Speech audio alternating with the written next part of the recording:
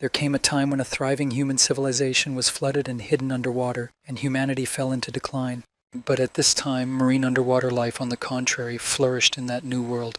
Here and there, the remains of the ruins of various buildings stood out from under the water, where people tried to build at least some kind of life, but around those ruins, terrible bloodthirsty sea monsters always lurked.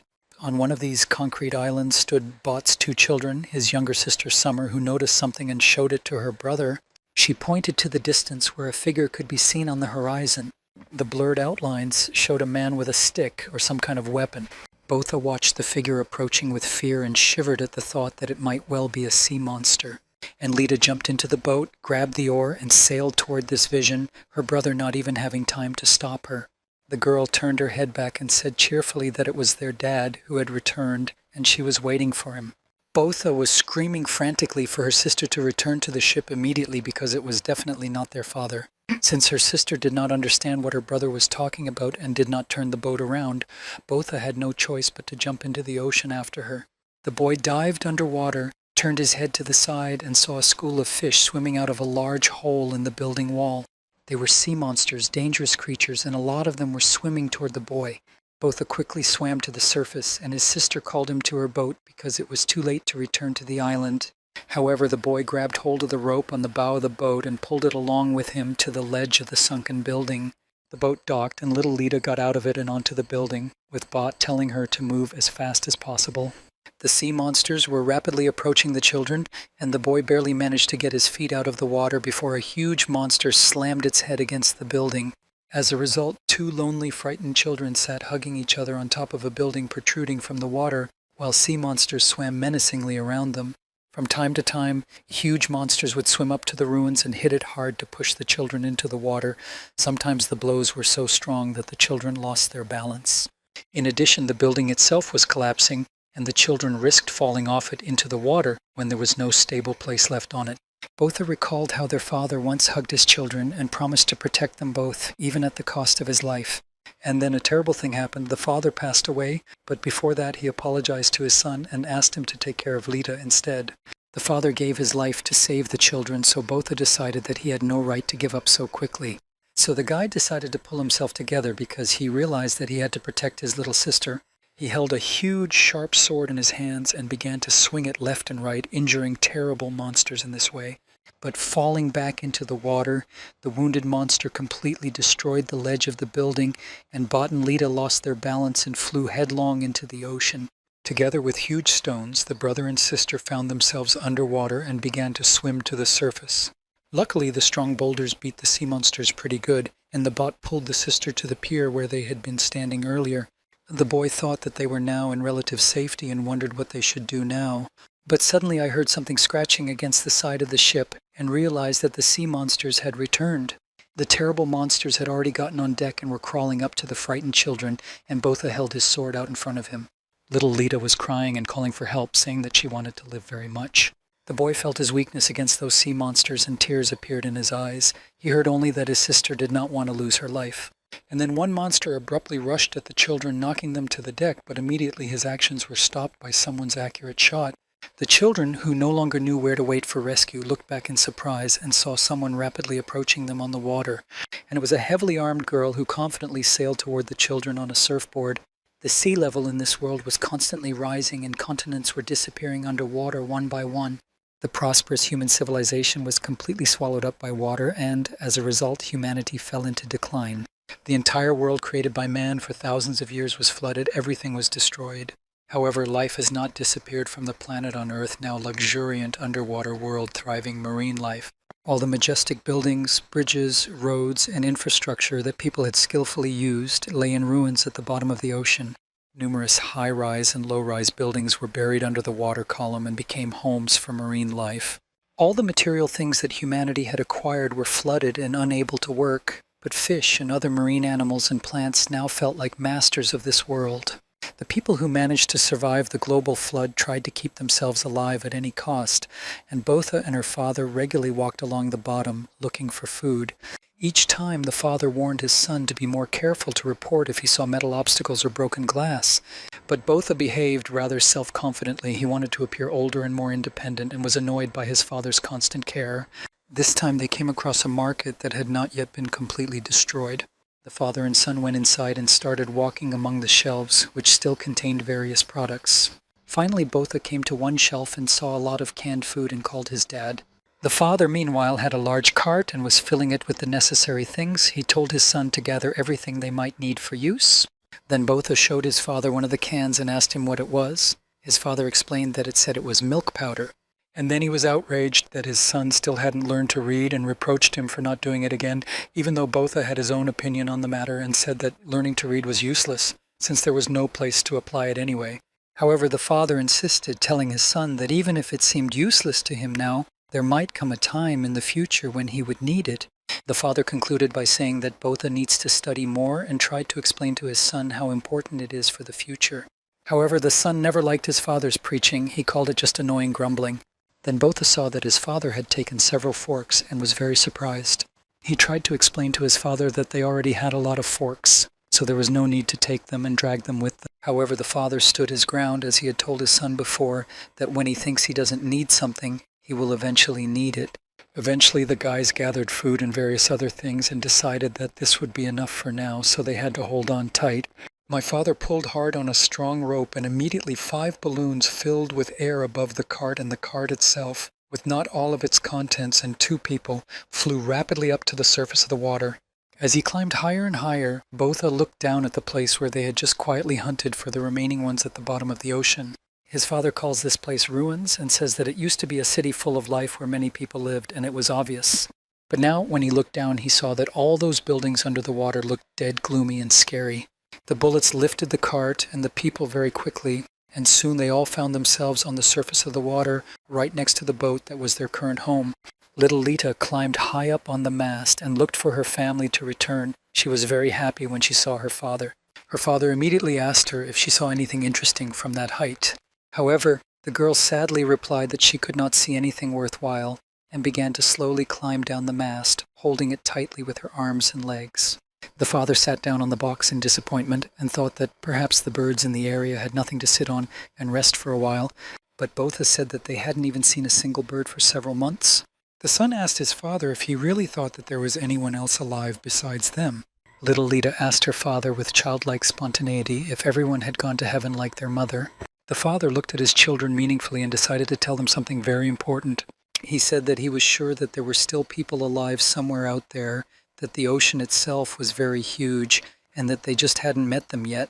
Then he sat down next to the children, hugged them to his chest, and said that until they met anyone, no matter what happened, he would protect them with his life. He also instructed them that they should both take care of each other and help each other. They are all in the same boat now, and this should never be forgotten. Each of them had their own duties on board. My father was responsible for hunting and for the maintenance of the ship, i.e. all kinds of repairs on it. Personally, Botha was responsible for food supplies and everything related to food and water. And little Lita, although still just a child, was already responsible for washing and cleaning. Although my father had one more extremely important task, constant research of the ruins. However, starting last year, his father allowed Botha to hunt with him on the surface, thus teaching him the craft. But recently, for the first time, I allowed him to go down to the ruins with him. A small crane was mounted on their boat, with the help of which the father could pull a cart with found things and food on board. So they took everything they needed from the sea. And of course, one of the children's favorite things to do was to look at all these strange things and mechanisms that they were bringing up from the bottom of the ocean. But they had one more unconditional rule that they all had to strictly follow. At 9 o'clock in the evening, when the sun was setting, all the alarm clocks they found that showed the same time started ringing. Then came the time that my father always feared and never joked about. As soon as the alarms rang, my father quickly opened the hold and they all took turns jumping down. In the end, it was the time that not only my father, but all of them together were afraid of, and it was not in vain. So the alarms rang, and Lita was the first to go down into the hold, and her father asked his son to move faster. Botha quickly ran to their hiding place, and when he started to descend, he saw the fish hanging on poles, which he was drying in the wind and sun. The boy shouted in frustration that he had completely forgotten to collect the fish beforehand and intended to do it now, but his father wouldn't let him.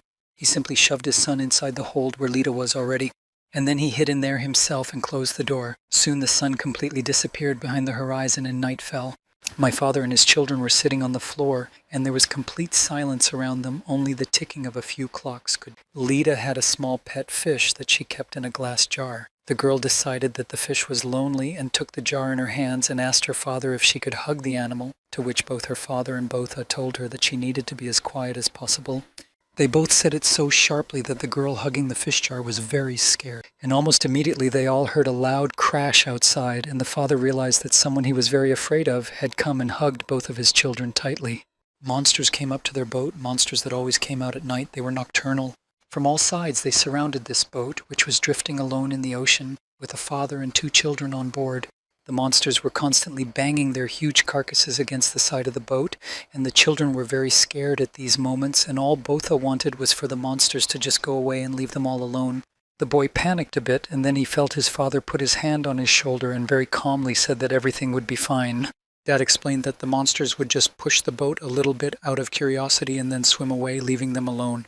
However, as long as the monsters did not stop rattling around the ship, the children were very scared. Sometimes water oozed through the door leading to the hold, which made it even scarier. The father, who was just as scared as his children, never let them go at such moments until the monsters sailed away. After about an hour, it would stop, it would be quiet again, and the tired children would go to bed. As Botha was falling asleep, he asked his father if there were also many scary monsters where he used to live. And my father replied that it was a lot because those monsters are found wherever there is water, and now it has swallowed up the whole world. But they also had harpoon throwers everywhere who skillfully fought those monsters. The bot was very interested in this information and wanted to know a little more about who the harpooners were. And my father told me that such throwers were called warriors who fought sea monsters to protect their cities. The father spoke about it very proudly and enthusiastically because he was also one of them, and then he showed his son the tattoo on his shoulder and explained that it was the mark of a harpooner. The bot looked at the picture carefully and asked what those 6 strange dots were below the circle. And my father explained that the dots were not dots but 6 stars. The son was very interested in his father's story, and when he heard about the stars, he asked what they were. And then the father realized that his children had never seen the stars in the sky because they always hid on the lower deck at night. Then he looked up dreamily and said that the stars were very far away, but they were so bright that at night, when the daylight was hiding, they became visible. Since ancient times, people have used the stars as guides to stay on track and also used them to sail the sea, and they look like millions upon millions of bright gems scattered chaotically across the black sky. While the father was telling such interesting stories, the children fell asleep unwittingly, and he thought sadly that he would really like to show them these stars, so that they could also see how beautiful it is, what a magical sight it is. So another dangerous night passed. Morning came, and the father and his children climbed from the hold to the upper deck on poles where their fish were drying, and all they saw were heads. All the carcasses had been eaten. Botha was extremely disappointed about this because this food would have lasted them for a whole week. They also saw a complete mess on the deck with a lot of scattered broken things to start working on. But the father carefully hugged his children and said that the main thing was that they were okay and lucky to be unharmed. Little Lita said that she was not hurt at all. However, Botha was not so calm looking at all this chaos. He was not sure that they were just lucky. And then he pointed to the huge scary scratches left on the deck by their nightly guests, sea monsters, and the completely smashed side, and said that it looked like the monsters were telling them to get off their territory. However, my father was an incorrigibly optimistic person. He said that the scratches and damage only meant that he now had work for the whole week, and was only worried about having enough materials to do it. Then Botha bravely and very seriously asked his father if he wanted his son to go down to the ruins and collect the necessary spare parts. When his father heard this, he was very nervous, but Botha explained that he would be busy with the repairs himself so the boy could go downstairs to get the materials, and his father was categorically against it. He explained that sea monsters could be hiding among the ruins and that Botha shouldn't go there by himself, even during the day, because it was too dangerous. Botha still did not give up. He said he just wanted to help and said that they were there together yesterday, so now he could swim there himself. My father said that they were indeed there together, but before that he made sure that the place was safe to explore, although it seems that now he has no choice. But he still insisted on his point and very seriously told Botha and Lita that he forbade them to go down to the ruins until they turned 17. The son reacted very sharply to this. He attacked his father, saying why it was he who decided where they could and could not go, and that he was old enough to go where he wanted and when he wanted. However, the father also began to say very sternly that these rules existed only for the safety of their family, and Bot did not let up. He asked when his father would stop treating them as little children and not treat him like a child. And then he pointed to a small fish that was swimming carefree in a jar and said that he was not as brainless as this goldfish. But the father emphasized that he only forbade going down to the ruins and that he would take his son wherever he wanted. However, this permission was not enough for Botha, and he rejected the offer. He said in frustration that it still didn't change the fact that they were stuck on this dilapidated boat. And in general, if you look around, they have absolutely nowhere else to go but the water. Their family has nowhere to go, and they are simply imprisoned on their boat. And then he added that it's just like a little goldfish imprisoned in its tight, transparent jar. Then the father realized that his son's mood had deteriorated and decided to bring him back to his senses. While the father and son were arguing like that, little Lita called out to them to stop and look at where she was pointing. The girl cheerfully pointed her finger at the bright sunny sky with a flock of birds flying peacefully. The father and Botha immediately stopped their argument and looked at the birds with open mouths in amazement. The father immediately ordered his son to raise the sails as soon as possible. Finally, the boat quickly sailed in the direction the seagulls were flying, and soon the heroes saw the ruins of a building that stood high above the ocean's surface. A small boat, in which a father and his 2 children had been fleeing for a long time, was rapidly heading for that building. When they got closer, they saw that it was a house on an island. With cheerful cries, birds flew back and forth, circling the interesting building. Then Botha happily told his father that there were people there and he could see them. The children were so excited about this that they began to call out loud and friendly so that someone on the island could hear them. However, my father immediately shut their mouths, as he was the only one who understood the danger that could await them there. Then he took his weapon and ordered the children to wait for him on board the boat. And finally, my father said that if something happened to him and he did not return to them, they were obliged to turn the boat around and sail away. Bot could not understand anything. He asked his dad if he was going to fight the people on the island. And my father seriously replied that his behavior depends on whether those people are good or bad. Throwing his sword behind his back, his father jumped from the boat into the water and swam to the building. He dived quite deeply and saw many other ruins underwater, and then came to the surface, the children watching him excitedly. It wasn't far to swim, so my father quickly coped with the task and eventually got to the island completely wet. He very carefully began to examine the area, and looking through the holes, asked if there was anyone there and said that they needed help. Then he went inside the building and saw 3 floors and a wooden staircase to the top. And not meeting anyone on the ground floor, he didn't think twice about climbing those stairs and then saw the door. Very carefully, slowly, my father approached that door and slowly opened it, the door creaking loudly. Upon entering the room, my father immediately saw a skeleton whose clothes were almost completely shabby. 3 more skeletons were lying on the floor nearby. 2 of them were a mother and a baby she was holding to her chest. Meanwhile, Botha and Lita were standing on board their boat, very happy. The girl said that she hoped that good people lived on the island, and her brother expressed his desire to meet them as soon as possible. Suddenly, Botha heard a louder splash of water behind him, so he turned around and saw something strange floating there. He could not see very well, but he could recognize the person in general outline. At that time, my father saw that there was no one on the island who survived and began to look for some useful things for his family. At first, he was interested in a small green box and decided to see what was inside. When my father carefully removed the lid from the box, he saw that there were 2 large shells. The man picked up one of those explosives and carefully examined this antique. He was also very interested in the huge hole in the wall of the building, which was perfectly round. As he got closer, my father saw that the rebar that was now sticking out was bent inside the building, which could mean that the people who lived here were attacked from the outside. Then he lightly explored the outside of the wall and saw the same huge, deep scratches on it as on the side of his boat after today's attack by the sea monsters. He recalled his son's words that these scratches looked like a monster telling them to get out of their territory. Suddenly, the man's thoughts were interrupted by a sharp cry from his daughter who was calling him. So he immediately stopped exploring the building and quickly jumped into the water to swim to his children. Soon enough, the father crossed a short distance and asked his daughter what was wrong. The girl said something about her brother. The man got on board and asked his son what he was going to do because they had to get out of here, but the son only asked his father for help and explained that someone was in the water. My father was a little surprised and began to look closely at the creature that was floating on the surface of the water near their boat. It was with great horror that the man realized that this creature was not a man but a terrible monster. So he shouted loudly to the children that this was not a human being at all, and it was dangerous to stay here any longer. As soon as my father shouted these words, the monster suddenly gave up the ghost and disappeared completely under the water. The bot was surprised to hear that the monster had abruptly disappeared. Perhaps it had drowned. But my father knew very well that you were not a monster that had completely disappeared and definitely not drowned. Then all three of them realized by their feelings that there was something under their boat. The father realized that they were in great danger, so he grabbed the children and held them close to him, and meanwhile a terrible monster at the bottom of the ocean took an interest in their boat. That monster was so huge that it suddenly dived out from under the water and attacked the boat and grabbed it with its strong giant jaws. The boat rose above the water and simply crashed. The father was still hugging Botha and Lita tightly, trying to save his children. The monster looked at his victims with a menacing gaze, not letting go of his teeth. The father and children realized with horror that they were being attacked by a very dangerous giant sea monster.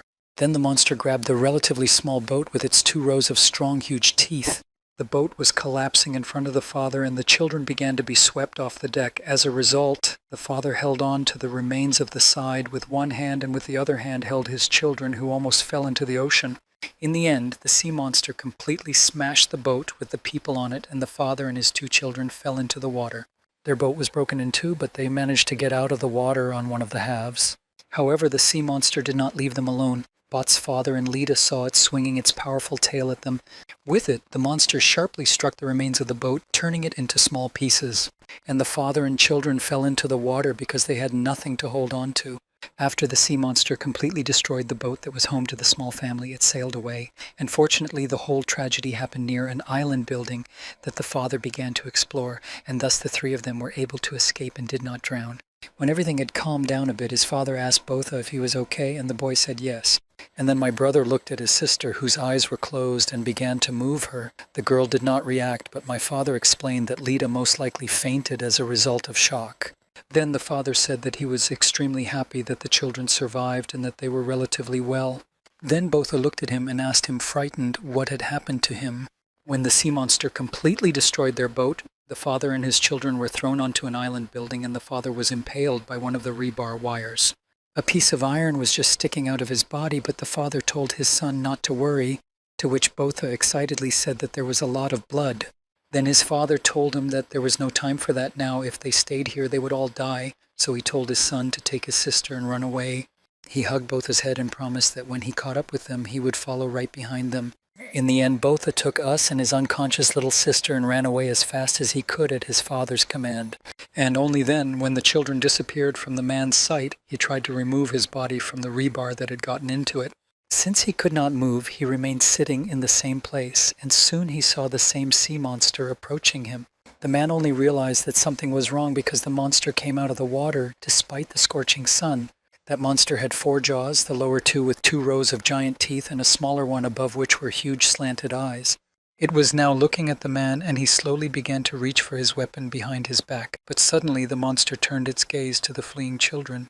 It smiled disgustingly with its 2 upper jaws, and saliva flowed from them. It decided to hunt the little ones. The father shouted at the top of his lungs to his son to run away from the inevitable death and save himself and his sister. It was very difficult and uncomfortable for Botha to run, especially since Lita was still unconscious. But he realized that now it was up to him to save the lives of him and his younger sister. The sea monster, meanwhile, had come completely to the surface and was chasing the children to the islet, almost catching up with them and opening its terrible jaws to grab them. Luckily, Botha had just run up to the entrance of the building and quickly jumped in, so the monster only sank its super strong fangs into the concrete structure. As the monster's head was now stuck in the building structure, it pushed its stubby, toothy hand inside through another hole in the wall. Breathlessly, Botha pressed himself against the opposite wall, and little Lita lay on his lap. At first the tentacle was open like a flower petal, and then it closed them and began to spew out some kind of liquid. Botha grabbed his sister's groin and tried to avoid the liquid and ran from place to place.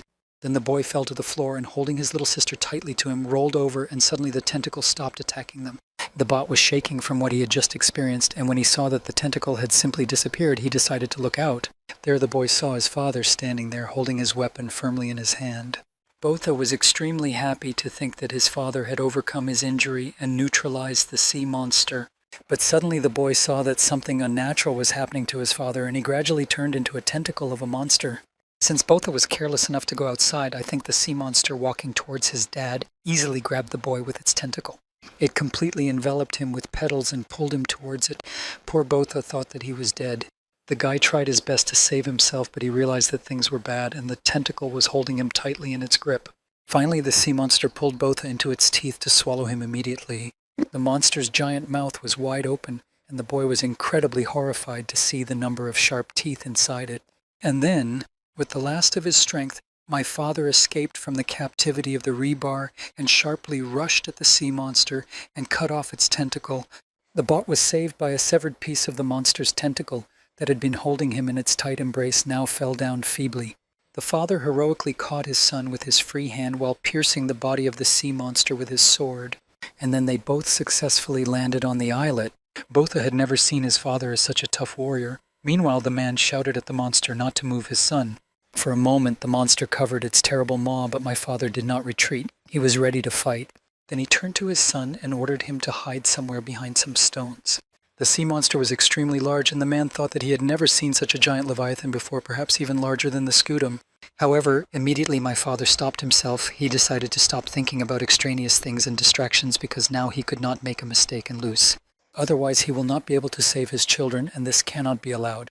Botha sat behind a rock and watched the incredible spectacle of his father's fight with the monster, seeing his father bravely rush to attack the giant sea monster to destroy it. Dad was such a skilled warrior that he swung his sword left and right, inflicting deep wounds on the monster all over his body. The monster howled in pain, its wounds were bleeding profusely, and it had no way to defend itself. And then the man sharply climbed up the back of the sea monster to strike it from there.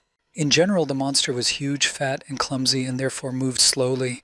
So being on the back of the monster, the man stuck his sword into its body and without pulling it out began to go down, inflicting another huge and deep wound on the monster. My father realized that the sea monster was not in the water and therefore he had a great chance of defeating it. Having made a huge cut on the monster's back, the man abruptly pushed off from it and performing a flip jumped off it to the ground. And the monster hit the opponent very hard with one movement of its tentacle, and the father slammed against the wall of the building, splattering blood. My father was in incredible pain and screamed out, and both shouted loudly to him. The man's wounds made it difficult to move, and the sea monster gradually advanced. And then my father saw a rope with a big hook in front of him and instantly had an idea how to use it. The monster had already opened its giant mouth with many teeth and was trying to swallow its opponent, but suddenly the father cut the rope in one motion. A part of the islet where the man was standing collapsed, his stones fell on the sea monster, and his father was suddenly lifted up as he held on to a piece of rope. In this way, he climbed up to a protruding stumpy log sticking out of the wall of the building and hung on it. The monster didn't give up with its mouth open. It tried to reach its opponent even though the stones were still falling on it. Meanwhile, my father gathered all his strength and tried to pull the log out of the wall, and he succeeded. And then he pointed the sharp, stumpy end of the log right into the monster's mouth and pierced it from the inside. The bot who watched that terrible battle was admiring how cool his father was. The boy saw the sea monster writhing in pain and realized that his father was doing well and winning. However, the struggle was still ongoing, and my father held on to the huge log he had pierced the monster's jaw with and was actually in its mouth. He tried to get out of there, striking his opponent one after another, but the monster also tried to harm him. Suddenly, the log on which my father was holding on cracked, and he staggered and ran into the sharp teeth of the monster, which pierced his body in several places. All this was happening in front of Botha's eyes, and the boy saw his father's strength leaving him, and he could no longer move. Then the father turned to look at his son for the last time, and his face showed great pain and sadness. From the time they were very young, my father cared and worried about his children and taught them to love each other. Every time Botha dove underwater and his father lost sight of him and his son did not surface for a long time, he felt as if his heart was about to burst out of his chest. As night fell and the father held his children tightly to him, he tried to smile at them, trying to calm them down a bit. However, at those moments he was incredibly scared because he realized how he was hiding in danger next to them. The father was afraid of losing his children, and this fear never left him for a moment. It was what was killing him from the inside. He was afraid that he would not be able to protect them, and this is what he always feared most of all. The father looked at his son one last time with a gentle, warm look and told him that he loved him very much. Then the sword fell from his hands, and instead the man pulled out one of the mines he had recently found in an abandoned building from his bag. In the end, the father asked his son to take care of Lita for him and then stuck the explosives directly into the body of the sea monster. As a result, a huge explosion occurred. The mine completely tore the monster's head off, but the father exploded along with it. It was the final death of a giant sea monster that was dying and hiding underwater. And so Botha was left alone on the shore of a small island with his father's weapon, a large sword, lying in front of him. The boy got to his feet and saw the carcass of the sea monster finally swallowed by the water and his father taken into its arms forever. Botha's eyes filled with tears, and then he saw his father's broken glasses floating to the surface, and the boy sobbed bitterly. There was silence all around, with only the gentle lapping of the ocean waves and the desperate cry of a little boy shouting the word "Dad." Botha realized that his father could not be brought back, so now he had to take his place. No matter how hard it was to survive among the ruins that stood out in the middle of the blue ocean, and so he took his father's sword. Then the fatigue of the experience overcame the boy. He fell asleep and dreamed of their broken ship floating in the fog, and he was on this ship calling out to his father and younger sister. Then he hears someone sobbing in the corner and sees Lita huddled under her knee, crying. So he goes over to her and asks what happened and where her dad is. Then Lita pointed her finger overboard, and Botha looked out and saw a bloody spot with something floating in it. Looking more closely, the boy saw his dead father, whose body had been almost completely eaten by sea creatures. Botha screamed furiously and wanted to jump to him, but little Lita grabbed his clothes from behind and asked her brother not to do so. His sister grabbed onto him tightly and begged him to give up the ridiculous idea of swimming to his father's body. The boy looked back at her, and suddenly, in a dream, his sister's face turned into a scary monster in the form of a skull that growled at his brother not to leave her. From all this, Botha screamed loudly, and meanwhile a real storm was raging around the island, with thunder and lightning and high waves crashing against the ruins every time. When the thunder rolled loudly once again, Botha woke up from his nightmare and realized that he was inside a dilapidated building and that little Lita was sleeping peacefully on his lap. The boy looked at his younger sister and remembered how his father died.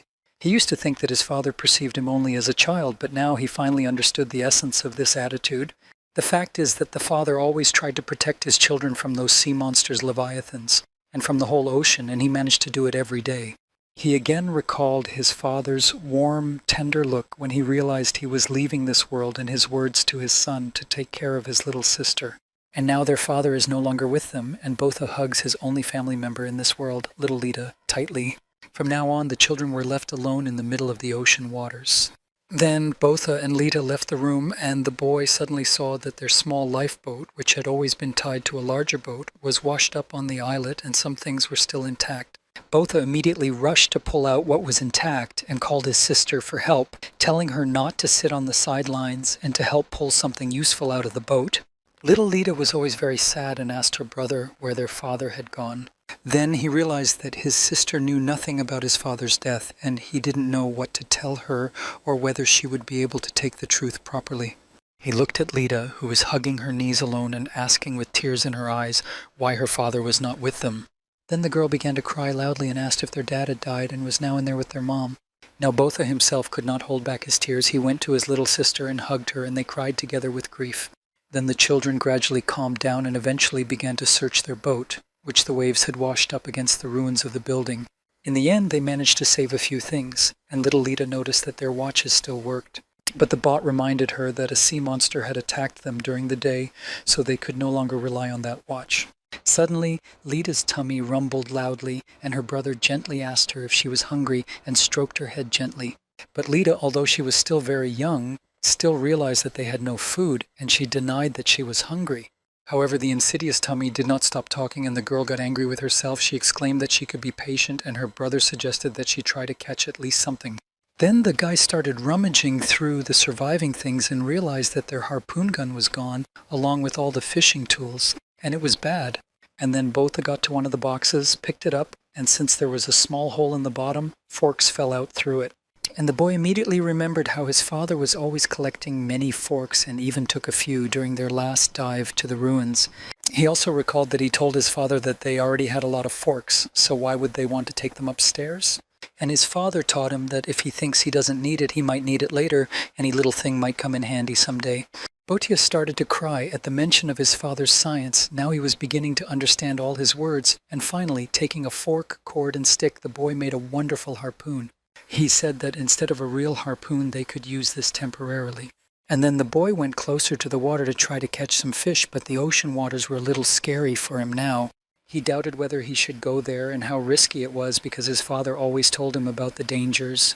Botha was very afraid if the sea monster was still alive. Now the water he had become completely accustomed to in his life was scaring him. And then little Lita grabbed his hand and asked him not to go there. She was very afraid that the monster might come back. And then the children turned to the other side and saw a small crab on a stone. They realized that these animals were found on the island, so they searched for a few, caught them, then made a fire and fried the crabs for dinner. Little Lita was eating crab meat with relish and saw that Botha was not eating anything she asked if he would, and her brother replied that he was not hungry at the moment so she could eat everything. And the girl was enjoying the sea delicacy with pleasure, while Botha was just admiring her and suddenly felt his stomach growl. Then the guy stopped admiring his sister and seriously thought about the fact that they had no food or water on this island, so they urgently needed to come up with a plan.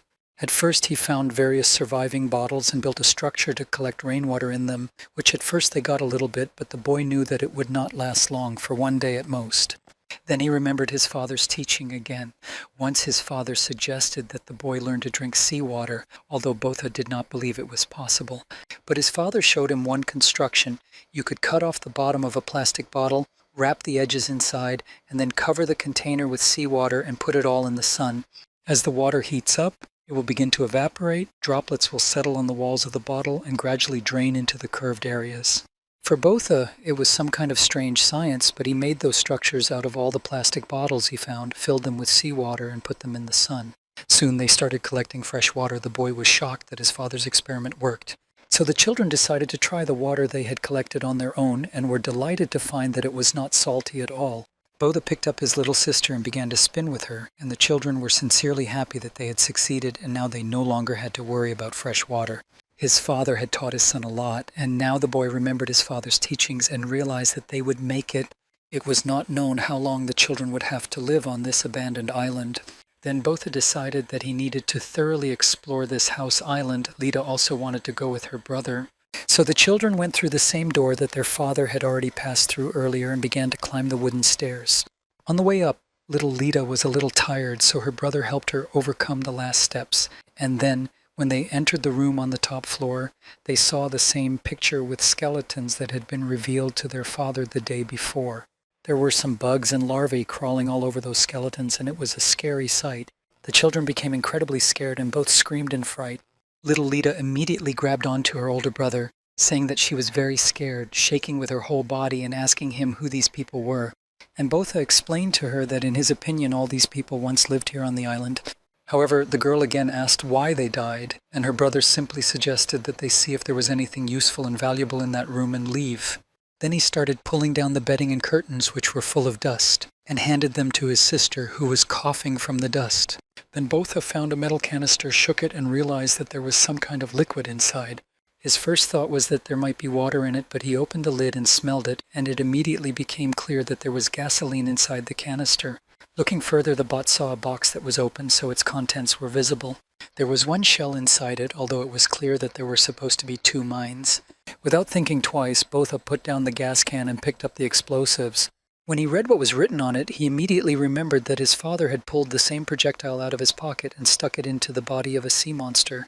It was an identical bomb that his father had used during a recent battle to defeat a terrible monster. At once, the boy's eyes flashed back to the images of his father's incredible battle with a sea monster, and Botha wondered if he would ever be able to fight such monsters like his father. Then the boy involuntarily looked at the skeleton of a mother hugging the skeleton of her child, and thought that all these people must have been family too. Botha hugged his little sister and wondered if he could protect her so that she would not end up like those people. Now, it was a very painful question whether the children would be able to survive here on their own among the continuous water around them. However, they had no other choice but to do their best. Botha made harpoons, and little Lita tried to catch crabs so that they would not be hungry. The boy knew that if they were going to live on that island, sooner or later he would have to go underwater and hunt. Even though Botha was still a young boy, he knew that he might have to face the sea monster if it appeared here again. And then he thought resolutely that in that case he would definitely use his father's sword, and with that weapon in his hands he would defend his little sister. In the end, it was his father's last wish, and he remembered again how tenderly his father had looked at him then. But as long as Dad was alive, Bot had never picked up this malfunction before, so now he tried to explore it and pressed a small lever. Suddenly the sword hissed and began to make other strange sounds, and it became extremely difficult for the boy to hold it in his hands.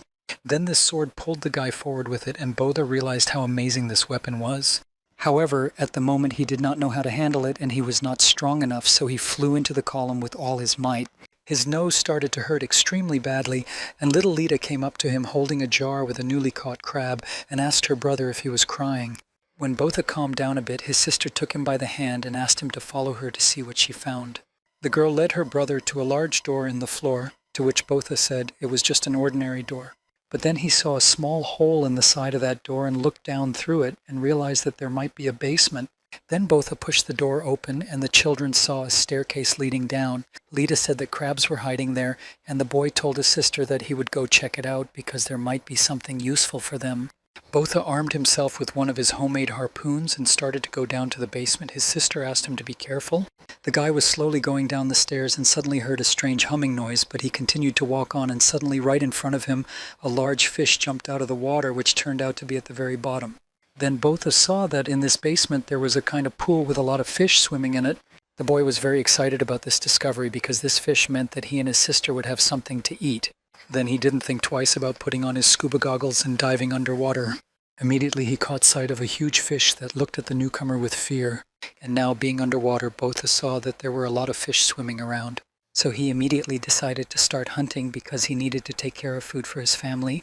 The boy was skillful with his homemade harpoon, and since there were a lot of fish, he almost immediately caught one of them. Botha was very happy because they already had water and now they wouldn't have to worry about food, which made him very hopeful that they would succeed. The boy realized that they could stay here on this island and live a good life. So Botha was happy that his life was slowly getting better with his sister, and suddenly he saw a light flashing, so he decided to swim over and see what it was. Under the influence, the boy saw a gray ball in front of him and touching it lightly felt that it was soft. But then he pulled his hand back in horror because he began to realize what it was. Botha looked around and saw many such balls attached to the ruins everywhere, and from time to time some of them made a knocking sound. The boy was among an infinite number of sea monster eggs with ripening fruits. Suddenly one of the eggs next to Botha cracked slightly, and a terrible gray monster's paw came out of it. The boy realized that he was in the nest of sea monsters, and some of the eggs began to crack and monsters hatched from them, so he rushed to escape from this terrible place. Although Botha immediately realized and swam out of there as fast as he could, one monster managed to grab the boy's leg. The monster immediately pulled its victim toward it and opened its terrible maw to bite off the guy's leg. But Botha managed to get away with it and stuck the harpoon into the sea monster's eye. The monster screamed in pain and clutched at its wounded eye, trying to pull the stick out of it. And Botha immediately continued to climb up to leave that terrible place. And already on the surface he realized how many sea monster eggs he had found. In the very next moment, the monster's paw appeared again from under the water and the monster began to crawl ashore. It was the same wounded monster that had just hatched from an egg, with Botha's homemade harpoon still sticking out of its eye. The monster began to climb the stairs to catch the boy again, and Botha grabbed his father's sword and began to swing it in front of the enemy. Then the monster opened its terrible mouth and Botha jumped up with all his might and ran down the stairs from the basement. He managed to get upstairs quickly and then immediately closed the door to the basement. Then the boy heard a loud thud from below, and the next moment the sharp fangs of the sea monster sank into the boards. The monster tried to throw down the door, on top of which Botha was sitting, to get out of the basement, and then Botha gathered his strength, got to his feet, and pointed his father's sword at the sea monster. And then he sharply stabbed that sword right into the door under which the terrible monster was. Almost immediately the knocking from below stopped, and Botha thought he had managed to defeat the sea monster. Then he pulled his sword out of the door and started dragging stones and stacking them on top of the door to prevent the monsters from getting through to the surface. When a small hill was formed from those stones, the boy fell weakly to the floor, breathing heavily, and only now he realized that he could not see his sister anywhere. Botha looked around excitedly, calling out for her, then ran in search of her further into the rooms. The boy ran as fast as he could to the exit of the building and looked outside to see his little Lita standing on the edge of the island, staring into the distance. Botha calmed down a bit when he found his sister, but he started calling her to him and told her not to come close to the water. However, the girl did not seem to respond to her brother's calls, so he approached her and she stretched her hand forward, fascinated, and pointed to where she was looking. Botha looked in that direction and saw a figure that closely resembled a man with a sword or a stick. The boy was very scared and thought that the monster was still here, that the sea monster was still alive. Botha recalled all the monster's transformations to lure his victim, and meanwhile little Lita got into the boat and sailed in the direction of the vision. The girls shouted joyfully that it was their dad, and the child was happy that her father had returned. However, Botha shouted at her, telling her to go back immediately because it was not their dad.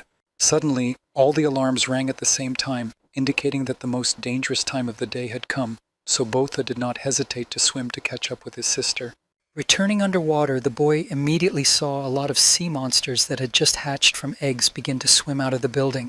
Lita was shouting to her brother to get on board the boat, and the children realized that it was too late and they would not be able to return to the island. So Botha grabbed hold of the rope and pulled the boat to another small ruin that protruded from the ocean. The children began to climb it as fast as they could, and their brother asked his sister to move faster. Meanwhile, the sea monsters swam closer and closer to them, and one of them almost grabbed Botha's leg, but at the last moment the boy managed to pull it out of the water. The children climbed to the very top of a small ledge of the ruin, and the sea monsters surrounded them and swam around them continuously.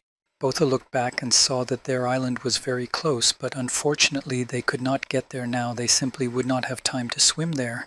The boy realized that as soon as they jumped into the boat, sea monsters would immediately attack them, but it was very dangerous to stay here, so he frantically thought about what to do now. From time to time, the monsters swam closer to the ruins and slammed their carcasses against the stones with all their might. One day, Botha barely managed to keep from falling into the water, but he realized that with such monster attacks, sooner or later the building would not stand and would collapse.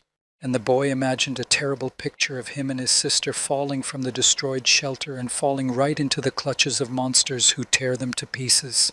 Botha could already sense a certain doom in their current situation because there were so many monsters floating around. He could not do anything about it, and no thought of how to save himself ever crossed his mind. And then the boy remembered again how their father had constantly told them that he would protect them even at the cost of his life. And yet, when the terrible moment came when the father had to pay with his life to save the children, he asked his son to take care of little Lita for him. Therefore Botha told himself that his father risked his life and then gave it to save his children, so why is he now giving up so quickly? Then the boy pulled himself together, grabbed his father's sword, and decided that he would protect his little sister as his father had asked him to do. Therefore Botha fearlessly rushed at the sea monster that was ready to attack them and struck it with his sword directly on the head, dividing it in half. The wounded monster retreated and fell into the ocean, and the boy realized that he had succeeded. He had been able to do it. However, he wounded only one monster, and there were many around, all of them ready to attack the children. But Botha didn't even think about giving up. He swung his sword left and right and caused irreparable damage to the monsters. One by one, the wounded sea monsters fell into the water, but at the same time they destroyed the ledge of the building where the children were standing. And the ruins began to crumble right under the children's feet, so Botha grabbed his little sister tightly with one hand and clutched his father's sword with the other and jumped down. The children managed to land directly into the boat, which was their only escape. Suddenly they heard a strange crunching sound and saw something chaotic happening among the sea monsters. In a moment, they realized that the monsters began to devour each other. Apparently, they didn't care what they ate as long as they were not hungry. Then Botha wasted no time in ordering Lita to take up the oar and row to the island as quickly as possible while the monsters were busy devouring each other. However, there were a lot of sea monsters, and some of them still rushed to catch up with the boat with the children. Both Botha and Lita managed to swim to the island because the distance to it was short. But as soon as they got to the shore, the girl was frightened and said that the sea monsters were very close. When the children went inside the building, Botha looked for a place to hide. Then he looked up. The boy came up with the idea to climb the stairs and then destroy those steps, so he told his sister to climb faster. Lita gradually climbed up the stairs step by step, followed by Botha, and tried to cut through the remaining steps with his sword, but almost immediately realized that they were too thick and the sword would not hold. Then the boy looked down and saw that the first sea monsters began to crawl into the building. The monsters immediately saw him and crawled toward the stairs, and Botha tried his best to destroy step after step, and then one of the monsters grabbed hold of one of them. The monster immediately began to grab the other steps with its paws, and Botha quickly ran up to his sister. The monster stretched out its paw with sharp claws and managed to injure the child's back, and then the step on which he was holding on cracked, and the monster fell down, taking down all the other monsters with it. As a result, the children were now on the top floor, and the monsters were crawling downstairs, unable to reach them because the stairs were destroyed. Then the sea monsters crawled up to the wall and started scratching at it, trying to get up. They were nervous that they couldn't get to their victims, and Botha reassured his sister that the monsters wouldn't be able to get to them. Then the guy fell to the floor and started saying that they had done it and thank God for saving him. And then little Lita noticed that her brother had a wound on his back, although Botha said it was just a scratch and that it was still better than being eaten. Then the guy suggested that they go to the room they had already been in with their sister and wait there until dawn. However, as soon as he opened the door, a horrifying scene appeared in front of them. a sea monster that Bot had wounded in the eye in the basement. The monster immediately attacked the boy Bot, who fell on his back without orientation, and his father's sword flew out of his hand, so the boy had no opportunity to defend himself. The next moment, the monster opened its terrible jaws to swallow the victim, but was suddenly stopped by little Lita. The girl stuck a piece of metal rebar into the sea monster's second eye and screamed for it to let her brother go. Now the monster had 2 wounded eyes, howled in pain, and began to wriggle.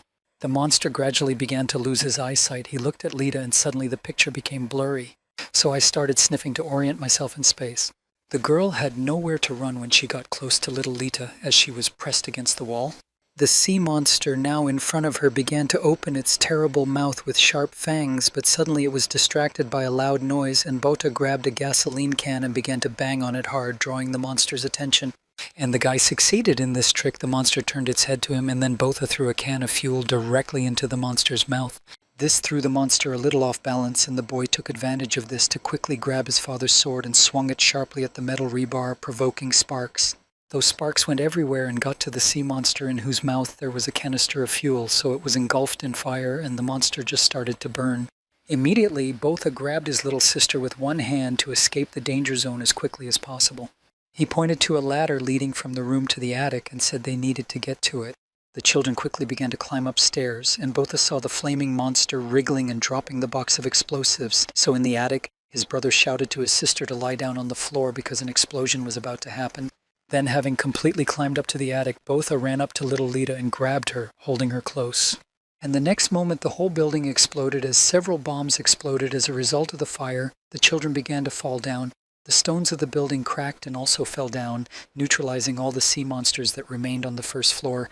Both Botha and Lita fell into the water, but fortunately survived and got out on the remains of the boat. Botha was also happy that the explosion had crushed all the eggs of the sea monsters. But now the children were faced with the next task of what to do next. The island that had become their temporary refuge was now completely destroyed and sunk, and then he heard a very familiar and eerie scratching sound behind him. He looked around and saw that sea monsters began to climb out of the ocean onto the deck, and there were a lot of them.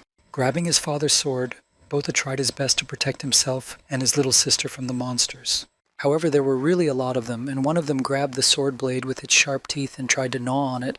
Botha realized that he and his sister were in a hopeless situation, and then his eyes filled with tears, and he desperately thought that he wanted to live and mentally asked for help. Tears spilled from the guy's eyes, and at that moment he realized how much he did not want to die. And the next moment, the monster that had seized his father's sword was hit by a shell, and the monsters began to retreat. Both Botha and Lita looked into the distance and saw a figure on the horizon rapidly approaching them, and then the children saw that it was a young girl, heavily armed. The boy hugged his little sister and could not believe his eyes that they were seeing a human being. The girl had long ash hair and one eye was covered with a bandage. The children looked at her in shock and realized that they were finally seeing a living person. Meanwhile, the girl attracted the attention of the sea monsters, and when the monsters turned around and headed for her, she skillfully attacked them. Numerous small shells fell on the monsters, causing irreparable damage, so they stopped attacking children. Then Botha completely covered his little sister so that she would not accidentally get hit by shells, and he noticed that the girl was shooting harpoons. He was curious about who the girl was who had appeared so suddenly at a very important time for them. However, the fight against the sea monsters was still ongoing, but the girl was very skillful in destroying them. Her harpoons reached the monsters even underwater, so she didn't even give them a chance to swim closer to her. Then suddenly the children heard a creak behind them and turned around to see that a sea monster had already opened its terrible jaws to grab them. Then Botha pushed Lita to a safe distance and grabbed his father's sword and began to repel the monster's attack. However, the monster snatched the weapon from the boy's hands, and Botha realized that now he would not be able to defend himself and his sister, but immediately a bunch of small harpoons flew at the monster.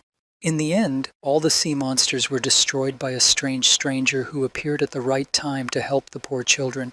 The girl began to adjust her weapon, and then suddenly Botha shouted with all his might that the danger was over. Immediately behind the girl's back, another sea monster emerged from the water and rushed at her. The strange stranger managed to escape from certain death, but she couldn't hold on to her harpoon gun and it just went under. Also, as a result of the monster's attack, the girl was wounded in the arm and the wound was bleeding. Meanwhile, right below her, another flock of sea monsters began to gather in the ocean waters. But the stranger was ready for this twist, so she pulled out 2 of her peculiar serrated swords that she usually carried behind her back. Then she pointed her surfboard at the spot where the monsters began to rise to the surface and rushed to attack them. The stranger was very skillful with her swords and did it so quickly that the monsters did not have time to strike back. Having thus dealt with the next batch of enemies, the girl headed for the next pack. The children stood on the ruins and watched this battle, and Botha was fascinated by this incredible sight. He was surprised at how easily the girl destroyed the sea monsters. Very skillfully and quickly, the stranger destroyed numerous monsters one by one, although more and more of them arrived, but she did not give up. Suddenly, one sea monster growled right on board the destroyed boat where the children were standing, but the girl immediately jumped on its back and destroyed the enemy, and finally it was over. Both Botha and Lita were still clinging to each other in fear, and the boys were wondering who this girl was and doubting whether she was a good or bad person. Since this strange stranger appeared out of nowhere and saved them from terrible monsters, maybe she is good. But there was a moment in the battle when this girl was shooting from a harpoon and shells were flying everywhere, even in the direction of children. And it looked very dangerous for them because she could hurt him or little Lita. Bot couldn't figure out who the strange stranger really was. He was wondering whether to perceive this girl as their savior and friend or as an enemy. Finally, the girl was the first to speak to the children and say that they were very lucky to meet the harpooner in the open sea. The fact that the strange stranger turned out to be a harpooner explained a lot. And he immediately recalled how his father told him about people who were called harpooners, and that he also belonged to them. They were real fearless warriors who defended their cities by engaging in battles with sea monsters. The boy now remembered this conversation about warriors who had extraordinary skills to destroy monsters.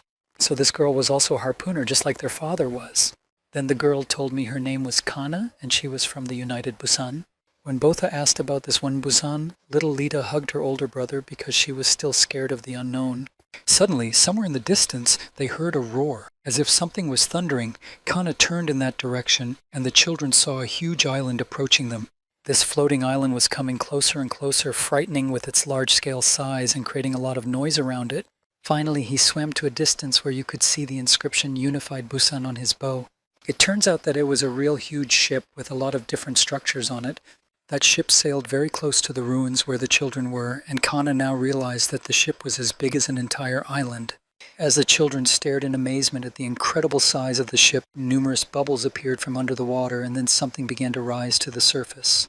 But it was the first time the children had seen such a thing, so they were very scared. Only Kana would agree calmly. She said that they had finally arrived, and then the hatch on the submarine opened abruptly. Immediately, a well-dressed man appeared from the opening and greeted the harpooner. The girl looked at him emotionlessly and reproached him for being too slow. The man's name was Brun. But her husband disagreed with her remark, saying that it wasn't them who were slow, it was just her who was too fast.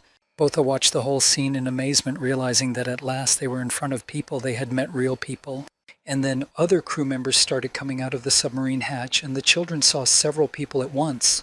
Meanwhile, people on the ship also began to come on deck, many of them whispering to each other. Both of them could not believe in such a miracle, while the people on board the ship were also surprised to find two small children. For a long time now, relative silence has reigned, broken only by the lapping of ocean waves and the lively whispers of many people in unified Busan. And the people kept coming out of their rooms, more and more of them, and Bot and Lita were very surprised by the number. The boy was in tears at the sight, and little Lita asked her brother if it meant they were saved and would be safe now. Then Botha hugged his little sister very tightly and cried a lot, remembering their father. After all, they had finally met the people their father had been striving for, and now they had succeeded. The guy was overwhelmed with emotion. He was not ashamed of his tears. He just cried, realizing that now they were both saved and everything worked out. Then the ship turned on huge searchlights that illuminated the remains of the ruins where Botha and Lita had been hiding for the last few days. A huge number of destroyed sea monsters became visible, and harpooners sailed to the island. Kana told them to investigate and make sure everything is clean because they can't let any of the monsters escape. After a while, she asked one of the researchers, Dr. Foyd, what he had found, and the man replied that he could only say that after Kana there was nothing to do here, she had cleaned it up well. After examining the entire territory of the ruins of a small building, the harpooners reported that everything was clear. The only thing left of the sea monsters is the diced and shredded meat carcasses. Then Dr. Foyd said that Kana was very evil and brutal and could have left at least one monster alive for him. And Brun replied that Kana would never allow the sea monster to survive and would never leave it alive. And the doctor only confirmed that out of all the harpooners, those sea monsters were simply unlucky to meet Kana. Then he drew attention to the monster's crushed eggs, and Dr. Foyd remarked that if they all hatched, people would be in big trouble, and asked if she had crushed them all here. But the harpooner Kana replied that it was not her fault, and she was curious about who had destroyed the whole nest of sea monsters. Brune looked at the carcasses of the destroyed monsters and said that he had never seen such ugly monsters, and asked what kind of monsters they were. Then one of the researchers called Dr. Foyd to examine his findings. Kana and Brune also looked in that direction and wondered what the others had seen underwater. Dr. Foyd came closer and couldn't believe his eyes as he saw the destroyed carcass of a Kentucky blue. This defeated giant monster now lay on the ocean floor, and harpooners approached it from different directions to examine it. People were amazed at the enormous size of this sea monster. It was at least 50 meters long. Brune asked Dr. Foyd if it was really a kentrasi and if he meant that it was one of the 7 sea devils. And the doctor replied that he was sure that they were looking at a lifeless carcass of a kentras, and that it was clear that this monster was much bigger than rumors had it, and then asked Kana if she had killed this monster alone. But the girl replied that it was not her doing either, and she wondered who managed to cope with such a huge monster. Dr. Foyd himself was surprised who managed to overcome such a giant sea monster. And then Kana looked at the monster's carcass lying next to her and saw an interesting sword sticking out of it, but she didn't know who it belonged to. Meanwhile, a boat with some people from the ship was approaching the destroyed islet. When the boat came closer, a man in a suit took some papers, asked the children their names, and carefully wrote their names on the registration plate. Then the man asked how long they had been drifting in the open sea. And then he added that, judging by their appearance, it seems that it was quite a long time, probably more than a year. And Botha said that, in his opinion, they had been in this position for about 10 years. Here the man was quite surprised at such a long period and asked how the two of them survived for 10 years on the high seas, and said that they were great in that case. But then he abruptly changed his emotions and made it clear that this was ironic, and that, in his opinion, even children have now lost respect for lower-level civil servants and look down on them. And then that man tapped Bot on the head with his folder and told him to tell the truth now because his documents could not contain false information. And then a little summer girl intervened in this conversation, pushing the man away and saying that it was all true, they were not lying. Then the man just snapped at the kid and started shouting at her how she dared to raise her voice and threaten him with words, whether she even knew who he was. The girl politely raised her index finger up and said she knew he was a small civil servant. The man poked his folder with a pencil in surprise, and later explained to Botha that their father was drifting with them. In a very quiet and sad voice, the boy said that his father was no longer with them, and he told me that he died while fighting that sea monster. Then the civil servant made fresh entries in his documents and asked the boy if it was just the two of them and his sister now. Then he said that his name was Lee Kehoe from the refugee center, and he would be looking after them, meaning that he would look after them both. After that, the officer said that the children could ask him any questions they were interested in, and little Lita started to make faces at him. Botha pulled his sister away from the man and asked who all these people were, and pointed to those who were exploring the ruins of the island, and Lee Kehoe said that the children were probably seeing harpooners for the first time. The bot has now confirmed his suspicions that all these people are indeed harpooners. The boy looked in the direction where Kana Brune and their other colleagues were standing and realized that these were the people who protected other people from sea monsters. And he recalled how his father had recently shown him his tattoo on his shoulder and explained that it was the sign of all harpooners. Now Botha could see with his own eyes that his father was telling the truth about all this. And these were not fairy tales or fictional stories. Kana clearly had the same tattoo on his shoulder as his father. Then the civil servant said that it was Kana who saved the children from the sea monsters who was really special. He told me that this girl is a 3-star harpooner. Botha listened to all this with his mouth open, and Lee Kehoe asked if the guy thought it was incredible because Kana had 3 stars. And then the officer added that in this way, harpooners mark on their bodies the number of sea monsters they destroyed. And each star means 100 such victories, i.e. 1 star on the tattoo will indicate that the harpooner has defeated 100 monsters. Unfortunately, however, a huge number of harpoon throwers died before they could get a single star, which is why 3 stars are so impressive, because it means that Kana destroyed at least 300 sea monsters. And Botha directly asked Lee Kehoe if the 6 stars meant that at least 600 monsters had been destroyed. After this question, the civil servant laughed outright and said that 6 stars was simply impossible, and even among the harpooners of the United Busan, the most common is 4 stars. And if there were a 6-star harpooner anywhere, this man would have become a real legend long ago. But Botha remembered very well the drawing on his father's body and what it depicted. There were 6 stars under a common sign, and the boy himself noticed them back then. and then harpooners sailed past the boat with the children and the civil servant. Kana shouted to Lee Kiho that they had received permission to board so they could go on board. Then the girl looked intently at Botha, turned away, and headed toward unified Busan, and the boy noticed his father's sword behind her. So, without hesitation, the guy called out to her to express his complaints about it, but Kana was completely absorbed in her thoughts about the sea monster they had just seen in the ruins. Bruin said that he had never seen such an ugly monster before, and he didn't even know what species it was. And the girl remembered another monster that had a very thick and dense shell, so the counterattacks of the people did not cause any harm to it, and thus they all became prey to the scutum. Bruin said that he heard that all the harpooners of the United Busan had to risk their lives and go hunting to destroy this monster. However, the devilish megacrab scutum was never defeated and was not destroyed by any harpooner. He simply devoured people one by one, and when he finally satisfied his appetite, he simply returned to the abyss. Then Bruin turned to Kana and said that she shouldn't tell him that she really believed in the fairy tales and fables of those refugees. However, Kana said that it was not a fairy tale at all, and there was no fairy there. She remembered very well how things really were. The girl recalls how one woman called out to her, realizing that she herself had already fallen into a sinister trap. She remembers people who became victims of the scutum, how the sea monster devoured them, and this woman shouted to her to hide.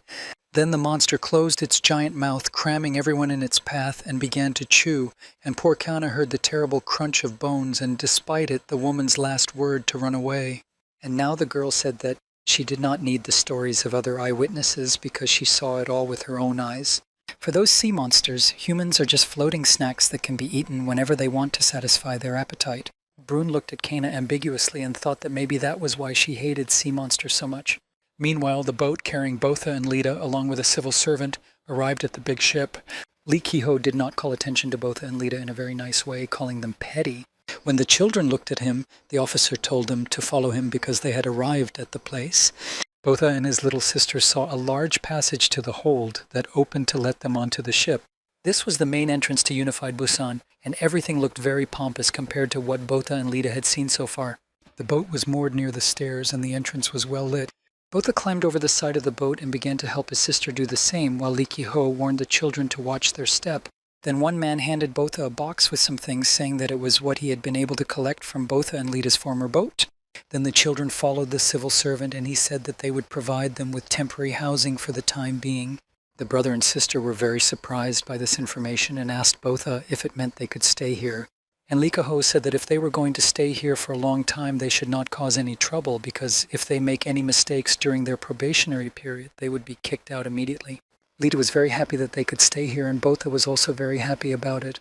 But suddenly the civil servant noticed something and became agitated. He said they needed to get shoes immediately because walking barefoot here would be a real disaster. Then he looked at his watch and realized that his shift was almost over. However, there was no other way out, so he told the children to follow him to the market, and little Lita asked what it was. The officer turned to them with a smile and said that they would see for themselves when they got there. So the children walked with Lee Ki-ho to the market, passing through numerous spacious halls. They were surprised, first of all, by how spacious and huge everything is here, because they were not used to such a scale. And little Lita noticed that the ship did not even rock, and it was very strange for her. Soon the children saw a huge lifting hook with a variety of things inside. Then that hook opened and all those things fell out of it with a terrible crash onto the floor. Immediately, workers wearing helmets and face masks approached the pile and began to dismantle it. The bot realized that the people on the ship also used relics that they retrieved from the ocean floor. Then he smelled metal nearby where welders were working. Meanwhile, the civil servant kept walking and told the children to stay close to him or risk getting lost. Then they passed by a workshop with strange machines, and a man, probably an engineer, was watching them work and taking notes. After a while, after passing by such huge workshops, Lee Ki-ho and his children finally arrived at their destination. And then the children just froze in amazement as they saw a huge hall with many floors, where many people were moving around, some of them buying something, others eating, and others just talking. Both Botha and Lita were incredibly shocked to see such a huge number of people. It was amazing for them. Somewhere, some traders were calling for the freshest fish that was still floating in the sea. Then the children saw an old violinist sitting on the floor, closing his eyes and playing a magical melody, although they had no idea how he did it or what a violin was. As they walked along the market, Botha and Lita saw kebabs being grilled on the grill and thought it must be delicious. But the civil servant told them not to linger anywhere, to keep up with him and to move on. Lee Ki-ho led them to a shoe shop where they found a whole pile of different kinds of shoes. The seller happily pointed to a pile of shoes and said that 2 pairs would cost 30 naira. The civil servant was outraged that 30 nuts were too expensive and asked when the price had risen so much, and then explained that these children were refugees, so he asked to lower the price a little. The salesman folded his arms across his chest and asked if the employee really thought that shoes were made of seaweed and that he knew full well that he could not lower the price. Then Likaho asked the bot if he could exchange something to bargain with the seller. The boy began to rummage through his belongings in a box that a kind man had kindly collected for him and found a watch. However, the seller was not at all happy with this offer and showed a complete sale of watches behind his back. Then Botha pulled out a few more forks and a glass-corked bottle of alcohol. The seller immediately noticed him and told him to show him this bottle, which was the product he was interested in. When Botha turned the bottle around to face the merchant, he immediately saw that it said whiskey. The bot was very surprised that the salesman was so enthusiastic about some whiskey, and he didn't know exactly what it was. And the merchant made a very clever expression on his face and said that he thought he could exchange this product for shoes. Botha was very excited about the offer because he and his younger sister really needed shoes, and he didn't know what to do with alcohol, but a civil servant intervened. He walked right up to the shoe salesman and asked him how he could buy 2 damn pairs of shoes for a whole bottle of whiskey. And then the civil servant shouted very loudly to all the people present that these children had a bottle of whiskey. The shoe seller was trying to stop the whole thing, but Likaho didn't stop. He was shouting to people that there was real whiskey here. Then one man came up to Botha and examined the bottle of alcohol and concluded that it was indeed real whiskey, a real bottle, intact, with all the seals in place, and then he said that they hadn't seen real alcohol for a long time. Then different people ran to the children and started offering to buy the bottle, first for 300, then for 500, then for 900. Finally someone offered 1,000, but Botha just stood there holding a valuable bottle of alcohol and did not fully understand what was going on. The bidding continued, and it became more and more interesting, with people offering 1,200 and then 1,600. Finally, when it was over, Botha and Lita went to their room with new shoes, a bag with different things, and various goodies.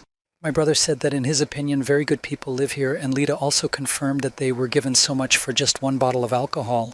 And then the girl shook her head and said that if they had known this would happen, they would not have poured all this goodness into the ocean.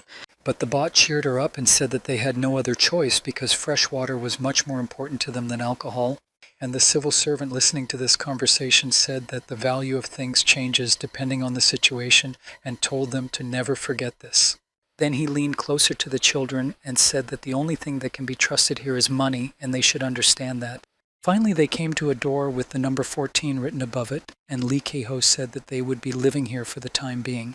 The door creaked open and the children looked inside the room and saw a complete mess with all sorts of things thrown around. The place was completely uncleaned and quite dirty, covered with spider webs. Much to the civil servant's surprise, Botha and Lita looked at each other and exclaimed that this was great, this was cool. The children fell on the bed with the dirty bedding, which immediately raised dust, but they were happy to be able to lie on the bed. Then Lita saw a window by the bed, and this also made them very happy because they finally had their own room, and both of them started looking out through that window. And then the girl stepped back from the window with great surprise and told her uncle to look at the sky shining. Lee Keho didn't like Lita calling him that, but he asked the girl if she was so stupid that she didn't know they were stars. And when Botha heard that those lights in the sky were called stars, he finally understood what his father meant. And the children were fascinated to look at the mysterious starry sky where many bright stars were burning. It was an incredible sight that they had never seen before, as they had always been hiding in the hold from sea monsters at night. Botha remembered a conversation with his father when they were talking about the stars. How upset my father was that his children never saw the stars because they were always below deck at night. And my dad told me that the stars are actually very far away, but they are so bright that you can see them at night, and he said that he would really like to show them to the children somehow, because the stars are beautiful and the father sincerely wanted his children to see how beautiful they are. Tears came to Botha's eyes again when he remembered his father, and now he saw with his own eyes that the stars are really beautiful. The children were admiring the stars while the United Busan ship was in full swing with cranes creaking. Dr. Foyd was in charge of the whole process, and he ordered us to slowly lift something out from under the water. Quite slowly, the reels carefully spun, winding around strong ropes and pulling on the chains attached to them, and soon the dead carcass of the sea monster was lifted up out of the water. All the workers involved in that work were shocked to see how huge this monster was. The harpooner Brun was also here, and he was still disgusted by the extremely ugly appearance of this creature. Dr. Foyd, on the other hand, was trembling with pleasure that he had finally found such a valuable specimen for science. The old man told Brune that this is what the top of the food chain of the modern world looks like, a top predator. And it was indeed a Kentrasi who belonged to the 7 Sea Devils. The harpooner was only interested in one thing, whether he could survive after fighting such a monster.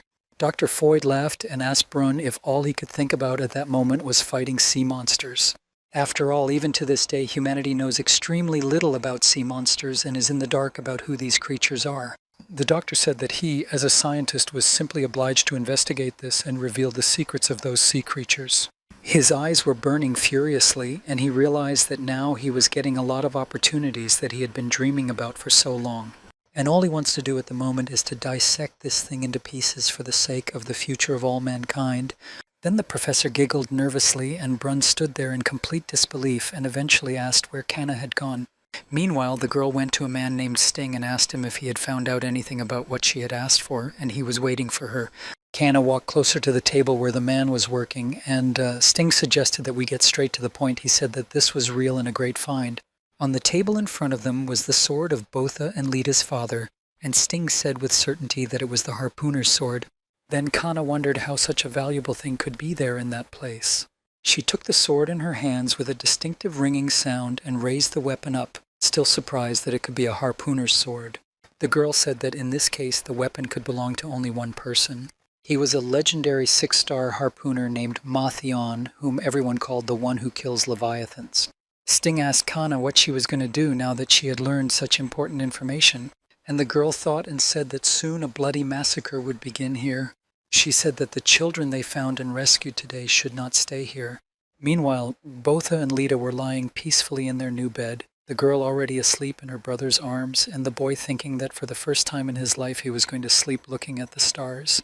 He remembered that people told him that they did not have to worry about anything because harpooners with stars on their arms were protecting this place. But still, for some unknown reason, Botha could not fall asleep for a long time. After learning this important information about the harpooner's sword, Kanna sat on the windowsill in her room and thought. So far, one of the 7 Sea Devils has been destroyed. On the carcass of this monster, battle wounds were very clearly visible, and everyone can see how desperate the fight was. The girl thought about the weapon she had found. She knew very well who the owner of this sword was. Therefore, it would be logical to think that it was Mathion who took the life of Kentrace. Kanna wondered why the harpooner did what he did, what he wanted to protect so badly, even at the cost of his own life. She could think of only one answer, that she could only do this to protect her children. Perhaps, after all, Theon was trying to protect his family by engaging in such a terrible struggle. The girl hugged her knees in thought and looked at the small snow globe on her windowsill. Kanna recalled her family, her parents, and she were refugees who once lived on the high seas. Like all other people adrift at sea, they had to survive somehow. To do this, they went down to the seabed and combed through the ruins, sometimes digging through the garbage to find the things they needed to live. The girl recalled being 14 years old and looking at some of the things she found underwater as garbage.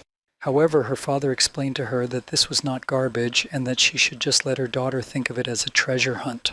Suddenly, my father pulled out a rag with something wrapped in it and began to unwrap it. It was this small snow globe, and my dad looked at it with admiration and said it was almost new. Then he wiped it well and gave it to his daughter, saying that it was for her. Kanna looked at this thing and saw a whole new world inside that little glass ball. There was a beautiful 2-story house with snow-covered fir trees around it. The girl looked inside, fascinated, and thought that probably all people used to live in such houses. But then Kanna resolutely held the glass ball back to her father and told him to take it away because she didn't want it, and her parents were surprised to hear why she didn't want it. And my daughter very sensibly explained that they could sell this balloon in Unified Busan and make money on it. But the mother told her daughter not to worry because it was really a gift from her mom and dad, so she should just enjoy it and take care of it. Then the girl shook the glass ball again to make snow inside it and thought that she would really like to live in such a house. All the refugees collected and delivered scrap metal to Unified Busan and received the supplies they needed in return. In their small boats, they sailed up to the huge ship, which Kanna could see only from the outside. At the time, this giant ship was the envy and admiration of a 14-year-old child. Sometimes when they swam up to hand over scrap metal, music would be heard from the ship.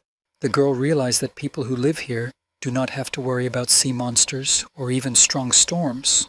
Kanna looked out from her boat and thought that she would really like to live there. After all, every refugee tried to become a full-fledged resident of a United Busan. The life of the refugees was very tiring. Every evening they gathered for a meeting, spreading a map in front of them and agreeing on where they would search for something valuable and necessary the next day. Accidents were common among them, and injuries were commonplace, as were attacks by sea monsters. These creatures could suddenly appear out of nowhere and attack seabed researchers, so it was not always possible to protect themselves from them. Kana remembers well how her Uncle Chomin and Aunt Midori died in this way once. People died every day for one reason or another, and it was hard to say goodbye to the next victims every time. In fact, the life of refugees was extremely cruel and harsh.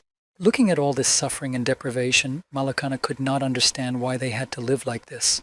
One day, after another tragic event among refugees, Kana's father and mother were sitting at the table, and her father said that they just had to find the treasure, because he was told in Unified Busan that they would be accepted and given citizenship if they found that treasure. My mother saw how hard it was for her husband and went to him and hugged him tightly. Kana stood behind the wall and heard all this conversation between her parents, but she was not at all sure that Busan would buy any treasure from them.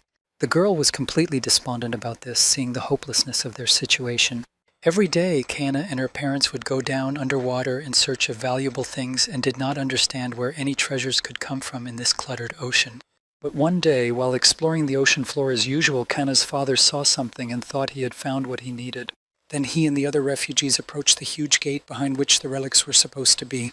A large sign of Masuda Heavy Industries stood on the gate. The refugees opened those gates and went inside and saw a number of huge balls with windows.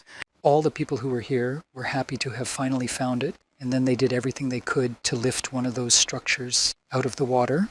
When the apparatus was lifted up with titanic efforts, the refugees were extremely happy that they had managed to do it. They hugged each other, almost danced, told each other how good they were, and it was a wonderful day for them. One Kana looked at this pile of scrap metal and could not understand what the treasure of this junk was. But the father explained to his daughter why she was wrong. He said that it was not just scrap metal, but a deep-sea research rig designed by an ancient civilization before the sinking for deep-sea diving. And then Mom and Dad told Kana that thanks to this installation, they would be able to join the Unified Busan very quickly and become its full-fledged citizens and residents. For a girl who had been dreaming of living there for so long, it was incredible. Kana hugged her parents and wondered if this meant that they would no longer have to drift around and go hunting to find the things they needed to live. All the refugees were extremely happy that they no longer had to worry about sea monsters. But it was at that moment that the real nightmare began for them. The refugees, who were celebrating the fact that they had finally managed to find a real treasure in the depths of the ocean, were attacked by a giant sea monster. Everyone who was safely on deck at the time was attacked by a terrible monster and fell into its jaws as food. Kana was sitting on the deck and saw all that horror with her own eyes. She also saw her mother being devoured by the sea monster and heard her mother calling out to her. The mother was crying and shouting desperately for her daughter to hide somewhere. The girl was frightened and squeezed into the side of the ship, and the blood of its victims was spraying directly from the monster's giant mouth. It was then that she was shot in the eye as the refugees who still survived tried to counterattack the terrible monster. They rushed at him with any weapon they had at hand and desperately struck at the enemy. Then the monster raised one of its paws with sharp spikes and brought it down directly on the men, crushing them completely, and then shoved them into its mouth. Then the monster went to catch other people on boats that were sailing nearby. In one of them, two men were arguing. One said to turn back, and the other mentioned that his friends were fighting there, but the first one convinced him that all those friends had already been eaten and their turn would come soon. However, the men did not have time to do anything because one of the sea monster's limbs was already heading towards them. They just stood there in complete stupor and watched what the monster was going to do, and the next moment numerous thick spines fell from the sea monster's paw on the men, completely piercing their boat and themselves. And then Kana's father ran up to her and grabbed his frightened daughter and quickly dragged her away. They ran into the hall where the communications center was located, where the signalman was sitting on the floor, shivering and unable to say a word. Then Kana's father grabbed the radio himself and started shouting into it to get a response from Unified Busan to the refugee fleet's request. Dad said that they were attacked by a giant sea monster and repeatedly asked them to answer. Meanwhile, the monster was destroying everything in its path and no one answered from Unified Busan. A man was fishing near that place, Ma Theon, the father of Botha and Leta. When he was young, he heard a noise from afar and then saw a boat approaching and realized that something strange was happening. Meanwhile, in the refugee fleet, Kana's father kept trying to contact the United Busan, and his daughter covered her injured eye with her palm. He kept repeating that their fleet had been attacked by a giant sea monster and kept asking if they could be heard. At that time, the boat came closer to Theon, and the man saw that the whole vessel was completely pierced with sharp spikes. Theon immediately realized that those people had been attacked by a sea monster and turned his head in the direction of the roar. The sea monster continued to destroy the fleet of refugees, destroying boats one by one. And Kana's father in the cabin tried in vain to contact United Busan by radio, but they did not answer. And finally, the long-awaited voice came from the speaker announcing that Unified Busan was on the line. The man, a radio operator, who by then was sitting in deep shock and unable to act appropriately, grabbed the radio from Kana's father's hands and started shouting for help and saying that sea monsters had attacked them. The man was begging for help so emotionally that he eventually began to choke and tears were pouring from his eyes. The men were happy that they had finally received an answer, but then a voice from the speaker coldly informed them that the United Busan was not obliged to protect the refugee fleet and was not responsible for their protection. Then Kana's father, in desperation, grabbed the radio and began to beg them for help again, saying that they had a child here. My father shouted as loudly as he could and asked them to save at least her, and he kept on persuading them. And the same voice from the speaker just as coldly informed them that their request was denied. Kana did not understand why those people who had such enormous power refused to rescue them. She only heard a wish of success and the end of the call. Then her father made one last attempt to be heard by Unified Busan and told them that they had found treasures with the Masuda Heavy Industry mark and begged them not to disconnect. And at that moment, a sea monster broke through the ceiling and grabbed the man in its giant claw, completely covered with sharp spikes. Kana jumped up and started screaming loudly, but her father forbade her to approach him. He shouted to his daughter to stay away and run as far away as possible. And then the sea monster clenched its pincer holding Kana's father, and the characteristic crunch was heard again. The girl lost her only two close people that day, her mother and father. It was extremely frightening and impossible to accept, because not long ago they had been laughing and hugging together. Kana looked up at the sea monster that had just deprived her of all her loving people and did not understand how this could happen. The girl was standing right under the ominous jaws of a giant monster, and it seemed as if she had lost all sensation, including fear. Kana was left all alone in this indifferent world, and the teenage child did not understand why this had to happen to them. Frankly speaking, she felt doomed and resigned to her fate, and suddenly someone grabbed her with a strong hand and pulled her away from the dangerous place. He was a young father of Botha and Laita who was not afraid to come to the aid of people. Theon took Kana in his arms and said that one should not give up life so easily. Then he brought the girl to a man who worked as a radio operator and told him that he would leave the child with him for the time being. The radio operator looked at Theon in fright and stammered to ask who he was. The man was trembling all over and could not control himself. And Botha and Lita's father replied that his name was Ma Theon and he was a harpooner from the United Busan. Then Theon pulled his sword from behind his back, and the radio operator saw that it was a real harpooner's sword. Malakana looked at her savior in awe and could not believe her eyes, trying to memorize his name. The radio operator was very happy. He knew the name of this famous harpooner and was grateful that he had come to save them. He also said that he thought that Unified Busan had left them here to die because they had cut off communication with them. Then the man began to look around and ask where the other harpooners were because he was waiting for help. And Theon simply told him that the ship would soon sink, so he ordered him to take a lifeboat and escape while he distracted the sea monster. And then the radio man's joy came to an end. He asked if this harpooner had come here all alone, and Theon meanwhile went to meet the monster.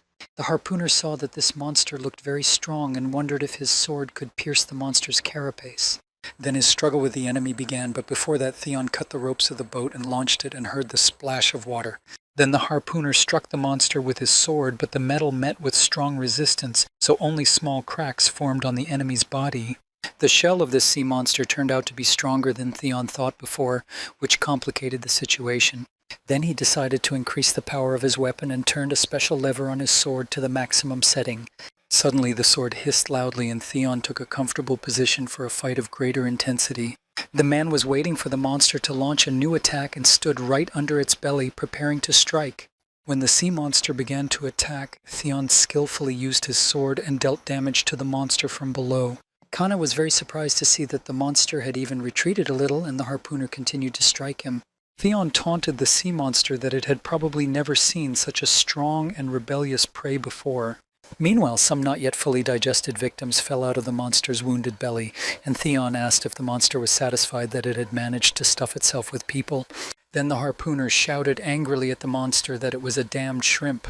And keeping his sword at maximum capacity, he promised the sea monster that he would slice him up right away. and then he jumped high and started swinging his weapon in different directions, causing irreparable damage to his opponent. Kana and her husband, a radio operator, were shocked to see the scene and could not come to their senses. The girl could not believe that it was just one person fighting on equal terms with a giant sea monster. She realized that he does not let himself be eaten and is not afraid of the monster at all. Meanwhile, the battle continued. Theon wielded his weapon as if dancing, and he was doing a great job. He seemed to be piercing his opponent. This time the harpooner will manage to cut the carcass as he has already damaged its shell. So the man prepared for the final attack in this battle. He began to jump on different parts of the sea monster's body and continuously strike it numerous times. Theon was a real predator hunter. 14-year-old Kana watched the harpooner's artistic movements with her mouth agape. This man is really the one who takes the life of the Leviathans, and he does it very skillfully. A few more accurate and powerful sword blows, and now the sea monster's shell was finally cut through. For a moment, Theon stopped to reload his sword. He had the last capsule of gas left, so now he had to finish off the sea monster. The monster must have sensed its end was near, and so it mercilessly and chaotically destroyed everything around it. In this way, he tried to completely destroy the ship and sink it while he was still alive, and the harpooner understood this. Piece by piece, the monster tore off parts of the ship and threw them wherever it could, which made the harpooner extremely angry. And he abruptly got up from his seat and, carrying his sword in front of him, saying that he would take the life of the monster, resolutely rushed into another attack. Meanwhile, one of the parts of the ship that the monster threw with all its might fell somewhere in the place where Kana and the radio man were standing, throwing them in different directions. The girl's legs were pinned by the debris and she could not move, and asked the radio operator to help her.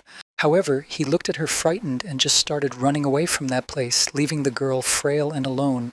Little Kana began to cry and call out to the man in a trembling voice, stretching out her hands to him, while Theon's battle with the sea monster continued. But suddenly the monster stopped resisting and responding to the harpooner's blows, which surprised the man a bit. And in that moment of relative calm, Theon saw a radio operator run up on deck shouting that he didn't want to die. Suddenly the harpooner heard an alarming roar, felt that something terrible was about to happen, and loudly shouted to the radio operator to lie down on the floor, and the next moment, with a terrible whistle, numerous spikes of the sea monster flew towards the harpooner, causing him wounds. One thorny piece cut into Theon's leg, another into his arm, and eventually he managed to hide for a while. The radio operator, on the other hand, was unlucky. He did not have time to hide, and several sharp spikes penetrated his body, taking his life. But the harpooner's right hand was stuck to the wall with one spike, but he was still gripping his sword with it. Then Theon took another spike out of his leg, and the sea monster ran towards him, attacking with its claw, barely managing to save his legs. And with his next blow, Theon stabbed the monster with his own sharp stake, even though his right arm was still pinned to the wall. Then, with a titanic effort, he pulled his arm completely out of the stake and jumped high, spinning into a whirlwind. And then, with great power, he struck the monster with a strong blow from a height. He realized that he could not lose this chance, so he struck as many places as he could reach. Then the monster knocked the harpooner off in one fell swoop, and Theon fell to the deck, rolling several times, and it was becoming difficult for him to stay on his feet. He had also completely used up all the gas he had with him, so he couldn't recharge his sword to deliver more powerful blows. The only thing that comforted the man was that his opponent also did not look particularly healthy after a long battle. Meanwhile, the sun had already begun to rise, and it was very bad and life-threatening for the sea monster. The sunlight struck his eyes, which he immediately hid and jumped off the ship into the ocean waters. Theon walked to the edge of the deck and looked overboard to make sure that the sea monster had really escaped. And then, completely exhausted by the long and extremely difficult battle, he weakly went down to the floor. The fact that the monster fled into the sea at sunrise meant that even giant sea monsters hate sunlight. Then Theon gathered all his strength and went to look inside to see how Kana was doing. The man saw that the child was pinned down by the wreckage of the ship, so he immediately began to free her, and then Kana asked if he had managed to destroy the monster. And the harpooner replied that he did not take his life because the monster ate everything he could and ran away because the sun was already rising. And the girl said in all seriousness that perhaps that sea monster would come back somehow. And then Theon helped the girl out and asked her if she wasn't happy to see another new day. However, Kana was not happy about it at all and said that she had nothing to be happy about anymore. The girl cried bitterly and said that night her mom and dad were eaten by that terrible monster. Theon stroked her head sympathetically and said that this was indeed a very difficult, irreparable loss. Suddenly they heard other boats approaching them because as soon as the sun came up, the harpooners of the United Bosun came in a cloud. However, they did not come here to save people, but only to take the relics found by the refugees. Then the commander-in-chief offered to sign an agreement with them, which meant that they would pay for the girl's treatment in exchange for the relics. They slipped her a document and said that as soon as she signed it, she would immediately become a full-fledged citizen of the United Busan, and of course she signed it since she was completely alone in this world. On that terrible night, Kana lost her family and her home, and she was seriously injured, so there was no other way out for her. So now she became a full-fledged citizen of the United Busan, which she had dreamed of for a long time, and she was sincerely congratulated on this, although she did not understand why she, the only one of the refugee fleet to survive, was congratulated on anything else. Relics found by refugees and a huge claw of a sea monster were delivered to the huge island of this community, and the harpooners there were heroes of the residents of Unified Busan.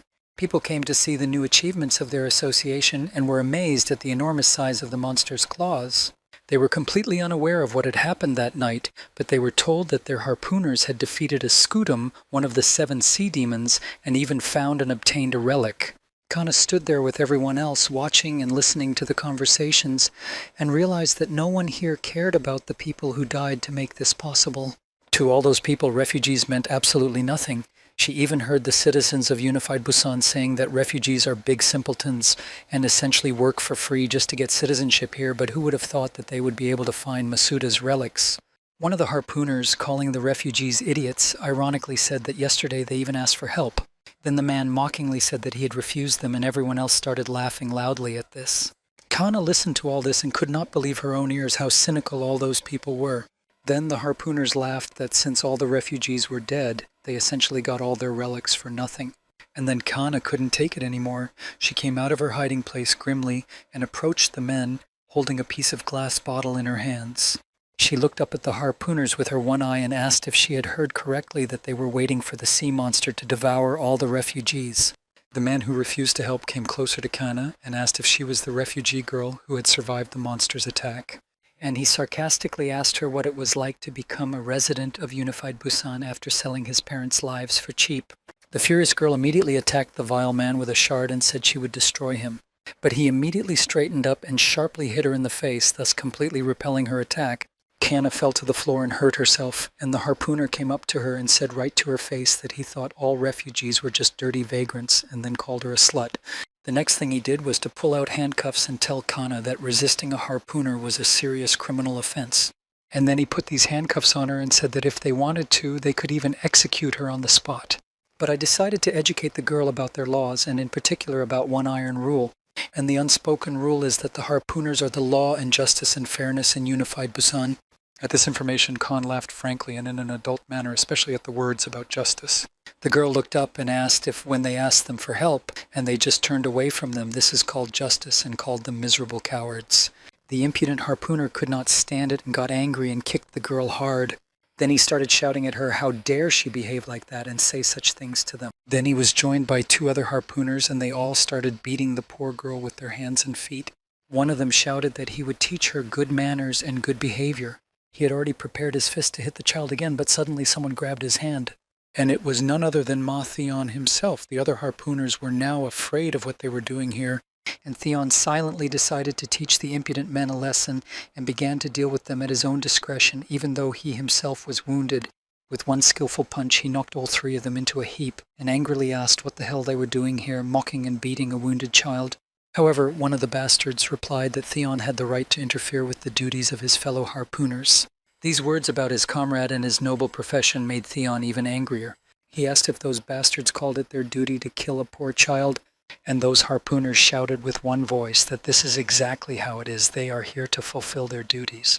Theon's rage increased many times over. He clenched his fists tightly and said he was ready to show them what happens to those who break the law. Now the harpooners realized that Theon was not joking. They were very scared and decided to leave because this is not a man they can handle. But the one who spoke the most in favor of Doha finally told Theon not to be overwhelmed because he may be strong, but he is still just a commoner. He threatened him that if he continued to behave like this, he would be thrown to the fish. This statement only made Theon laugh, and then he asked Kana how she was feeling and if she was okay.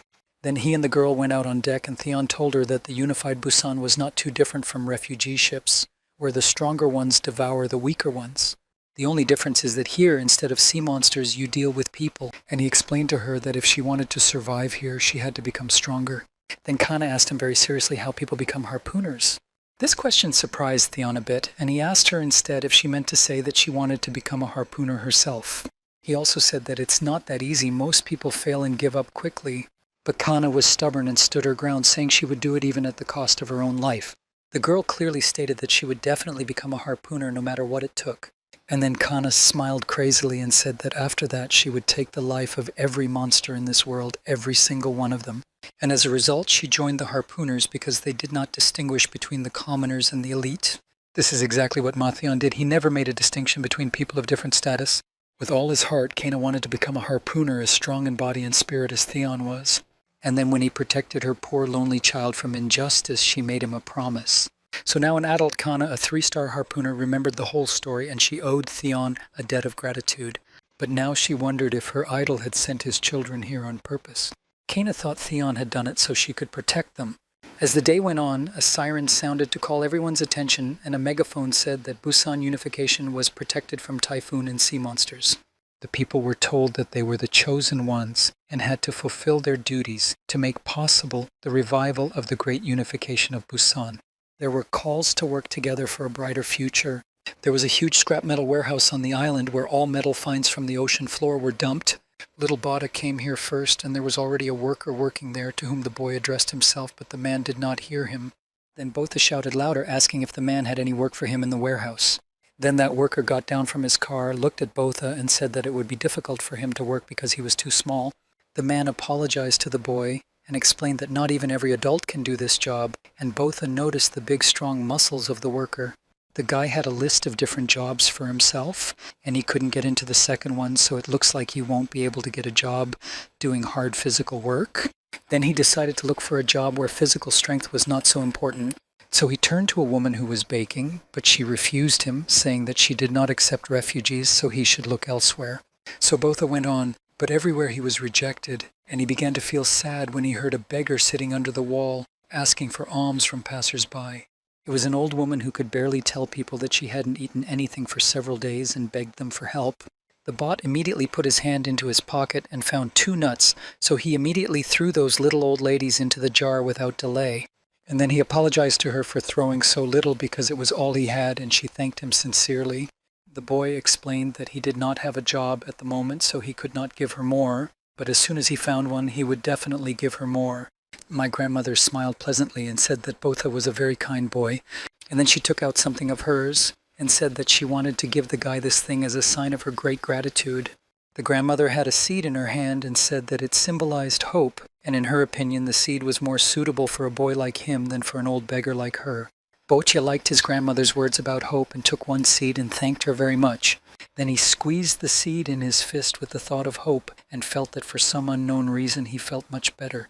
Then Botha went back to his room and decided to count how much money he and Lita had left, and he was sad to see that they had spent half of it in just 1 week. Little Lita was sad that now they wouldn't be able to eat fried sardines, but his brother said he needed to find a job as soon as possible.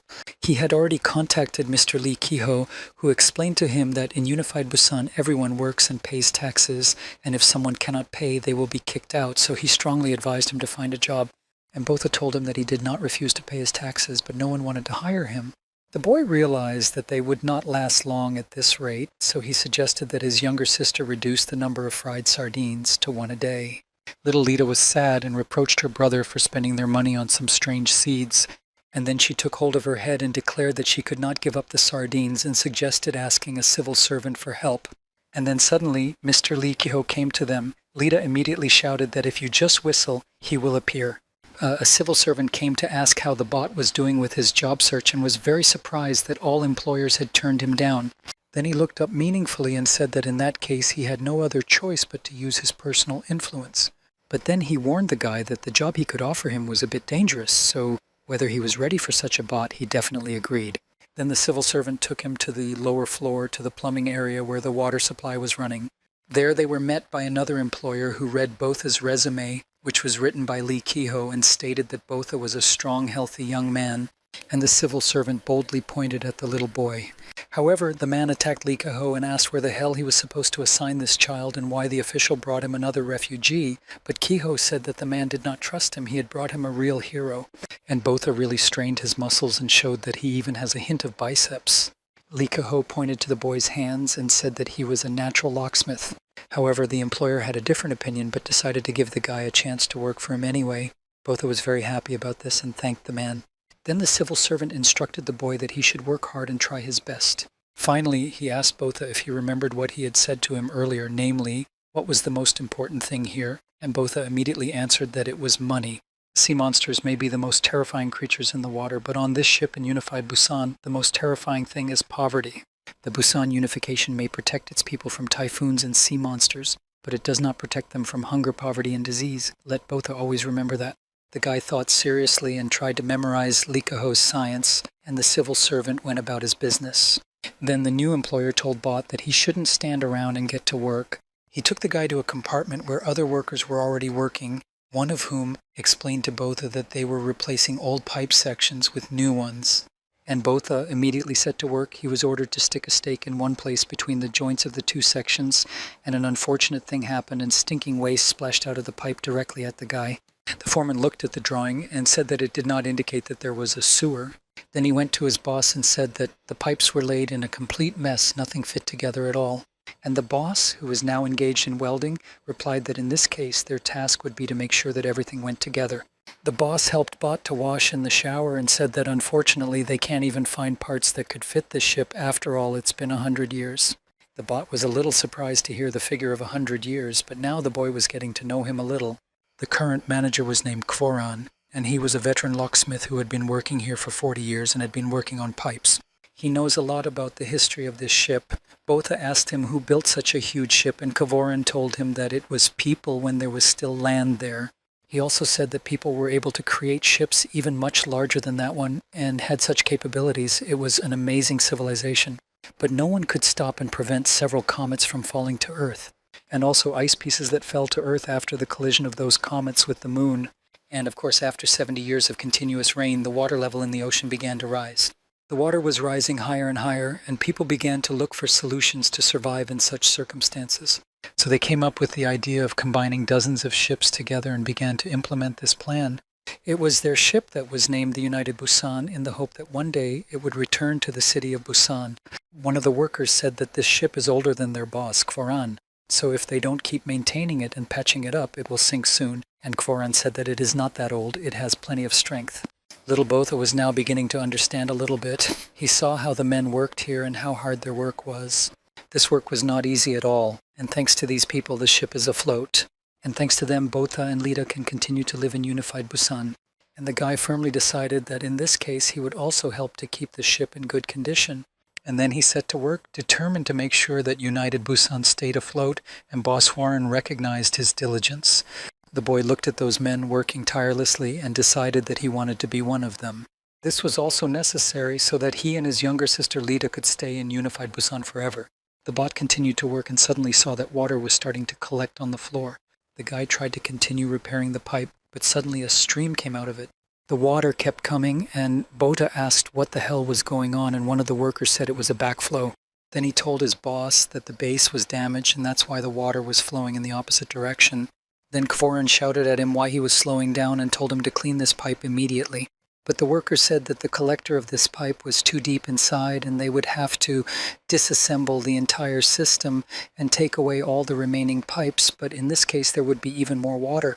Kvoran's boss got very angry and asked how the worker could install the pipes in such a way, and the worker justified himself by saying that he was just doing what he was told.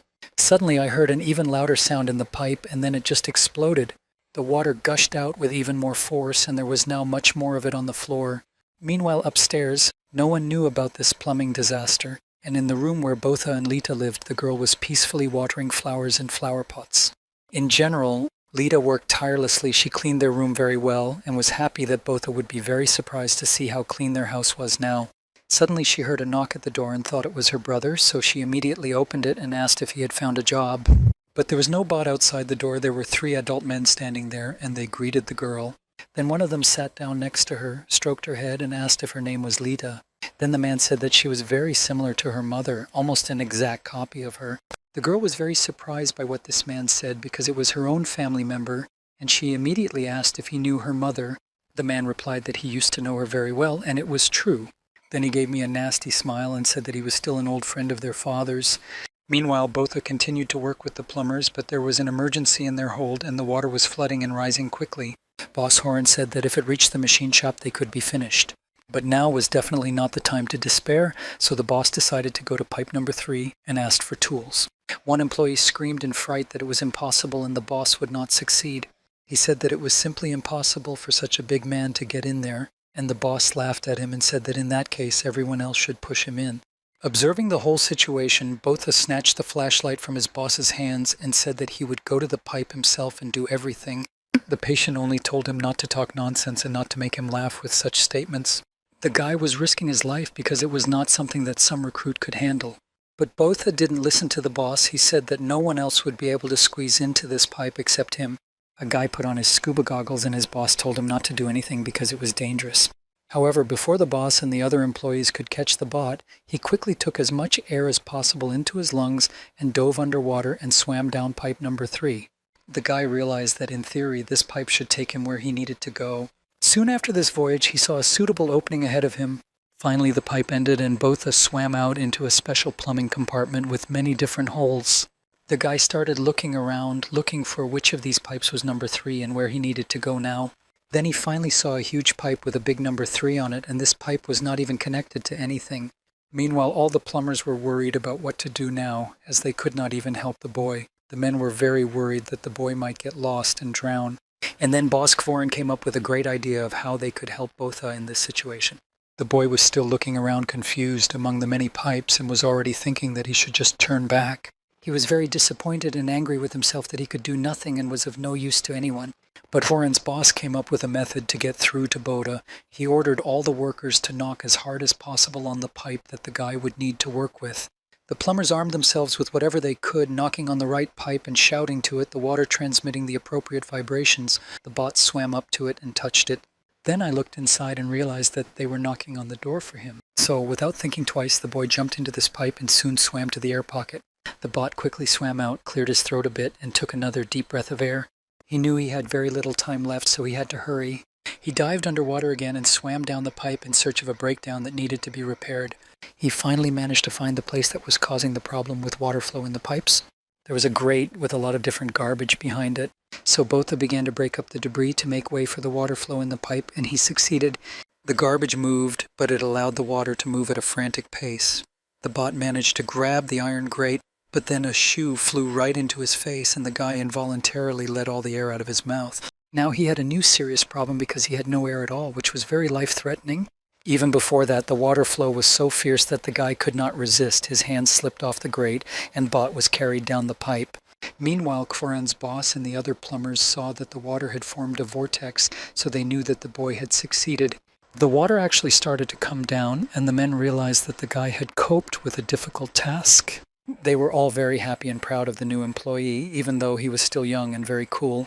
However, time passed and Botha still did not return, and the boss of Kvorin realized that things were bad. 8 minutes had passed, and the workers began to worry that something bad had happened to the boy. Finally, all the water accumulated in the hold had completely drained away. Warren wondered why Botha did not get out of there. Perhaps he was lost. Meanwhile, 12 minutes had already passed, and the little guy was still floating in the middle of the common sewer.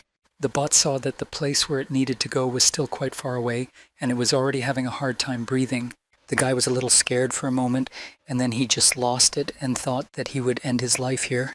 Meanwhile, 18 minutes had passed, and the bot simply began to drift in the middle of the water, a wrench falling out of its weak hand. Boss Kvorin was still shouting through the hole for his little employee to get out of there now. The other plumbers stood there sadly, realizing that too much time had passed since Botha had gone on a mission underwater. One of the workers tried to calm down his boss, telling him that 24 minutes had already passed, so he should accept it because it was over. Now he was taking the wrench from his boss's hand, and he was very depressed by the tragedy and did not want to believe it. The patient cried out that he was a very young boy and all this happened only because of him.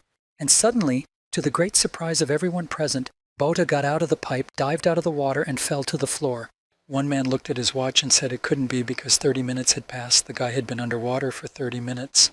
Boss Kvorin immediately picked Botha up off the floor and hugged him tightly. He could not believe that the boy had managed to survive. He squeezed him with his arms around him, and thus excess water came out of the boat. The patient could not get over it. He thought the guy had already died. Then the boss started asking for details and asked if the bot could find an air pocket. Botha was now coming to. He wiped his nose with his hand and said that it was the air pocket that saved him, otherwise he would not have gotten out. And then all the other employees rushed to hug the guy, saying that they thought he was dead, but luckily he was alive. And the boss, Kvoran, praised Botha for his good work and told him that he was smart. Then Kvoran patted the guy's head again and said that the most important thing was that he was alive. And after all that, the boss invited Botha to join them and work in their team. The bot could not believe his ears and asked directly if this meant that he would now have a job. Then Kvoran confirmed that this was the case and that the guy would be working with them fully. And then one of the workers shouted that it would be great because they were short of workers after their Mickey died, but everyone else immediately shut him up and beat him. And the boss said that they were expecting him at the workplace tomorrow anyway. The workers immediately prepared drinks for everyone and decided to toast their new locksmith. The employees were happy to see the newcomer, and Botha was extremely pleased. He also felt very warm, looked into his cup, and was very happy to have an official job. After all, it has now become a full-fledged part of Unified Busan and will have its own rights here. After a day at work, Botha went to the market, bought some groceries and other goodies, and ran home to tell his little sister that he had gotten a job. Very quickly, the boy ran into their room and shouted to Lita from the doorway that he was back. And the kid was sitting on a chair in the middle of the room and did not express her emotions about it. She was acting very strangely. Bot got excited and came closer to his sister and asked her what was wrong or if she was in pain. But then suddenly little Lita screamed frantically for Botha to get out of here immediately. However, of course, before he could realize what was going on, he was immediately attacked by a man who hit him in the face. It was the same bastard harpooner named Dohu who had once had a conflict with Botha and Lita's father. He said that when he saw the boy's name in the report, he thought his heart would stop. And now the firstborn son of Theon, Botha Dohu, was standing in front of him. Then he kicked the little boy again, painfully right in the chest. After that, the bastard grabbed the boy by the hair and asked if his father had died in the mouth of a sea monster. But he feels very bad about it because he really wanted to take his father's life with his own hands. Looking directly into the boy's eyes, Dohu told him that his father was a traitor to the Unified Busan. The other two harpooners were also here with Doha. The children were sitting on the floor, little Lita hugging her older brother. Botha could not believe his ears. What he heard about his father did not fit in his head, and this is how the harpooners welcomed the children home.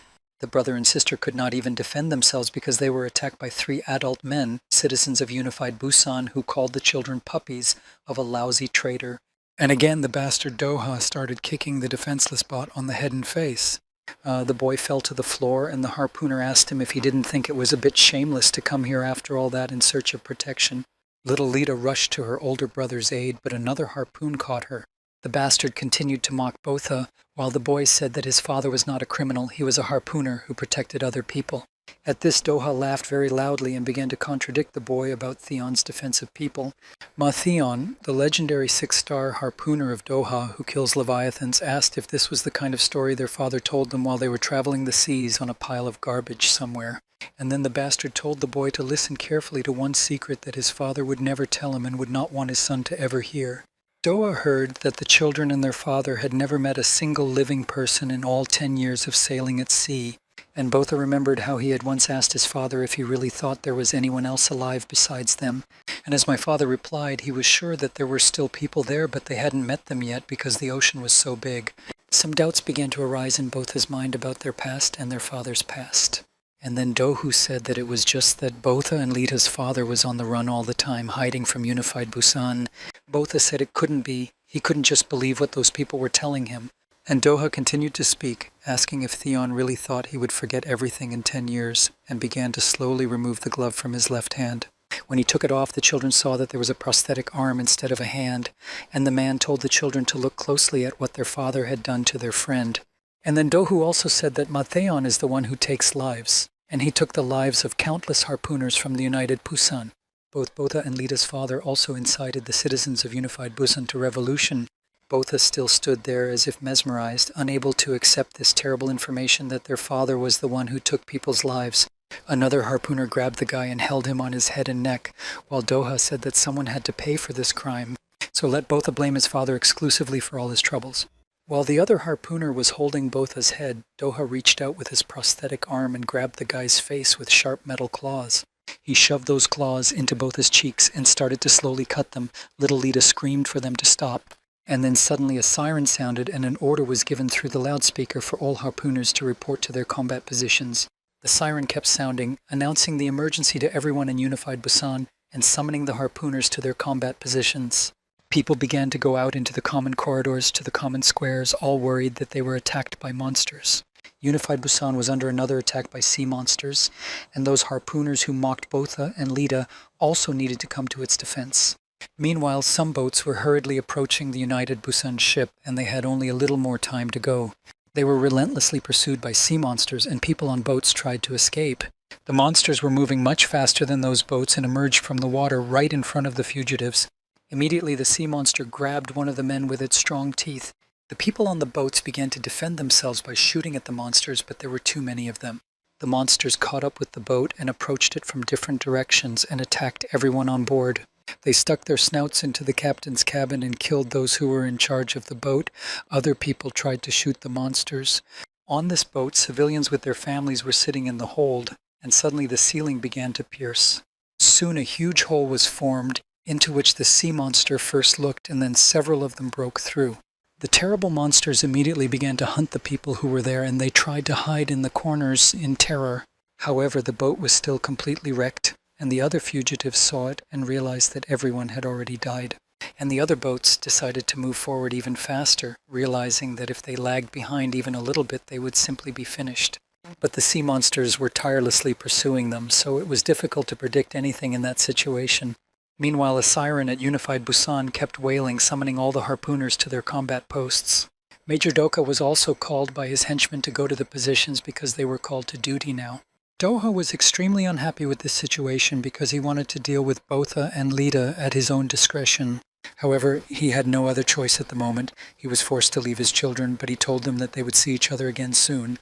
And finally, he threatened his frightened brother and sister that he was going to turn their lives into a living hell. And then he locked the door to their room with a padlock, and little Lita clutched her brother tightly, started crying bitterly, and said she was very scared. Botha knew that this bastard was very dangerous and that he and his sister had to get out of here. The situation on Unified Busan was extraordinary, and their reconnaissance unit was attacked by eel-like sea monsters. All the harpooners were called to their combat positions, and Kana and his unit prepared for battle. They were all extremely strong harpooners and had their own special equipment. Once in position, they stood together to give a worthy rebuff to the attacking sea monsters and protect the people of Unified Busan. As soon as the detachment was out to sea, Kana ordered Brun to cover the deck and everyone else to follow her to the flank. The subordinates accepted the decision of their superior and launched a counterattack. A group of harpooners headed to meet the attacking sea monsters that were chasing the boats. The people on the boats continued to run away and shoot back at the monsters who had almost caught up with them. One man on the boat looked back and saw that help was coming and asked his comrades to hold on a little longer because the harpooners were getting closer. And then Brun picked up his weapon and jumped high from his scooter right at one of the sea monsters and cut it into pieces, one he had already destroyed. Then several monsters appeared in front of him ready to swallow him instantly.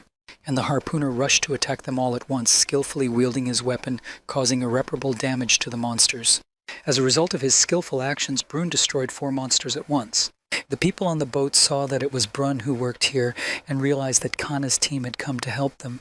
Now the heroes stopped on their boat, and people began to thank him for saving them, calling him their savior. But Brun told them to step back from him because it was dangerous. Then he looked at his weapon and saw that it was covered with something. This green transparent liquid was flowing down to the deck, and people were frightened to ask what it was. Brun immediately suspected that it was a collection of nasty slime from sea monsters. Meanwhile, Kana and the other harpooners from her unit fired at the monsters as they approached. Their harpoons hit their targets accurately but did almost no harm to the sea monsters. The fact is that the monsters began to secrete mucus from their bodies, and harpoons were completely useless in such a situation. Covering themselves completely with a layer of disgusting green slime, the sea monsters tried to turn the boat on which Brun was riding over.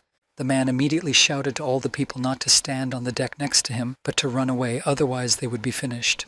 The monsters opened their jaws ready to capture and devour everyone on the boat, and then Kana arrived to help the people. They attacked the monsters with their swords and successfully defeated them, one man rejoicing that he survived because he was already one step away from death. After that, Kana ordered Brun to take the people off the boat to a safe place while she distracted the sea monsters. The girl was carrying another wonderful weapon, pheromones made and given to her by Dr. Foyd. However, Kana herself did not really believe that these pheromones would help her in the fight against the monsters. But she decided to use them anyway and test their effect on the monsters, so she didn't hesitate to crush the capsule with the pheromones and spread them on the monsters. And immediately there was a noticeable effect from the use of those substances. The mucus began to come off the sea monsters. They reacted to them. As a result, the monsters retreated, and meanwhile in unified Busan, a strange knocking sound was heard in one of the pipes. Then the hatch opened, and Bot and Summer Girl got out of it, and she was immediately afraid that it was very high, and her brother advised her not to look down. Then the children began to move along the pipe against the outer wall of the ship's side, and Lita was shaking as she did so.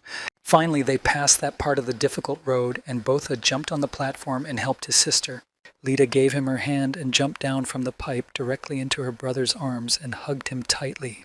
There were a lot of people on deck, and they were all chanting Kana's name because the harpooners were fighting sea monsters. Little Lita remembered that this was the girl who had saved them when they were alone in the ocean. The children also looked overboard and saw several sea monsters chasing the canoe and all the people supporting it. This sight frightened Botha and Lita as they saw the danger of the harpoon. And Kana herself had a plan to defeat the monsters, but it was too early to strike the final blow. And now the monsters had almost caught up with her and opened their terrible jaws, ready to swallow the girl, but then she gave the order to kill. Immediately, a jet of flame burst out of the side wall of the ship and completely engulfed all the sea monsters. Thus, all the monsters who were chasing the girl died in that devastating flame and drowned.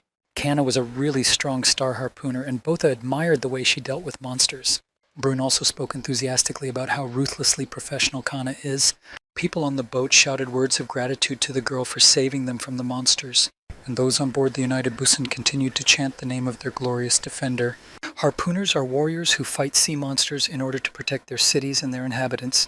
Botha thought about the fact that she was one of those harpooners in unified Busan, and he recalled Doha's words about the so-called secret that his father would never have told him. Namely, that Theon was the one who took lives, and he took the lives of an incredible number of harpooners of the United Busan. So Botha and Lita's father is considered to be the one who takes lives here, at least that's what Doha said. Or maybe his father was a real warrior who defended people's lives by destroying sea monsters. Now Botha seriously wondered who his father really was and how he could find out the truth. Now that he and his younger sister are alone, Botha is at a loss for what to do. Meanwhile, Doha and his henchmen returned to the children's room to continue their torture, but they saw an open sewer manhole even though they could not think that the two would use this way to escape. Doha was very angry about this and immediately ordered his henchmen to find the children at all costs. He even said that he didn't care if they found them alive or dead, and if they had to take their lives, let them do so, as long as they brought those children back. Unfortunately, little Lita lost her shoe while running away, and now she was walking half barefoot. Botha wondered where he and his sister would go now. Suddenly the children heard a disturbance in the crowd, and people parted in confusion. Not far away we heard shouts ordering people to move aside and give way to someone, and then Botha heard a conversation among the people that this chaos was caused by harpooners. They were looking for someone. The boy immediately realized that it was he and Lita who were being searched for by Doha and his henchmen. The bot knew that they needed to hide as quickly as possible so that the harpooners wouldn't find them. He grabbed his little sister so hard that she cried because she was hurt, but Botha was only thinking about where to hide. Unified Busan is actually very large, and it is possible to get lost and hide in it. But he and Lita have no place on this huge ship. They simply have nowhere to go. Suddenly the children heard the harpooners very close to them, and Botha asked his sister to behave as naturally as possible. And then the children heard someone stopping them behind them and ordering them not to move. Both Botha and Lita stopped, and meanwhile the voice ordered them to come to him immediately. The children trembled all over and turned back cautiously. There they saw several harpooners approaching someone and ordering them to follow them in silence. The boy saw the same old beggar to whom he had donated money the day before. The old lady begged the harpooners to let her go and explained that she was sitting there only because she was sick. Botha recalled how he apologized to the old woman for donating so little money to her, but it was all he had at the time. In return, his grandmother also gave him something as a sign of her deep gratitude. An old beggar gave the boy a seed and said that it represented hope. After that, the old lady smiled sweetly and said that such seeds were more suitable for a young man like him than for an old poor beggar. And now the harpooners came to that old lady and wanted to take her somewhere, and she begged them to leave her alone with tears in her eyes. And then Botha heard people in the crowd discussing the situation. One man said that he had heard that this beggar had not paid taxes for 3 years' months, and a woman, on the other hand, sympathized with the poor old woman because she would be kicked out of unified Busan. Then Botha asked the woman where they could take the old woman, and the woman said that they would just put her on a raft and send her on her own. And such an exile is tantamount to taking one's life because such lonely swimmers are sooner or later devoured by sea monsters. The harsh harpooners were already dragging the old woman along when a man approached them. He said that he would pay taxes for this woman this month. Of course, the law is important for everyone, but she is still a human being, and first they should save her life. So the man is asking now that the old woman be forgiven at least for this time and let go. This man was immediately supported by other people in the crowd who demanded that the woman be released because in her hands the old woman would not even last a day outside without help. The citizens of Unified Busan stood up for the old beggar and chased the harpooners away from her. Suddenly someone shouted loudly what was going on here and why there was such a noise. Botha cautiously peered out among the people and saw that Doha and his henchmen had entered the hall.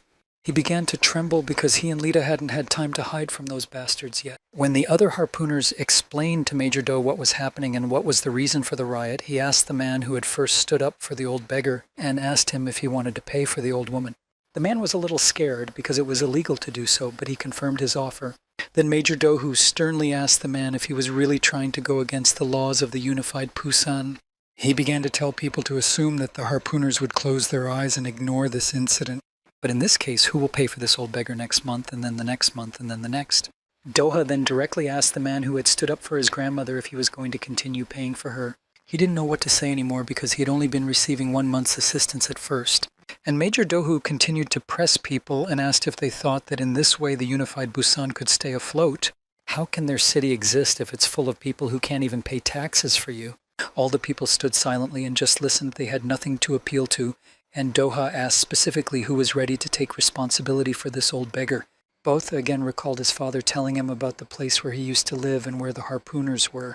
Now the boy realized that harpooners like Major Doku were not the warriors his father had told him about. My father used to talk enthusiastically about real harpooners who fight sea monsters to protect people in their homes. Botha mentally communicated with his father and told him that the harpooners of Unified Busan do not protect people without money. Then the boy recalled how proud his father was to show him the tattoo that meant he belonged to the harpooners. And then Botha, looking at the outrages that Major Doha is committing here, began to think about what his father was like. Tears welled up in the boy's eyes as he remembered his father well and had a very special idea of him. He was the best father for the child and definitely a wonderful person. And then something terrible began to happen on board. The harpooner approached an old beggar woman, grabbed her hand and shouted loudly for her to get up. His grandmother grabbed onto his clothes and tearfully begged him not to do it, asking him to give her a little more time. People began to whisper among themselves a little more, but no one spoke out openly, and the harpooners shouted at the crowd not to dare to contradict the laws of Busan. Major Doha shouted to them that they were all safe from storms and sea monsters only because of Unified Busan.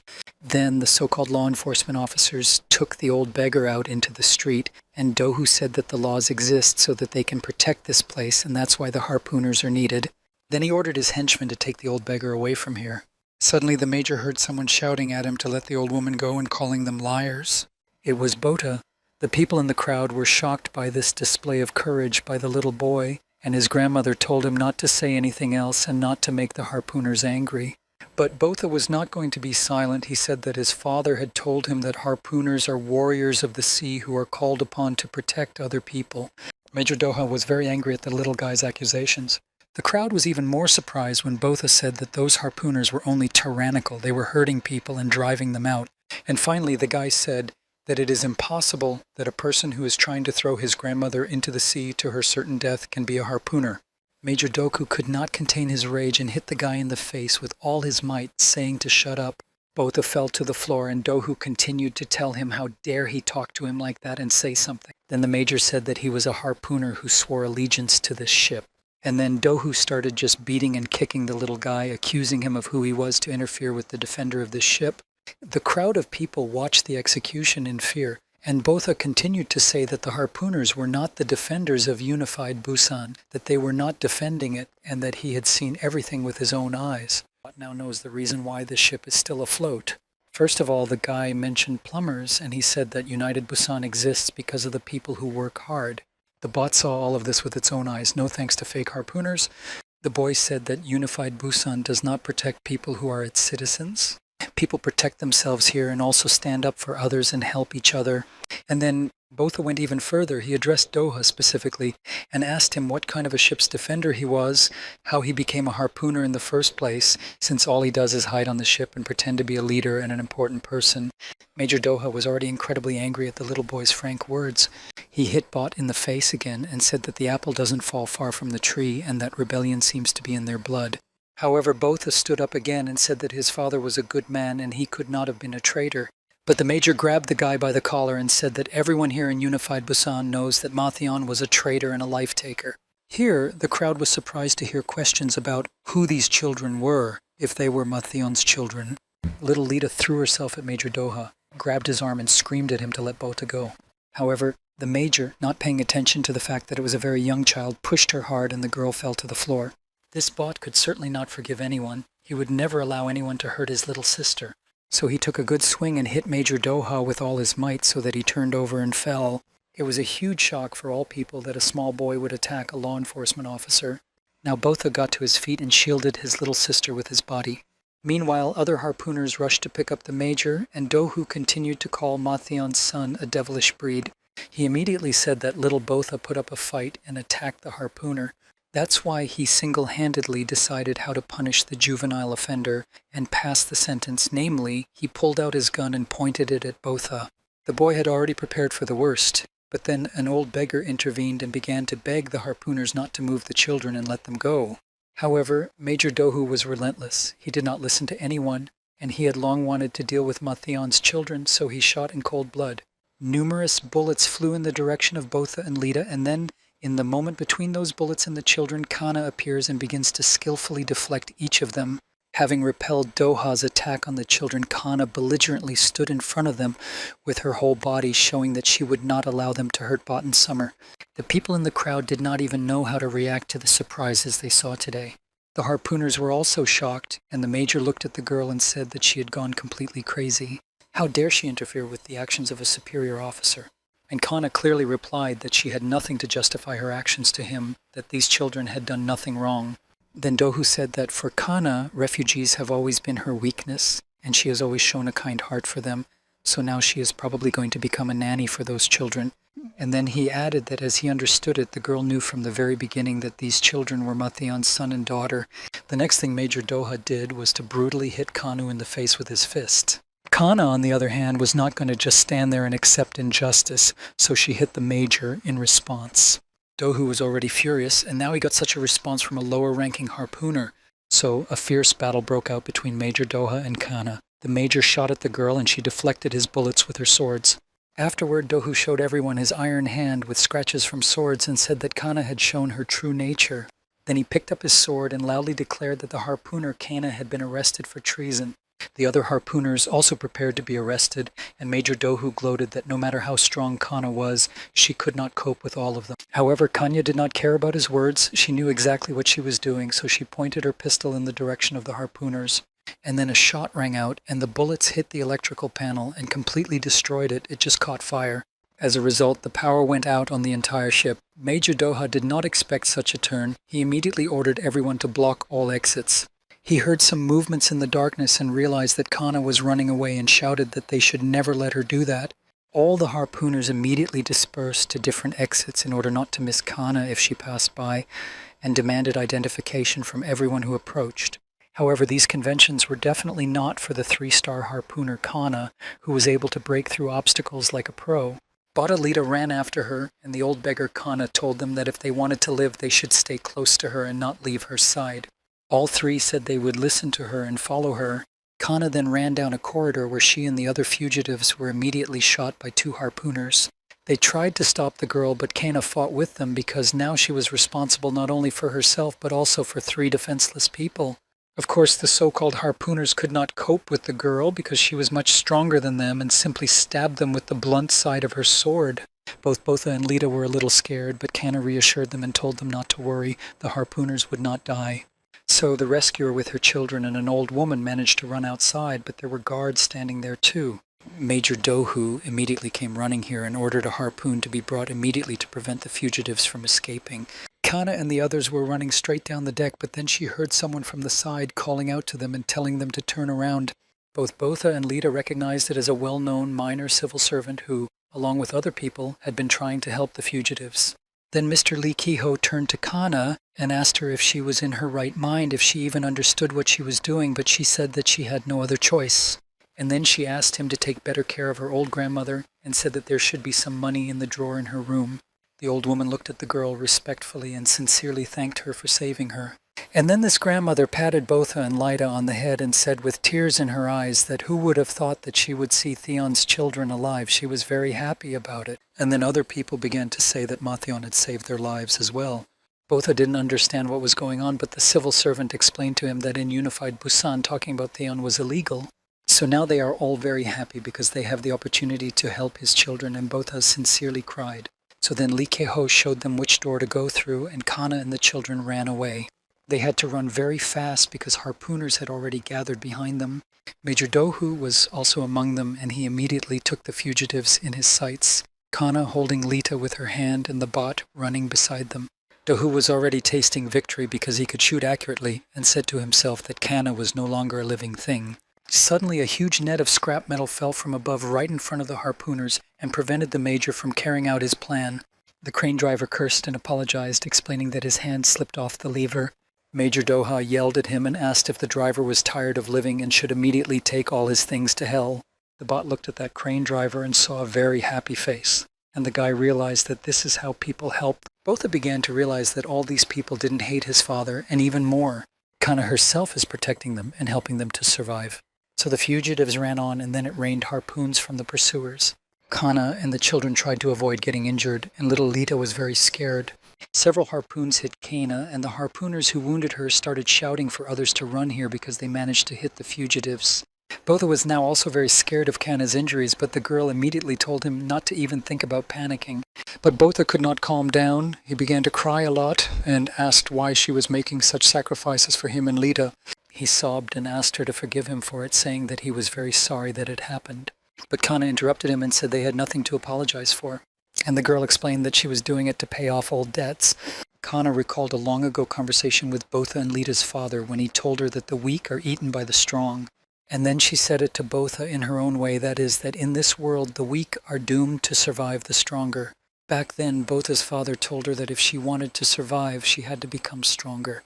And now Kana has passed on Mathion's words to his children, saying that if they want to survive in this world, they must become stronger.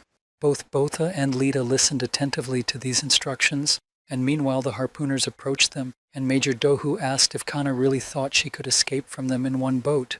Little Lita was very frightened. Botha clenched his teeth, and Kana thought to herself, addressing Theon, that all this time, all these years, she had not spared herself and worked herself to exhaustion.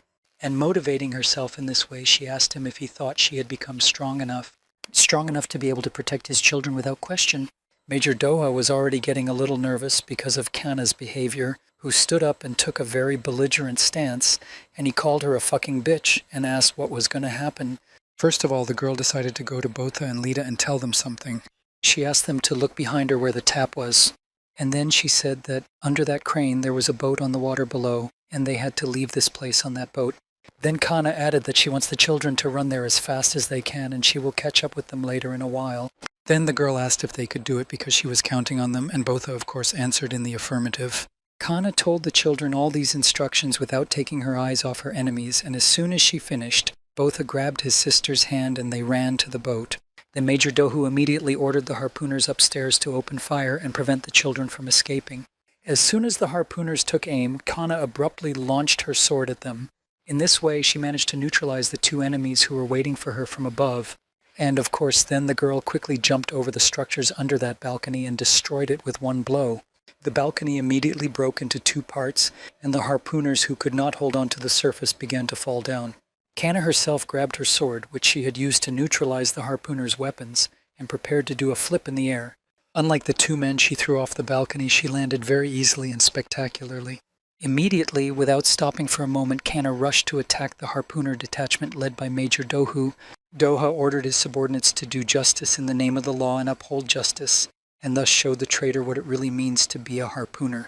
Kana ran forward, and as the harpoons rained down on her, she grabbed a metal plate as a shield that had fallen from the destroyed balcony before. As a result, all the harpoons got stuck in that homemade shield without harming the girl, and Major Dohu decided to approach the enemy. Thinking that Kana was hiding behind that metal sheet, the Major struck at him. The piece of metal broke in two, but the girl was not behind it, which was a surprise to her enemies. And then, to the great surprise of Doha and everyone else, they saw Kana descending on them from above. The girl immediately prepared to strike the Major, but he managed to defend himself from Kana's sword. Immediately, all the other harpooners rushed to defend Doha and attack the opponent, but Kana skillfully deflected all their blows. In the end, the girl repelled all the attacks. The harpooners were shocked, saying that Kana was not a person but a monster. However, Dohu saw that the girl was only knocking out her opponents, not taking lives, and said that she would never be good enough and would always remain weak because she could not protect anyone with such determination. Kana briefly asked him if he was sure of what he was saying, and then she said that in that case she would now fight them just like she fights sea monsters. And Major Dohu fiercely replied that they would see how long she could throw around such words. He immediately rushed to attack the girl again, their swords crossed, and another fierce battle ensued. And at some point, Kanya was uncomfortable with the harpoons that hit her, causing her wounds and sticking out of her leg, and she backed off a bit. And Dohu immediately laughed gloatingly at her. What happened? Is she a little tired? But Kana immediately ran at him and, approaching him from different sides, inflicted severe injuries. Now Major Doha had deep cuts all over his body that immediately began to bleed heavily. Kana told him to get up because with such determination he would never be able to protect anyone, and the two enemies crossed swords again. Meanwhile, Botha and Lita ran to do what Kana told them to do, and finally they arrived at the crane she had told them about. Little Lita looked down and saw a boat splashing on the waves, and now the question arose of how to get down to it. Suddenly, two harpooners approached the children from different directions and asked if they were the children sought by Botha and Lita. And then one of them ordered me not to even think about doing anything, but to follow them. And then Botha didn't think twice about grabbing his little sister in his arms and jumping overboard with her. The harpooners just got up to shout after them to stop, but it was too late. Both Botha and Lita found themselves aboard a huge ship. Although they were extremely scared, they had to escape from their pursuers. In a moment, the children found themselves on a cargo tied with a net that was being lowered into the water. The harpooners did not expect such a bold and desperate act from them, and they were angry that the children managed to escape from them. Botha was very happy that he and his sister had survived, and Lita scolded him for scaring her with his prank. The pursuers, however, were not going to give up so quickly and let the fugitives go. One of them ordered the other to go upstairs and stop the crane. The other ran to execute the order, and while the children were rejoicing that they had managed to get away from their pursuers, one of the harpooners jumped on the cargo. Both Botha and Lita immediately fell silent in surprise, and the pursuer grabbed his weapon and told the children not to hold it against him. Then he waved the weapon and said that he was only following orders. Meanwhile, Kana had completely dealt with all the harpooners who opposed her, and Major Dohu was sitting weakly under the wall with numerous wounds on his body. He exhaustedly asked the girl if she wanted to finish him off now. It was very difficult for him to hold on, and he also lost his iron arm, which Kana had cut off with her sword. The Major called the girl an ungrateful scum and said that this is why refugees should never be pitied, because such a useless emotion as pity does not allow us to give an adequate assessment of such freaks as her or Theon. And if you let those seeds germinate, they will create exactly the same chaos as they did. And then the Major added that she shouldn't have sent Botha and Lita alone, because he had long ago learned about the boat the girl had prepared for the escape, and it was for this reason that he sent his people in advance to the direction where the boat was sailing. This means that Theon's puppies must already be lying there lifeless. And Dohu said with satisfaction that they had finally succeeded in destroying the traitor to the root, as well as everything related to him. Kana immediately ran to the place where she had sent the children to flee in order to be in time to save them. Major Dohu laughed and shouted after the girl to run faster if she still wanted to see their lifeless bodies. Kana raced as fast as she could to Botha and Lita. She could not let those children die. At the same time, a struggle broke out between the children and the harpooner, and the man swung his weapon at Botha. But the guy, much to the bastard's surprise, managed to dodge the blow. Then the harpooner took a second swing at the child, and again Botha skillfully avoided this blow, and then sharply pulled the net on which his opponent was standing. And the very next moment, the harpooner, who was unable to keep his feet on the platform, flew off and began to fall down into the open sea. And already swimming among the salty waves, he shouted to the children to be cursed and that he would soon reach them. But then he suddenly heard a characteristic hum, and the next moment found himself in the huge mouth of a sea monster. Thus this harpooner was completely neutralized by a huge monster, but this sea monster continued to swim near the boat that was prepared for Kana's escape with the children. And while Botha and Lita were wondering what to do next, their rescuer jumped onto the metal platform. The children were incredibly happy that she was now with them, and she also said that she was happy to see them in one piece. Botha warned Kana that there was a sea monster swimming down there, but the girl said she would deal with it. So she decided to continue this noble cause of rescue and jump down to the boat. Suddenly a cannon came out of the side wall of the ship's side and fired into the boat, and everything caught fire. Kana managed to get caught on the net with the cargo, and the children saw their boat explode and sink. It was all set up by Major Doha, who fired the shot and shouted to Kana, did she forget that he had warned her that she could not escape from him?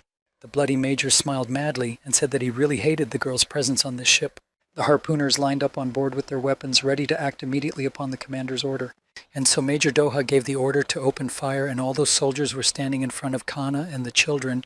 Kana grabbed Botha and Lita in her arms and covered them with her back, jumped down into the sea, numerous harpoons plunging into her body. It seemed that the fugitives were doomed, and Major Dohu said that now the sea monsters would take good care of their bodies for them. The bastard decided that now it was finally over. Kana, Botha, and Lita were sinking deeper and deeper underwater when a submarine approached them. Kana's team was on board, and one of the harpooners said that he understood the burning boat was part of the plan, and Brun said that it might be. In any case, this is the only way Doha can think that Kana and the children are dead. So everything ended up with Kanu, Botha, and Lita being picked up by the submarine, and 4 years have passed since then, and Botha is now 17 years old. The Oasis seaport was located on the ruins in the middle of the ocean. There was one high-rise building and several smaller ones, and seagulls were constantly flying around. As usual, the settlement was in full swing, with researchers working deep underwater in diving suits. The bot jumped into the water and dived, wondering if everything would be okay if he went down into the depths or if people would believe him. But I realized that until I tried it myself, I would never know. So the guy swam among the ruins and found the place he was looking for, where there was a door with the number 301 written on it. The guy started to chip away at the sign and then saw a big fish swimming by, so he decided that he could bring home dinner along with his prey. Among those ruins stood a ruined toilet while Botha was hunting for fish. A huge underwater snake came out of the toilet, and it was a poisonous sea snake. It opened its mouth wide and started chasing the fish that the boy was going to catch, but he was still a little scared. Later, the snake became interested in Botha, but the boy realized that given the fangs of the creature, even a small scratch from them could be fatal.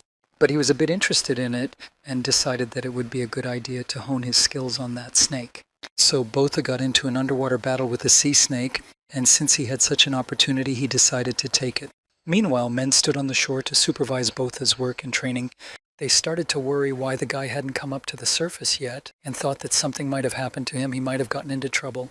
Suddenly, bubbles appeared on the water, and Botha swam out. The men said that he had been underwater for a very long time. Meanwhile, the guy swam to the ladder and started to climb up to the pier, holding the fish he had caught and a huge poisonous sea snake on his shoulder. On land, the men began to examine the snake. One of them remembered that it was the one that had bitten his son's leg, and they praised Botha for personally taking care of such a problem in their lives. The boy was very pleased with himself and asked his mentor if he could see what he was capable of now. But the mentor called the guy a piece of idiot and told him to stop showing off because they were testing his diving skills, not his hunting skills. And then I told him to hand over the license plate, and Botha started flirting a little bit and said that he had accidentally taken the license plate from the number 301, but he rummaged through his pockets and couldn't find that number anywhere, so he must have forgotten to pick it up at the bottom of the ocean. Then the man attacked the guy, saying that he was really an idiot because how could he forget the sign he was diving for, and ordered him to go back into the water. Suddenly, people on the pier started shouting that they were pulling out real treasure from under the water.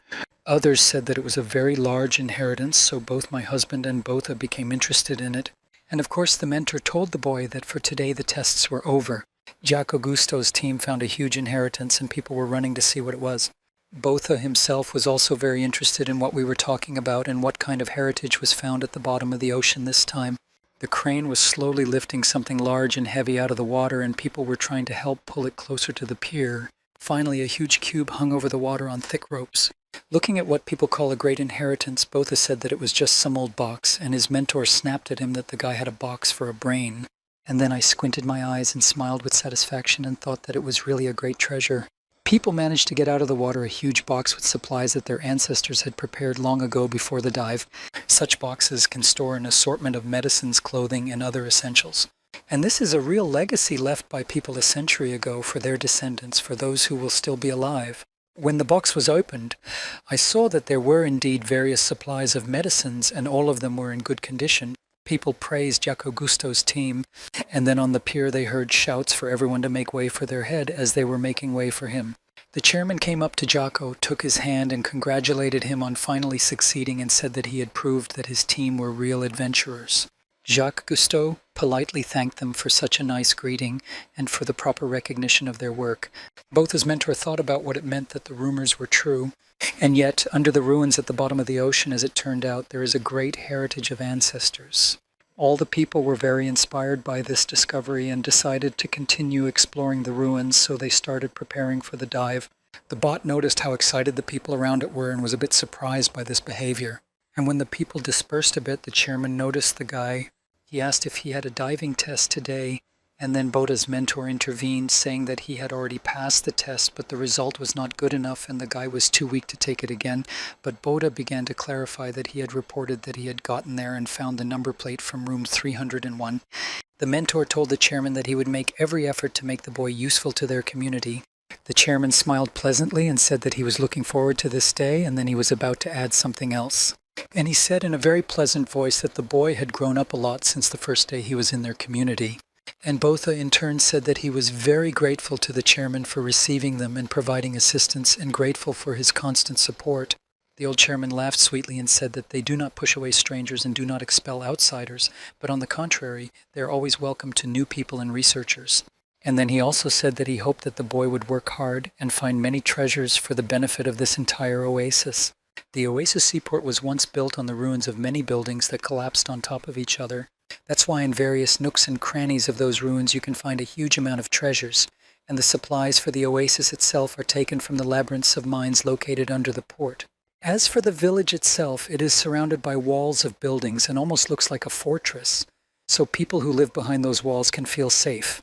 And also this place is safe from sea monsters, a place where they simply do not exist.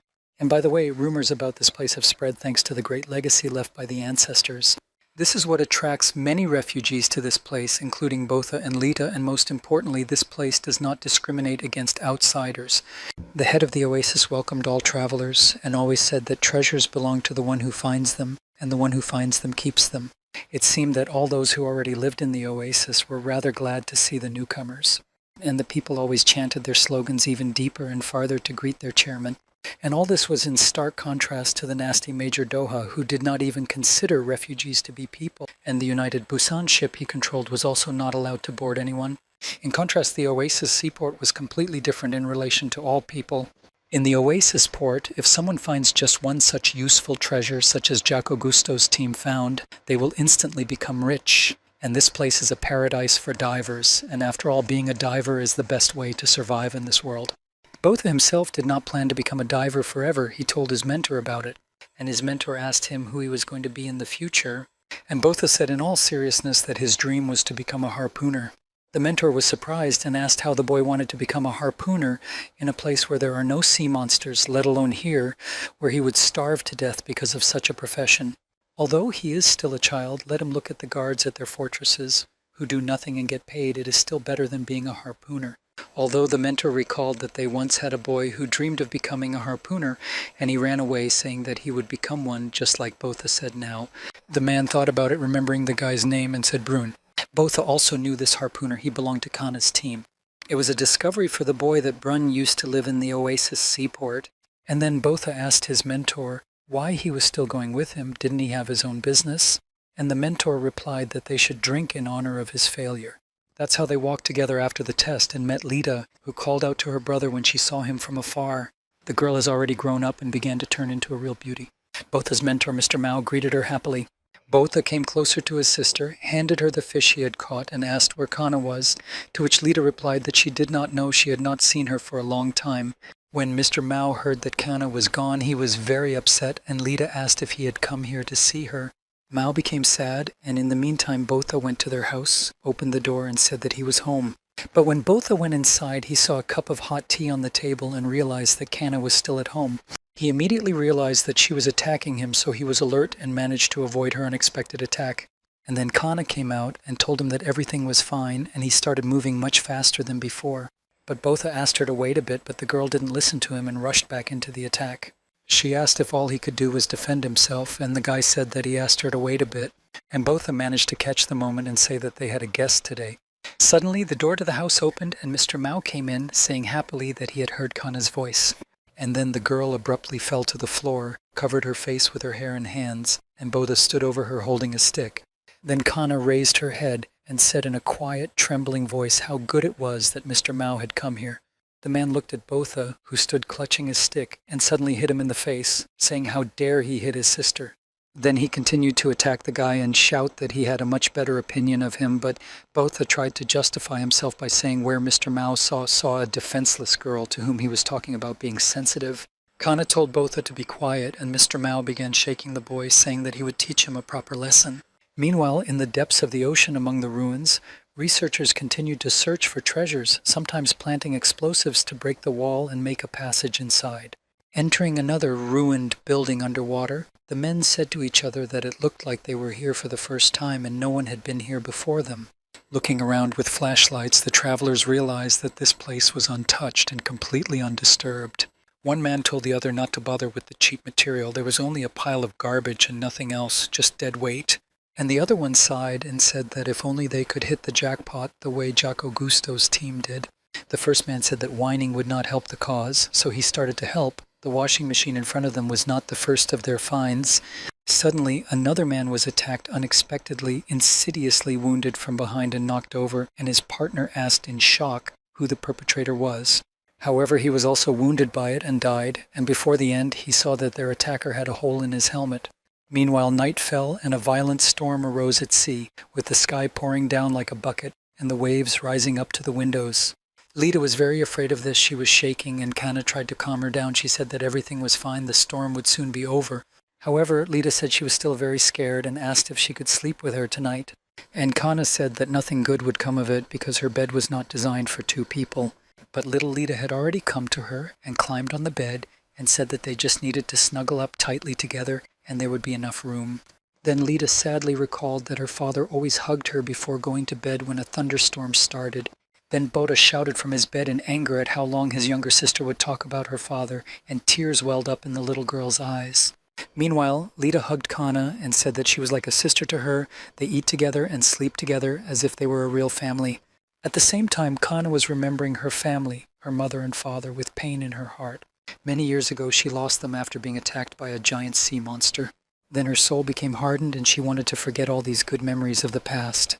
Because it is extremely sad to remember this, to remember the crying face of my mother, who, along with other people, is being devoured by a terrible monster. And then the same monster grabbed her father and ruthlessly destroyed him right in front of his daughter's eyes. These memories are extremely painful. She partially managed to get rid of those memories to avoid hurting herself, but sometimes Kana wondered what it would be like to have a family of her own. When little Lita fell asleep, the girl stroked her head lightly, and she felt a sense of family, and finally the night passed and a quiet morning came. Botha had woken up in the morning and decided to practice a little bit, and Kana approached him. Botha told her that he was ready to train and ready to fight any time it was necessary, but the place was not right, and the harpooner asked him if it was too peaceful for him. And the guy exhaled and said that it really looks like it's too quiet and calm here. Then Kana was sincerely surprised. She said that he had strange thoughts and that peace and quiet was such a problem for him. And then Botha was indignant, saying that he didn't even know how much stronger he had become because all he was doing here was just training and he wanted to prove himself for real. Then Kana asked him if this was really what he wanted, just to prove himself, to prove something to himself. At first he said that he just wanted to test himself, to be sure of himself and to know what he was worth.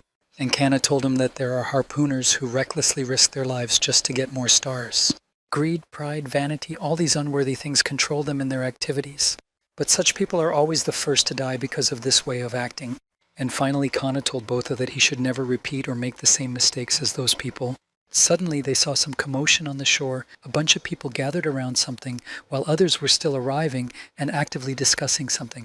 It was noticeable that people were looking at something and were extremely surprised by something and did not know what to do next. Botha and Kana also approached the crowd, where Mr. Mao was already standing, and he told the boy that it seemed the creature must have washed ashore after yesterday's strong storm. The creature looked as strange and frightening as possible because it looked like a squid with some holes in it and two human legs and arms sticking out of it. Some yellow mucus was oozing out of those holes, and people naturally noticed the human legs, and some suggested that perhaps the creature had eaten the man.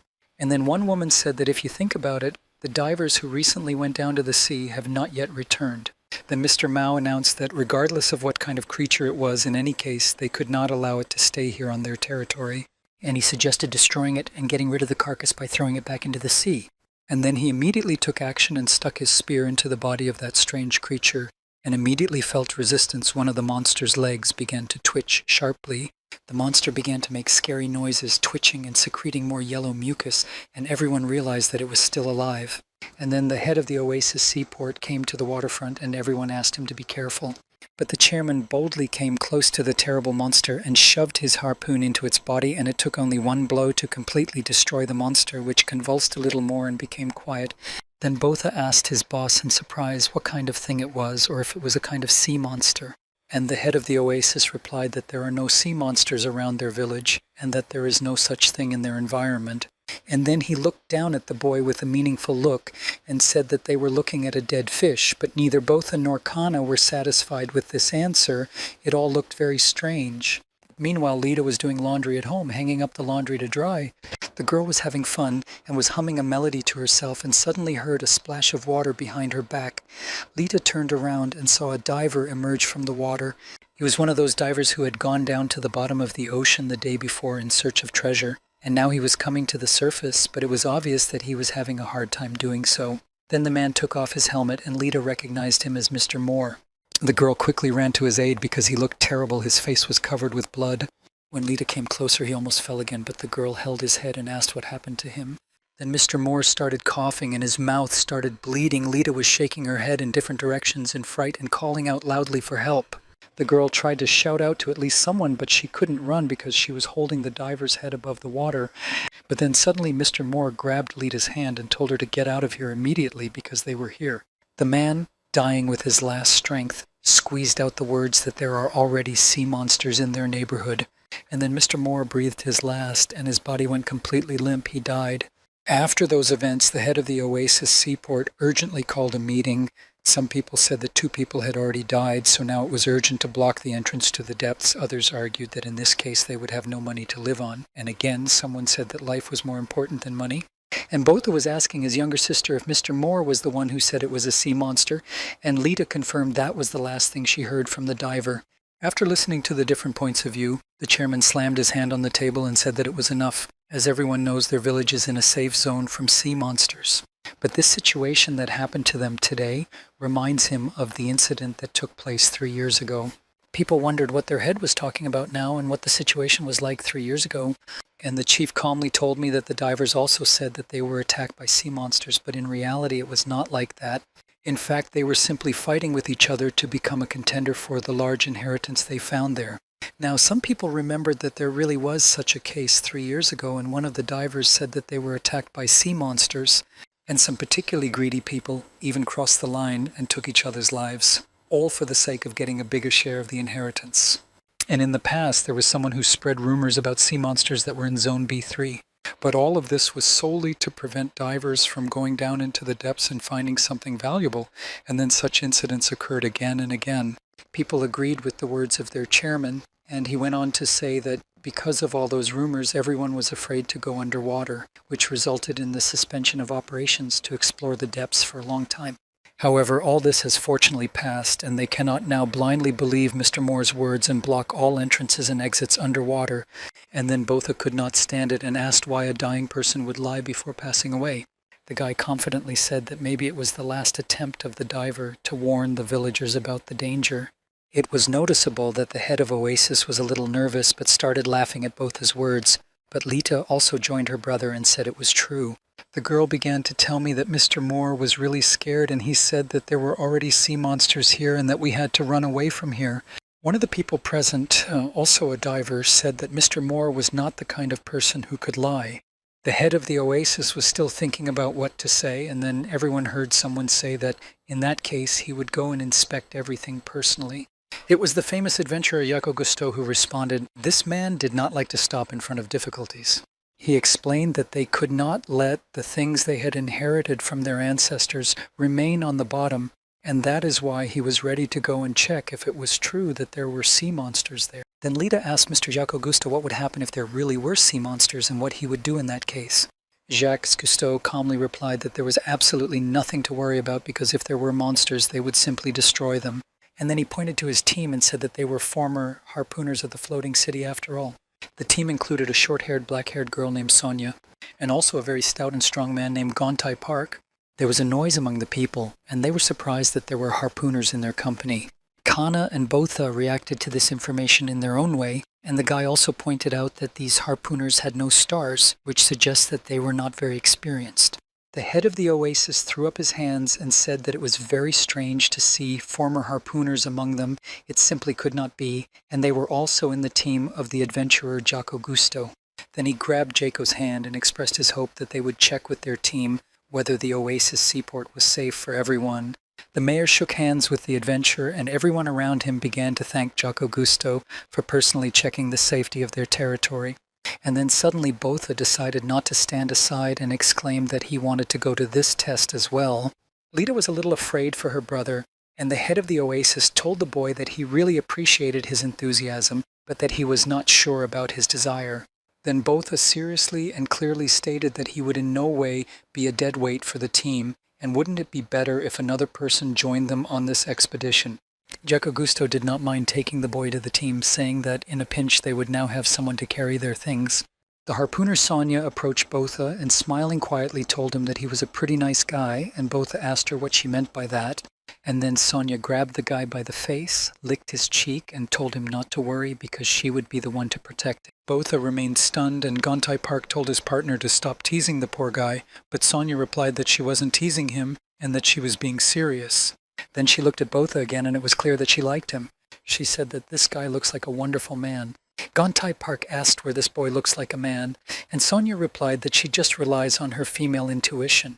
After Botha's announcement that he wanted to join Jacques Cousteau's team, some divers said they would also go on a scouting trip.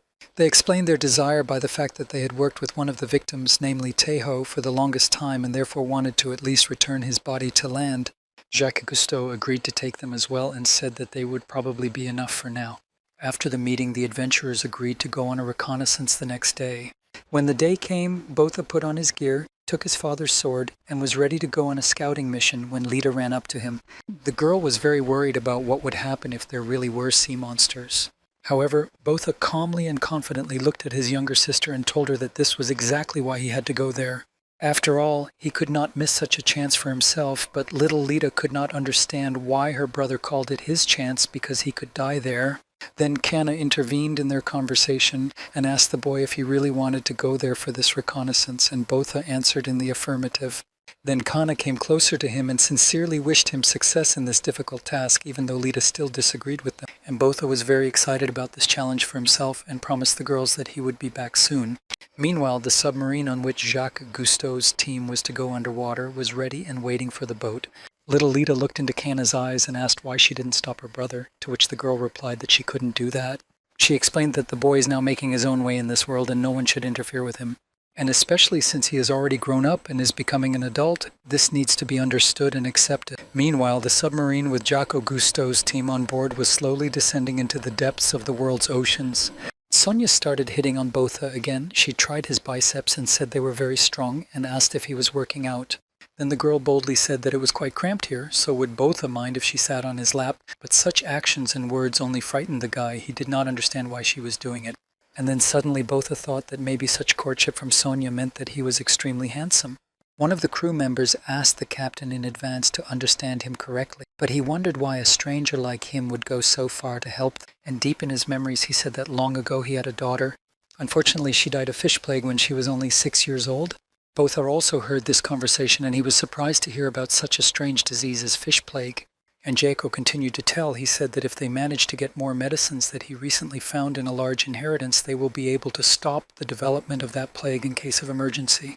But to do this, they need the inheritance left to them long ago by their ancestors, and that is why they cannot allow the entrance to the maze of mines to be destroyed. Finally, Gontai Park stopped the machine and said that this was the maximum distance the submarine could go, so everyone needed to prepare for the dive. So the team did just that. Everyone put on their equipment, the boat docked, and the armed crew went outside. Jack Augusto ordered everyone to stay together if they didn't want to get lost at the bottom of the ocean. This was Bota's first challenge, and he was ready to immerse himself in the work. The main task of their team is to find a person and confirm or deny the presence of sea monsters.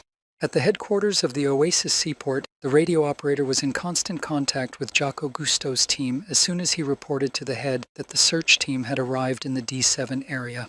And then one man standing next to the chief asked quietly what would happen if the search party found the same place, but the head said that there was no need to worry about it, because no one has ever found the same place, let alone returned from it alive to tell about it.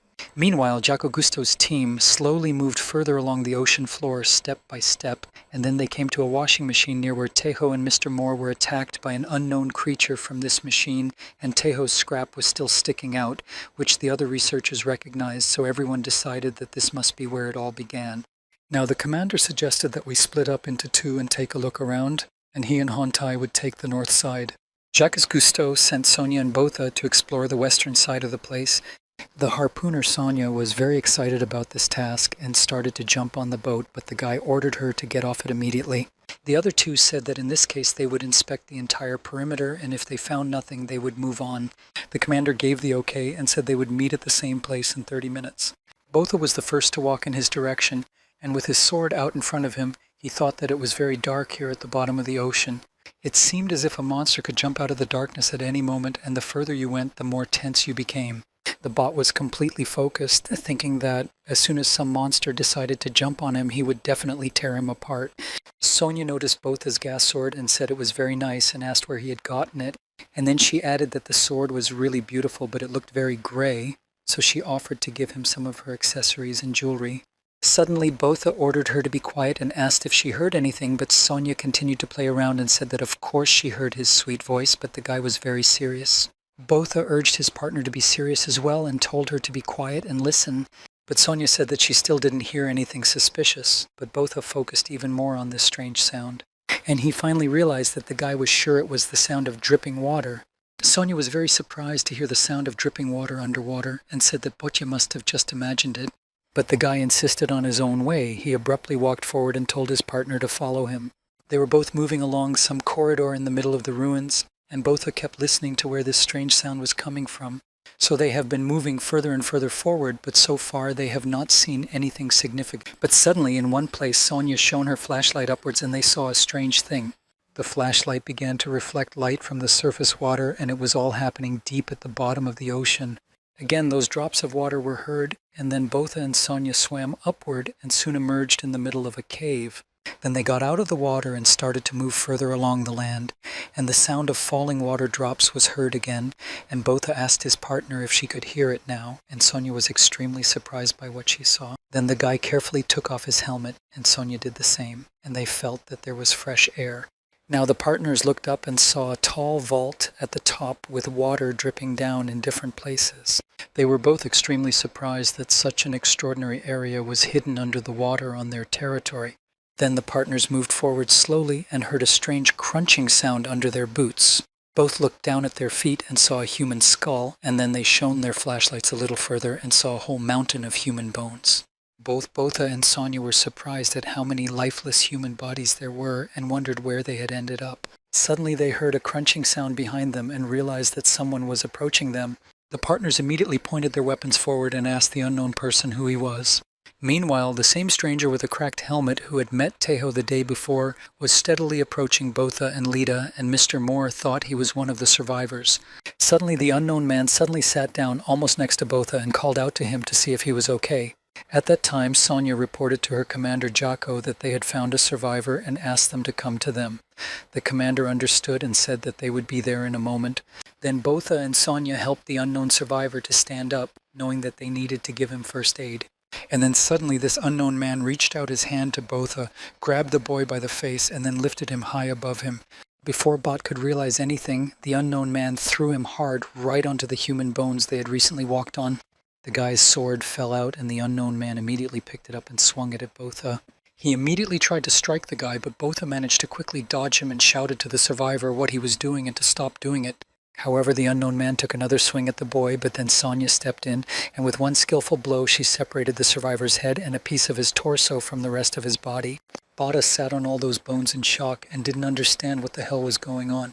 Then Sonia exclaimed that he was one of those bastards who took the lives of his own comrades.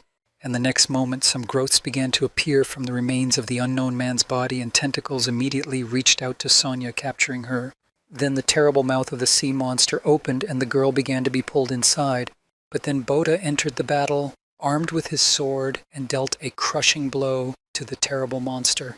Sonia was saved, but the monster began to revive again, and Botha pointed his sword at it again, using gas. In the end, the boy managed to use his sword to nail the unknown monster to the wall. Sonia asked what kind of creature it was. Both of them doubted that it could be such a sea monster because they had never seen anything like it before. However, it resembled the same creature that had been washed up on the land in the village the previous day. The boy remembered how skillfully the head of the village had dealt with that monster, and thought that it might mean that the chief knew something about it. The head of the oasis also said very ambiguously that there were no sea monsters around their village, and all these words and actions of their community's chief now made Botha very worried, thinking what the hell was going on.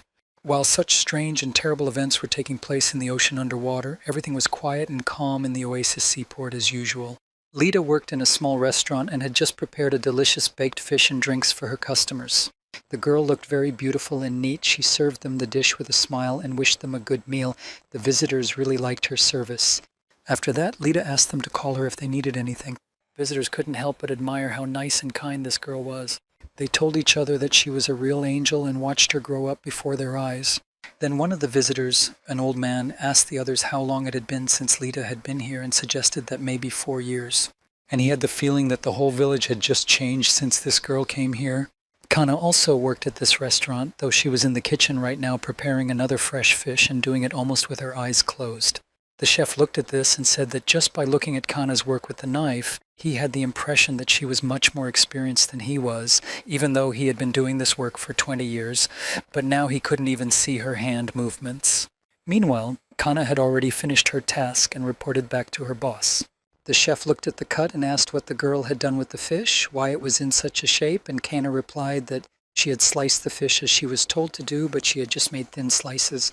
Then the cook said that he would rather do it himself and let her just help with the cooking. The chef went to cut the fish and thought that he hired this girl because of her knife skills, but she is a complete zero in terms of cooking, although she will start to improve as much as possible.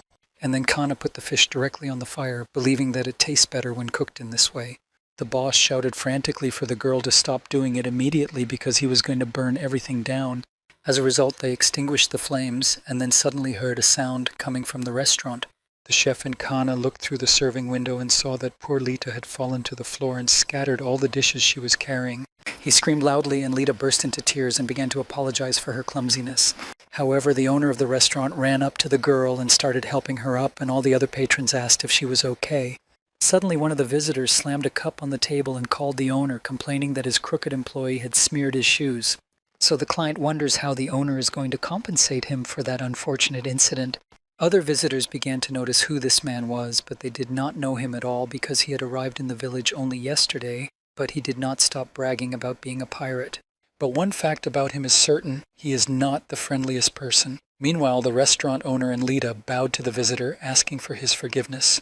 And then Kana came out of the kitchen carrying a rag. Approaching the visitor, she also apologized for the incident and said that she would clean his shoes right away. Then the girl asked the man to kneel on the floor and began to thoroughly wipe his shoes. When Kana bent down in front of the visitor in this position, her beautiful breasts became very visible, and the man immediately noticed it. Then he took her face with his hand and said that she had beautiful forms and was very nice.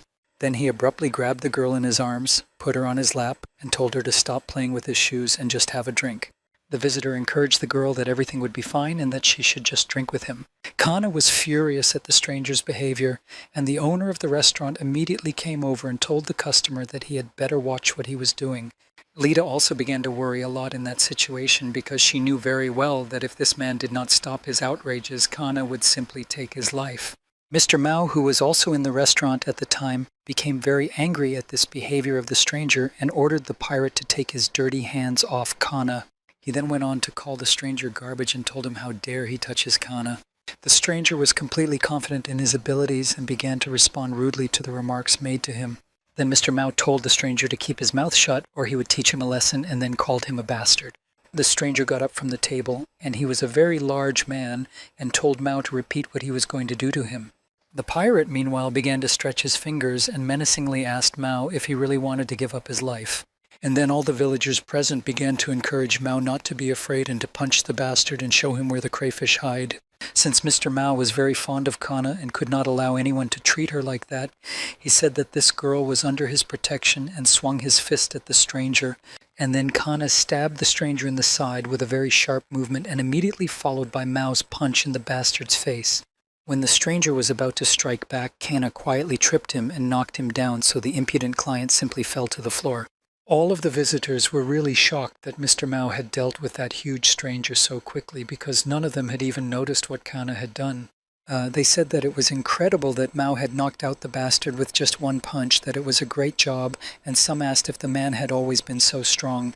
At first Mao himself was very surprised that he managed to defeat this big guy so quickly, but he was very proud of himself and said that everyone now saw how strong he was. Then he started joking and telling Kana not to worry anymore because now she was under his protection all the time.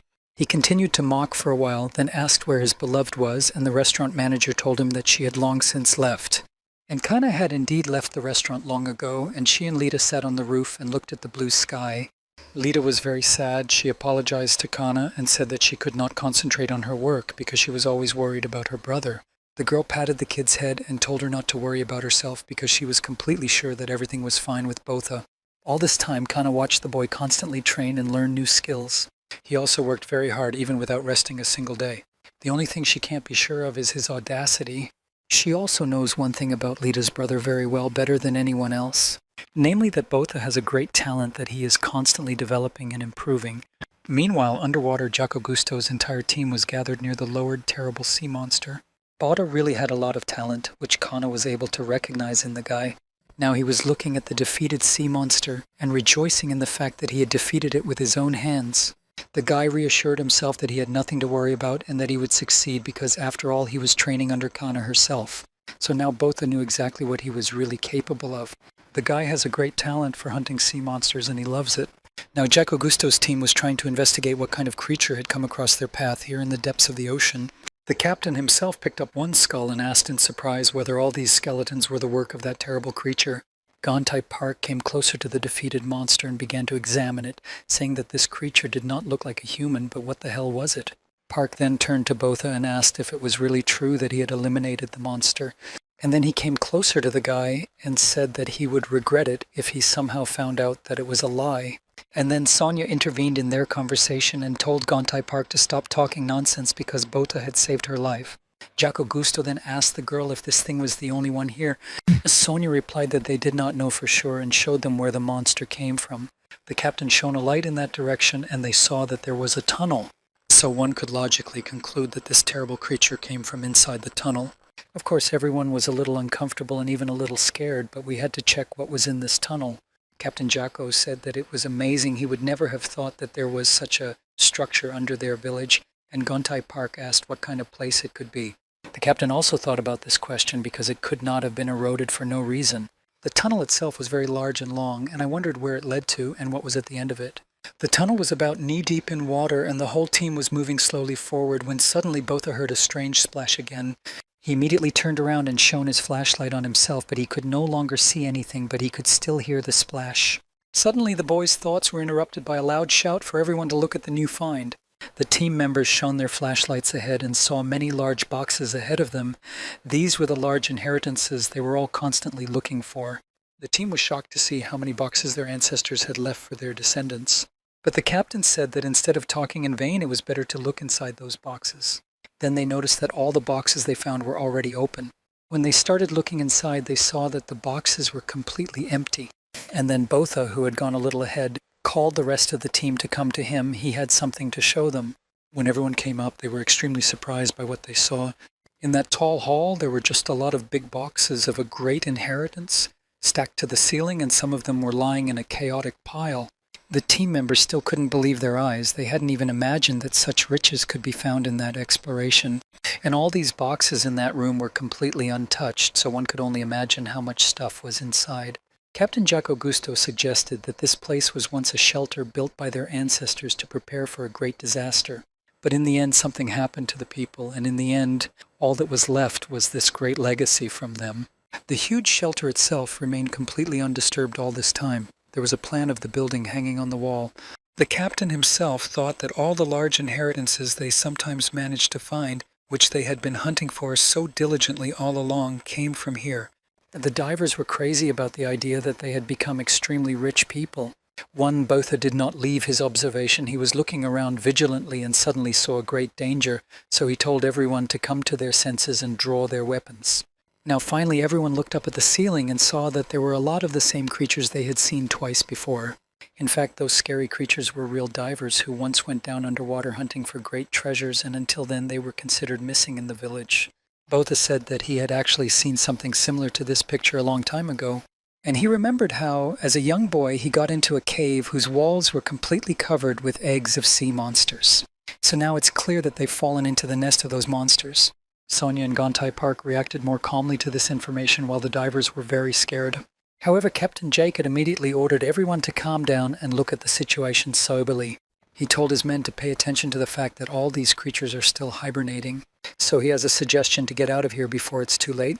The team had to move as quietly as possible because these creatures reacted to any sound, even trying not to breathe too loudly. Slowly and carefully, the scout squad tried to make their way back to their submarine. He carefully examined the ceiling with sea monster eggs and wondered if no one knew about it, or if there were no one who could tell him about it. Suddenly a splash was heard, and the team members immediately turned in that direction and illuminated the place with flashlights. And they saw a strange and ugly picture. The monster moved on two legs and held one of the boxes of the great inheritance with numerous tentacles. It just walked past all the people and disappeared along with the box into the tunnel. One of the divers was trembling with fear. He said that the monster had just passed, so they would all die here, but the captain told him to calm down. But that man suddenly stepped on the monster's tentacle, and it immediately grabbed him and pulled him toward it. The sea monster was very large, and now it was holding the man's limbs with several of its tentacles and shoving him into its terrible mouth. In a moment the man was gone, and only the crunching sound of the monster's mouth was heard, and Jacques Augusto said that it was a cursed monster. Then the monster opened its mouth again, and its tentacles just moved chaotically, as if it had woken up. So the team pointed their weapons at the sea monster and opened fire on it as it began to move in their direction. Numerous harpoons flew into the monster's body, and a fierce battle ensued. Gontai Park ran closer to the monster to strike it up close with his bat. The man realized that the blows were causing considerable damage to the creature, so he began to beat it all over the body, and the monster screamed loudly. And as a result of that noise, all the creatures that had been sleeping under the ceiling began to wake up, and the captain gave the order to run away. However, it was too late as the sea monsters began to fall from the ceiling into the water one by one and completely surrounded Jaco's team. As Botha looked at all this horror, he remembered again how 4 years ago he was a small child standing alone against a sea monster, and now he was no longer the scared boy he used to be. Now he was fully prepared for the battle. The boy clutched his sword tightly in his hands and said resolutely that he would take the life of each of these creatures. The diver from the team was very scared. He said there were too many of these monsters. Gontai Park shouted to Sonia to cover him from behind, and the girl took up a position behind him. The team prepared for the battle, but in the meantime the sea monster began to advance and a terrible battle began. The harpooners of Jacques Augusto's team skillfully struck at the monsters, and the captain himself also fought well. Suddenly the monster wrapped its tentacle around Gontai Park's bat and began to pull him toward it. The man tried to get free, resisting with all his might, but the monster completely captured him. Then it began to drag the man into its jaws, and then suddenly Botha began to swing his sword over the monster's body, separating its parts one by one. As a result of those actions, the sea monster could not hold Gontai Park in itself, and the man simply fell out of it, and everyone stood there in shock. Sonia and Captain Jacques opened their mouths in amazement. They could not explain how Botha could wield a sword like that. Another diver also admired the way the guy was working now and praised him for his excellent work. Meanwhile, the bot realized that these sea monsters were very slow, so they did not have time to resist him. He trained with Kana for 4 years, and during this training he learned, among other things, how to react quickly. And these monsters he met here are very slow and also extremely stupid. All these cursed sea monsters populated the ocean waters and decided that they would be the rulers here. They are constantly thinking of only one thing: how to attack people, and not just as a fight for territory. For them, people are just food. They attack human settlements to eat and do not leave a single living soul there. Now Botha was remembering all the misfortunes that sea monsters do to people, and he had a fierce desire to destroy them all. Completely eliminate each monster one by one, that their existence came to an end in this world, and Botha continued to skillfully take the lives of those creatures. Gantai Park stood nearby and also watched the guy's work in shock. He still could not believe that he would be saved by this guy. After a while, the terrible battle was over, and all the local monsters were eliminated by Botha, and the remains of their bodies were scattered everywhere. In different places, some monsters were still convulsing. Sonia said that it seemed as if Botha was everywhere at the same time. Gantai Park, meanwhile, seriously wondered who this guy could be to be so skilled with a sword. After all, only top harpooners are able to use a gas sword so skillfully. One of the partners came up to Botha and said that it was an amazing job and asked why the guy had been hiding his power until now. Thus, all the monsters that inhabited this territory were eliminated, and therefore the way to great treasures was cleared. Captain Jacques Augusto also praised the bot and ordered him to get out of here immediately before any other monsters arrived. So the whole team was walking back to their submarine, but suddenly they heard some strange tremors, and Sonia even thought that an earthquake had started. And then suddenly a part of the wall just collapsed near them as if from a powerful explosion, and stones fell everywhere. And the next moment the long tentacles of another sea monster appeared from this hole. Then those tentacles gathered in a pile, and the monster's head poked through the hole in the wall. Captain Jacques Augusto immediately said that this sea monster is called a Genod, one of the 7 sea devils. And now it became clear that the creatures they had recently exterminated were the children of the genome. Meanwhile, Botha was looking at the monstrous monster, trying to study his opponent a bit. The monster punched a few more holes in the walls, and then water began to rapidly gather in this cave. Captain Jacques immediately ordered everyone to put on their helmets, and then they continued to move out. But the incoming water moved some boxes of a large inheritance, and one of them fell right on top of Sonia. And the worst part is that the impact of the box cut the tube that supplied oxygen to the girl's helmet, and she lost a whole cylinder of that gas. Sonia reached for the balloon, then was carried away by the current, and Botha grabbed her hand. Immediately, a sea monster noticed them both, and Sonia shouted to Botha that it had swum up behind him. The guy looked back and told the girl to stay closer to him, and he continued to hold her hand tightly. The Genod loomed over them with its massive carcass, about to attack the people who were afloat on the box of a great inheritance. Then Botha pulled out his sword and activated it to cut his way through the water, and then he and Sonia quickly dove underwater. The monster immediately swam after them, putting forward its numerous tentacles. The sword of the bot cut through the water column and pulled people with its power, helping them to escape from the genome. Sonia felt the monster touching her leg with its disgusting tentacles. The boys' plan was to get to the tunnel, and now the goal was almost in front of them. The sea monster was relentlessly pursuing them. Then the genome launched a liquid from its holes on the body, which hit Sonia's diving suit with a powerful stream. Sonia saw that this blue liquid was eating away at the metal structures of the suit. Meanwhile, Botha tried to get to the tunnel as quickly as possible to hide from the sea monster. The tunnel had a very narrow passage, and the genome was huge, so when Botha and Sonia swam through it, the monster couldn't get through the passage. It just put its tentacles in it. The partners were taken aback by the frantic escape. Sonia said that she had never met 7 devils before, but this one was just gigantic. And besides, it seemed to appear out of nowhere. Botha said that this monster must have come here to protect its offspring. And then the boy told me that he had already seen the father or mother of the sea monsters come out during the day. It was protecting its offspring then, but it was a long time ago, and Botha remembered how his wounded father had defended him and Lita from a terrible monster. Sonia was very surprised and said that it was impossible because sea monsters are afraid of sunlight and do not come to the surface during the day. And Botha simply said that they needed to stop talking because they needed to save oxygen, and Sonia agreed because neither the guy nor she had an oxygen tank. Then she wondered if they could survive with the little oxygen still in their helmets. And Botha said that there must be air at the end of this tunnel, so they need to go there now and not to waste the atmosphere. Now they both need to get to the end of this tunnel as quickly as possible, and suddenly something stopped them.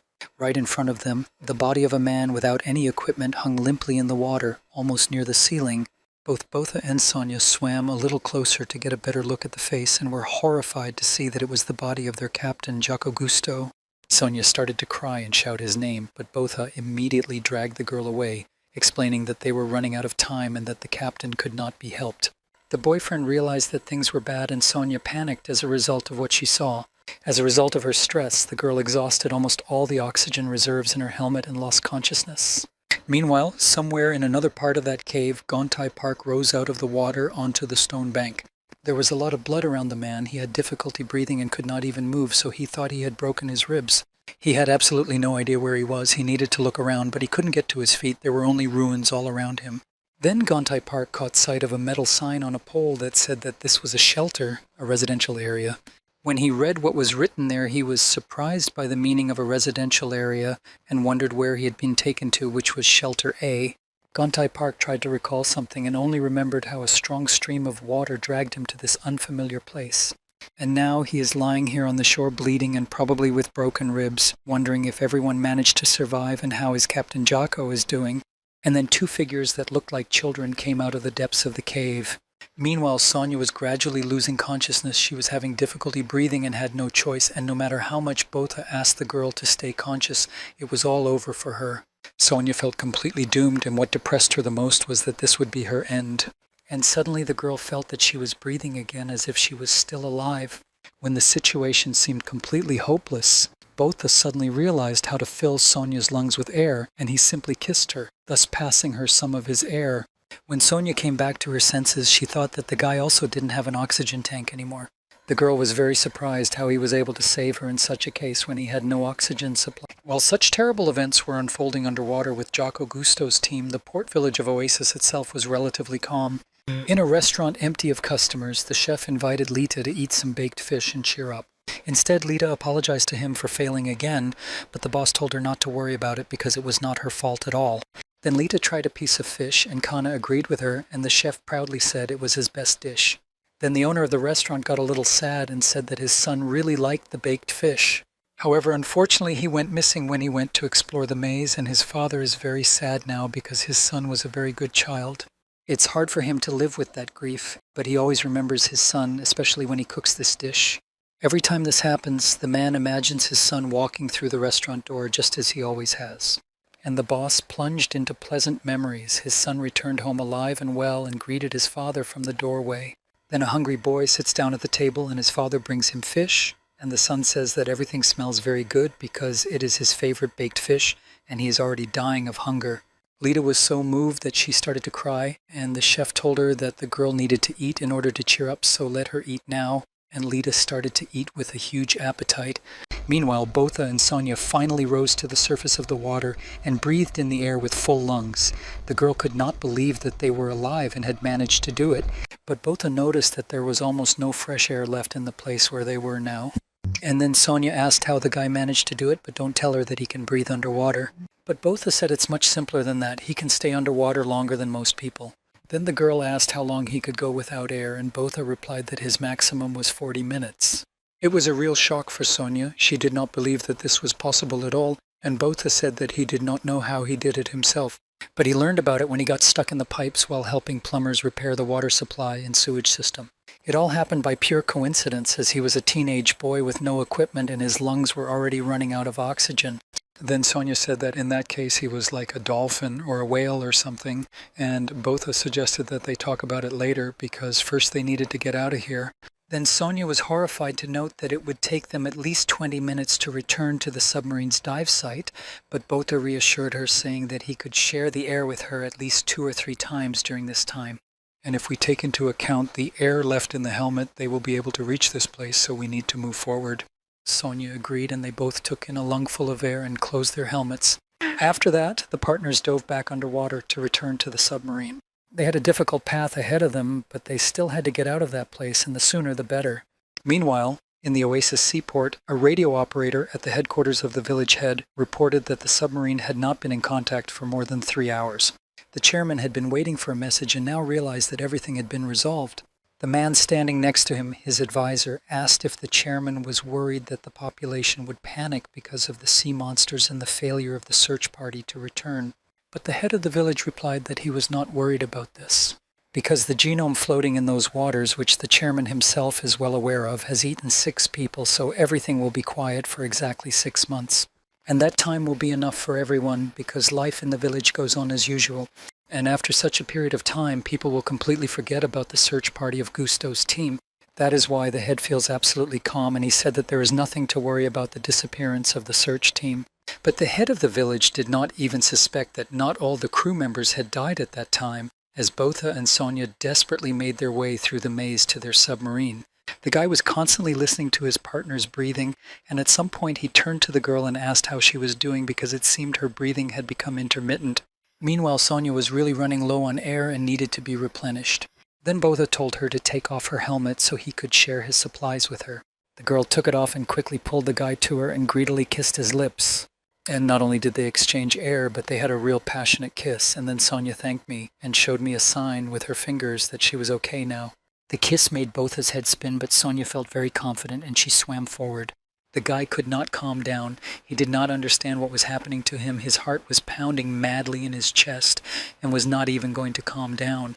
Botha had no idea that lips could be so soft, and he had a strange feeling about it all. Suddenly he realized that this must be what they call a kiss. Then Botha shared the air with Sonia 2 more times during the trip. When they finally got to their submarine, the searchlights were already on. One of their team members was sitting in the driver's seat, and he told them that he was glad they were alive. Then the man said that they were lucky that he decided to return to the boat just in case. Then he asked if Bot and Sonia had seen Gontai or Jacko on their way here, and both replied that they had seen Captain Jacko Gusto, but he was already dead. The man did not expect such a turn, so now only Hontai is missing from their crew because all the others were killed. Then Sonia said she would go in search of him and asked if she could borrow the oxygen tank that was in the boat. But the man behind the wheel was categorically against it, saying that now we had to get out of here as soon as possible before the sun went down. Moreover, they urgently need to tell people about the presence of sea monsters in those waters. But Sonia insisted that they could not just sail away and leave Gontai here, and her husband shook like an aspen leaf and asked if she hadn't seen that monster. He said that this creature used the large inheritance as a bait to hunt divers. And all the divers are just like food in a grocery store to this sea monster.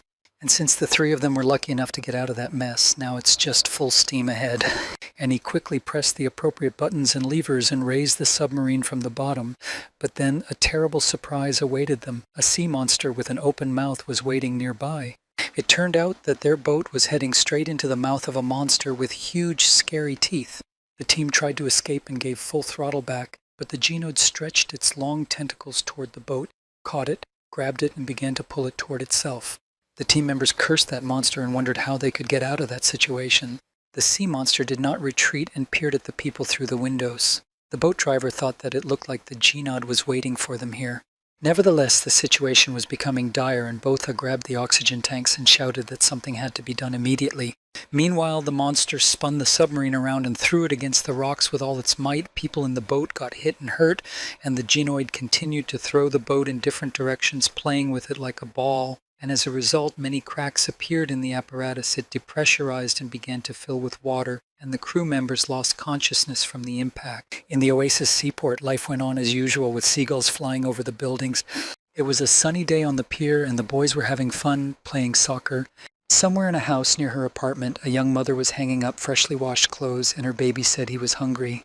Elsewhere, someone was arranging a meeting with someone else in words, and life in the village was going on at its usual pace. As evening approached, Kana and Lita were returning home after a day at the restaurant, and the boss thanked them for their good work today. In one place, a man was working on the roof repairing something, and his wife was calling him home from the balcony. Everyone was calmly going about their business. No one suspected anything, and suddenly a terrible sea monster with many tentacles swam out of the water. At first, people were stunned by the surprise because monsters had not been seen in their area for as long as they could remember, and then they panicked. People started to run away, but the monster rushed to the pier and chewed off part of it. Some people fell into its jaws, while others were caught by its tentacles and thrown in the same place. Despite the general frantic screaming, we heard the crunch of bones caught in the monster's teeth, and people who had always thought that sea monsters did not appear in the port of Oasis. Then the monster grabbed the container in which some people were hiding and began to shake them out of it directly into its mouth. On the other side, people did not know anything yet, but some noise had already begun to reach them. Kana and Lita were also there, and suddenly the girl drew Kana's attention to the watchtower from which the guards were firing heavily. And the next moment there was little left of the tower as the monster destroyed it with its tentacles. Now on this side of the river, people have realized that their peaceful port has been attacked. Kana now realized that it was indeed a sea monster, and now it was moving through the village. People began to flee wherever they could to escape the monster as it approached them. And then Mr. Mao boldly came forward with some other men holding small harpoons and told everyone to stop panicking because there was only one monster. The armed men shouted that they would defend their village and called on others to take up arms as well. And then Kana turned to Mr. Mao and said that it was impossible to defeat this monster with such weapons, and Mao told her to get out of here as soon as possible and they would solve this issue. Then Kana told Lita to run to a safe place and she would stay here because without her, these people would not be able to cope with the sea monster. Lita was very scared and shaking, but she listened to her and asked the girl to be careful. Then Kana assessed the situation and realized that they were dealing with a genome, but what the hell was one of the 7 sea devils doing here? An employee came to the head of the village without knocking while he was counting his treasures and told him that they had been attacked by a sea monster. We quickly hide our heads or all our jewelry, frightened, saying that it is simply impossible. And then he went out on the balcony, looked outside and saw an old man walking there and asked him what he was doing there. He trembled with fright and thought that maybe it had something to do with the search party. And now I remembered the famous adventurer Jack Augusto and wondered what that man had done there under the water and the monster that came out of it. Then the old man took his head and decided that he needed to climb the tower. The officer asked the head of the village what orders he would give, but the old man ran away, pushing the man away from him. The officer still asked where the head of the oasis was going, but the old man did not answer. Then he came back and said that if the genocide came to the village, it meant that everything was over. And the chairman quickly ran out of his office, followed by an employee who called out to the old man that he could not just run away because they needed someone to lead them on. Meanwhile, Kana continued to watch the sea monster and was surprised that it came out during the day, even though it knew it would burn, and blisters from the sunlight had already begun to appear on the monster's body. Meanwhile, Mr. Mao and other men armed with harpoons chanted that they would defend their village and that they had no fear. Then Kana came up to him and said that she needed a weapon, and the longer the blade the better, but Mao told her not to worry because they would handle everything themselves. And then her husband turned to her and said that he would protect her no matter what. However, Kana continued to try to explain to Mr. Mao that a harpoon would not work against this sea monster. Then another man who stood up to defend the village told the girl that it was too dangerous here, so she should run to some safe place. Meanwhile, the monster went down into the water and swam across the port's wharf. It moved on the water, and people with harpoons ran along the land, accompanying it and keeping watch to attack at any moment. Finally, one of them gave the order to attack, and all the men who had harpoons in their hands threw them at the monster's body. Many harpoons hit the monster and inflicted wounds on it, and the monster began to scream in pain. The men on the pier rejoiced that they had damaged the genome because it even went underwater for a while. But in just a few seconds, people saw that the sea monster was rising sharply. The monster immediately rushed at the men standing on the edge of the pier and began to devour them, capturing them in its terrible maw.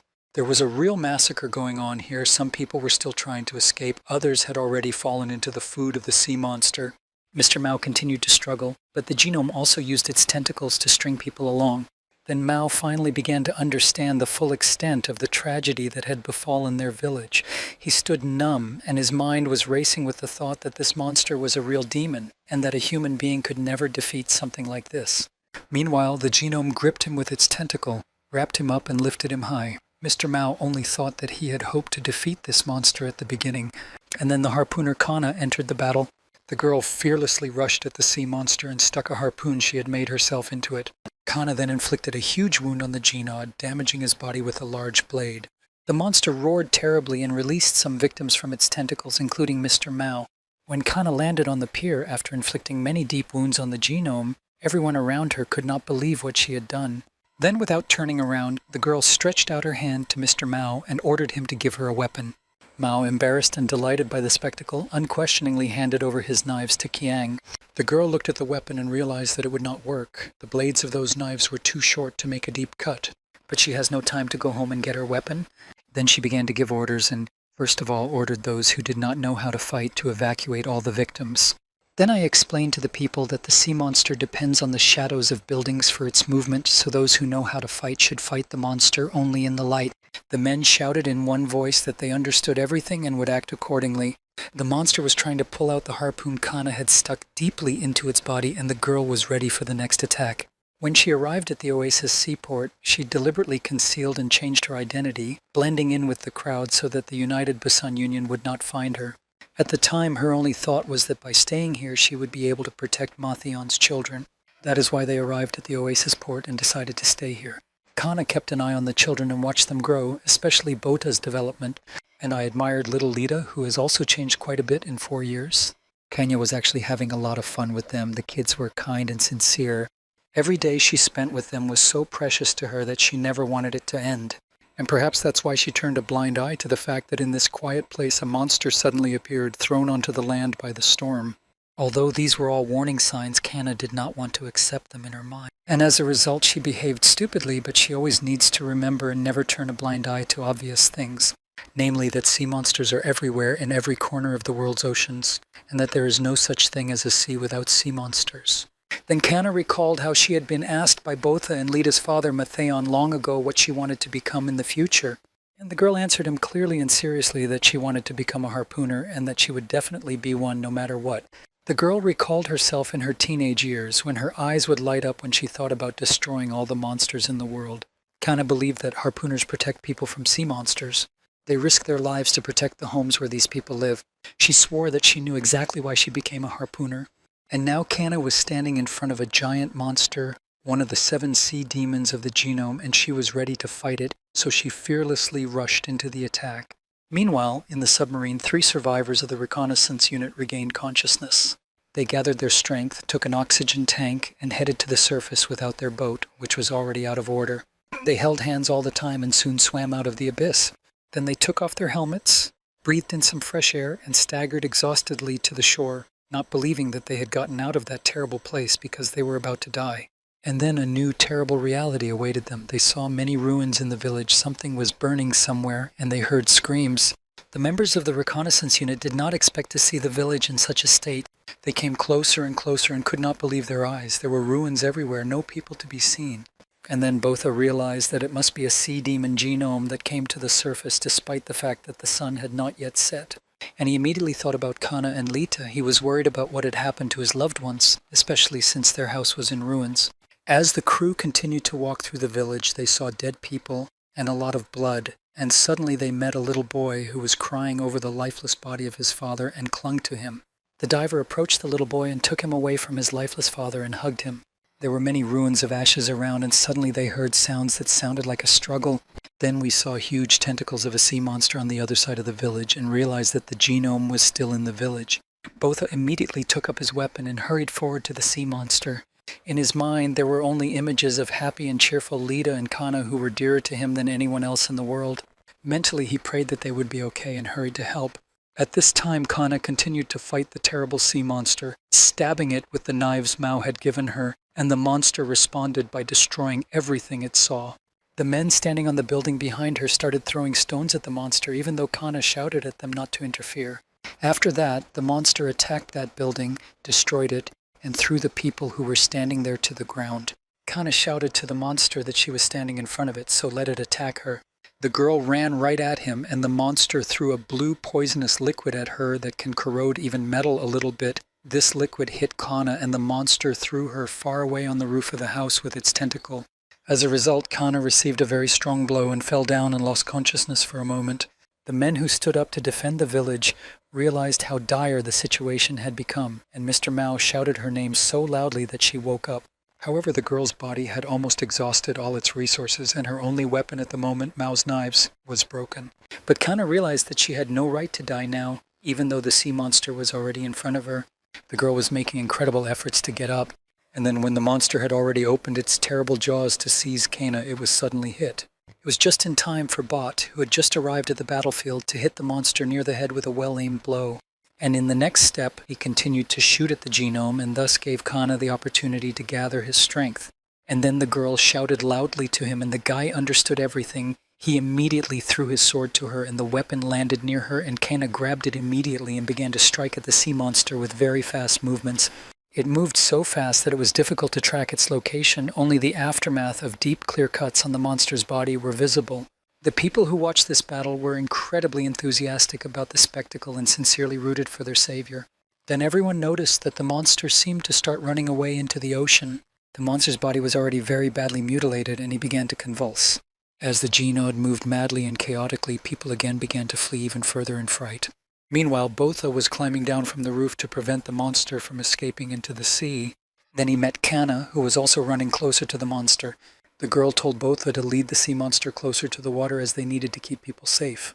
People were running in a panic and needed to evacuate the building immediately, as it was in danger of collapse.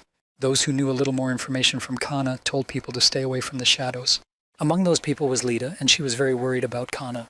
Suddenly, they saw people running away in terror down the street nearby. Someone shouted for everyone to run away, and the next moment a sea monster appeared.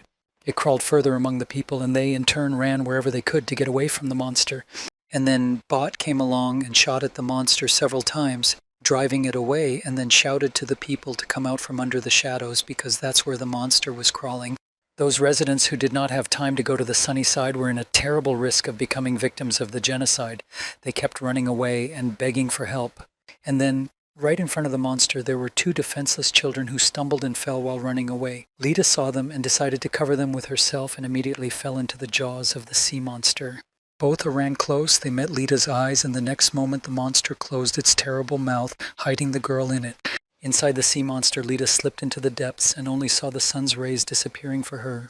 Bada was still trying to save his little sister, shooting at the monster, but it kept running away into the sea, fighting back with its tentacles, and Kana also ran to the rescue, but the Jinnoid still disappeared under the surface of the water, taking Lita with it. Completely exhausted and grief-stricken, Botha only managed to quietly say the name of his little sister. Lita was born a few years ago as a perfectly healthy child. Her mother decided to give the girl the name Lita after not too much hesitation. When the baby was born, it roared so loudly as if it wanted to attract the attention of all the sea monsters in the vicinity. The then young Botha said in a very adult way that if the child was not shut up now, sea monsters might appear near them, and asked his mother to do something about it. Then the mother asked her son to hold his little sister for a while. As soon as Botha picked Lita up, she immediately stopped crying and mumbled something, and the guy said she was very cute. And then Lita even smiled at her brother, which made him very happy. Suddenly, Botha saw that something was wrong with his mother, as if her strength was leaving her. His father came over to her and looked at his wife anxiously. Unfortunately, on the same day my mother gave birth to Lita, she left them. Now, a single father raising two children, Botha missed his mother very much. When his father went hunting, the boy had to look after his younger sister. More than once he did not want to do it and asked why he was assigned this duty, and his father replied that there was no one else to do it and they were running out of food. Then my dad would dive underwater every time, promising that he would return quickly.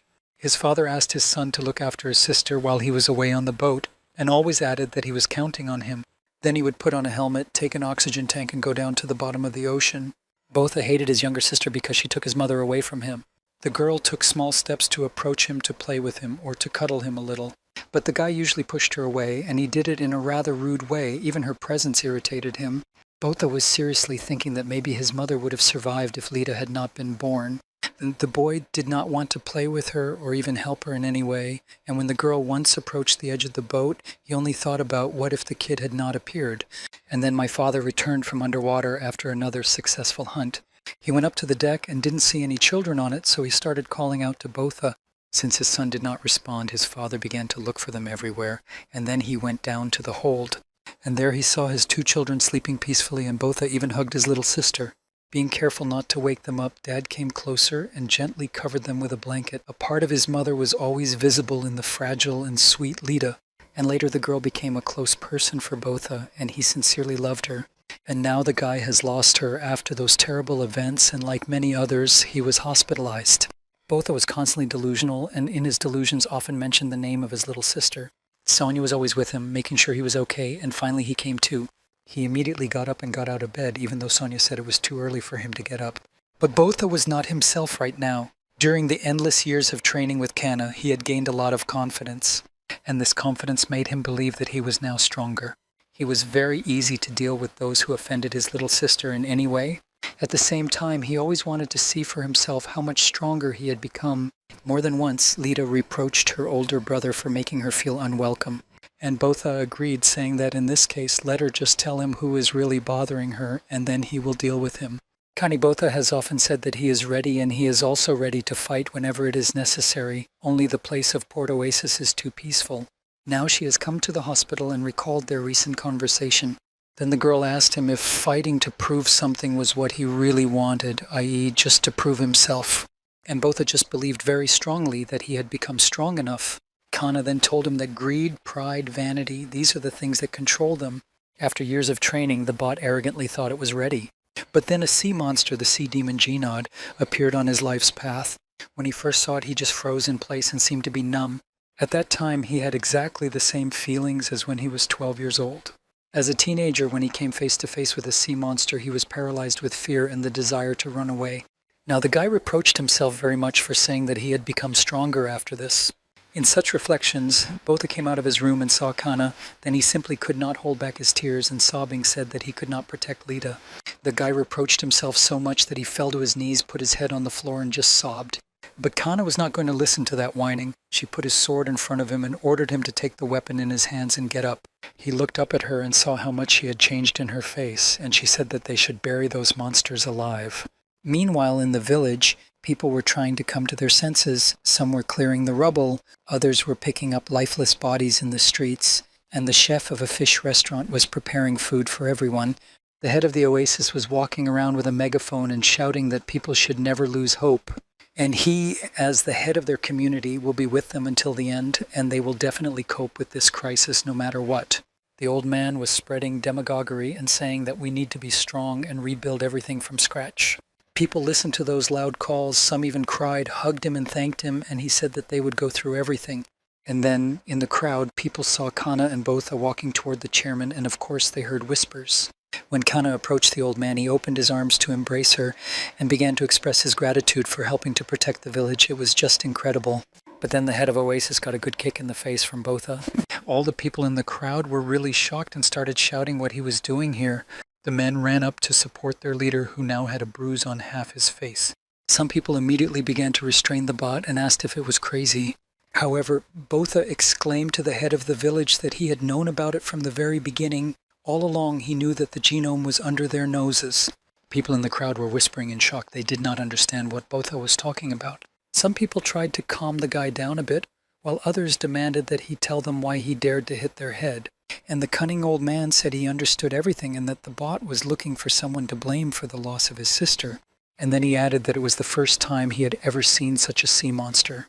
However, Botha did not believe him. He said directly that the head was lying and that all the divers who had once gone missing were in the Genod's nest.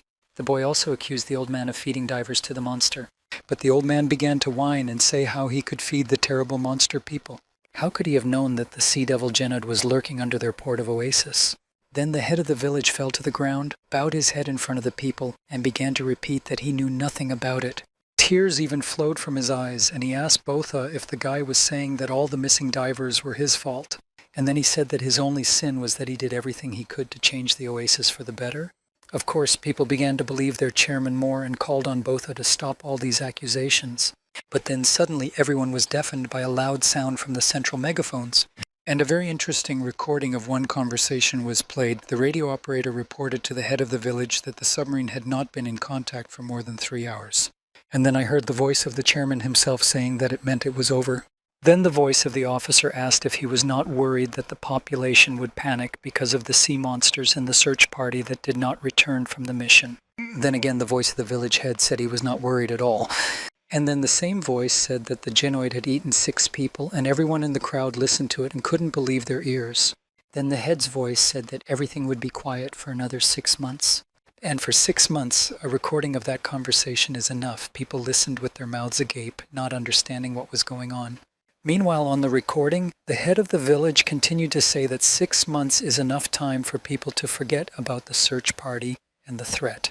And finally, a phrase that he has nothing to worry about now. I also added a word about someone asking if this was all they had time to record. And then all the people looked at their village head with completely different eyes, and the old man just burst into rage. After listening to that recording, it became clear to everyone in the Oasis seaport that it was all their chairman's fault. When a part of the search team started looking for the truth, they caught an official who was constantly close to the head of the village and asked him for information. In particular, Mr. Mao was interrogated by a petty officer who said that he would tell them everything if they let him live. And he said that since too many strangers arrive at the Oasis port, his job is to deliver messages to the few who are personally selected by the head. All he gives them is the coordinates of the dive point, which no one else knows about, and that's all he's been doing all along. Mr. Mao did not fully understand what was going on, and the official made excuses that he was only following the orders of the village head. Then Mao grabbed the man by the collar and began to beat out more information, asking specifically what the head of the village was doing. And the clerk repeated that their head chose who to feed to the sea demon of the genome, and every time someone died, he appropriated their property for himself. And then everyone draws a picture of a kindly old man who invites travelers to the oasis and says that the treasures belong to the one who finds them. Botha also remembered the hypocritical face of the old bastard, how the head told the boy that he had already grown up a lot since the day he came to the village, that Botha then expressed his gratitude to him for the old man's acceptance and help. In return, the head said that the oasis seaport always welcomes new people and never drives strangers away. In fact, the village really welcomed everyone who came to them and wanted to stay here. People in the crowd, when they heard all that wild information, just went crazy because their chairman was feeding people genetics. One woman said that her husband had just disappeared after the dive, and now it turned out that it was the head of the village who was to blame for her husband's death. Other people also talked about their pain. Some lost their sons, some lost their fathers, some lost their brothers. And then the owner of the restaurant, with tears in his eyes and a very hurt face, who had lost his son, a diver, asked the old man if it was all true. And now the head of the village cynically asked people what if he confirmed it.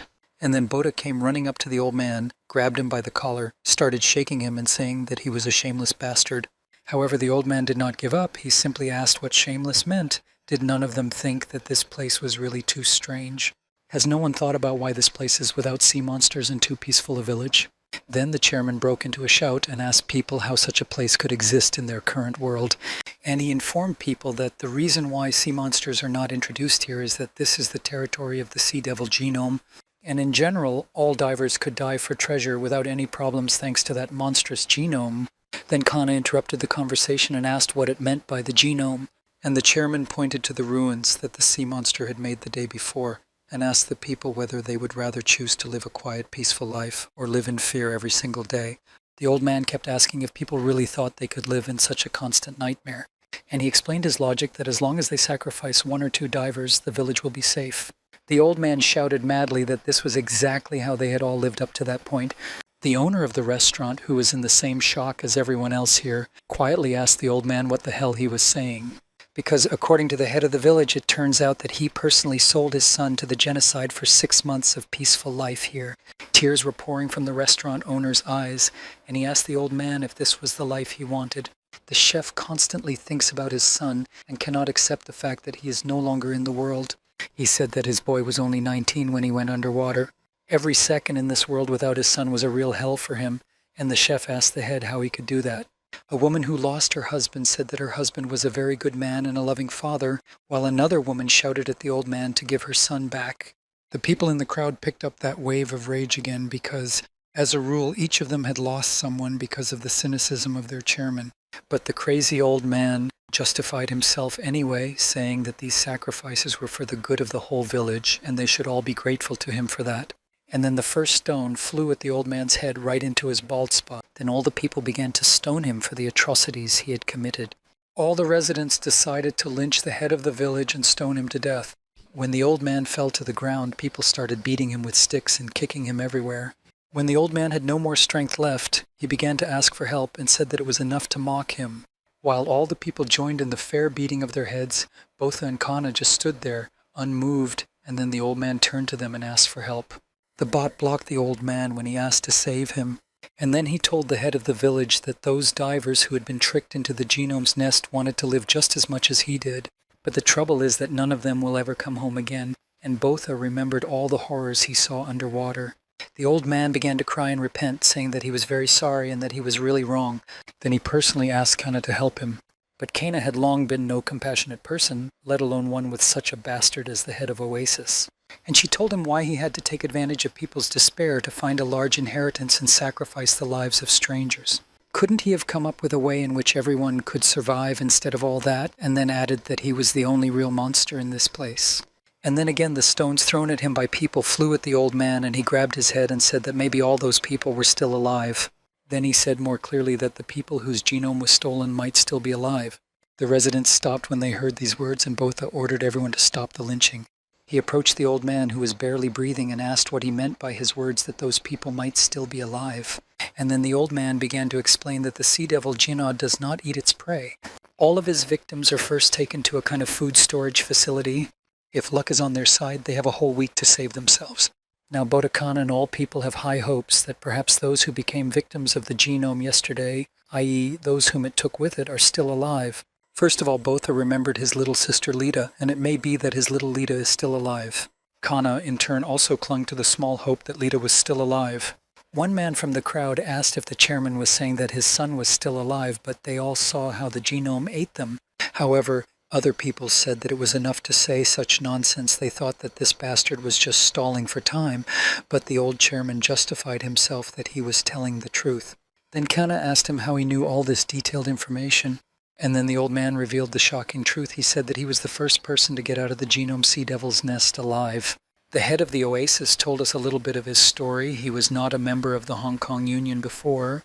A strong typhoon brought this place along with others. But by working together, they were able to settle down and establish a village here. And everything was going relatively well until one day they were attacked by the sea devil Genod. By the time they regained consciousness, they realized that they were in the very nest of the monster. The old man said that he approached his friends and watched whether they could move or not. Suddenly he heard a splash behind him and turned around to see a huge tentacle emerge from the water. The tentacle descended onto the platform where the people were and grabbed one of them, the old man himself barely managing to move away a little. And then the horrible truth of what happens to victims of genocide was revealed to him there. It turns out that he does not eat them, but lays eggs in them to produce offspring. The sea devil also has a breeding ground somewhere inside the shelter. In that place there are special capsules in which the monster places its victims. As the old man managed to regain consciousness, he decided to try to escape from the monster's nest. And thus he became the only one who managed to get out of this terrible place alive. For all the residents who lost their loved ones as a result of the genome attack yesterday, there is now a great hope to save them. Kana and Botha thought of one thing. There might still be survivors down there where the sea devil's nest is located. Then Botha again grabbed the old man by the collar and asked him where this place was. And then the head of the village laughed out loud and said that he would tell about it only if Botha promised to let him go. The guy was really pissed off, so he punched the old man in the face and ordered him to talk immediately. And Kana told the old man that he was in no position to make any promises to anyone. And she calmly added that now they would let him live, but he would go on a search with them. So, having learned such a terrible truth, but also having received the hope of finding the survivors of the genome attack, people immediately decided to prepare a search expedition. 12 volunteers volunteered for this work. Mr. Mao, who was in charge of all that, said that, as she had asked, people had brought everything they could as weapons. He asked if this would be enough, or if it was possible to go and collect more. But the girl replied that it would be enough and decided to examine it more thoroughly. Among other things, they had a torpedo that consisted of 90% oxygen tanks and fuel. The engineers have put their hearts and souls into this torpedo, and all the residents hope that with its help, Kana and her team will be able to blow up the genome's ass, she said. Then some women who had lost their divers' husbands approached Botha, handed him weapons, and told him that they had made these harpoons from a sea-poisonous snake. There were 4 of them, and the women said that the poison harpoon was enough to kill a whole whale, and they really hoped that they would do some good for the boy. Botha took those harpoons, clutched them in his hand, and told the women that he was very grateful for their work. And then Kana and Botha saw a huge number of people coming up to give them some weapons. One man brought his dagger that he had sharpened, and this morning some people brought dried fish, others some medicine. One woman threw herself at Botha's feet and begged him to save her husband. The bot only replied that it would do everything possible in its power. Another woman tearfully asked for her son to be returned to her. In general, the residents relied on the members of the expedition. There were also people who expressed regret that they could not help personally, but they blessed the entire expedition and asked them to return safe and sound. Finally, everything was ready. The expedition members boarded the submarines and the order was given to dive. So the huge vehicles began to slowly sink underwater in the same place as the previous time. Among the crew were people of different professions, divers, fishermen, mechanics, and everyone who expressed a desire to join the expedition was here. The old head of the village laughed that there was a whole hodgepodge of people here, that they were going to defeat the sea devil of the genome with such a composition, and called them suicides. One man said that they were not planning to return alive anyway. They had another goal in mind for that expedition. Namely, they want to completely destroy the monster that caused so much trouble for everyone, and he personally wants to take revenge for all those who were wronged. Then the old man said that they would all give their lives in vain and called them idiots. In response, Botha said that not everyone in this world is a coward like that old man. Then he shouted at the old man and told him not to look down on a person who has courage because he had no right to do so. The old man then told the boy to calm down a bit and finally cool down. Sonia, for her part, thought that the head of the village was right in a sense, because going to the sea monster's nest with newcomers was tantamount to suicide. And we are not even talking about an ordinary monster here, but about one of the 7 sea devils, and he is not at all easy to deal with. And the only ones in the expedition who have at least some combat experience in fighting sea monsters are Sonia, Botha, and Kana, and the rest of the people will obviously even slow them down. Then Sonia pointed out that Kana was younger than her, but already had 3 stars. She thought that she wondered how Kana plans to handle the genome with this ballast, as she calls the other members of the expedition, and whether they can trust her completely. Meanwhile, Kana drew Botha's attention to calm down and not let his emotions get the better of him, and then moved her hand through his hair. Sonia didn't like this gesture very much. She got very angry because she didn't like Kana touching Botha. She just hated her at that moment. So the submarines were almost there, and the order was given to prepare for the dive. Botha put on his helmet and had one huge wish, that Lita and everyone else would, because they are following them, and the expedition moved forward in search of survivors. So after yesterday's attack on the village by the sea devil Genod, he returned to his nest, and in a certain place he vomited on the platform all the victims he was going to use for reproduction. Among all those people was Lita, but they were all unconscious. Meanwhile, the search expedition plunged into the water and everyone went forward. The old head of the village was walking ahead, showing the way, and was supposed to lead everyone to the nest of the sea devil Genoa, but he finally stopped and said that they had already arrived and there was an entrance to the nest. The crew stopped in front of a huge hole in the ground. The boat reached its edge, cautiously looked in, and saw that it was very deep and the end was not even visible. Then they started preparing the lift, and finally everything was done. Now we could begin to descend into that huge hole to get to the genome nest. So Kana gave permission to go down the lift, and she was determined. Before jumping inside, she lit a torch and threw it ahead of her to light the way ahead. There were countless tentacles that carried with them a threat to life. Then Kana used explosives to destroy several of the monsters that had already come across her path. Then the monsters began to attack because they were disrupted and their peace was disturbed. Kana prepared the next torch, and the old village had asked what she was going to do. He asked if the girl really wanted sea monsters to surround them. But that was exactly what Kana wanted, and she had a well-thought-out plan for it. The old man could not understand why. So, illuminating the area with a torch, she saw monsters approaching her and the old man was frightened. There were a lot of monsters, and Kana said that she and the old man were acting as bait. And as soon as the monsters came almost close, they were immediately trapped and imprisoned in a large net. After that, Botha gave the order to start, and immediately the other members of the expedition began to come out of their hiding places from different places. They began to attack the imprisoned sea monsters, and a terrible noise was made by the automatic bursts of harpooners and the screams of wounded monsters. A real mess was formed in the grid. The monsters could neither escape nor counterattack nor defend themselves. They were simply killed on the spot. These creatures had to be wiped out by the roots, and people have accumulated enough hatred for them, so now it's time for payback. The monsters were surrounded on all sides and were deprived of the possibility of resistance, so people destroyed them without hindrance. As a result, everything went just fine at the beginning. All the monsters that were trapped were killed. People were happy that they had succeeded in realizing their plans, and this inspired them to move on to their goals. The old head of the village was extremely nervous and blamed Kana for the fact that they had discussed everything in advance and had not warned him about anything. And Kana's team destroyed the sea monsters without losing a single person, and that's how they differ from the old bastard.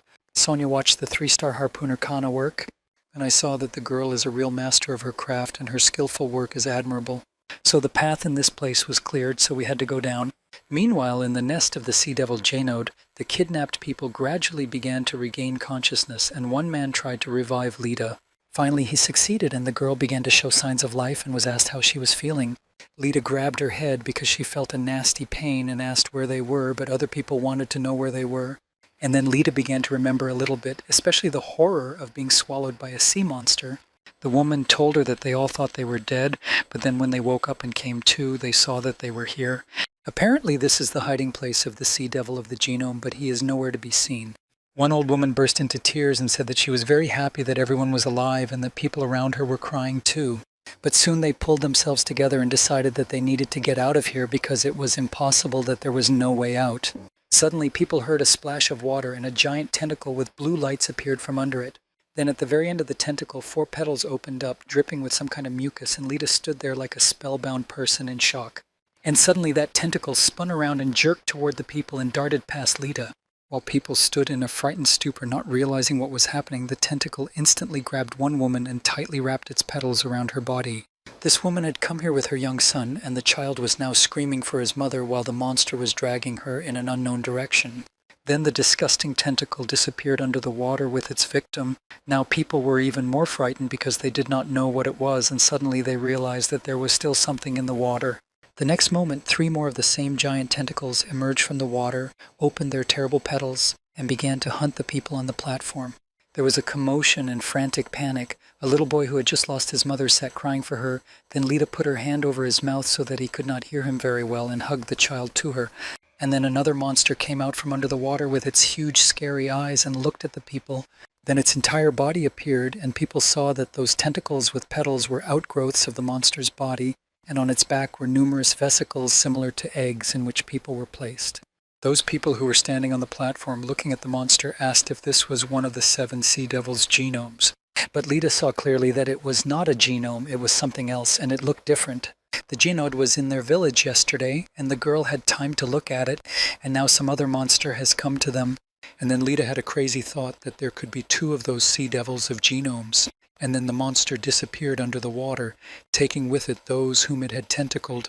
Meanwhile, the search expedition moved on, moving through the underground maze with its many tunnels, and suddenly Botha said that he thought they were going in circles. But the bearded man said it was probably just a maze. Mr. Mao turned to the head of the village and asked if he was sure they were moving in the right direction. The old man told him that if he didn't trust him, he should find his own way. And Mao then told the old man not to even think about leading them by the nose because he would instantly put a harpoon in his head. From time to time, the bot would put marks on the walls where they passed with the knife, and suddenly he saw his own mark in another tunnel. Then he immediately exclaimed that they had already been here for a reason. It seemed to him that they were walking in circles. Noticing this, Botha rushed at the old leader, threatening that he was finished. The bearded man also snapped at him, called him a bastard, and asked if the old man was doing it on purpose, but the head started to deny it. He began to make excuses that it was not his fault that he did not remember everything well. He said that he was too busy saving his life to memorize which tunnel led to which, and foolishly suggested that we walk around a bit more. The members of the expedition were very angry, and Mr. Mao said that the old man had already had his chance, so did he really think they would believe him again? Now everyone is faced with the question of what to do next, since no one knows the way. Suddenly, in one of the side tunnels, they heard a splash, and one of the men noticed and stopped. He shone his flashlight into the depths and saw something sticking out from under the water. Then this something started moving towards him, and the man put his weapon in front of him. And the very next moment, a huge mutant shark emerged from the water and attacked the people. The shark opened its mouth and grabbed the old village head by the leg with its huge sharp teeth. The old man screamed in pain, and they opened fire on the monster, but the shark began to defend itself and pushed Mr. Mao and the bearded man away from it. Both Botha and Kana decided to deal with the monster together, and attacked the shark from both sides, severing its head from its body with their swords. Since the monster's head now fell separately, its jaws relaxed and let go of the old village head's leg. Mr. Mao asked what it was at first glance a shark, but very modified. The old man cried and shouted that he was in great pain and could not move his leg, and the bearded man shouted at him to stop yanking because nothing was broken. Suddenly, the expedition was attacked by another trouble. A lot of those mutant sharks started to appear en masse from the tunnel. People started shooting back, but it seemed that they would not be able to cope with so many monsters. One of the sharks again attacked the old man right next to him, opened its terrible mouth and tried to grab him. She was prevented from doing so by Botha, who shoved his sword into the shark's mouth, and then Kana and Sonia approached the monsters. Mr. Mao told the bearded man to stop firing because he might hit Kana with his shells. A powerful battle with the mutant sharks ensued, with 3 harpooners killing them left and right. But Sonia noticed that there were too many monsters and new ones were constantly arriving, and suddenly one shark grabbed her with its tentacles and started pulling her toward it. Between the sharks and the people, the door began to close, and the bot saved Sonia because the shark was still holding her, and suddenly the door to the tunnel closed completely. The monsters stayed behind her, and a few more harpoons hit the metal. Sonia was breathing heavily as she recovered and asked what had just happened. A moment ago, the monsters were actively attacking them, and then everything disappeared. It looked as if the doors to the tunnel had closed by themselves, and the question arose as to how this could have happened. Kana asked if anyone had accidentally touched anything, and the bearded man immediately shook his head that he hadn't moved anything. Suddenly they heard the splash of water behind them, and the expedition members looked back and saw two children's figures in the darkness. And they were indeed children, a boy and a girl. They had their own fairly good equipment, and they also had weapons. It was a bit strange for the members of the search expedition to see children in the labyrinth among the many different monsters. People approached those children, and Botha asked them if they had closed the door, and the children confirmed that they had. The boy in turn asked if they were people from the outside world, just like Mr. Gontai. Sonia immediately caught on to this phrase and ran up to the children and asked how they knew Gontai was alive. The girl looked at the boy and said that Sonia must be Gontai's girlfriend, but Sonia said that she was not. Then the children said that they were waiting for them and offered to follow them. It was an unpredictable turn for the expedition, but Kana said it was worth going with those children. Moreover, they got lost anyway, thanks to the old head of the village who does not remember anything for sure, so the expedition moved on. Meanwhile, frightened people were sitting on a platform in the middle of the water in the nest of the genus sea devil. One man held his head with trembling hands and said that he had just thought that he had survived when the one that took his life loomed on the horizon. Other people also felt fear and doom, and a little boy who had just lost his mother cried constantly and could not calm down. Lita tried to console him a little bit and said that they would be rescued soon, that Kana and Botha would definitely come for them. However, one old man said that it was all nonsense. How are they going to find them if they don't even know where they are? And then my grandfather said doomedly that they were all finished. All of them, Lita thought, had all these people resigned themselves to their fate and given up. And the girl remembered how once before she had felt exactly the same despair when she and Botha were fighting for their lives. And then her older brother was no more afraid than she was, especially since the children would be alone against a lot of scary, strong sea monsters. And Botha fought to the end, inexperienced as he was, but he fought. And the thirst for life never seemed to be so strong that there was only one way out, to fight. Now Lita wondered if she would be able to be like her older brother, that is, fight for life to the end. Suddenly people heard the characteristic splash of water and realized that the monster was returning. And immediately the tentacles of the monster began to hunt people again, who were panicking and screaming that they would all die here. Lita was also very afraid, but she grabbed a piece of metal rebar, looked at the little boy, smiled at him, and told him not to worry too much. Then the girl took over the boy's place and turned to face the monster's open petals. Tears were streaming from Lita's eyes, but she shouted so that everyone could hear that they would survive no matter what. People were looking at her and did not understand what she was going to do, and then a terrible giant tentacle grabbed the girl with its petals. As soon as Lita was captured by the sea monster, she immediately began to strike it numerous times with a piece of rebar she had taken with her from the platform. The girl continued to do so until the monster began to resist and hit Lita hard on the platform, causing her to lose consciousness. And then immediately the monster was attacked by a man who was nearby. The tentacle petals opened and released Lita. However, instead, the monster aimed to grab the man who fell to the ground after hitting the monster. But the monster failed to capture that man because it was attacked again by another. The old man, who a few minutes before had thought that all was lost, hit one of the petals of the monster's tentacle with a huge stone. Pleased with himself, the old man menacingly asked the monster how much he had surprised him. And then he called out to all the other people and asked what they were waiting for, because even that little girl had attacked a terrible sea monster. People began to prop up stones from the ground in the orchard to protect them from the monster, and the little boy was told to stay away and take care of Lita. And they went ahead to face their danger and give the monster a proper response. Meanwhile, 4 giant tentacles of a sea monster with open petals were already waiting for people, and people took a defensive position. Some of them said that today might be their last day, but they would give the damn monster a good beating. At this time, members of the search expedition were following the strange children they met in the maze. On the way, they came across many boxes of great inheritance. Mr. Mao noticed that there were a lot of boxes, but someone else had already examined them and said that they were all empty. Finally, they came to another huge door, and the children told them that they were almost there. Then the door opened, and the expedition members found the children walking through a huge hall. In that room, there were several submarines similar to those used by the residents of the Oasis seaport. Finally, after passing this hall, the children led the expedition members to another door and invited everyone inside. Now, everyone was in a large room equipped with computers and monitors. One of the monitors was glowing, and an old bald man was sitting in front of it. The members of the expedition became incredibly curious about who the old man was. He was sitting calmly at his computer with a gun in his hand. Then, a bald old man told the visitors that his name was Taishan, and he was the caretaker of this shelter. Then he kindly invited the newcomers to a shelter called Matamata and said that they were the last survivors of this place. Meanwhile, the boy and the girl approached the old man, and Taishan continued to tell the people from the expedition that they were strangers, the first guests they had had in 100 years. Mr. Mao did not believe what he was hearing and asked if the warden meant that they had been living here alone all this time. Meanwhile, the old man approached Kana and asked where they had come from and what the outside world was like. Taishan asked if people came from the earth and what happened to the earth, and Kana asked if he was asking about the concrete islands. However, the overseer said louder that he was asking about the land on which the grass and trees grow, so he asked if they came from the land. Then Mr. Mao came closer and blocked Kana from the old man with his hand, telling him that the world had long been filled with water and that there was no such thing as land. Kana shook her head and confirmed Mao's words, saying that it was all true, that the world had long since filled with water and that they had come from a village on a concrete island. Then the old overseer Taishan sadly leaned down on the floor and said in disappointment that they were still underwater. Everyone felt a little sad at these words, and the head of the village asked if it was really Taishan, and the children had experienced a great immersion while in this place. And then Sonia turned to the little boy and asked him where Hontai was. Then the girl pulled back one curtain behind which there was a bed, and Hontai was lying on it with his red cap next to him. Sonia was very happy to see her friend and immediately ran to him. Taishan explained that Gontai lost a lot of blood, but at the moment his condition is stabilized and he also had a small fracture, but everything is fine.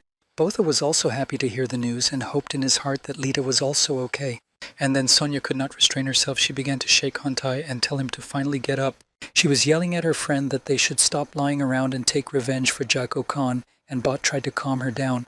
Then Kana told the Taishan warden that they had come here specifically to destroy the sea demon Jinod but did not know where to look for it, and the old man said flippantly that he knew the monster.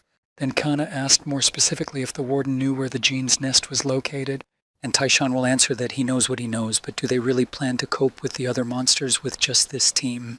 And then the warden said that they had come not only to find this sea devil and pressed a button on the computer. A screen lit up in front of everyone showing a real-time image of the platform where the monster was dumping its victims. The picture was a little blurry, but you could still recognize the faces of the people who were there, and Botha immediately saw his little sister sitting on that platform hugging a little boy. Now everyone saw that there were many more living people on the stone platform, and the old head of the village began to praise himself, which is what he had been saying. Tears came to Botha's eyes. He was happy that his sister was okay, and he mentally asked her to just be patient a little more because he was coming for her. Then the guy couldn't help himself and ran into the warden Taishan asking where the place was. The old man calmly said that if they came here to destroy the sea monster, he would help them. Therefore, it was necessary to draw up a new plan to rescue the survivors, taking into account the information collected. 2 people from the expedition who stayed near the submarines were preparing the anchor, and when they were done, they decided to return and wait for a signal from Kana. So they hid behind a large stone and prepared their weapons, and suddenly they heard a strange noise. When the men looked back, they saw that the sea devil Genod had arrived and was examining his destroyed offspring, which were gathered in a net. Then the Genod screamed loudly, and the men thought, what the hell was that monster doing here? They were very scared. At first, the Genod tried to tear the net with its teeth and then noticed 2 submarines and headed for them. The sea devil smashed the stone behind which 2 men were hiding, and they tried to escape from him. Meanwhile, the other members of the expedition followed the old overseer Taishan across a large suspension bridge. People were just amazed at everything they saw here. They could not even imagine that there was something like this under their island. Old Taishan sadly said that this city used to be on land, but then it started raining on the ground and turned into a continuous downpour that lasted for a very long time. When their ancestors realized that the situation was dire, they began to prepare for the worst by building a city on a high hill and praying that this nightmare would finally end. Basically, this place was built so that the underground city would stand for some time, even when the top is completely flooded. And to some extent, at first everything went smoothly. They began to survive together and dream of the day when the earth would return to its original image. However, one day everything changed dramatically and went wrong when they were attacked by a monster. Kana voiced her guess that it was a genome, and Taishan replied that it was. Of course, the townspeople tried to fight the sea devil, but it was not enough. Most of their ammunition became unusable because it was simply dampened by prolonged exposure to water. In those terrible times, many people died from that monster.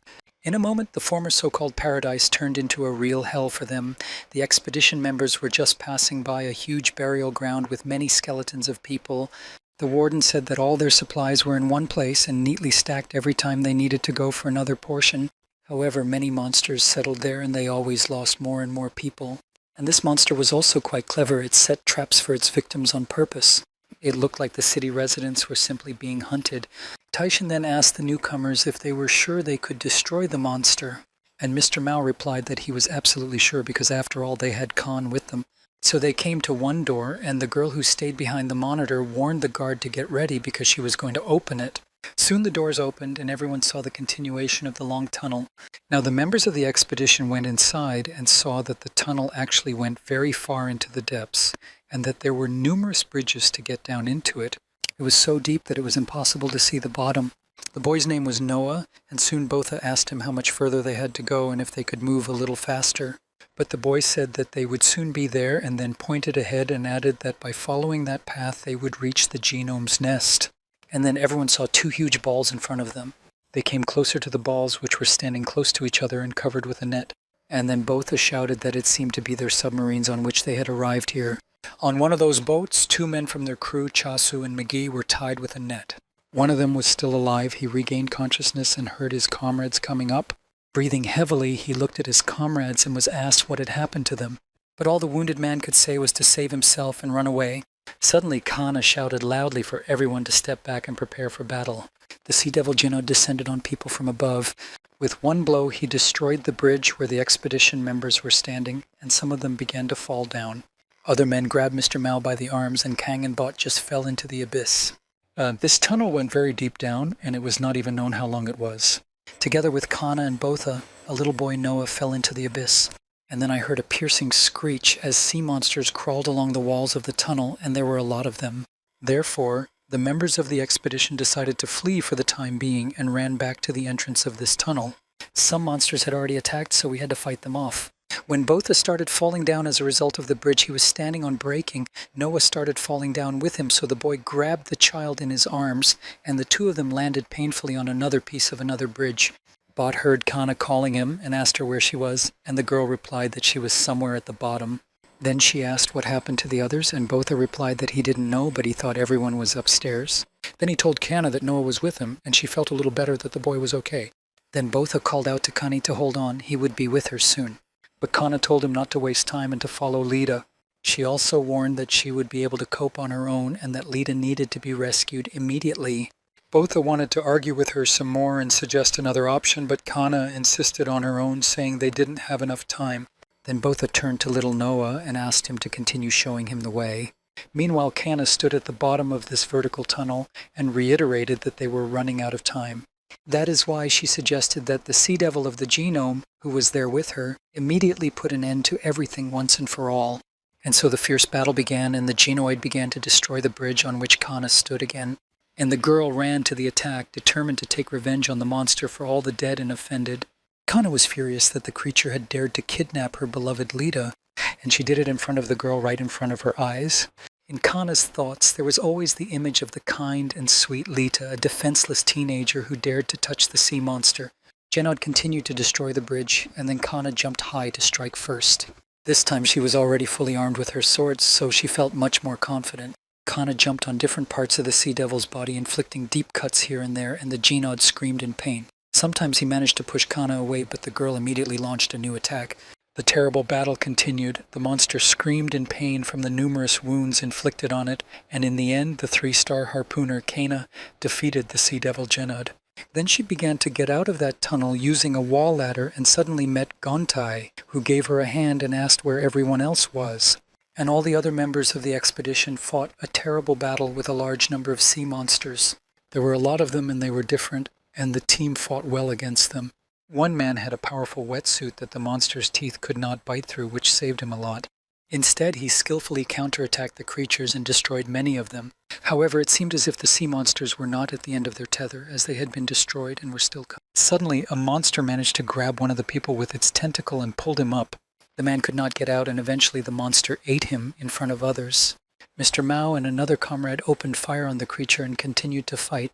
The old head of the village stood aside and said that he knew that this is how it would end. Did they really think they could save those whom the genome had kidnapped?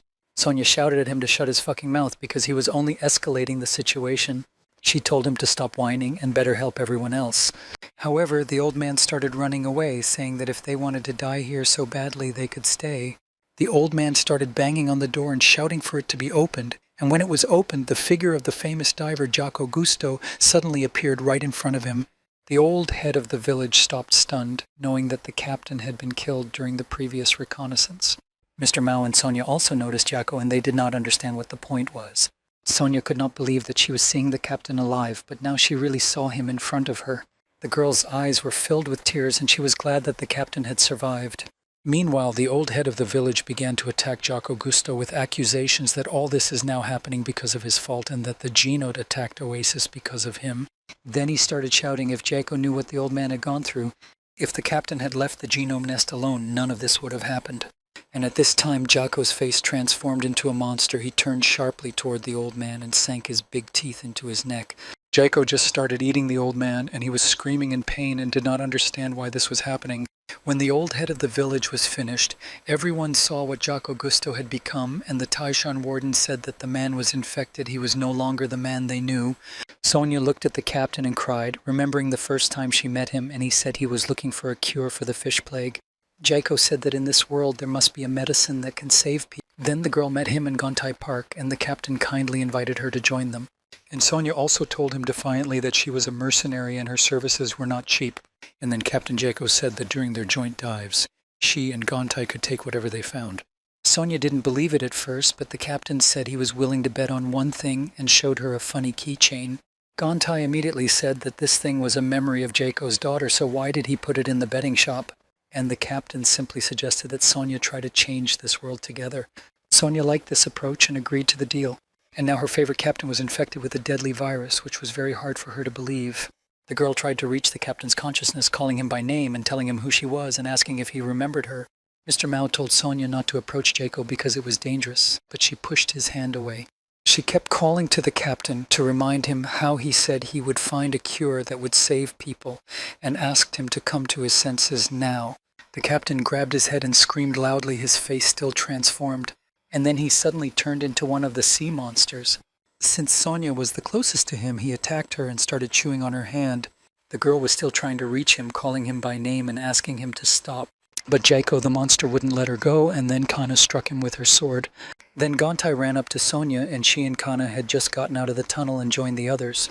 Immediately, Gontai rushed at the monster that had just attacked Sonia. He was going to destroy it, but the girl shouted that he shouldn't. She prevented her partner from striking the monster. Gontai looked at her in shock, and Sonia explained that this was not a monster in front of them, but Jaco Gusto. Gontai looked more closely and recognized the features of his favorite captain in the distorted face. But Kana continued to strike this monster, but Gontai stopped her. The girl did not understand the reason for this behavior and asked what he was doing. But Gontai looked her in the eye and asked her to give him and Sonia 1 minute. Kana pushed him away and continued to attack Jaco, but then Sonia stood in her way. The chief ordered her to stand aside and not interfere with the fight against the monster. The girls crossed their swords and Sonia screamed in despair that it was not a monster but Captain Jaco. However, Kana was relentless, saying that Jaco was no longer human and that he had to be finished. Sonia was crying and trying to convince Kana that she was wrong and was standing in the way of the monster. Then she started begging that Jaco should not be killed. Even if he was like that now, let him live. But the captain could not be brought back. He had finally turned into a monster and was ready to attack people. So when he once again planned to attack Sonia, Kana did what you have to do with monsters. The girl struck the monster with her sword to prevent its attacks. So the monster that Captain Jaco Gusto had turned into was finally finished. Sonia recalled how she once asked Jaco why he was doing all this immersion and research since he didn't even benefit from it. The girl did not understand the point of looking for a cure for the fish plague, since Jaco's daughter had already died anyway. And the captain replied that when he met his daughter, he wanted to look her in the eye, and then to say that he never stopped thinking about her. Now that the monster has been destroyed, the captain's face is the same as it was when he was a man. Sonia approached the lifeless body and addressed her captain. She told him that she hoped he would now meet his daughter. She added that he should be proud of himself for all the things he had done throughout his life and easily closed his eyelids. Everyone was sad. Some were crying because Captain Jaco Gusto was a decent, good man, and next to him lay the lifeless body of the old head of the village. Warden Taishan said that as far as he was concerned, no one cared about the deprivation of that man's life. And Mr. Mao answered for everyone that this man deserved it. After a minute of mourning in memory of Captain Jocko, Gustokana told everyone to treat their wounds, because they need to go in search of Noah and Botha. Meanwhile, on the concrete platform in the genocide nest, people could no longer bear the doom, and one man said that it could not go on like this. He said it was better to die than to turn into a monster. So he picked up a heavy stone from the floor and jumped into the water with it. Bubbles appeared on the surface of the water, and no one said anything about it because they did not dare to condemn this act. But the very next moment, a sea monster pulled the man out from under the water with its four-petaled tentacle. There was again a stir among the people, and the monster was not giving them rest. And the monster lifted the drowned man high and looked at him as if to say that this man belonged to him. And the drowned man said to himself that because of this creature he could not even rub himself in peace. And then he started screaming for the monster to just let him die, and that's all he wanted. The monster was about to do to the man what it had done to its other victims when suddenly its tentacles split into two. People saw someone jumping on the back of the monster, and no one knew where the brave man came from. It was Botha who finally arrived and saved the man by separating a piece of the monster's tentacle with his sword. Now the people on the platform could see who had come to their rescue and were sincerely happy to see him. And then they heard a boy calling out to them to come to him, standing behind a round door in the wall with a wall ladder leading to it. The boy shone a flashlight and told people to move faster. Encouraged by the rescue, the people went down into the water and started heading for the ladder. Meanwhile, Botha asked the man he had just rescued from the monster's tentacle about Lita and where she was. The man was quiet and then showed the boy where his sister was. The elderly sea monster had already shoved the girl into one of its eggs, and she was sitting there unconscious. Botha quickly ran to the egg, cut its soft shell with a knife, and pulled out its little sister. But the monster was already waiting for him. It launched its tentacle and grabbed Botha with its petals, and as a result, Lita found herself back in the monster's egg, and the boy was thrown to the ground by the monster. Little Noah, who saw what Botha had done, was disappointed and said that he had warned the boy not to go into anything alone. And now he was injured and still hasn't saved his sister. The furious Botha got to his feet, and he was not himself because of what he had seen. The boy began to slash the monster's tentacle with his sword. Thinking about Lita, he became furious. Botha looked menacingly at the sea monster and promised to destroy it. Then the boy jumped high up to the monster's face to strike it from that angle.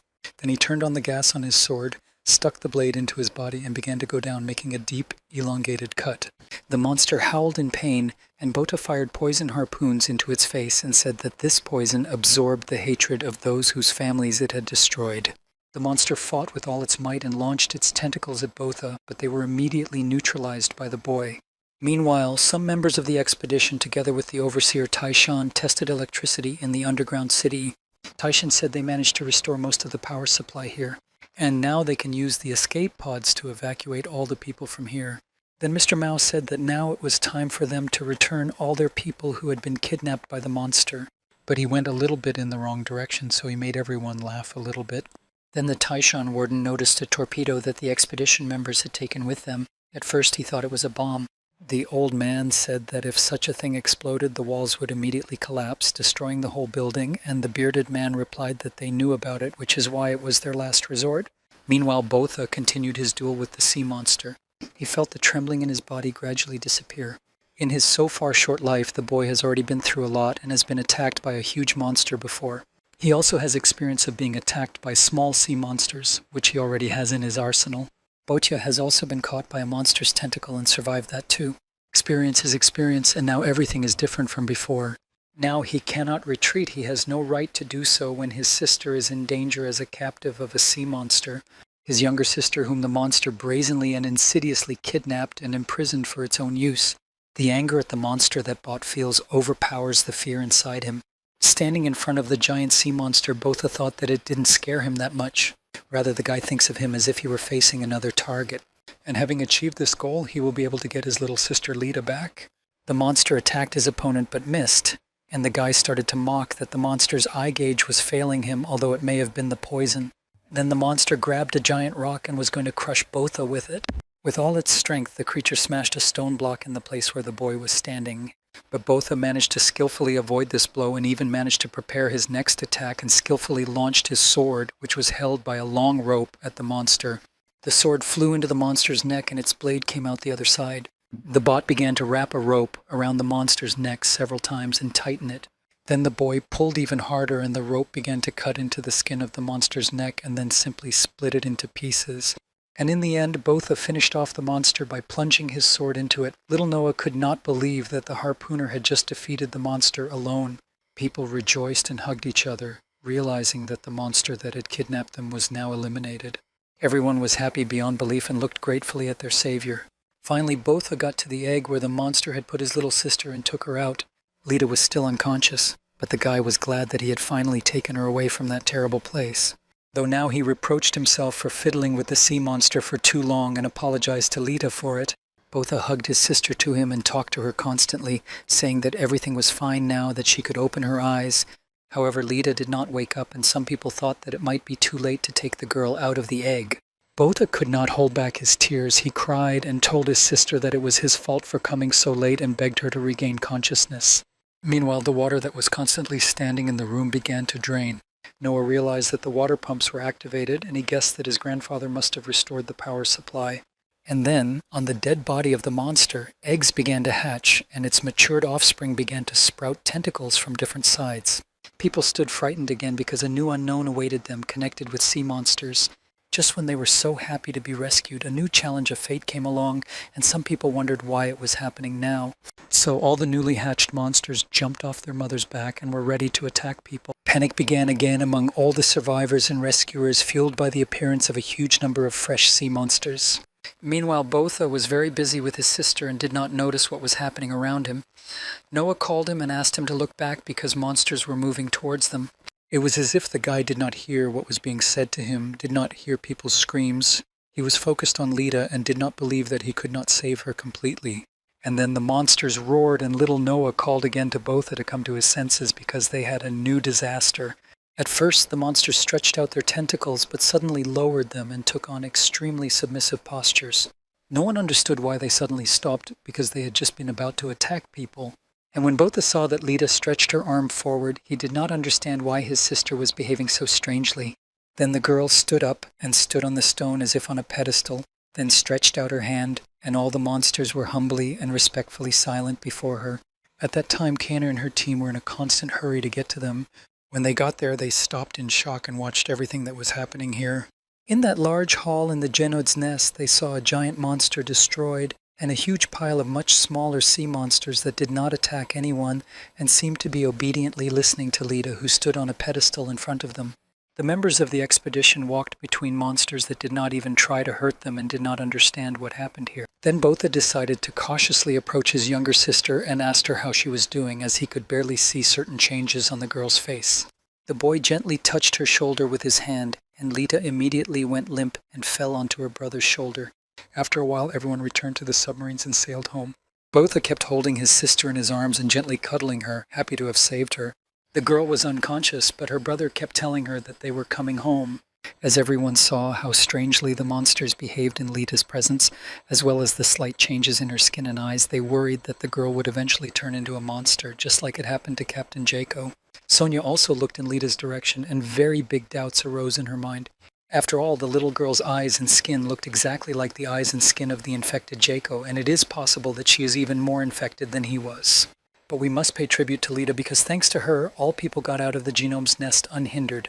Kana, in turn, thought that she would have to look into the situation and find out what had happened. Meanwhile, the evacuation of people kidnapped by the monster continued in the underwater city. They were all placed in capsules, and at the end of the expedition members' boarding, Mr. Mao told the Taishan warden to get inside because it was time for them to depart. But the old man suddenly refused and told us to go without him. The boy, Noah, and the girl, Leah, who had lived with their grandfather for so long, did not want to leave him and were surprised by his decision to stay underwater. However, Taishan closed the door and said goodbye to them, even though the children were against the divorce. The warden said he was old enough to explore the new territory and adapt to the new life. And children, unlike him, are still young. They have everything ahead of them. They are able to master a new reality and build their lives there. Then old Taishan pressed the start button and the capsule began to rise. Noah and Leah were crying for their grandfather. They didn't want to leave him in the underwater city, but he decided otherwise. Then, when the warden was left completely alone, he once again spoke words of apology for not being able to go to the surface with his grandchildren and then pulled out his pistol. He expressed hope that the children would understand him one day and then shot at a certain spot to destroy the possibility of going to the bottom of the surface. For the old overseer, Taishan, this place had been his entire universe for many years, and he did not want to leave what he was so used to. And he wanted only a bright future for his children, and there was no reason to waste their future in an underwater city. Going upstairs in a special capsule, the children sat hugging each other and crying bitterly because it was very painful for them to part with their grandfather. And from now on, Noah and Leah will have the status of the last survivors of the underground city of Matamata. These children had never seen sunlight before, so at first it blinded them a little, but when they looked at the sunset, they were mesmerized by the beauty. The sun, the clouds, the sky, the ocean, the seagulls flying around in search of food, all of it was amazing to the children, unusual and very beautiful. The grandfather wished his children to continue living in a new world with people like them. However, when the children looked at this endless sky, they remembered their grandfather again and cried bitterly. Meanwhile, the overseer Taishan dragged the torpedo Kana had left behind to the former Genod's nest, and I placed it in the middle of the newly hatched sea monsters. At the same time, he remembered all his comrades, all his brothers, who had once been killed by a terrible monster. His friends, his son, and finally his love died because of the sea devil. Over the years of its existence, Genod has taken away everyone from Taishan, and the old man was painfully affected by the new loss every time. He never forgot this, and his hatred for the sea devil only grew each time. He himself could have died long ago or become a victim of a monster, but he had a reason for continuing to live, and it was for the sake of this moment. Taishan has long dreamed of doing this, and now he has finally come to avenge his people. Then the old man shouted for the genome and its offspring to go to hell and launch the torpedo mechanism. The torpedo detonated, and a powerful explosion occurred in the nest of the sea devil Genod, which destroyed and burned everything here. At this time, the observation tower of the Oasis seaport saw submarines approaching them from afar. People realized that the search expedition of rescuers was returning, and there were more capsules now.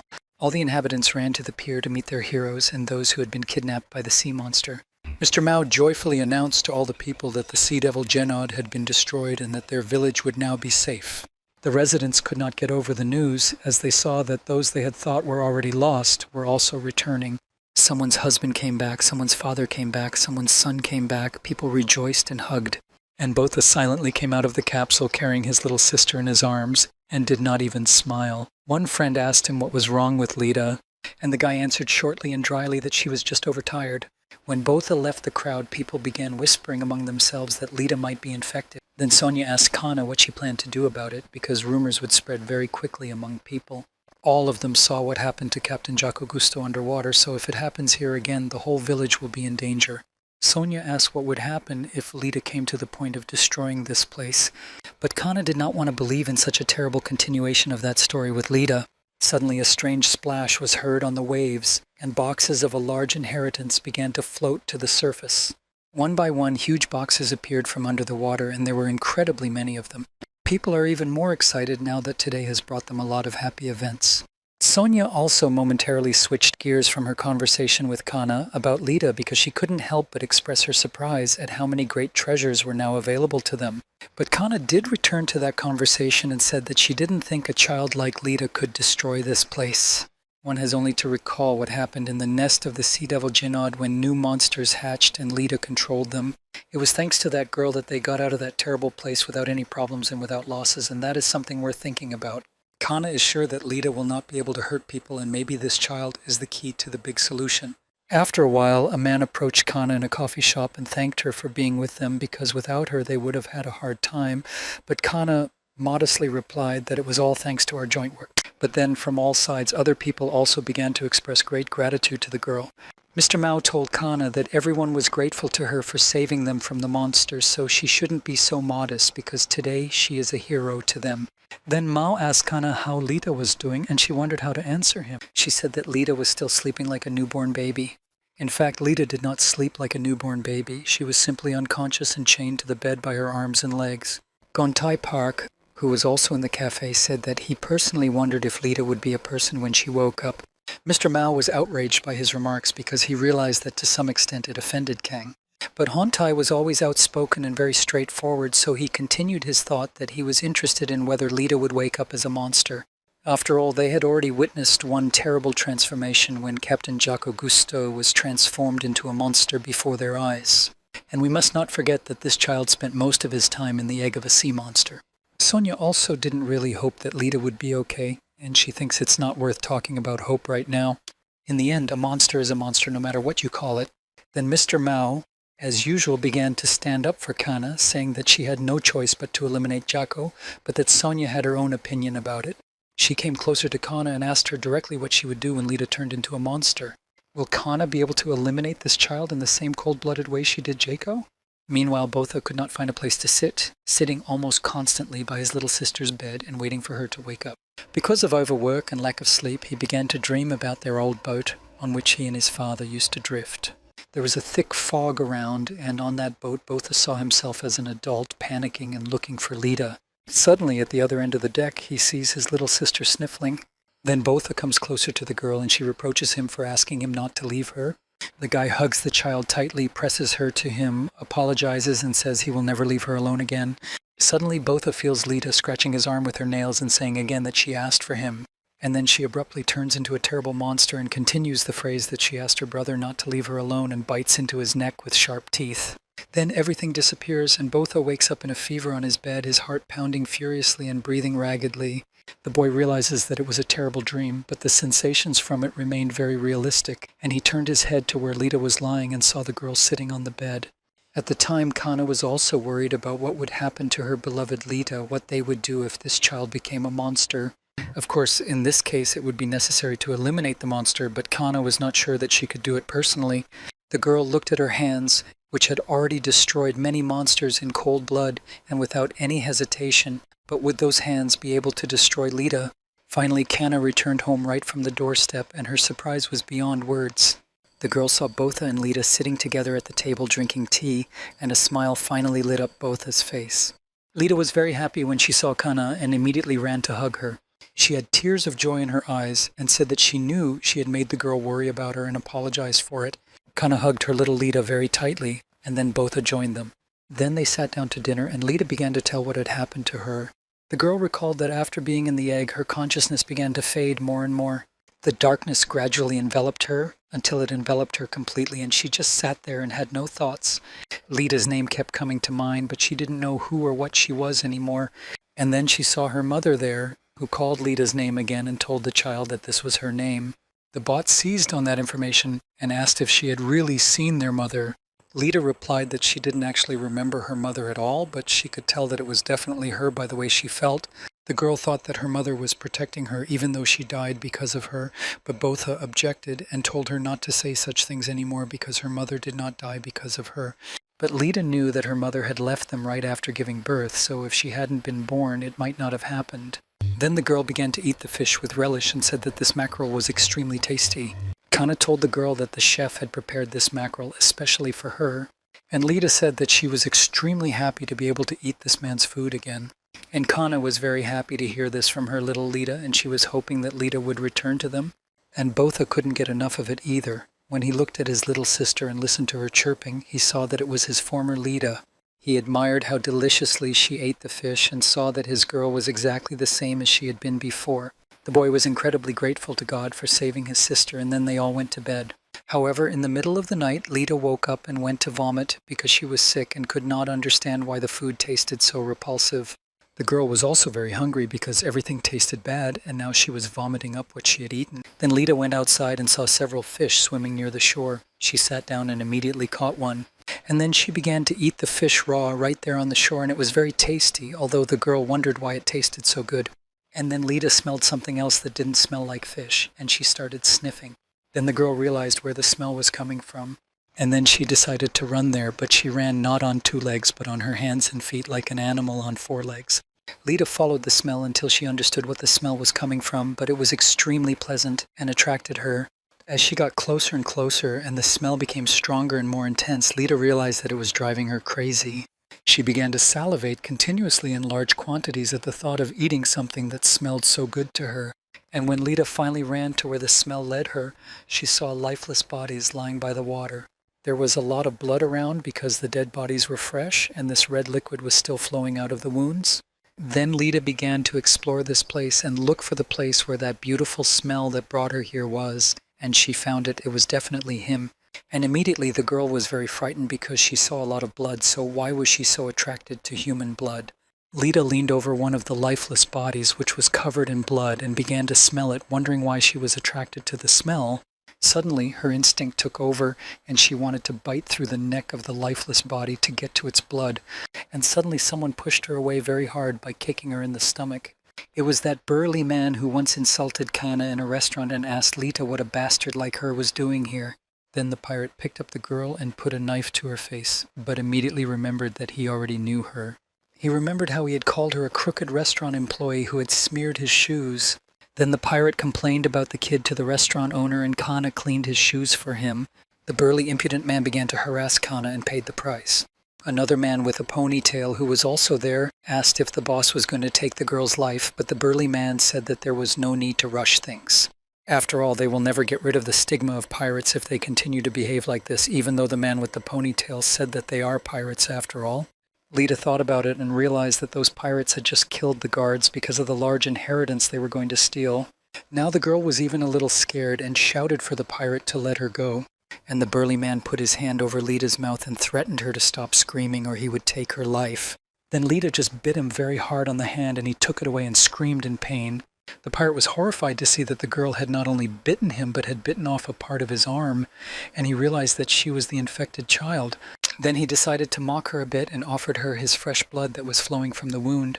The pirate began to be amused by Lita's behavior, trying to grab his wounded hand to drink blood. Another pirate with a tattoo on his head pointed out to his boss that they were wasting their time, but the boss didn't want to listen. He wanted to have some more fun and mock Lita, but suddenly he lost his head, which the girl instantly separated from his body. The other two pirates were frightened and stopped carrying the boxes and opened fire on the child. But Lita managed to escape from the shots and then attacked one of her attackers, killing him.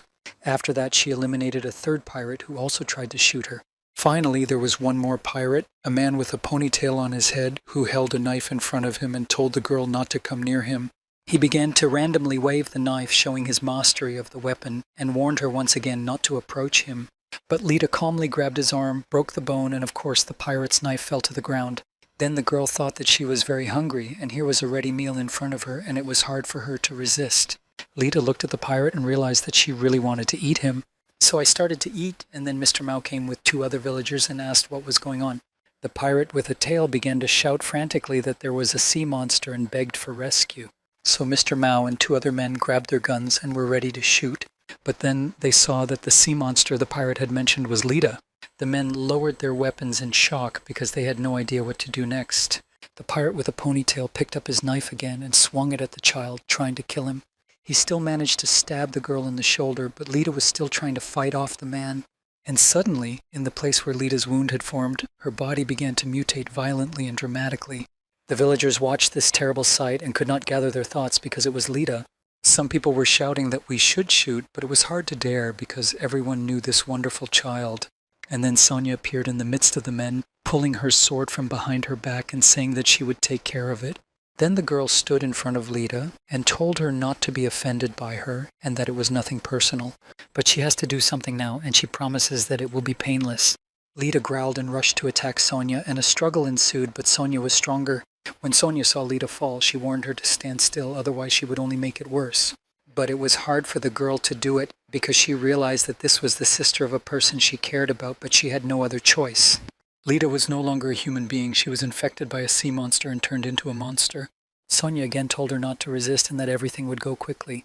And just as the girl rushed to attack Lita to neutralize her, Botha intervened between them. Sonia grabbed hold of the boy and told him that it was too late and Lita was no longer his sister. But Botha didn't listen to her. He went straight to Lita, looking her in the eye and asking if she could hear him, and then he answered that he was sure she could. Lita was really turning into a monster. She growled wildly and ran to attack her older brother. Sonia was scared and shouted to her friend to be careful, but the bot was set up for a better outcome. And when the girl approached, the boy caught her and hugged her tightly, sincerely believing that all was not lost. But when Lita was in Botha's hands, he told his little sister that everything was fine and he was there for her. He did not leave her. However, Lita did not hear him. She behaved like a real monster and bit her brother's shoulder. Sonia saw that this was no longer a joke and was crossing any boundaries, and she wanted Botha to hear her. Meanwhile, the guy kept talking to his sister and kept repeating that he was by her side.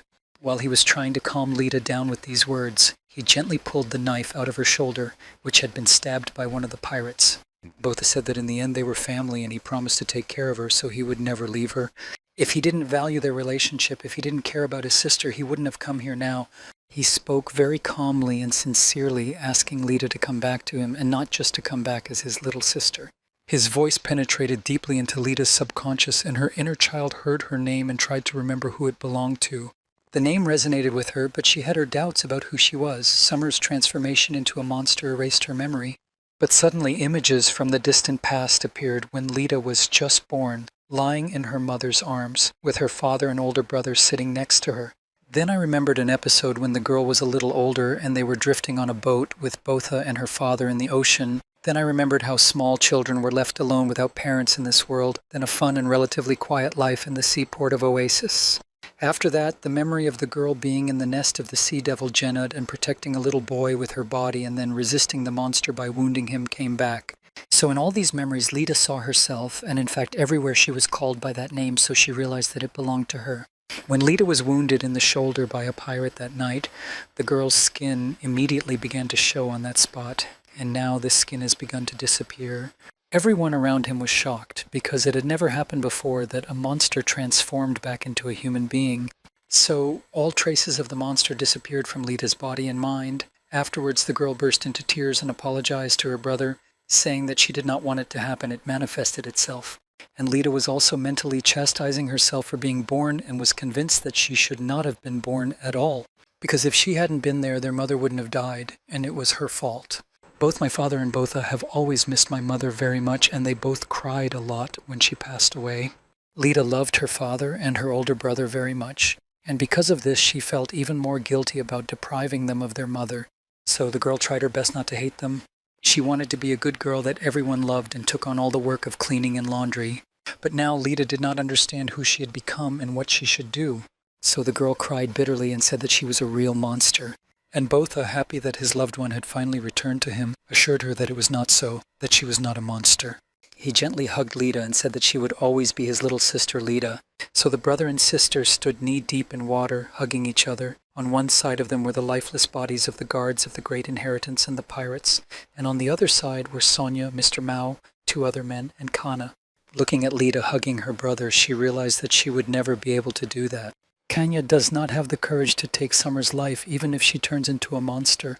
She wondered if their girl would never be able to become a human being again. But then Kana remembered that all was not lost, and that there was one way to help the misfortune that had befallen poor Lita. The girl was referring to Dr. Foyd from the United Busan, who might be able to cure Lita.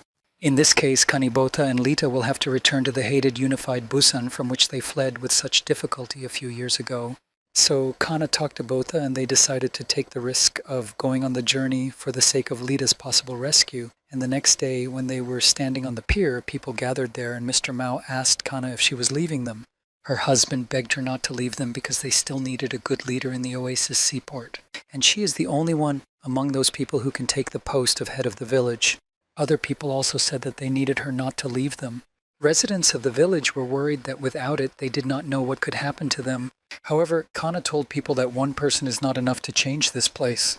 And she reminded them that there were people who led the attack against the Sea Devil Jennad that attacked the village. There were also people who shared food and helped each other after the first fight with the monster. This means that there are already plenty of really great leaders who can lead the village. However, Mr. Mao just didn't want to part with Kana, and he tried to argue with her, but the restaurant owner stopped him and told Kana that they had loaded medicine and some other devices found in large inheritances into their boat. And then the chef sincerely thanked the girl and Botha for defending their village, and he assured them that they would give their all to make the Oasis seaport better, and that they could come back whenever they wanted because there would always be a place for them here. And Kana and Botha and Lita were extremely pleased to hear such beautiful words from ordinary people, and they thanked them too. Lita even had tears in her eyes. She was so moved, and suddenly 2 small children came up to her. They were a boy and a girl. They were very young, and the boy was holding a bouquet of flowers and thanked Lita for saving them.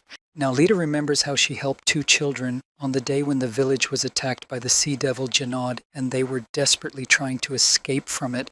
Then a scream was heard from the crowd, and a woman ran forward and grabbed her children so hard that the flowers scattered and carried them away from Lita.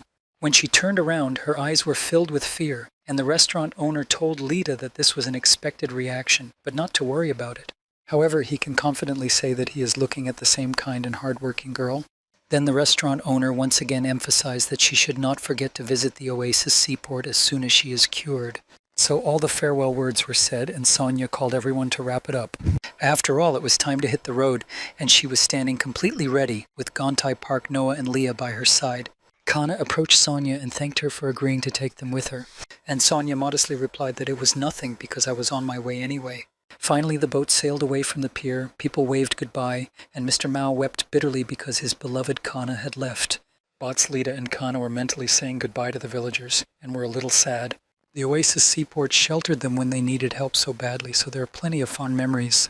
Gontai Park wasn't too happy about having both Akan and Lita on board, and he asked Sonia if it was really necessary to bring them along. Sonia was driving the boat through the waves and ambiguously answered her partner that maybe it was necessary or maybe not. But in any case, she was curious about what would happen in the future. Lita is infected and has already begun to transform into a monster, but manages to return back to her human form. And then Sonia thought that maybe this girl could be the key to finding a cure for the fish plague. The girl still painfully experienced the death of Captain Jacques Cousteau and often recalled how he called her to his team and explained that he was looking for a cure for the fish plague. He said that in this incomprehensible world, there must be a way to cure all people of this terrible disease. He suggested that together they do something meaningful for this world. And now she has decided to complete the work started by her former boss Jacques in his memory. Gontai thought deeply and told Sonia that Jacques would have been proud of her. Suddenly, two children, Noah and Leah, flew into the control room with a noise and immediately began to take an interest in everything. In turn, Sonia now asked Hontai why he decided to take those noisy children with him. And the man said that those children had saved their lives and said they wanted to see the world so he could not refuse them. Sonia grimaced and asked if he wanted to become their father. And surprisingly, it was true. Gontai smiled, blushed, and asked if it was really that obvious. Then he hugged Noah and Leah, who were exploring the control room, and said cheerfully if they keep this up, they'll take this boat apart. Sonia asked how they would find Unified Busan without coordinates in this vast ocean. Then Kana entered the control room and said that the United Busan was heading to the commercial port around this time to exchange goods. Then the girl went to the control panel and began to enter the coordinates of the commercial port she knew. Immediately, Sonia rudely pushed Kana away and said that perhaps the girl still did not understand one truth, namely that she was the captain of this boat, and she did not expect such a reaction, but she agreed. Now Sonia was satisfied and ordered Kanya to enter the coordinates of the trading port. The three-star harpooner said that she knew that Sonia was a good person and that she had pleased the girl very much. Meanwhile, Lita and Noah and Leah were playing on the deck of the boat, and Bot was happy to watch the children's fun and silently repeated to himself that he would save his little sister no matter what. And for him, it doesn't matter where they have to go for this, they will go through all the hardships together. Soon the travelers made it to the commercial port without any problems. In general, it seems that the commercial port is a huge organization consisting of 5 islands. But in fact, after the 3 islands collapsed during the typhoon, their influence in the world today has significantly decreased. However, even despite all the misfortunes, these islands are still used as the main place for the exchange of goods between various organizations and people. There were already many small boats around the commercial port, and then it was announced that Unified Busan had arrived. Compared to all the small and not so small boats, this huge island of several huge ships connected to each other looked very grand and majestic against this background. Immediately, people who were already in the commercial port started to rush around and began to offer their goods. One man shouted that he would exchange a very good motor and called harpooners to do so. On the other hand, a man shouted that he had fish, and another announced that he would sell clothes. In Unified Busan, harpooners stood at the entrance and filtered out traders, behaving quite boldly and arrogantly, pushing away those who were exchanging fish and calling a man who was selling clothes. Dr. Foyd went out on deck and watched the tax of trade, with one harpooner by his side. Suddenly the doctor heard someone calling him from afar and shook his head chaotically in search of that person. And then a man who was also selling fish and was not allowed to enter the Unified Busan shouted that they had delivered the fish the doctor had ordered from them.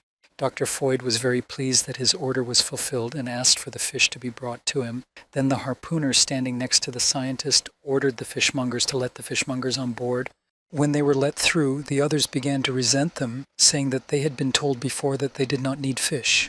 People started pushing, and then one harpooner hit a fishmonger with his assault rifle. The man lost his footing and fell to the deck, dragging with him the blanket that covered the goods for Dr. Foyd. Suddenly, a horrifying picture opened up before everyone. On a mobile rack, glass jars with someone's living organs were displayed. People who saw it were horrified and asked what it was that was being brought aboard the United Busan, and in one jar there was a huge eye and in another a large heart. The merchant quickly covered his goods again, hiding them from prying eyes, and the harpooners ordered him to move faster. When these strange things were brought closer to the doctor, the trader opened the curtain and said that the heart was still beating. Dr. Foyd was very pleased. He said it was a good job and asked for the rest of the order to be delivered as soon as possible, and then the scientist ordered the harpooners to take all these goods to his laboratory. The doctor's laboratory itself was located on the island of Unified Busan under a biohazard label. Inside it was a huge spherical apparatus to which pipes and hoses were connected. The lab workers checked something and reported that the pressure in the tank was stable and the heart rate was normal. All of the items the doctor had just purchased were placed directly into the flasks attached to the tubes, and when the current data was collected, the order was given to begin the food transfer. All of a sudden, all the organs floated out of the flasks and through the pipes leading to the apparatus toward the tank. In this way, they were transported inside that huge container, and now the fresh fish is already floating in the tank. It turns out that inside that apparatus there was a sea monster, and these freshly harvested organs were intended for it. The monster immediately began to fish out its food from the water and devour it, and it did so actively that the tank shook. The laboratory workers watched everything that was happening inside through the windows and saw that the creature was eating the food they had given it. Dr. Foyd himself also watched the monster's meal with enthusiasm and was happy that they had finally done it, and a characteristic crunching sound could be heard from inside the apparatus. Meanwhile, the boat with the suppliers of the strange goods was sailing away from the commercial port. One of the men asked what the monster organs were doing in Unified Busan, and the other replied that as long as they were paid, no one cared. In Busan, they are ready to exchange the organs of sea monsters that did not suit those traders for fuel, so they must milk them for all they can while they have the chance. And then they sailed on for the next shipment of goods. While the exchange processes continued in the commercial port, people were fussing because they had ordered clothes from Unified Busan, so they were trying to get everything they had for sale. Meanwhile, strange traders were gutting the carcasses of the captured sea monsters, extracting their organs and cutting off pieces of meat. Their leader said that they had to speed up because they had to return before sunset. Suddenly someone touched him and said that they hadn't seen each other for a long time. At first the trader didn't recognize who it was that spoke to him. Here stood Kana and Botha, who had just arrived at the trading port. I looked at the vendor and asked him how long it had been, probably 6 years. And then the trader remembered the girl, but for some reason he was very scared and covered in sweat. Connie needed to find out some information, and the trader told her that the Unified Busan was leaving the trading port in 3 weeks. And then he said that as far as he knew, Kana had caused a riot in the Busan Trade Union and then died. The girl was silent about this, but said that they needed to get to Unified Busan, and the trader would help them. The man was immediately wary and asked why he should help her, since after he helped Theon in this way, his life went downhill and he had only recently managed to earn reputation points in Busan. And Kana told him that all debts must be repaid, and this is an unwritten rule of the commercial port. Then the trader said that he personally owed her nothing because Theon was the one who saved him, and Kana agreed that Theon was the one who saved him. And then Botha, who was standing next to him, took off his hood, and the merchant asked in fright if it was Ma Theon. And Botha answered for himself, saying that he was actually the son of Theon. Then Kana summarized the conversation and told the merchant that he now had to pay back his debt. The trader was visibly unhappy with the situation because this turn of events was not to his advantage. And so Kanabota Sonia and Lita are sailing in a boat of strange merchants to Unified Busan. They put Lita in a box with goods and covered everything with a blanket. The trader said to Kana that he could not understand why she could not live in peace and why they should go back at all. Even now they are all taking great risks because if they are caught, they are finished. But Kana understood everything perfectly well, and they had no other choice, so now they were almost there. The trader's boat was sailing closer and closer to the huge floating island. When we sailed past the sign United Busan, Botha looked up and thought excitedly about the time he spent here 4 years ago, and even saw the hated Major Doha on board. And so the traders from the boat told the harpooners that they had brought another order for Dr. Foyd. On the Unified Busan, she told them to move faster because the sun would soon set, and Botha and Kana, who had hidden themselves under hooded cloaks, began to drag the box of goods where the frightened Lita was sitting aboard. The box that contained jars and flasks with organs and parts of sea monsters sold by strange traders creaked from time to time, so he was almost dragged away when someone called out to the porters and ordered them to stop. They explained that they needed to check if everything was really as it should be. Little Lita was even more frightened because she would be immediately exposed if they looked inside. So the man who was going to check the contents of the box rudely pushed Kana aside. Lita broke out in a cold sweat and thought they were about to be caught. The trader of the strange goods was also very worried, realizing that if they were caught, they would all die on the spot. Lita had already expected the worst to happen and thought that it was all over now. Someone came closer to the box and opened the cover, looking inside to see what was inside. The inspector turned out to be Lee Kehoe, an old friend of Botha and Lita's, a small civil servant whose gaze met the frightened Lita's and seemed to recognize her. Then the man put the cover back on the box and said that everything was fine. So the passage was granted, and Kana and Botha dragged the box further aboard the United Busan, and Lee Kehoe took a closer look at the porters and recognized them as Kana and Botha. That is, the conclusion was that the three-star harpooner and Theon's children had returned to Unified Busan. Then the box with the sea monster's organs and meat was handed over to the laboratory, and the newcomers, together with the civil servant, moved on. Botha looked around, remembering what it had been like 4 years ago, and wondered how everything had seemed so much bigger to him before. But now even these once spacious alleys seemed too narrow. Suddenly they met the old but always brave and strong Mr. Kwarong and another of the plumbers. Botha noted to himself that his former boss had not changed at all. Mr. Hwarong looked at Botha for a moment, thought for a moment, and then asked Lee Kehoe if he had finished his work. Botha walked past him without saying anything, and Hwarong still did not recognize him. Although a lot of time has passed, and besides, the boy was a young teenager then and has now become a grown man. But since Mr. Kwarong was a good man, Botha was glad to see that he was still all right. And then the civil servant said that on the way, they risked meeting even more people who might still remember Kana and Botha and Lita, so he suggested that they return to the market. Sonia was surprised to hear that there was a whole market here, and Lita asked her brother if there was still a place where they sold fried fish, and Botha said that there probably was. And finally, everyone came to the door behind which the commercial life of fast food exchange shops has always been in full swing. Lee Kehoe opened it, and they all went inside and saw a huge empty hall with not a single soul in the once lively place. Kana asked the employee what had happened to the market they all remembered so well, and Lee Kehoe shook his head and said that the fish plague had been caught here. And on top of that, Unified Busan decided to ration water to prevent the spread of this deadly disease. After passing the former market, everyone came to another spacious hall where people with canisters were walking around and talking quietly. In the back of that room was a huge tank guarded by harpooners who ordered people to form a line. People came up one by one and had their jerry cans filled with clean water, and Lee Kehoe explained that after the price of water had skyrocketed, the market had no chance. And now the leaders of Unified Busan are mainly responsible for distributing water. Suddenly, one harpooner grabbed a man by the arm and ordered him to show what he was hiding under his shirt. The shirt was opened, and everyone saw that in its inner pocket was a bottle of water, which the harpooner immediately confiscated. The man fell to his knees and begged for mercy, explaining that there are 4 of them in the family and that this portion of water would not last them for a whole week. However, the harpooner was relentless. He kicked the man in the face with all his might and ordered him to be silent.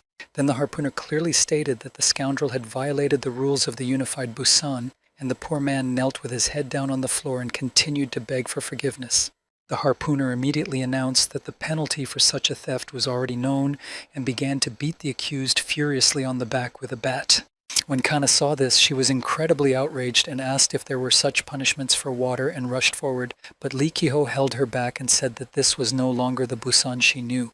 After brutally beating the poor man, the harpooner picked him up and showed him to all the people, saying that the rules must always be followed and that the water distribution was over for today, so let them thank this cretin, and people began to resent that they would not last until the next distribution. However, the harpooner told people to keep their complaints to themselves, and he did not care. Suddenly, a guy ran out of the crowd and rushed at the harpooner and kicked him in the face. The policeman fell to the floor, and people were gaping at him, not knowing what to do or how to behave. The boy, having overthrown one harpooner, clenched his fists and raised one hand up and said that he did it for the water. And then another harpooner shouted at the guy to stand still and pointed his gun at him, ready to shoot. The guy was obviously in danger of losing his life, but Botha came to his aid and sharply raised the muzzle of the gun held by the harpooner. Immediately shots were heard and several shells flew directly into the water tank. Holes immediately formed and water poured from the tank directly onto the floor. The harpooner stood there in shock, and the people realized and began to put their buckets under the water jets. While everyone who could was catching the leaking water in their own containers, the harpooner recovered and began to push people away from the tank, but he was immediately hit in the face with a bucket.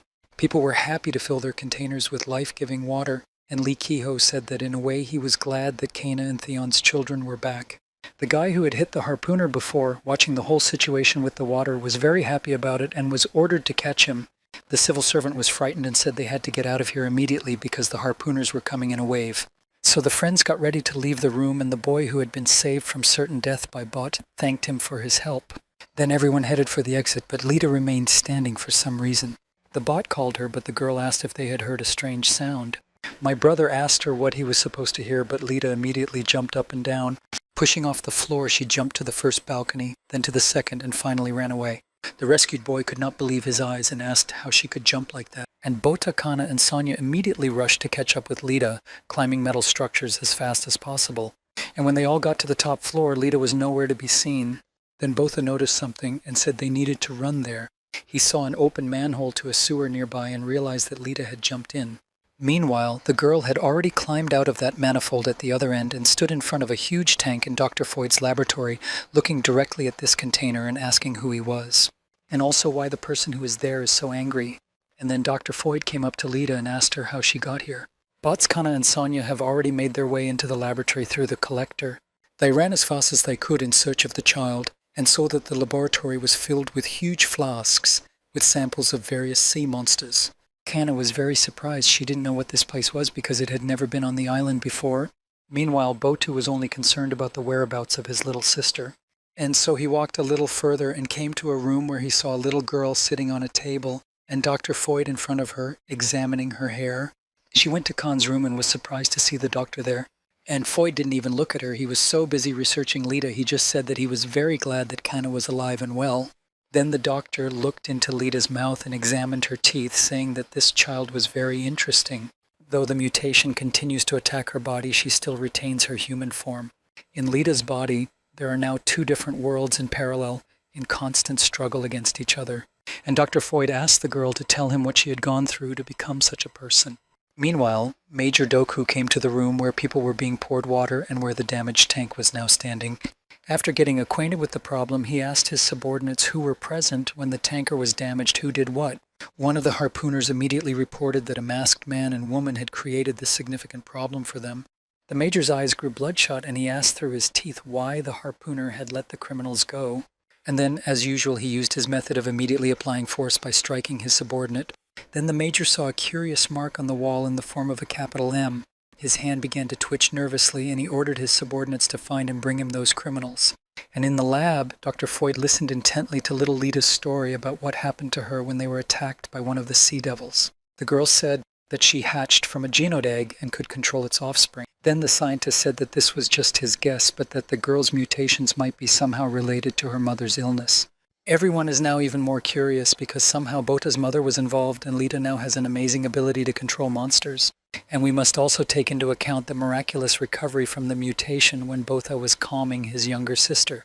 Listening to all this, Sonia was very surprised that Lita's abilities and skills could have appeared due to the terrible fish plague. Then she asked if Lita's mother had suffered from the fish plague and asked whether an infected person could give birth to a healthy child. And Dr. Foyd replied that the only way out in this situation was a miracle, or the mother just held on to the very end. In general, the fact that both Botha and Lita returned to unified Busan after being infected with this terrible, deadly disease here almost seems like fate. The fish plague instantly spread throughout Busan and claimed the lives of an incredible number of local residents, and for some reason everyone thought that this disease appeared here for no reason except for Dr. Foyd, who strongly disagreed. Unfortunately, the fish plague spread throughout the ocean and affected living organisms here and there. It all started 130 years ago when several bright comets flew towards the planet Earth. These comets did not change direction and did not burn up on the way, and as a result they crashed into the moon and broke it into pieces. Meanwhile, a natural cataclysm began on Earth that lasted for 70 years. And of course there were all sorts of things that have come to Earth from outer space. As a result, any sea creature that was infected with viruses from space mutated into a monster. And anyone else whose body rejected these changes would certainly contract the fish plague. Sonia could not even think that this was the fish plague. Then Botha asked the doctor how their mother could have contracted that terrible disease. And Dr. Foyd replied that the fish plague had spread across unified Busan 15 years ago. And the person who prepared the ground for this tragedy was the mother of Botha and Lita Narisa. This woman came from a very influential upper-class family. She was also the kind of girl who didn't like boring things. So basically, she spent most of her time with lower class people. She was on a level playing field with them. Nerissa also loved exploring the ruins with divers, so she often went underwater. One day during another underwater hunt, she found and brought to the surface a strange pot and showed it to Theon. Theon laughed and told Nerissa that this thing was called a toilet. The girl said that because this thing looks strange, she wants to keep it in her collection, to which Theon said that if she continues to collect all the things only for her collection, Busan will drown from overload instantly. And then the girl offered her boyfriend to buy her a small boat.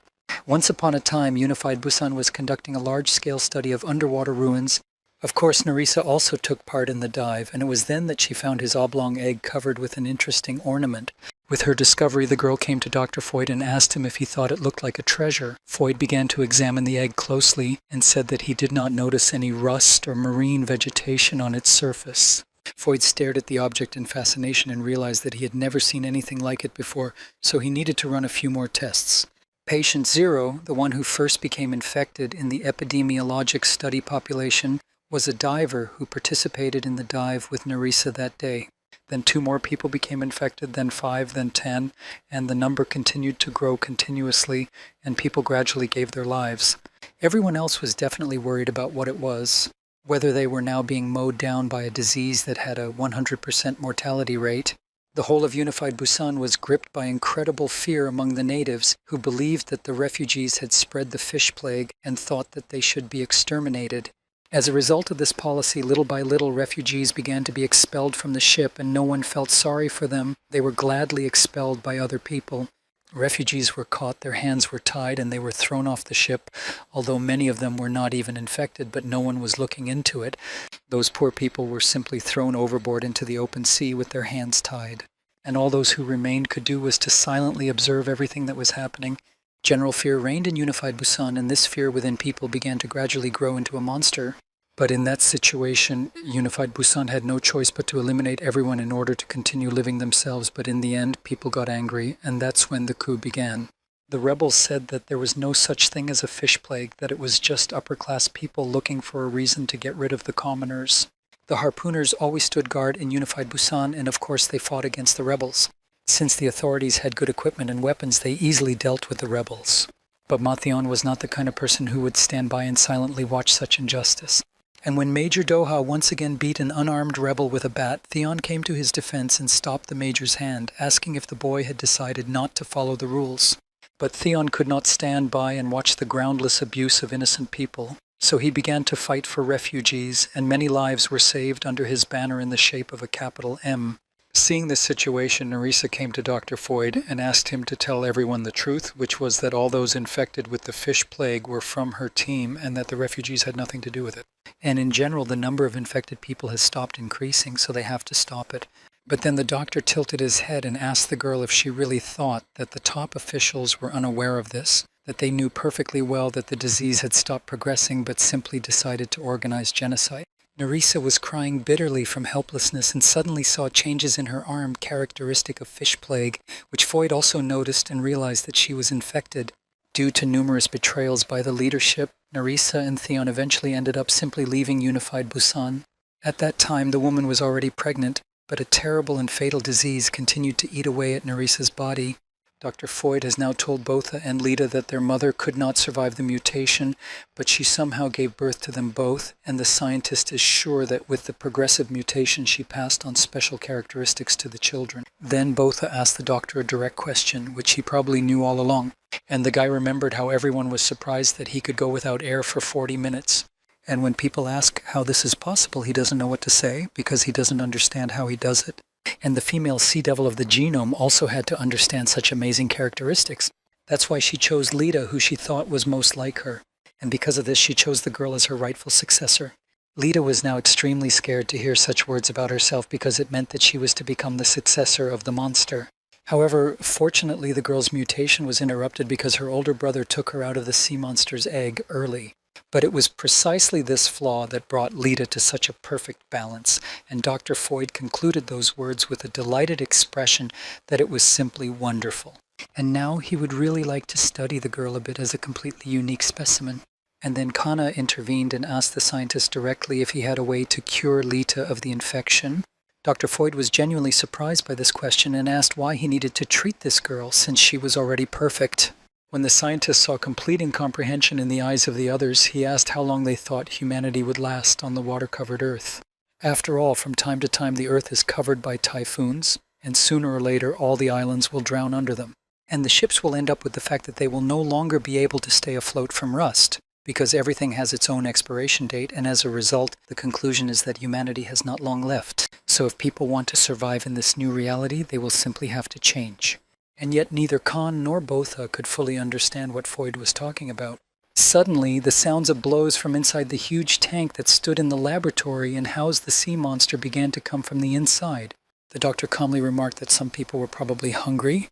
Botha asked, a little frightened, what was inside the thing, and Dr. Foyd kindly suggested that the boy take a look for himself, and then he would find out. Then Botha and Kana came closer to the tank and looked through the porthole, and there he saw the inhabitant of that vessel, a sea monster. It was this particular sea monster that Botha had seen before, so he began to look more closely. At some point the boy saw painfully familiar features and recognized his father in them. In Botha's mind he thought that this could not be true, because his father had sacrificed his life to destroy this sea monster. However, Dr. Foyd had a different opinion and insisted that this monster would help them. But then Bot couldn't stand it any longer and asked what it meant to understand why the scientist brought the centaur back to life. The doctor said that it took 4 years before the sea devil was able to eat on his own, and that he is quite a noteworthy specimen. Then Kana, in support of Botha, said that this monster was dangerous.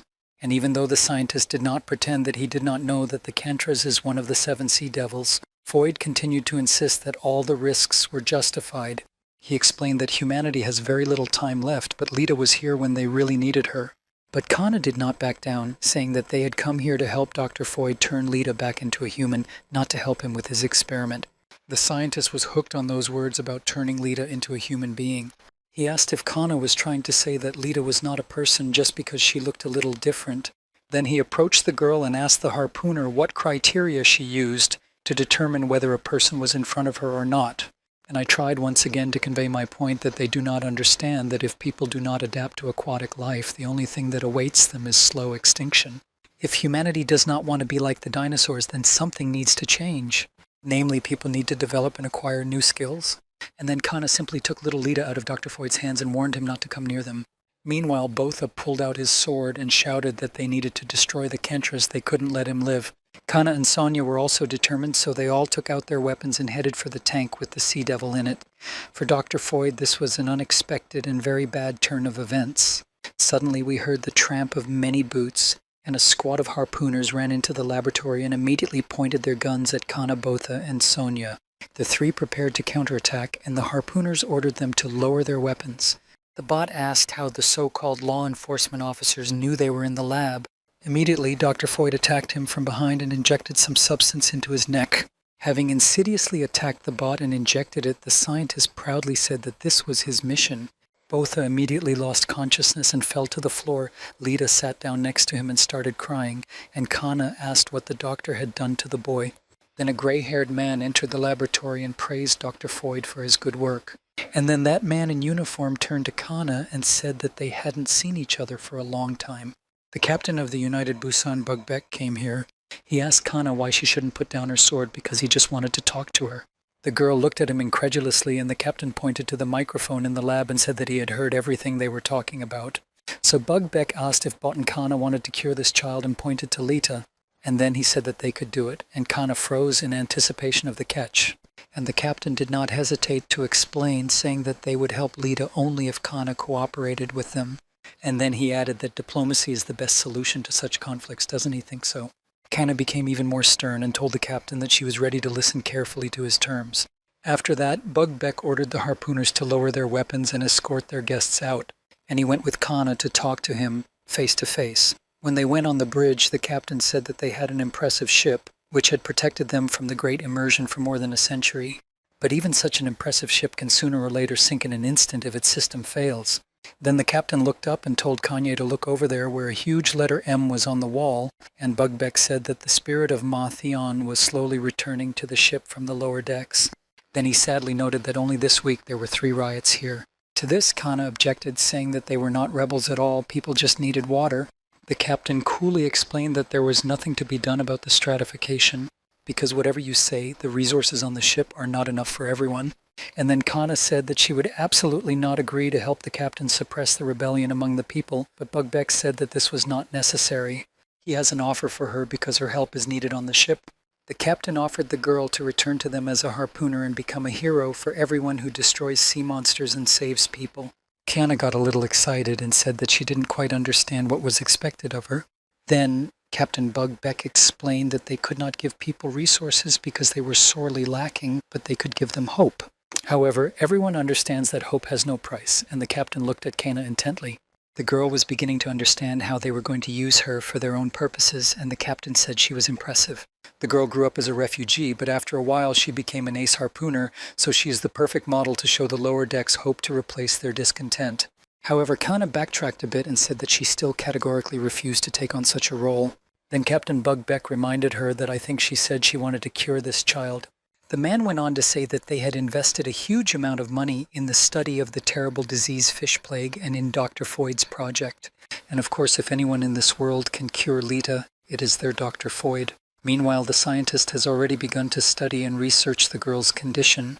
And then the captain asked if that was the reason Kana returned to Unified Busan. Bugbeck also assured that they would give Kana everything they have, whether it be money or information, as well as Lita's treatment. And they will be able to provide all this in exchange for her help in what he described earlier. After that, the captain held out his hand to Kana, waiting for her to agree, and said that the choice was now hers. That's how an extremely busy and eventful day passed until the next morning. In a large room on a luxurious bed, Botha was sleeping and the spring wind was coming in through the open windows, so the boy woke up and did not realize where he was. Suddenly, an old man in a crimson suit with disheveled gray hair entered the room and respectfully wished the boy good morning. The bot immediately asked him where he was, and the man replied that they were on the highest deck of the ship. And then the old man strangely said that he was welcoming the young gentleman into his own home. The bot did not understand anything. Then the man gave the boy clothes and he put them on, but still did not understand anything. And then the man took the boy to another room where he saw Sonia Gontai and little Noah and Leah sitting at a table having a peaceful tea. Botha came up to the children and hugged them because he was happy to see them, and Sonia told him that he looked good. Then the boy began to turn his head around and look for his little sister Lita in that room.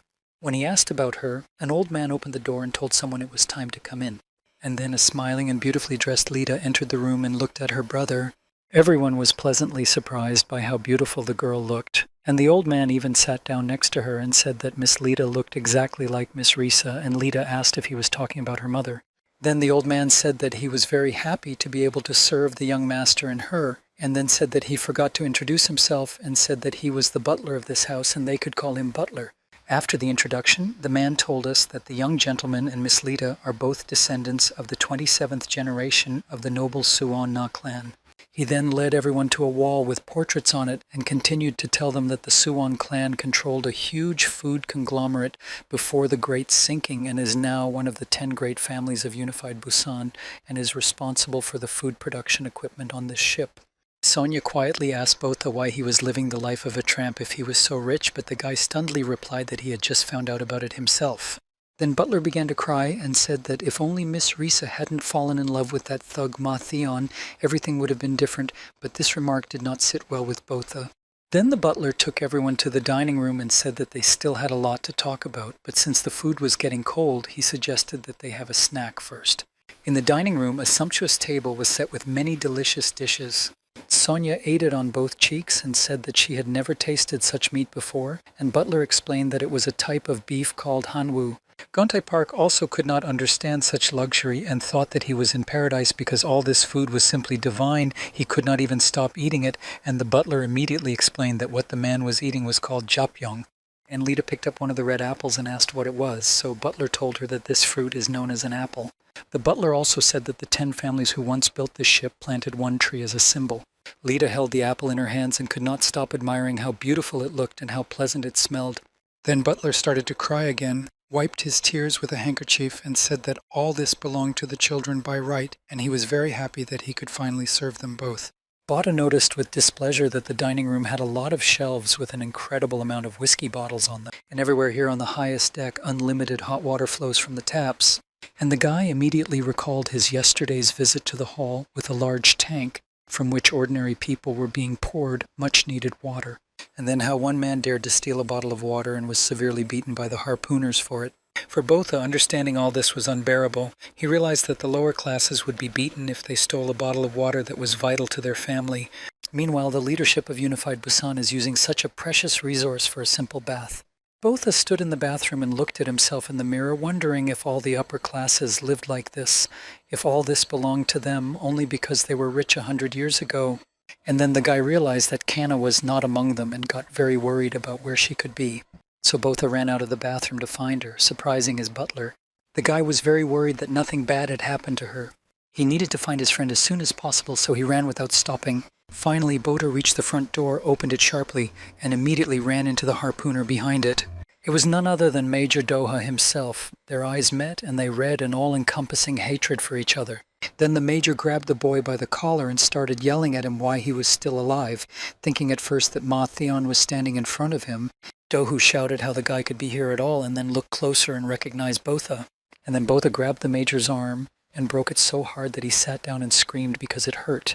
The boy asked him who he was reaching out to, and threatened that Doha would regret it if it continued to treat him the same way it had treated the child 4 years earlier. During that incident, Botha thought that he had never noticed it before, but had the Major always been so insignificant? After all, in fact, he was the one who threatened a 13-year-old and a 9-year-old child and tried to throw a person overboard over a few small coins. And the guy wondered how many evil deeds this person had committed while on this ship. Botha looked at the lowlife who had bullied him and his little sister 4 years ago and made a decision. He wanted to take the scoundrel's life right there and then. But the butler intervened and came out of the apartment and said that enough was enough. He said that the captain had long ago forgiven Miss Risana and Theon Ma, and that Mr. Botha and Miss Lita were now the rightful heirs of the Na clan. And then the butler turned directly to Major Duhu and said that he had just threatened one of the great families of Unified Busan. And Butler looked at him menacingly and asked if he really thought he could cope with the consequences of his behavior. Then Botha came to his senses and asked the butler if he had seen Kana. Major Doha was shocked by the news and did not expect Kana to ever return. Meanwhile, the harpooner practiced her skills destroying sea monsters, and everyone saw that she became even stronger and did not lose her grip. The people on the ship watched her and were frankly delighted that Kana was back in Unified Busan.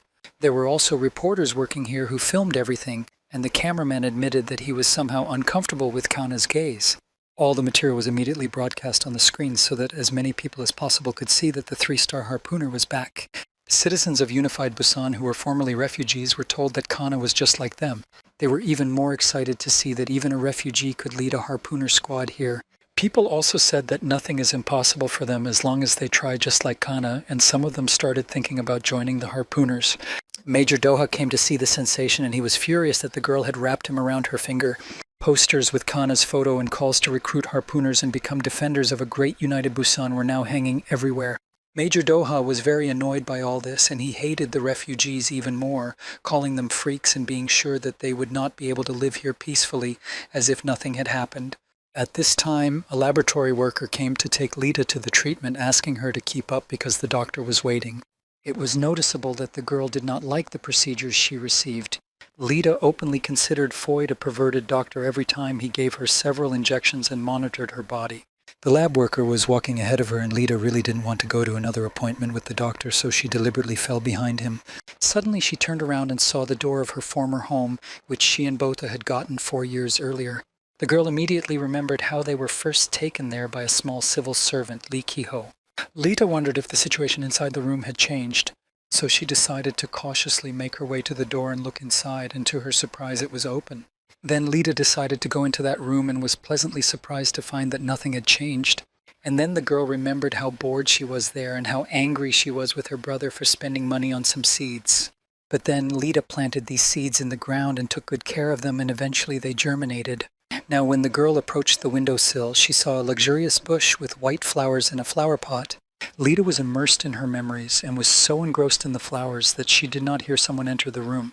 When the girl turned around, she saw a boy looking at her angrily. She apologized and said that she thought no one lived here, and the boy replied that he did. Then the guy seemed to recognize someone in Lita, and she also looked more closely and remembered the guy who had beaten the harpooner when he forbade people to take water. The guy immediately became more friendly and said that he didn't think they would meet again, but he was pleased to meet her and told her his name, Gu Kim. Gu Kim asked if Lita had lived here before, and she replied that she had 4 years ago. She also told us that she and her brother were the people who grew this plant and pointed to the beautiful flower on the windowsill. And Gukim said that this flower pot grew quite well even though he only gave it water. Lita said that her brother had told her that the plant symbolized hope, but she hadn't thought it would grow so beautiful. Gukim said dreamily that it sounded cool and that he hoped to become a harpooner someday. Lita asked him if he wanted to become a harpooner like Kana. And the guy said that although Kana is very good, he would rather be like Matheon. Matheon differed from today's harpooners in that he did not harm people. He was a true harpooner by vocation who protected them. Lita thought about how her father had become someone's hope and wondered if she could be one too. The girl reached for the flower and suddenly saw the mutations on her hand, so she pulled away and Gukim asked if she was okay. Lita replied that everything was fine, covered her mutated arm with her other one, and abruptly said that she had to go. And then the girl ran out of the room, scolding herself for forgetting. After all, its mutation can occur at any time, and this is very dangerous for others. Lita remembered what she had turned into in the Oasis seaport and realized that she did not want to become a monster. So the girl ran as fast as she could to the lab, and Dr. Foyd reprimanded her for being late. Lita told him that she wanted to become a human again. She didn't want to be a monster. The scientists said that although it was not much, they managed to get the mutagen out of the Kentras. Of course, he could not promise anything, but they have a good chance. Foyd asked Lita to help him with his research, saying that her contribution would be invaluable and that she would become a hope for all mankind. The girl grabbed onto the word hope, thinking that it meant she could help people too, that she could save people from the fish plague. At the same time, she wants to continue living with Botha and Kana because she doesn't want to lose them for anything, so she agreed to Dr. Foyd's experiments, and the Sea Devil Kentras watched everything that happened in the lab. Lita became friends with Gukim, and they spent time together talking in the room or walking around the ship. This time, the guy decided to take Lita to a secret place and said that she would be the first to show it to him. The children were moving along the outer pipe, and at one point, Gukim took the girl's hand and told her to be careful because it was quite easy to slip. And finally, they reached the cherished place where there was a water pipe that was leaking a little bit, and Gukim collected this water in bottles and made it drinkable. The guy explained that it was one of the water pipes leading to the upper deck, and he comes here to collect this water for Mr. Kim and his wife, who recently had a baby. Lita once again noted that Gukim is a very nice guy.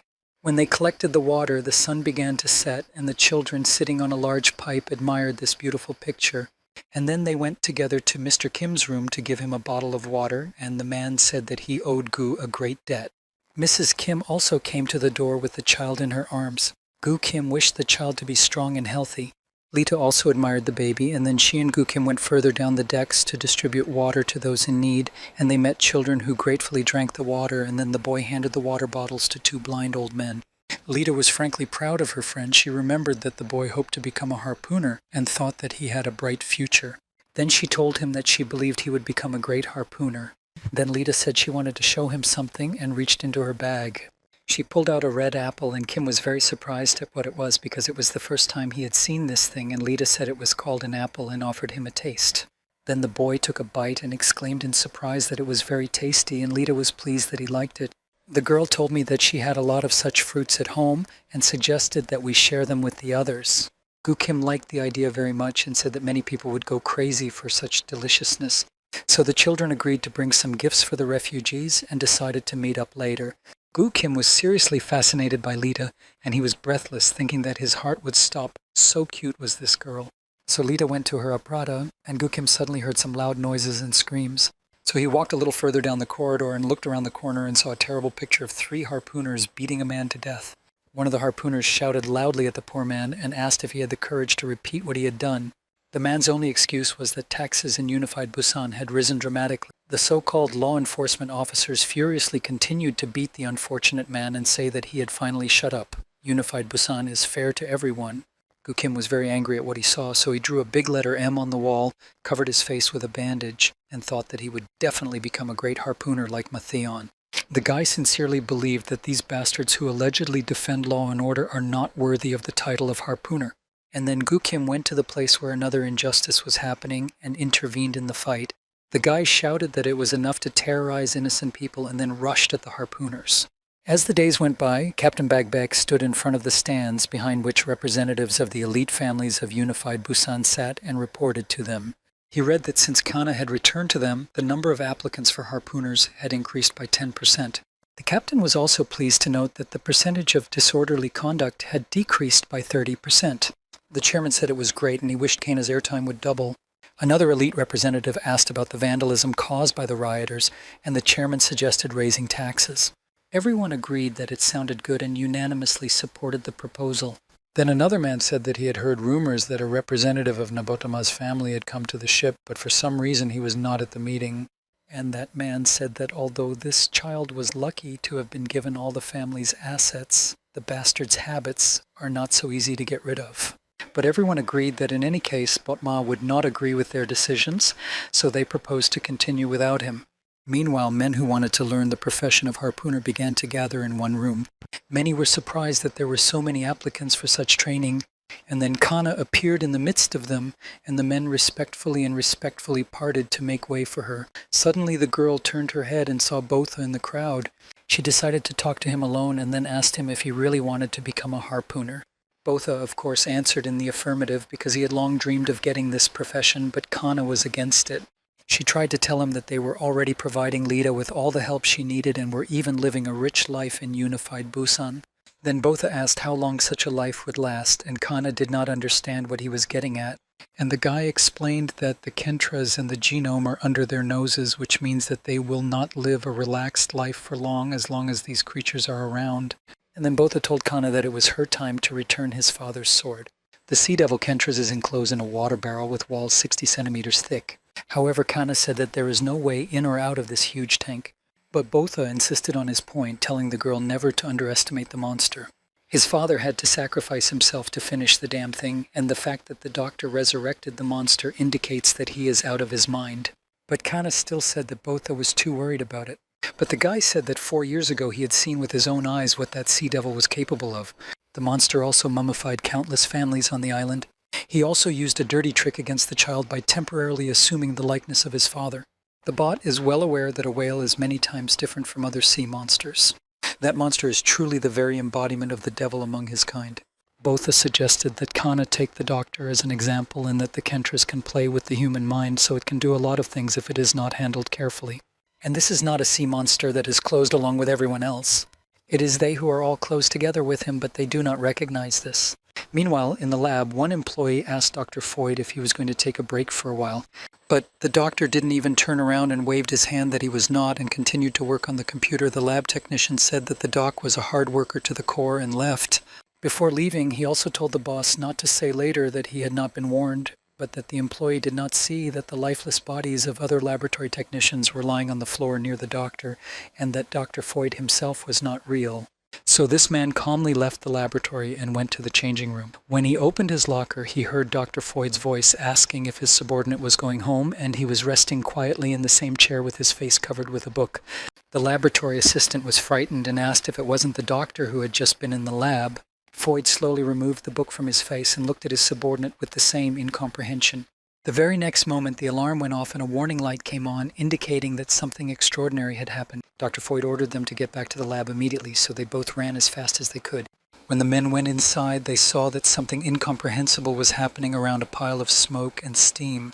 And then they saw that the pipes were disconnected, and a tentacle was coming out of one of the holes through which the food for the sea monster was coming. The men watched in silence in shock and saw that the end of the tentacle completely repeated the image of Dr. Foyd. Then the real doctor ordered the laboratory assistant to immediately cut off the power. The worker quickly ran to the shield and grabbed the lever, but the monster's tentacles suddenly attacked him, pushed him against the shield and crushed him. And then that tentacle grabbed the victim and took the man away. It dragged the dead laboratory assistant into the pipe, and the scientist himself could only watch the horror. Then Dr. Foyd grabbed the screw to shut off the flow, and he still regretted his priceless project. Since the sea monster destroyed a lot of things in the laboratory with its tentacles, the fasteners failed, the pipe broke and knocked Foyd down, and then the tank itself began to collapse. The laboratory began to flood, and the doctor stood knee-deep in water and watched his creation, the sea demon Kentras, crawl out of the tank. Meanwhile, Lita had already picked a whole bucket of apples and was running as fast as she could to meet Gu Kim again. And then she saw many people demonstrating, staging a riot because they were being restricted from using water, and here and there the rioters were holding banners with the telling letter M. Lita was making her way through the crowd, wondering where Gu had gone when she saw drops of blood on the floor. For some reason, the girl immediately thought that this blood belonged to her friend.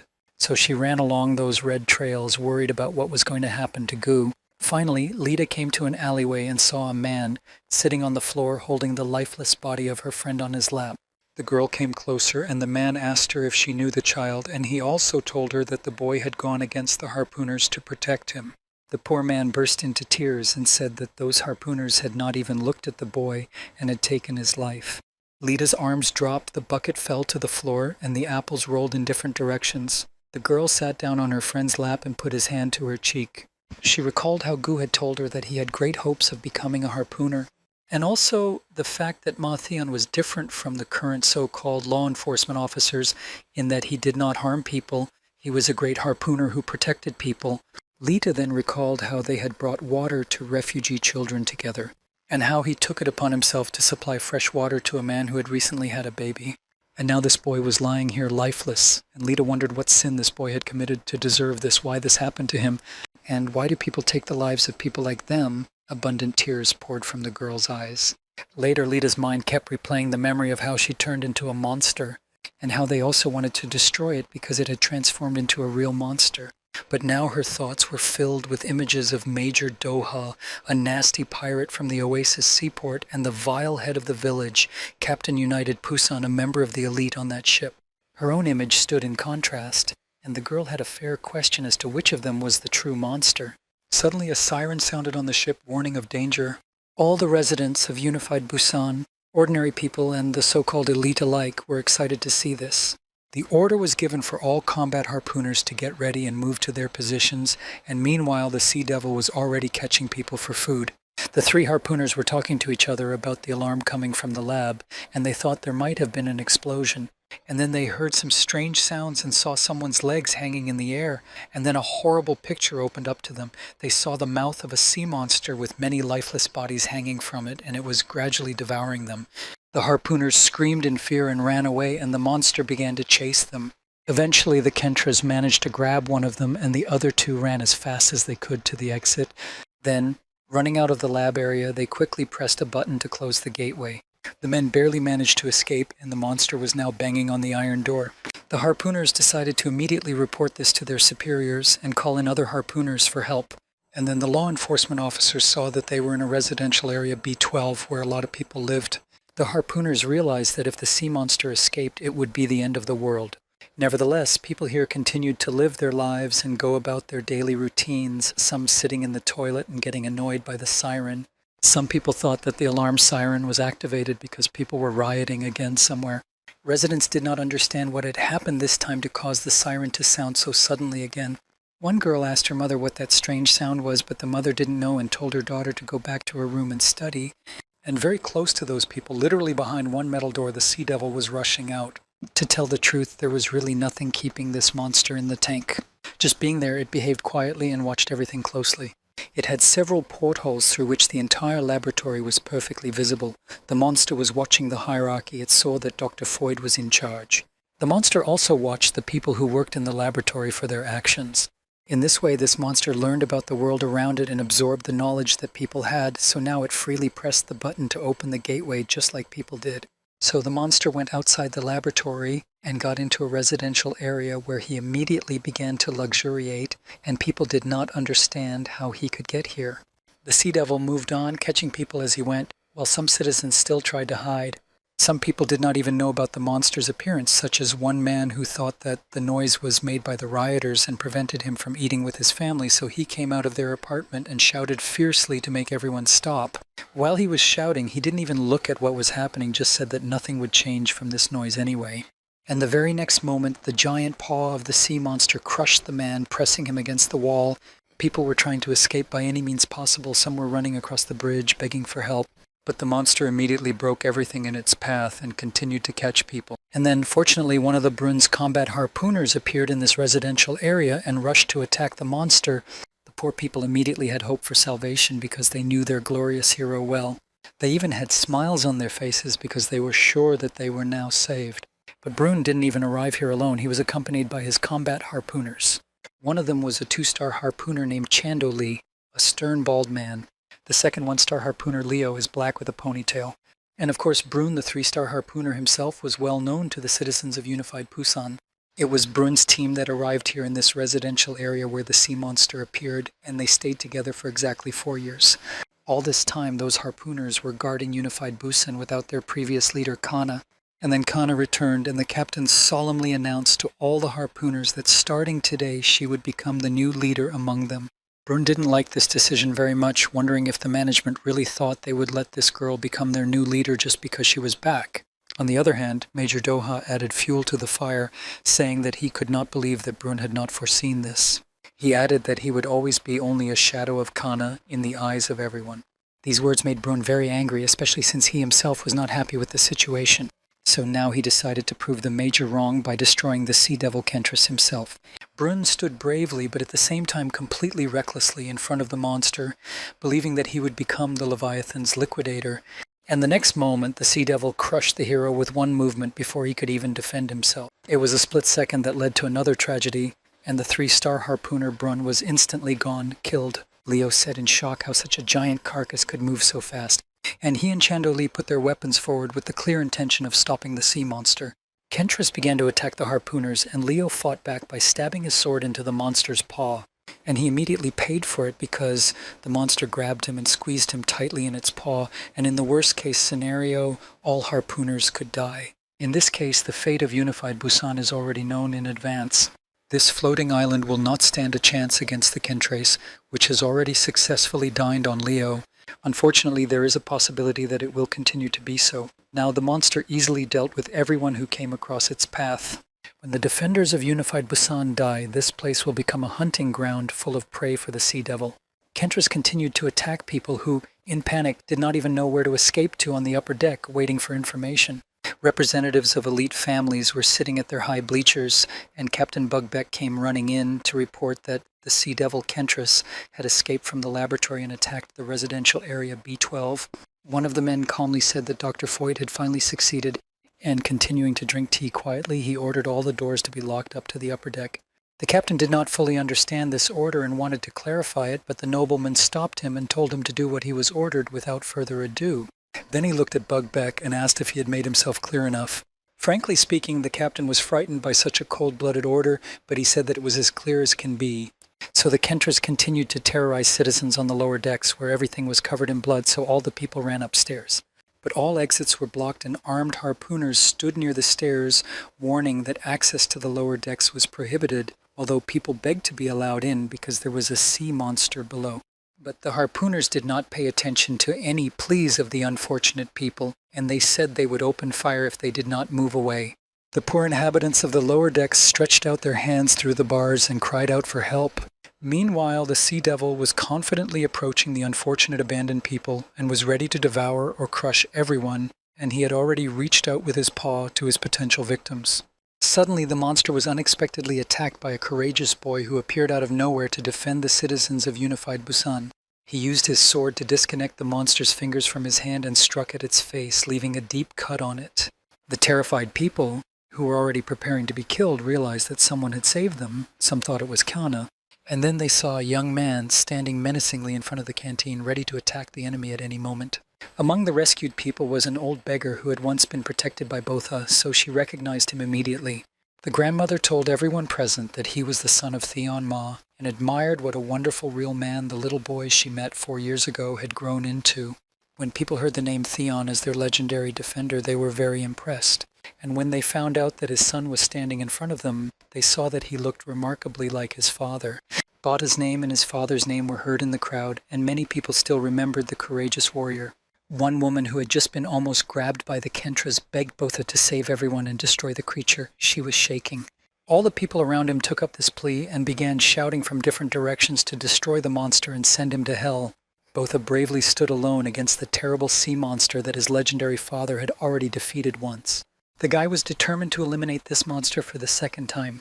4 years ago, his father fought a Kentress and defeated it, and now that monster threatens humanity again because it has been brought back to life. Botha recalled how his wounded father defended his children by standing one-on-one against the terrible creature.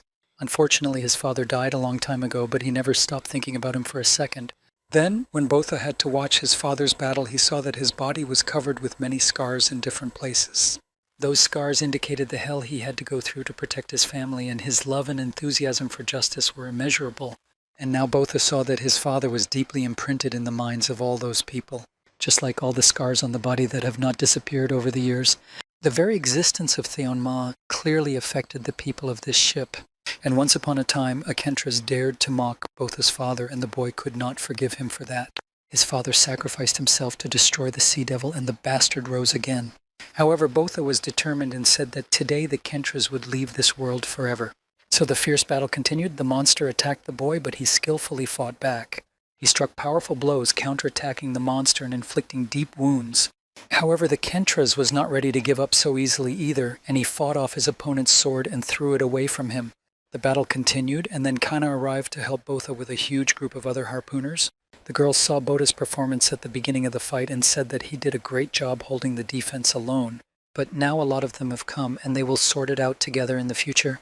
So Kana ordered the harpooners to open fire herself, and she stood next to the bot in front of the monster. Many harpoons flew at the Sea Devil, but he also struck at his rivals, so there were no casualties. Those harpooners who were mainly engaged in maintaining law and order among citizens in unified Busan were ordered to retreat. Khan had a truck equipped with weapons at his disposal and ordered it to move forward to the cantina. The truck drove into the Sea Devil's side at high speed, severely wounding it, and the harpooners continued to shoot at the monster.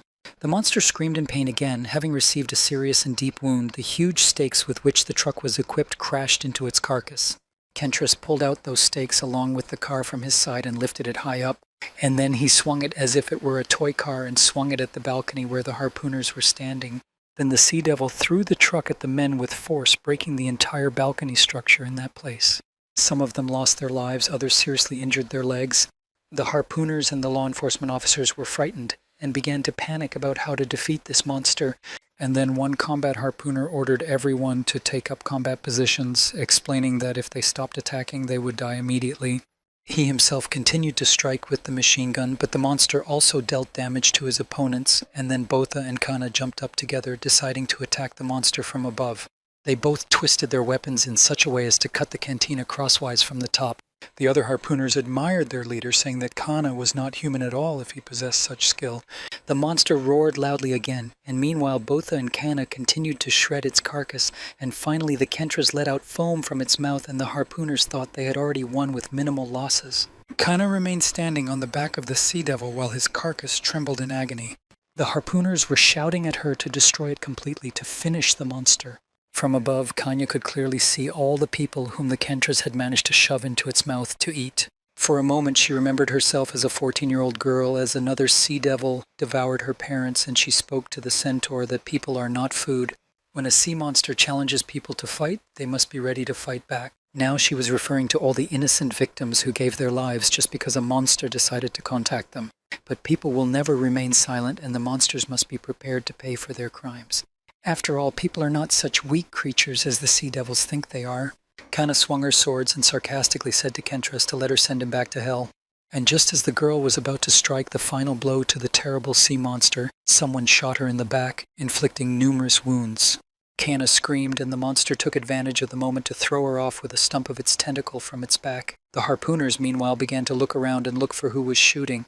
Kana fell to the floor, but managed to get up a little, and looked in the direction where the shots came from and saw a figure with a harpoon gun around the corner. In this self-loathing figure, the girl recognized the bastard Major Doka.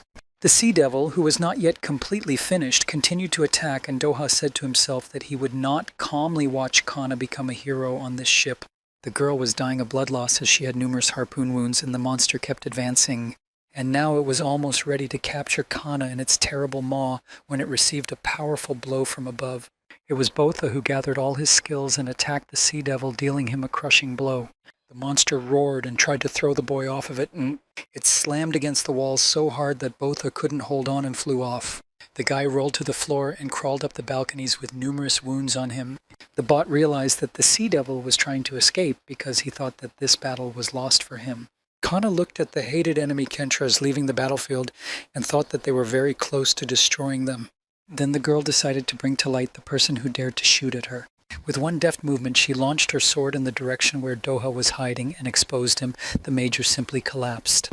When the other harpooners saw who had hurt their leader, they could not believe their eyes. And the major stood up and started shouting at them not to stand still and to arrest Kana immediately because she tried to take his life. Kana fiercely replied that everyone here risked their lives to catch the sea devil, but because of him, the Kentras escaped. All the harpooners stood by the girl and supported her, which made Major Doka very angry. Kana then shouted at him that he knew better than anyone here what happens to those who go against the law and the rules.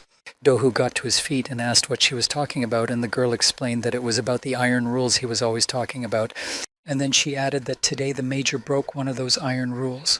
However, Doha was still very defiant and angrily asked who gave her the right to raise her voice at him. But Kana did not let up. She said that he had violated the harpooner's duties, namely he had attacked his comrade. Major Dohu continued to stand his ground and shouted at the girl to shut her mouth because he was a top-class harpooner. This means only one thing: his words are equal to the law. However, Kang became increasingly angry, saying that he was a top-class harpooner who had put unified Busan in great danger. Then Major Dohu pulled out his sword, preparing to attack the girl, and said he had had enough. Then he immediately rushed to her, saying that he would teach her good manners. Kana, preparing to take the blow that Doha was about to inflict on her and counterattack him, said that she condemned him to the loss of his life. So the two enemies faced off in a duel, and Kana severed Major Doha's head from his body with one sharp blow of her sword.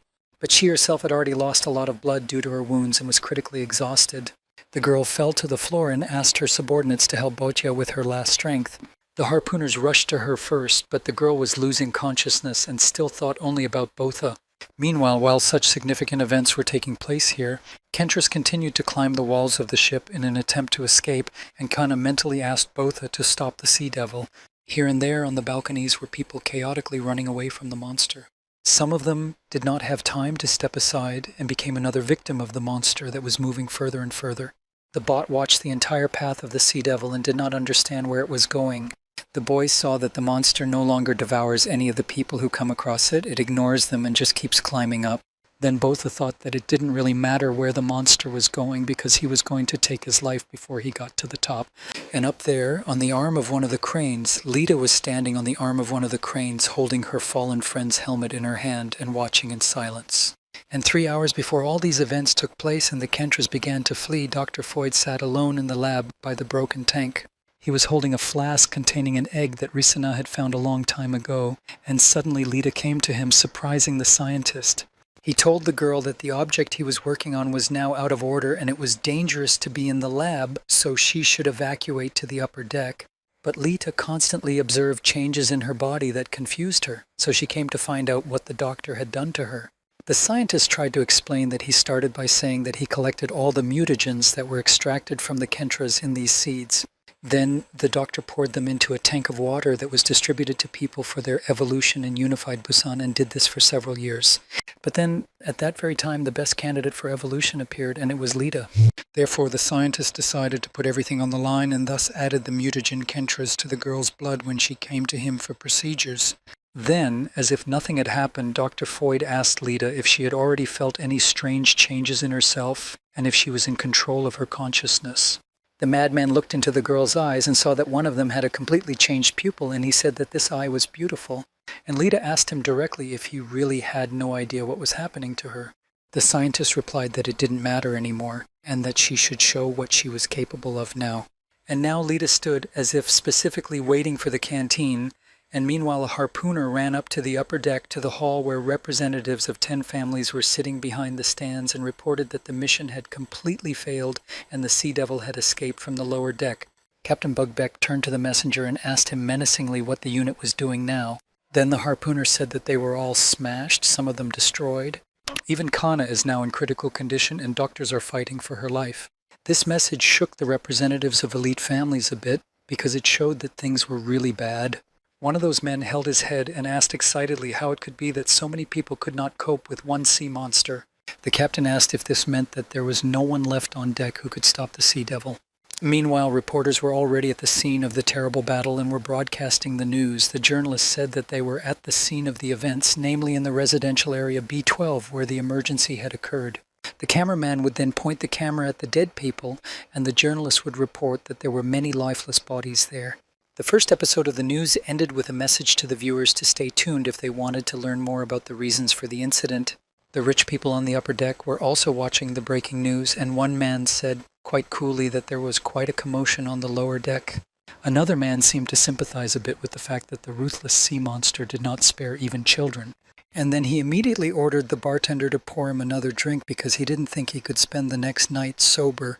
One of the representatives of the 10 families ordered Captain Buckbeck to open the bulkheads on the lower deck and lure the Sea Devil in because they could not allow the Kentras to continue to destroy the ship, to which the captain said that if they opened the bulkheads, the monster would start attacking civilians.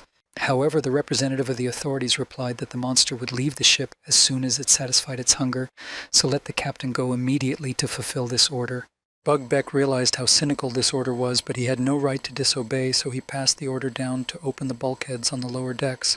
And then the captain's gaze stopped on the panoramic window behind which Lita was standing, and he asked who she was. And the strangest thing is that representatives of elite families could not understand how this girl managed to get here either. And then, to their great fear, everyone saw that behind the girl was a sea devil called Kentras. The harpooners in the hall screamed frantically to cover their captain. Meanwhile, Lita ordered the Kentras to attack on the subconscious level, and it smashed the windows with its tail, and the harpooners and their captain were blown in different directions.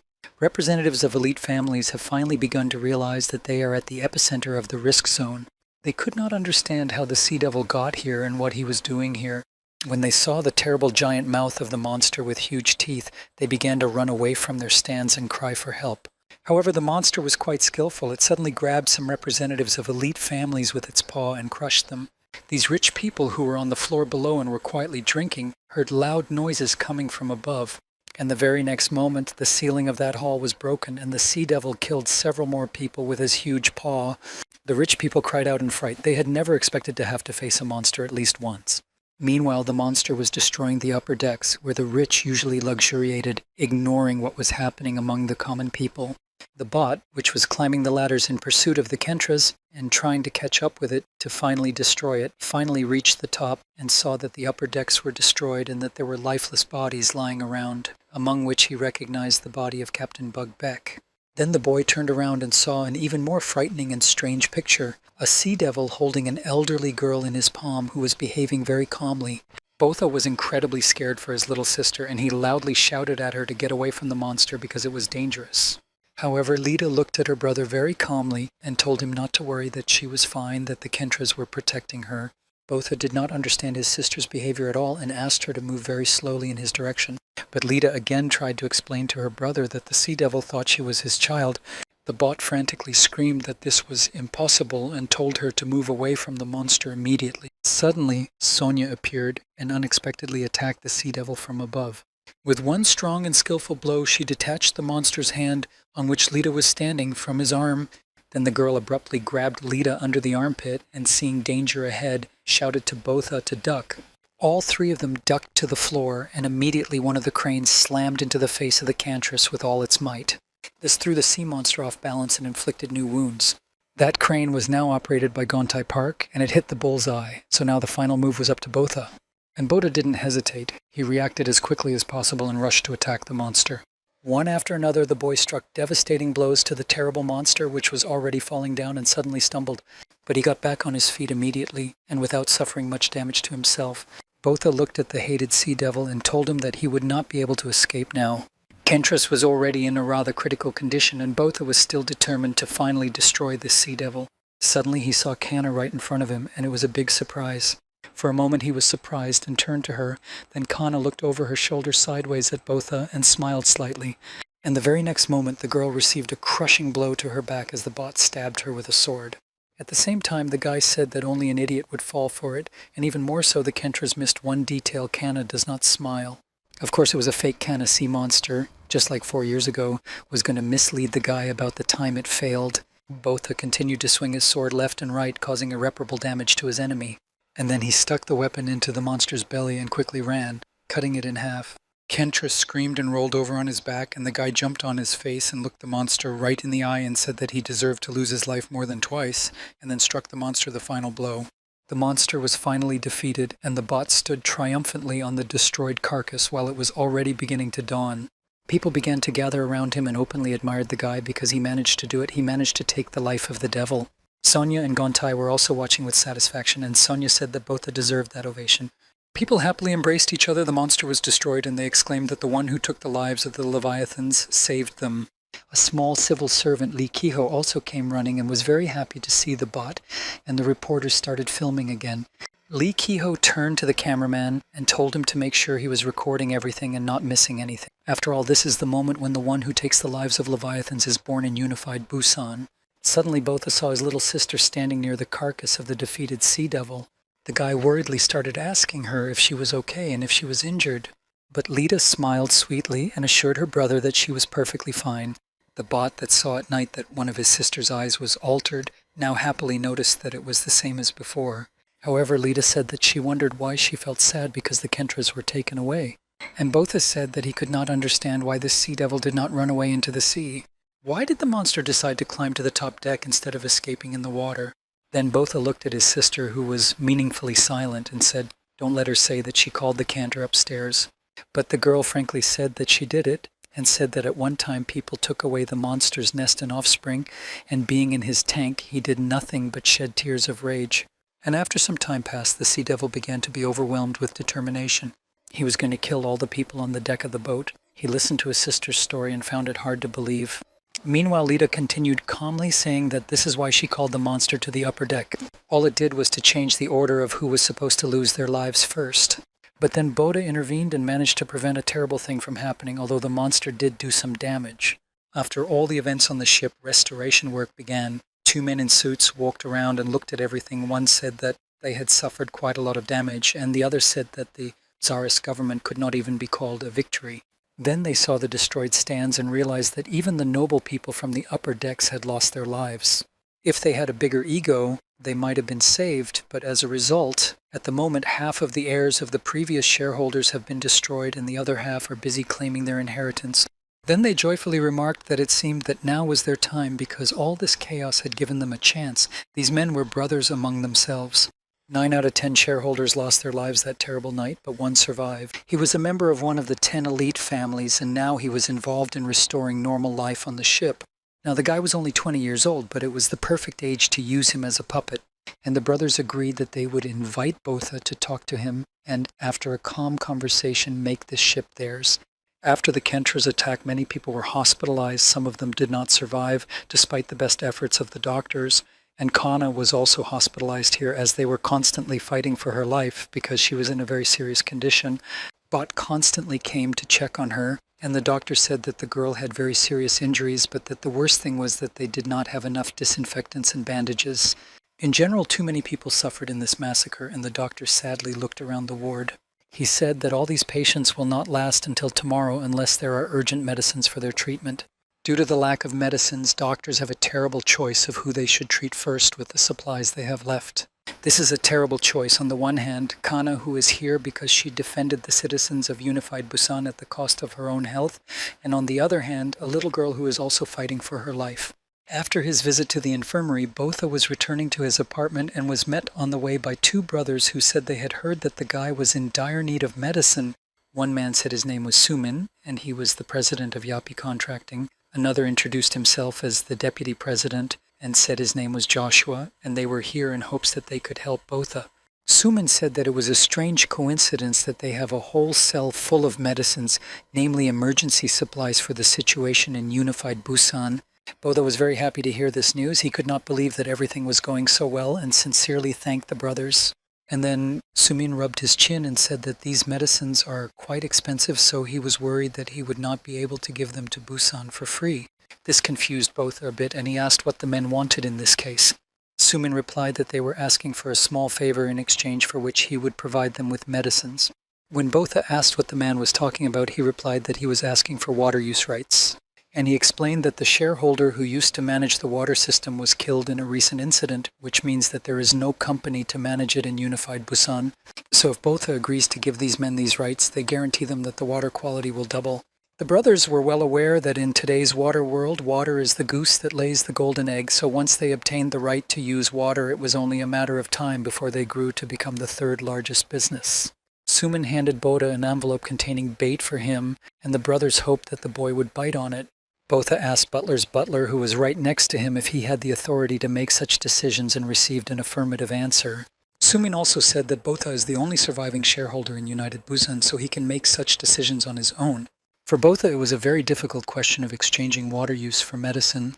The guy recalled how ordinary people here have always had a hard time getting water and even organize riots.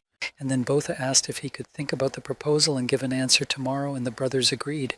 The butler thought to himself that the smell of profit had already attracted snakes. After all, Sumin and Joshua were just cold-blooded businessmen who cared only about money. Butler was well aware that there would be many more like these two brothers, and over time, even more outsiders would covet the power that his young master now had. But Botha is still too young and inexperienced to deal with such eager people as they are, so the butler was very concerned about how Botha and the young miss would survive in this snake pit. So Botha turned to his friends for advice, and Sonia asked what was stopping him from simply transferring the water rights. It was just water, not gold, but Likaho objected and said it was not that simple. Because the company responsible for water use has raised the price of water so much over the past 4 years that riots have broken out everywhere. And Yapi Contracting, whose representatives proposed this exchange, is very famous for its viciousness. That's why Kyo believes that nothing good will come of it if those people get water use rights. Botha understood this well, but they urgently needed medicine. The guy grabbed his head and asked why he had to make such a difficult decision, and Hontai philosophically replied that the one who wears the crown must wear it to the end. The friends were having this conversation in the infirmary, and then they heard someone from behind the curtain say that they were big dumbasses because it was obvious that they needed to choose the medical supplies. Everyone wondered who could be making such remarks, and Sonia pulled back the curtain. There, on a hospital bed, they saw Brun and were happy that the boy had managed to survive the fight with the Sea Devil Kentress. Brun furrowed his brow and said that he was a survivor, or do they think he would have let some sea monster take his life? And Sonia joked that it was Brun, the bandaged guy, who was covered in bandages and in a cast. Sonia's words made him very angry, and he told her to keep quiet because he was still a 3-star harpooner, Brun. However, Sonia did not let up. She continued to mock the poor patient and remarked that he must have meant to say 3-second Brun because she heard that not even 3 seconds had passed since he was knocked out. She also added that she was impressed by his speech when he attacked the centurion because she generally liked reckless men like him, but Brun said that he rather disliked women like her, so she should leave him alone. And then Sonia asked him why he was playing at being untouchable and used her own trick by licking her husband's cheek. Brun was seriously angry, shouting that he would finish off Sonia, and Hontai pointed out to the girl why she was doing the same thing again. Brun then asked Bot to do everything he could to get the medicine and save Kana. Then Botha asked the man if he was the one who had ignored Kana's orders, claiming that he did not need a new commander. Brun said guiltily that unfortunately this had happened, but now he realized that he was far from being that girl's equal. The man added that Unified Busan also needs Kana very much. Therefore, Botha must do everything possible to get the medicine and help Kanya survive. In the end, Brun asked to save their commander, and everyone understood everything perfectly. After having such conversations and consulting with his friends, Bot gathered people for a meeting the next day, including representatives of Yapi Contracting, and Sumin wondered why the guy suddenly gathered so many people. Others were talking to each other, some asking if Botha was the only surviving shareholder, others claiming that this guy had absolute power here. One man said that he heard that Botha was the harpooner who killed Kentress alone, and people also heard that many people say that the boy is the son of Narissa and Theon Ma. And then Botha himself came out to the people who were actively sharing rumors and guesses and politely greeted them. It was quite a shock for everyone present to see that the boy was so young. Botha began his speech by saying that he had gathered them all here to discuss the issue of repairing the damage to their ship. And then he also said that first of all he would like to refer to the generous offer made to him by Yapi Contracting. Sumin and Joshua smiled and a slight murmur went through the room. Then Botha announced that he had decided to accept their offer. For the Yapi Contracting representatives, this was a good sign, Sumin thought with satisfaction. He knew that Botha would not have refused. The company's president and deputy president bowed respectfully and thanked Botha, and Sumin asked if this meant that the water use would now be transferred to them. Some of the people present were very unhappy about this because they realized that the two men had already taken advantage of the child for their own purposes. But Botha told Sumin that it was unlikely that they would be given water use, which the men did not understand. And Botha explained that from now on, all water on the ship would be controlled personally by the engine room staff. Sumin and Joshua came closer to Botha and began to whisper to him that this was not something they had agreed on, that he did not need medicine. But Botha calmly replied that of course he really needed medicine. The two brothers began to get nervous about why Botha was taking them for fools or perhaps wanting to take the medicines for free. Sumin asked if the guy had just been serious about this, if he was trying to get expensive medicines without paying anything for them, and then he turned to all those present and said that this was an outright robbery, don't you agree? One man said that he understood that all this was for the benefit of all, but it was not good to impose his opinion because of his status. Sumin immediately grabbed onto those words and said that a person in a position of power should know how to follow laws and rules better than anyone else. And I thought that the boy probably has no idea how things work in the real world, but that's why there are rules for the privileged. And Botha calmly replied that he agreed and did not refuse to pay for the goods provided. Then he opened a briefcase full of gold bars. Everyone in the room was shocked to see the wealth. They could hardly believe that gold bars still existed, but that is exactly what they expected from the sole shareholder. However, Sumin disagreed. For him, this was just a drop in the bucket compared to water use. Meanwhile, Botha was waiting for a response from representatives of Yapi Contracting. People in the audience said that this gold was more than enough for medicines. Sumin was angry with the boy and wondered what he was up to, but he was ready to show the kid the power of a real businessman. And he said that they wanted trust more than profit, and their deal was that they would give medicine in exchange for water use.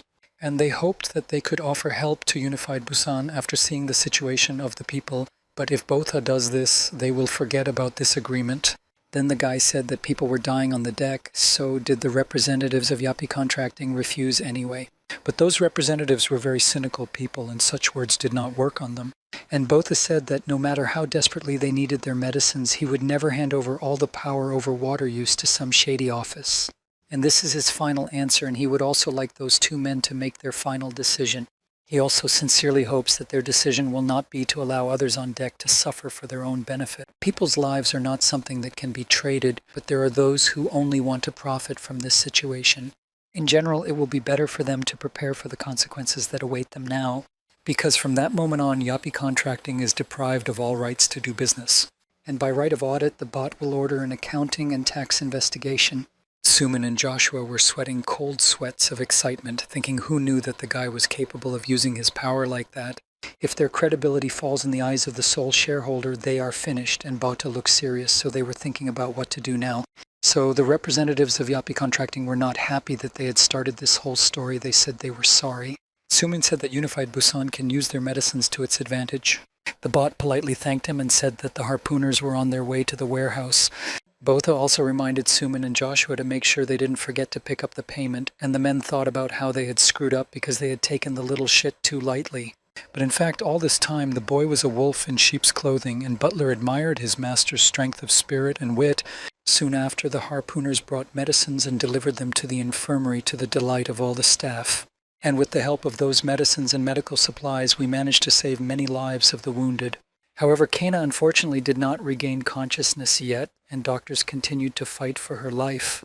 The attending physician said that they had done everything in their power, and that further developments depended only on Kana herself. Botha often visited his girlfriend, held her hand, and told her that she must make it through, sincerely believing that she would succeed. The boy cried and assured me that there was nothing she could not do, that she could do anything. Meanwhile, Kana was having delusions, seeing Theon Ma sitting on the edge of the bed and telling her that it was time to get up, that she shouldn't give up so easily. And then she seemed to wake up sitting on the bed and realized that there was no eye patch on her face, so she immediately asked if she was dead. But Theon replied that no, they are rather inside her mind, so technically she is still alive. They were both sitting on the floor somewhere, and everything was just white around them, and Kana realized that Theon was just a figment of her imagination. But on the other hand, she was glad to be able to communicate with him, at least in this way. Kana sat down with her knees under her and said that she had never stopped regretting one day. A few years ago, Major Dohu lost his arm and he was kicking and screaming, calling out the name Theon Ma, and his subordinates tried to bandage his wound and told him to take it easy because he was losing a lot of blood at this rate. And the major kept shouting that he would find Theon and kill him. Meanwhile, the 6-star harpooner then escaped from Unified Busan with orders to take his life as soon as they found him. Theon grabbed the hand of his beloved Nerissa, and the two of them ran for their lives on the deck. And then he was called by Kana, who at that time was just undergoing training as a harpooner. The girl was quite frightened and asked why Theon had severed part of Major Doha's arm with his sword. Theon stopped and looked at the girl intently, saying that he had no other choice at the moment. He said that he was forced to do so because the major threatened Nerissa. At the bottom of the ship, a small boat was waiting for them to make their escape. Theon and Naris had already run to the ladder to climb down, and suddenly Theon felt someone grab his arm. It was Kana. Naris had already started to climb down, and the man in the boat asked if he would have to wait much longer. He was very nervous and said he didn't want to be hanged, and Nerissa asked him to give Theon and Kani some time. They needed to say goodbye, and Nerissa understood this perfectly and did not interfere. Kani was in a lot of pain, but she finally let go of Theon's hand and told him to go because they were waiting for him. On the way down to the boat, Theon apologized and thanked the girl again, and then the boat very quickly took him and Nerissa away from Unified Busan, where only danger and persecution awaited them. And Kana stayed on the ship and saw the boat off with a sad look, and now she said that she has never stopped regretting that moment. She realized that that day was the last time she and Theon would see each other, but she couldn't say what she really felt. Mostly the girl remained silent because she saw the look Theon was giving Nerissa, but now they are both in Kana's dream and Theon is not real here. Even if the girl fully understands that her true feelings will not reach him, she wants to do something now. If he doesn't mind, she wants to say goodbye to him forever in a proper way. And Theon calmly and with a smile replied that, as he had already said, they were now in her mind and anything was possible there. Then she remembered another significant day for her when she first met Theon. On that terrible day, her husband saved her on that ship at the risk of his own life. And back then, as a 14-year-old teenage girl, Kana fell in love with her savior hero. And the most interesting thing is that her feelings for him have not changed at all since that long ago. And now she will say goodbye to Theon properly, even if he is in a fake one. Then the girl came closer to him, hugged him, and kissed him gently, and goosebumps ran through her body. And Botha continued to sit next to his friend, holding her hand, and a slight tremor went through her body. Kana is the one who saved him and Lita 4 years ago, knowing that she would lose everything she had. She remains the strongest and fairest person he knows. From the moment Kana rescued the lonely children on the island surrounded by sea monsters, Botha looked at her in a special way. She became a hero to him, a strong, brave, real harpooner. Then fate decreed that they lived together for a while, and Botha became enamored with the desire to be like Kana. That's why he is now tearfully asking her to pull herself together and wake up, not to leave him and Lita, not to leave him. Suddenly he heard a moan coming from Kana, so he stood up and began to ask her loudly if she could hear him. Botha leaned over her, trying to catch at least some hint that his friend was waking up.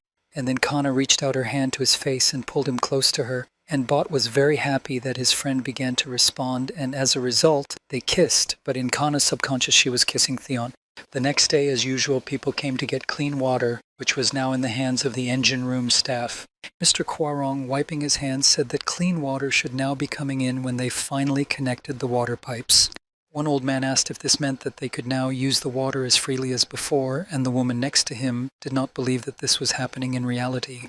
People began to thank Kwarong very much, and the man said that it was not him who should be thanked, but the guy who had just connected the pipes. Botha was standing right next to him, and the plumber patted him on the shoulder and thanked him for returning power to the people, and then shook his hand.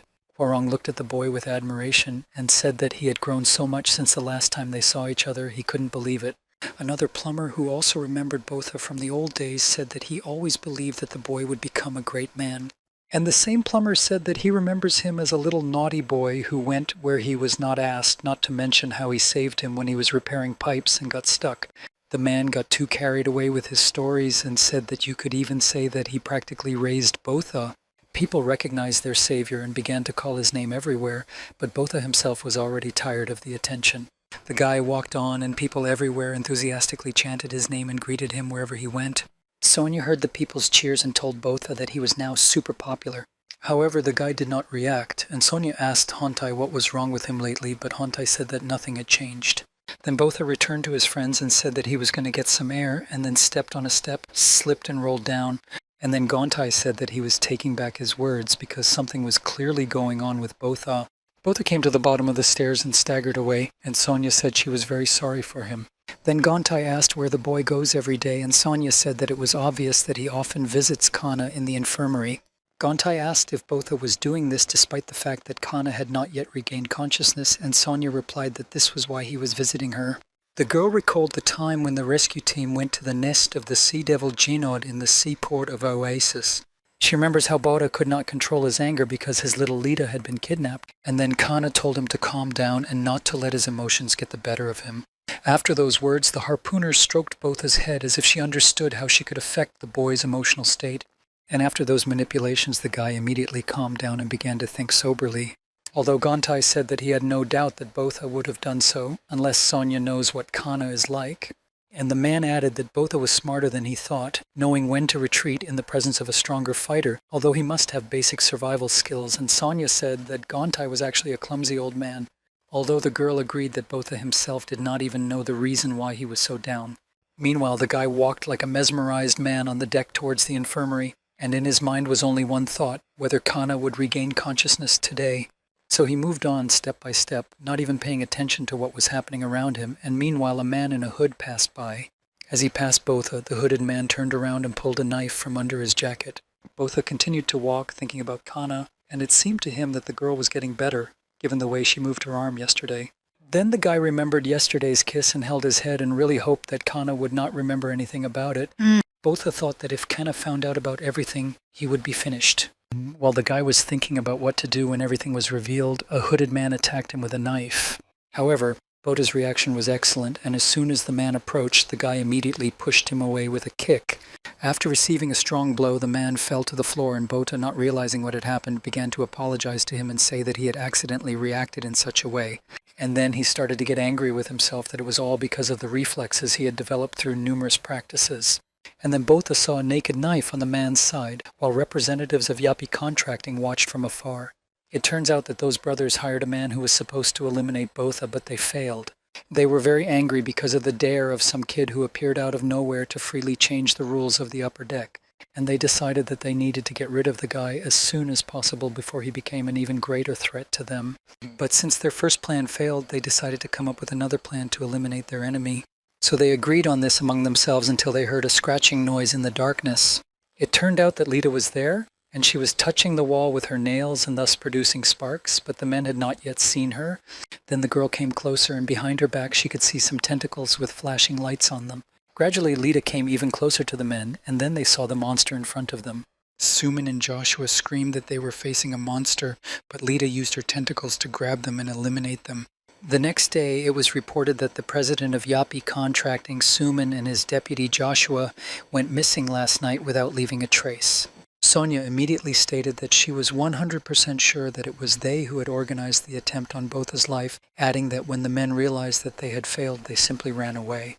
And Botha's eyes immediately caught the scratch marks on the wall and immediately asked if anyone had seen Lita today. Sonya replied that she had not seen the girl since yesterday afternoon.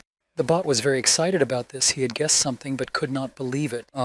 At that time, Lita hid somewhere in the engine room among the pipes, hiding her body with a hooded cloak. The girl could not return to her human form. The tentacles that appeared behind her back remained in place. Since she could not do anything on her own, she went down to the lower deck where the prison was located. There she found the cell where Dr. Foyd was sitting and stopped right in front of him. The scientist did not know who had come to see him, and Lita said that she needed help. Then the girl opened her hood and showed the doctor the changes in one of her eyes. Foyd was so happy that Lita was able to mutate after all. And the girl said that she only used the Force to punish the people who threatened her brother, but after that she could not return to her normal self. So now she has come to the doctor to ask him to restore her usual human form. However, the scientist said in a philosophical way that once a caterpillar turned into a butterfly, it would never become a caterpillar again. And the same transformation applies to Lita, so there's nothing else that can be done. The girl just has to accept her fate for granted, and there is no cure for her condition. Then Lita got very angry and grabbed the doctor's neck with her tentacle, asking why she couldn't come back, and if she would stay like this for the rest of her life. The scientist explained that it is gradually transforming from a sea monster into a stronger and more ideal creature. And with the power that Lita now has, why does she still want to live as a human? Because she can become an alpha predator and live freely in the ocean. However, the girl had a different opinion. Now she realized that she should not have listened to Dr. Foyd and that all this was happening to her because of him. She tightened her tentacle around the scientist's neck even more, and he asked if she wanted to take his life, and if so, she should not hold back and do it. He grinned wildly and said that the power of the sea monster would help her in this. Those words had a strong impact on Lita, and she let the doctor go and said that she was not a monster. All these actions caused some noise in the prison, and finally a harpooner came in and asked what all the shouting was about. He went to the cell where Dr. Foyd was kept and saw that he was somehow restless. And the scientist told Lita to go where her personal inner instincts lead her, and then he would finally be able to finish his last project. Foyd definitely liked the changes in the girl's body, Meanwhile, Botha continued to search for his little sister. He approached Likiho and asked if he had seen Lita. The man replied that he had not and asked what happened. The bot replied that it was nothing serious, but asked the officer to let him know if he saw a girl. Lita was standing on the balcony upstairs, and she could see that her brother was intensely looking for her. But she did not know what to do in the situation she found herself in. Then she turned sharply and accidentally hit a man who was passing by. 2 tentacles suddenly peeked out from under her cloak. The girl was frightened and ran away as fast as she could before the man realized anything.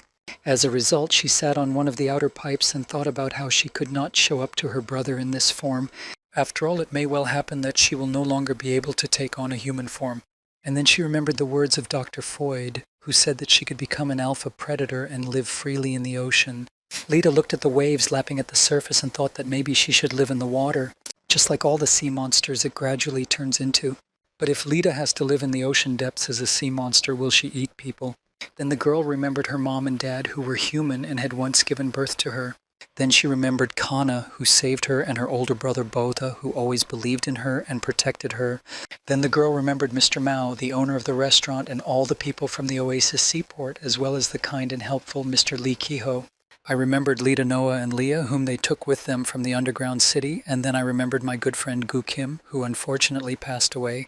Lita recalled how they went to collect water from one of the water pipes that led to the upper deck. He told us that he was collecting this water for Mr. Kim and his wife, who had recently had a baby. Lita, at her fairly young age, saw that there are many bad people in the world, but there are also many good people. The girl had her friend's helmet with her and heard her tears dripping from her eyes. And it was for the sake of those wonderful and good people that Lita really wanted to be human. However, Dr. Foyd's words said the opposite. He said that Lita's transformation would not be reversed, so she must accept her fate for granted. Then the girl got to her feet and took off her cloak, trying to accept that she could no longer be human. Lita thought that she could use the power she now possessed. Then it wrapped its numerous tentacles around itself, and they completely enveloped its body so it could become like a Kentra's. At this time, Bot, who had not found his little sister anywhere, was sitting in the infirmary by Kana's bed as usual and dozing off. In the meantime, Kana regained consciousness, saw her friend next to her, and wondered how long she had been unconscious. Then the girl looked around the ward where many people were lying and came to the conclusion that Botha had managed to destroy the Sea Devil Kentras and save all those people. She put her hand on Botha's head and thought how good he was, what a guy woke up from, he said, to start thinking that she would never regain consciousness. Then he burst into tears and said that he was very worried about her, and that's why he even started praying every day. Kana apologized, and then Lita came to the infirmary and her brother immediately attacked her where she had been all this time. Kana was very excited when she saw the baby, and the girl immediately ran into her arms. She excitedly said that she thought Kana would never wake up, but finally it happened. Kana apologized to her for the disturbance, and then the 3 of them hugged each other, and Lita realized that she could no longer be human. Then the girl made a difficult decision that she would be a monster after all. But she would be the kind of monster who would protect innocent people, and she took a flower she had grown from her friend's room and transplanted it into his helmet and took it with her. Shortly afterward, the first meeting of the council began in the restored hall in the unified Busan. Leaders and executives from various fields discussed important issues regardless of their status. Also, later at this council, all those present elected a new captain. A new police department was created to strengthen the ship's security. At the same time, harpooners were categorized as an army fighting external enemies such as sea monsters. Kana, who had finally recovered, began to train new harpooners, and 5 months of diligent training have passed. So Kana, as the leader, said that all the students had officially become harpooners and congratulated the new squad. The girl spoke from the rostrum that, as they all know, harpooners protect people from sea monsters. They are constantly risking their lives to protect their homes and the people who live in them. Among those who completed the training was also Botha, and the harpooners standing next to him could not believe their eyes that the one who took the lives of the Leviathans would be their comrade. After all, Botha looked like an ordinary guy, and you couldn't even tell that he was special. Also present in the hall where the graduates gathered were Brun, who has already recovered from his injuries and returned to duty, and other harpooners from Kana's unit. The girl continued her speech and said that their duties and responsibilities are a very heavy burden, but the results will bring them honor. And now they have all become defenders of the United Busan, so may good luck and glory be with them. Upon completion of the training, all harpooners got a tattoo with a sign of their affiliation with the organization. Botha also came to the parlor, and the tattooist told him that, according to tradition, if someone took the life of one of the 7 sea devils, A red star is tattooed and asked if the guy was sure he didn't want it, but Botha calmly replied that he didn't care about the stars at all. He was quite pleased with the dignified sign that now flaunted on his right shoulder, for he had just begun his journey. Unified Busan will return to its normal life quite quickly. Fortunately for all the residents, the market looked even better now that it had reopened. Someone held up a piece of paper with jobs written on it, such as sewer work, scrap metal work, restaurant work, heavy machinery work, and workshop work, and crossed each one off in turn. Noah and Leah used that recording and were unhappy that everyone ignored them just because they were children. The brother and sister were very worried that at this rate they would not be able to find a job at all. The workshop was the last on the children's list, and their last hope of finding a job was now only there. Leah assumed that they would not succeed there either and would not be hired. Still, they could not give up, so they decided to try. When they went inside, they saw a diving device attached to a computer. At first, Noah wondered why there was only one such device here, but they decided to take a look anyway. Leah immediately went to the computer to check if the device was working at all. There she found a lot of errors in the system, which the workshop workers are probably trying to fix. As a result, the children started to work, and then one of the workers came and scolded them not to move anything because it was not a toy. Then the employee looked into the computer and was very surprised to see that all the errors were corrected one by one. He asked if Leah had done it, and the girl said that where they grew up there was a similar device. Noah, meanwhile, climbed into the cockpit and said that the pilot's seat was no different. Then the boy pressed the appropriate buttons and the device started moving. Another worker exclaimed with delight that the machine was finally working, and Mr. Steve, the head of the workshop, said that they had been working on this thing for 3 years and it was finally getting off the ground. Noah and Leah asked hopefully if Mr. Steve would hire them, and the master exclaimed very loudly that he would certainly accept them both. He told them that they were now working here, so they shouldn't even think about running away from here. Meanwhile, in Unified Busan, all the deep-sea explorers were busy with their work. Harpooners were searching for valuable treasures at the bottom as usual. This time they were lifting the car up and talking to each other about how great the weather was today and how it felt good to be away from sea monsters. Then one of them said that he had tried his best to become a harpooner but had never seen a sea monster, so he could support that it seems that there is not much work for them today. Another man said that he really wanted to defeat the sea monster and become famous as Botha. And Botha himself recalled how he used to say that he was finally ready, that he was ready to fight whenever it was necessary, but nothing happened here, so Kana said he was strange and asked what was wrong with a peaceful life. Botha said that he was not aware of how much stronger he had become because all he was doing was training and he wanted to prove himself. The guy thought about the man who was bored from lack of work and saw that he was no different from his past. Another man said that the Leviathans probably already know that in Unified Busan there is a Leviathan who takes the lives of Leviathans. The man also said that it was quite strange because he had never seen the ocean so calm in the last 20 years. And Botha thought to himself that this does not mean that there are no sea monsters in the ocean. Most likely they just realize that this territory is already controlled by someone. The boy thought about his little sister. One night the girl suddenly got up and sat on the bed. Botha, who was sitting at a table in that room studying some papers, saw Lita suddenly get up and head for the exit. He called her, but the girl did not respond, so he ran after her and asked what happened. Botha realized that his little sister was acting like a sleepwalker and tried to wake her up. Then, when they went out on deck and approached the ship, Lita stopped and pointed to the veil and said the word there, and the endless sea stretched out before them. Botha asked her sister what she meant and heard back that the girl was thinking about some sunken Jenner ship she had dreamed about before. There was a very large library on the United Busan ship, and the next day, Lita decided to go there and use its services. The library was run by an old lady who helped the girl find the information she needed, so they read that the Jenner was a research ship studying a piece of the tramp in the Pacific Ocean about 130 years ago. Then she showed Lita the photos in the book where you could see the shipwreck. The girl looked at it and said that it was the same place she had seen in her dream and asked where it was. And the librarian said that in her opinion it was somewhere near the Tramp crater. The woman said that this was due to the period when a wandering meteorite collided with the moon. It was then that most of its fragments landed in the Pacific Ocean. Scientists from all over the world have gathered around this crater to determine what the Tramp was. Ships with scientists surrounded this crater, and suddenly, for some unknown reason, an explosion occurred there. This explosion was so powerful that it caused the sinking of all the research ships, and none of them survived. Then the old librarian said that this was all that was recorded about the Tramp, and that by that time humanity had not cared about this place. The elderly manager was more surprised by why a ship from 130 years ago appeared in a young girl's dream. But Lita didn't know the answer to this question herself, so she decided to figure it out now. And recalling her dreams where she saw the eye of a sea monster, she said that she felt that there was something. Botha was very worried about his little sister, and he remembered her pointing offshore and saying that there was a house there. However, he tried to calm Lita down and told her to take it as a bad dream and go get some rest. But Lita did not want to rest. She went to the upper deck where the garden with apple trees was located and started picking apples. One of the gardeners asked why the girl did not take a rest for today because he thought that Botha was worried about her, but the girl said that she was fine. And then she added that this is where she relaxes. In this garden, among the spikelet apple trees and other greenery, she seems to enter another world. And the gardener, picking apples, said that people sometimes need such places for restoration and relaxation. The man said that if everything ever came back to normal, they would be able to make the land greener with the seeds they already had. Then the gardener and Lita went to the hive, and the man opened it and said that it seemed there was a new queen. It was a queen bee, and it was really much larger than other bees. Lita really enjoyed seeing the hive's inhabitants, as she had never seen anything like it before. And then, looking closely at the honeycomb, the girl saw another large bee. She admired the sight and said that they must be two sisters.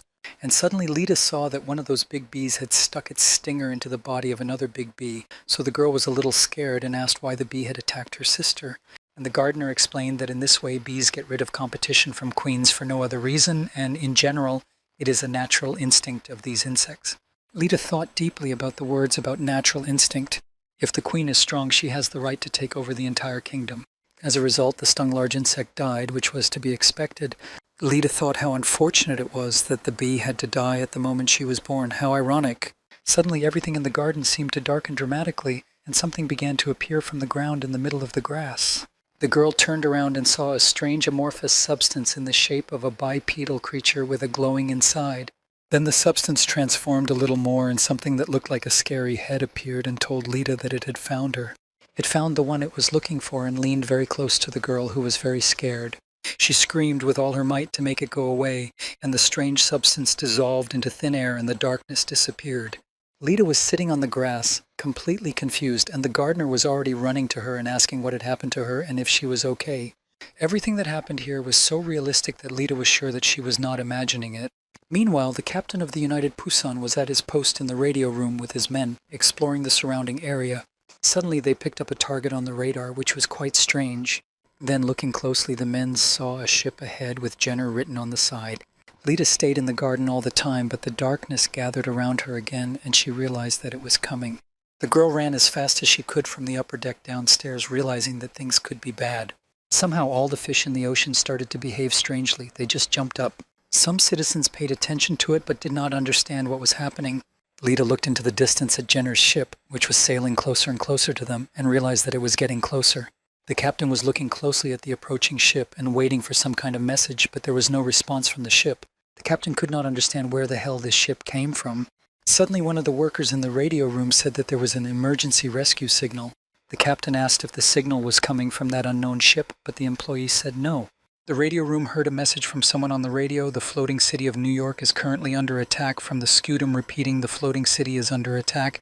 The workers were frightened to hear that the largest floating city had been attacked by a scutum. Suddenly another alarm signal appeared in the radio room. The message came from Akroma, where citizens reported that they had been attacked by the Bazrak and called for the rest to flee.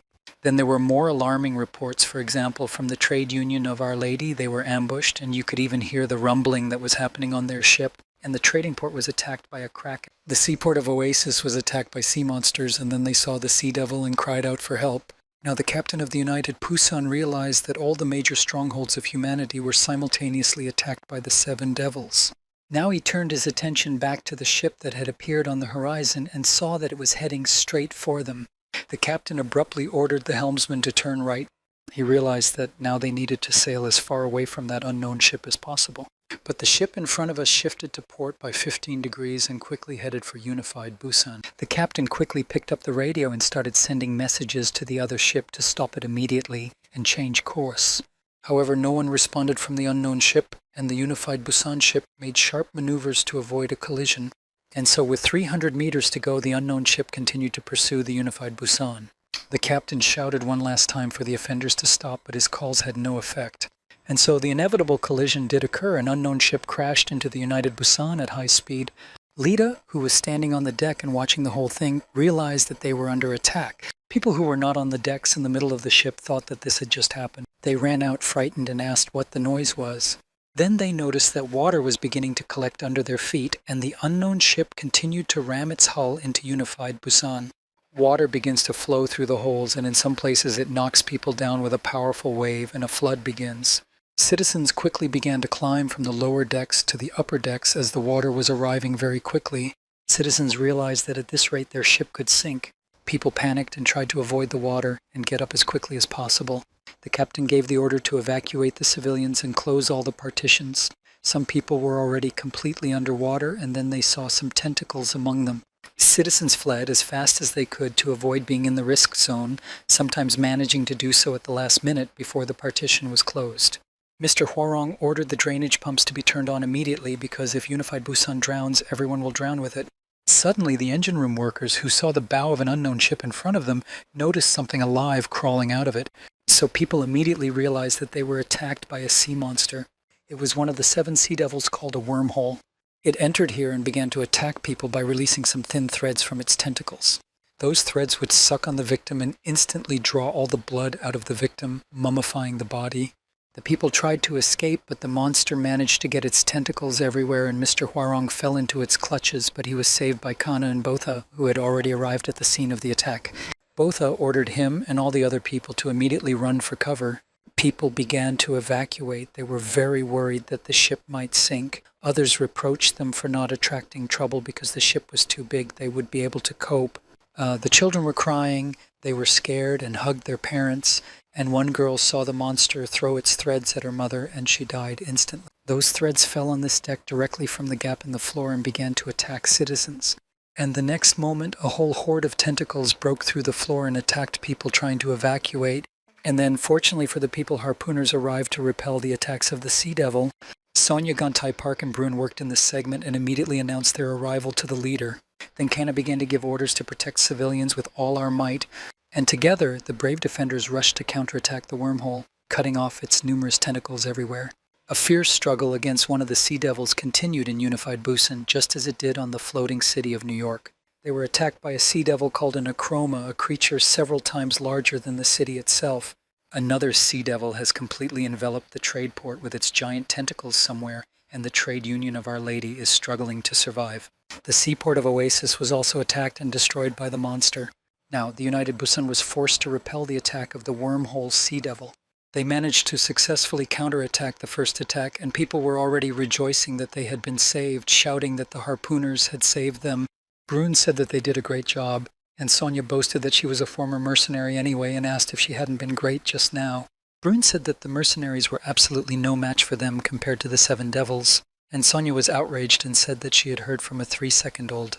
Then she added that she had personally interrupted half of the conversation, but Bruin did not give up and said that he had also interrupted half of it.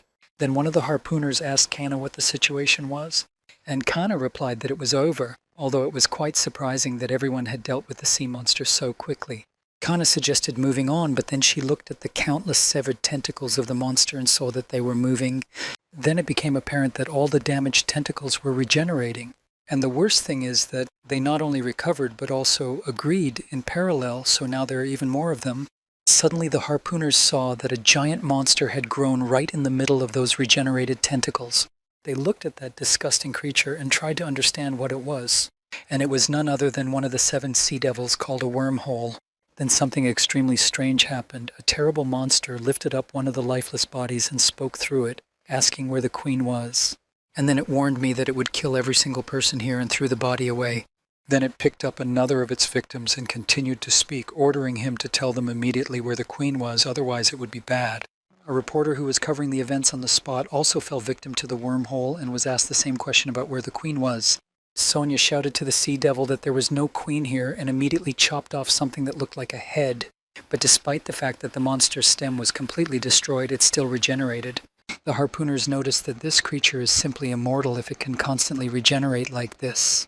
Then they decided to attack the sea devil together, but they failed and the wormhole caught them all with its tentacles. It was something terrible, a monster that began to release its insidious threads that sucked the blood from the victim. And some of them began to envelop Sonia's face, and the girl was unable to defend herself. But then suddenly everything stopped. and the Sea Devil turned his attention to the direction from which the phrase that she was here and who he needed came from.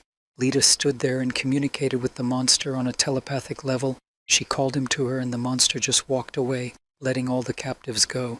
The harpooners hit the floor, and Brun asked what in the name of all that was just happening. Although the monster disappeared, it left the harpooners lying in its sticky, very strong substance that did not allow them to move. Sonia asked if they would have to stay in this position now. And then one of the harpooners, who had been wearing a spacesuit all along, opened it and started to climb out. It turns out that it was a girl, and now she has managed to free herself because only her protective suit was caught in the sticky substance. Brun asked if it was okay that she was just taking off her spacesuit, which she wore on a regular basis. And the harpooner asked if he had any other option in that situation, then pulled out a knife and said that she would free everyone. Sonia looked closely at her employee and was surprised by something. The girl understood what she was talking about and asked if this was the first time Sonia had seen someone with fish plague. Meanwhile, Lita continued to summon the Sea Devil to her, realizing that she had to distract him from the people.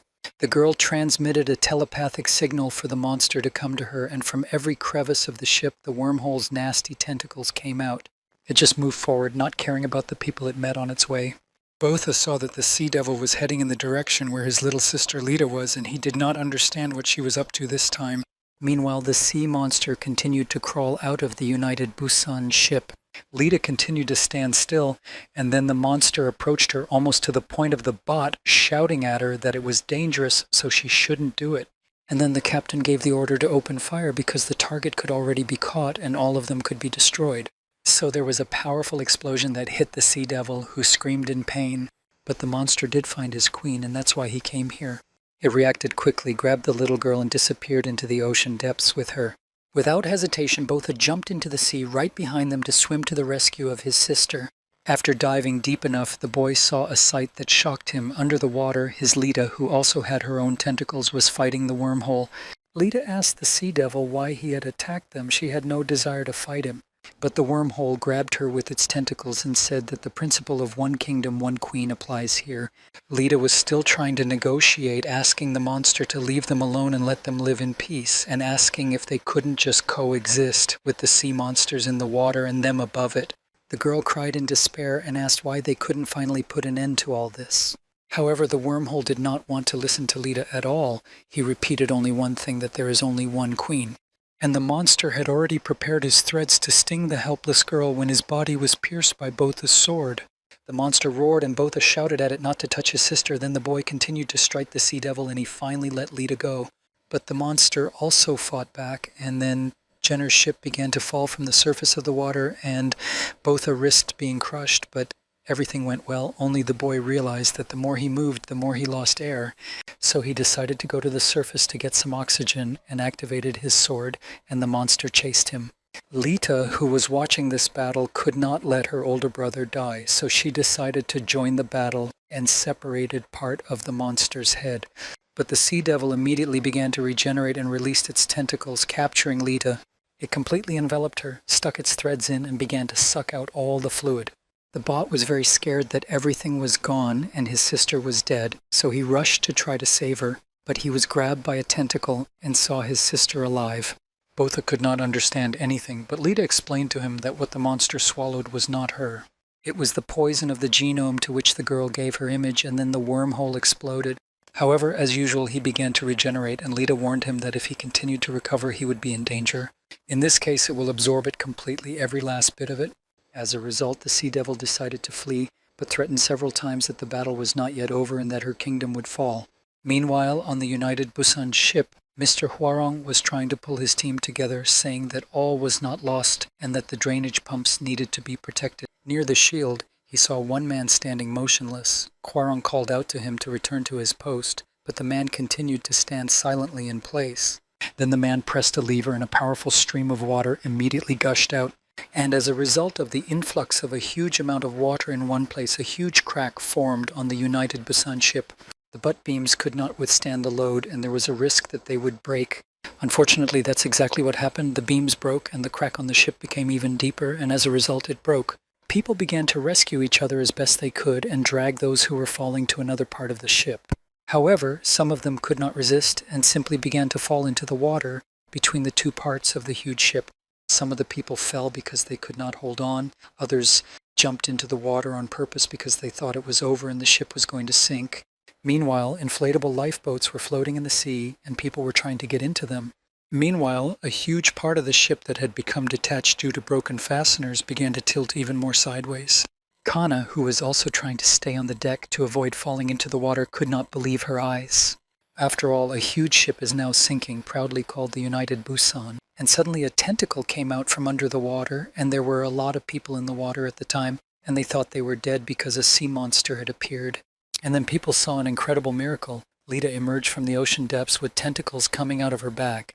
Now people no longer knew whether they were looking at a sea monster or a human being. Meanwhile, Lita had risen higher, and her tentacles grabbed the wreckage and prevented it from falling into the sea. The frightened people still saw that strange creature as a dangerous sea monster, and Lita saw the fear in their eyes. The girl recalled how one mother frighteningly took her children away from her in the oasis seaport. People continue to avoid it and fear it, and this fear is genuine. I looked at my little sister and thought that she should hide her tentacles so that people wouldn't see. Lita felt what her brother was telling her, but she said that there was no going back. The girl realized that being in this form was the only way she could save people, and she sincerely apologized to her older brother for her disobedience and continued to do what she had started. She knew that now everyone perceived her as a sea monster and recalled the words of Dr. Foyd, who urged her not to hold back and do it. The scientist slyly added that the power of the sea monster would help her in this. So now Lita has clearly decided that she will not hold back her essence and will finally become a monster for the benefit of all mankind. But the girl was turning into a monster that would not destroy people but protect them. While the whole transformation was going on, Lita felt as if her body was being torn apart and she was in extreme pain. With her tentacles, which now appeared in an immeasurable number, the girl tried to save the ship, although she thought she could not because it was too big. Eventually, Lita realized that it was too much for her and she needed help. And suddenly people saw that the tentacles of the wormhole came to Lita's aid and began to reinforce the ship. And inside, in one of the holds, the door was blocked and water was constantly coming in, and Mr. Kwarong and other engine room workers were also there. And then suddenly the water started coming out somewhere. It was strange because all the exits were blocked. Then one of the workers noticed the huge tentacles of the sea monster that had recently attacked them and was now pumping water out of the hold. Lita saw such help and sincerely thanked her comrade. Now part of the huge ship of the United Busan was already freed from the water and stopped sinking underwater, and she continued her work. Her tentacles fully supported the huge ship from collapsing. People watching this incredible sight were amazed and said they could not believe their eyes. One girl who was sailing with her father at sea asked if Lita was a man, and her father said he didn't know. Then a girl who was watching with fascinated eyes said that Lita looked like an angel. Everyone around them realized that this child was not a monster but was saving their ship. People were now looking at everything that was happening with a kind of reverence, and some thought that Lita was miracle. But everyone agreed that this child was sent to them by God. As a result, Lita's tentacles formed a strong, stable, protective frame on the United Busan ship, and Bota decided to finally get to his little sister. When he came closer, he saw that the girl was unconscious, so the boy called her, and she just seemed to fall off the wall and started falling down. Botha grabbed her hand on the fly, and they dove underwater together. Also, some tentacles of the wormhole sea devil fell off the wall. Botha was trying to wake up his sister because he didn't know how she was feeling. And when the girl opened her eyes, he asked if she was okay. Then she told me that the wormhole had come for her, and she was sure that other leviathans would continue to come for her to kill her. Botha said that it was okay to let them come because that's why he became a harpooner. Although not only for this reason, he promised his father that he would always protect his little sister. Lita smiled sweetly at him, and then tears came out of her eyes, and she said that Botha was very kind. But this is what she loves about him the most, and she would like to stay with him forever. However, now it was time to let him go, but Botha was still holding her hand. He categorically refused to let her go and asked what she was talking about. Her brother said he would never let her go because he loves her so much and has to take care of her. And then one of the sea devil's tentacles swam up to Botha and bit him on the hand he was holding Lita with, so the boy opened his fingers in pain and his sister's hand slipped out. Botha still could not accept the fact that he was losing Lita. He chased her into the depths with his sword and asked her to return, but the girl was sinking deeper and deeper, and Botha's sword ran out of charge, so he could not chase her anymore. And on the ship of the Unified Busan, the tree-like threads and ropes with which Lita protected it from destruction remained. All this did not just stick to the plates, it became one with the ship.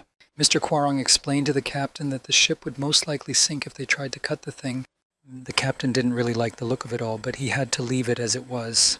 He only wondered how a little girl could have created this whole structure, and when Botha returned to the ship and could not find a place for himself, Kana came up to him and asked if the queen the wormhole was looking for was Lita, and the boy said that he noticed his sister gradually changing.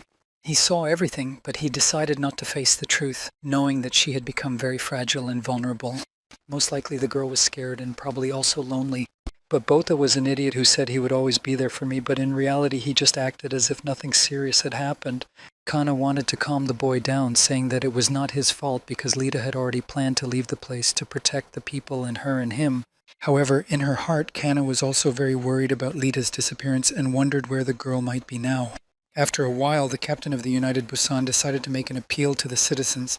Everything was prepared for him, and the captain's words were heard at a certain time from every speaker located throughout the ship. The captain said that in the last 100 years of their travels, Unified Busan had never been attacked by leviathans. And at the same time on each island, the same words were heard only with regard to their community.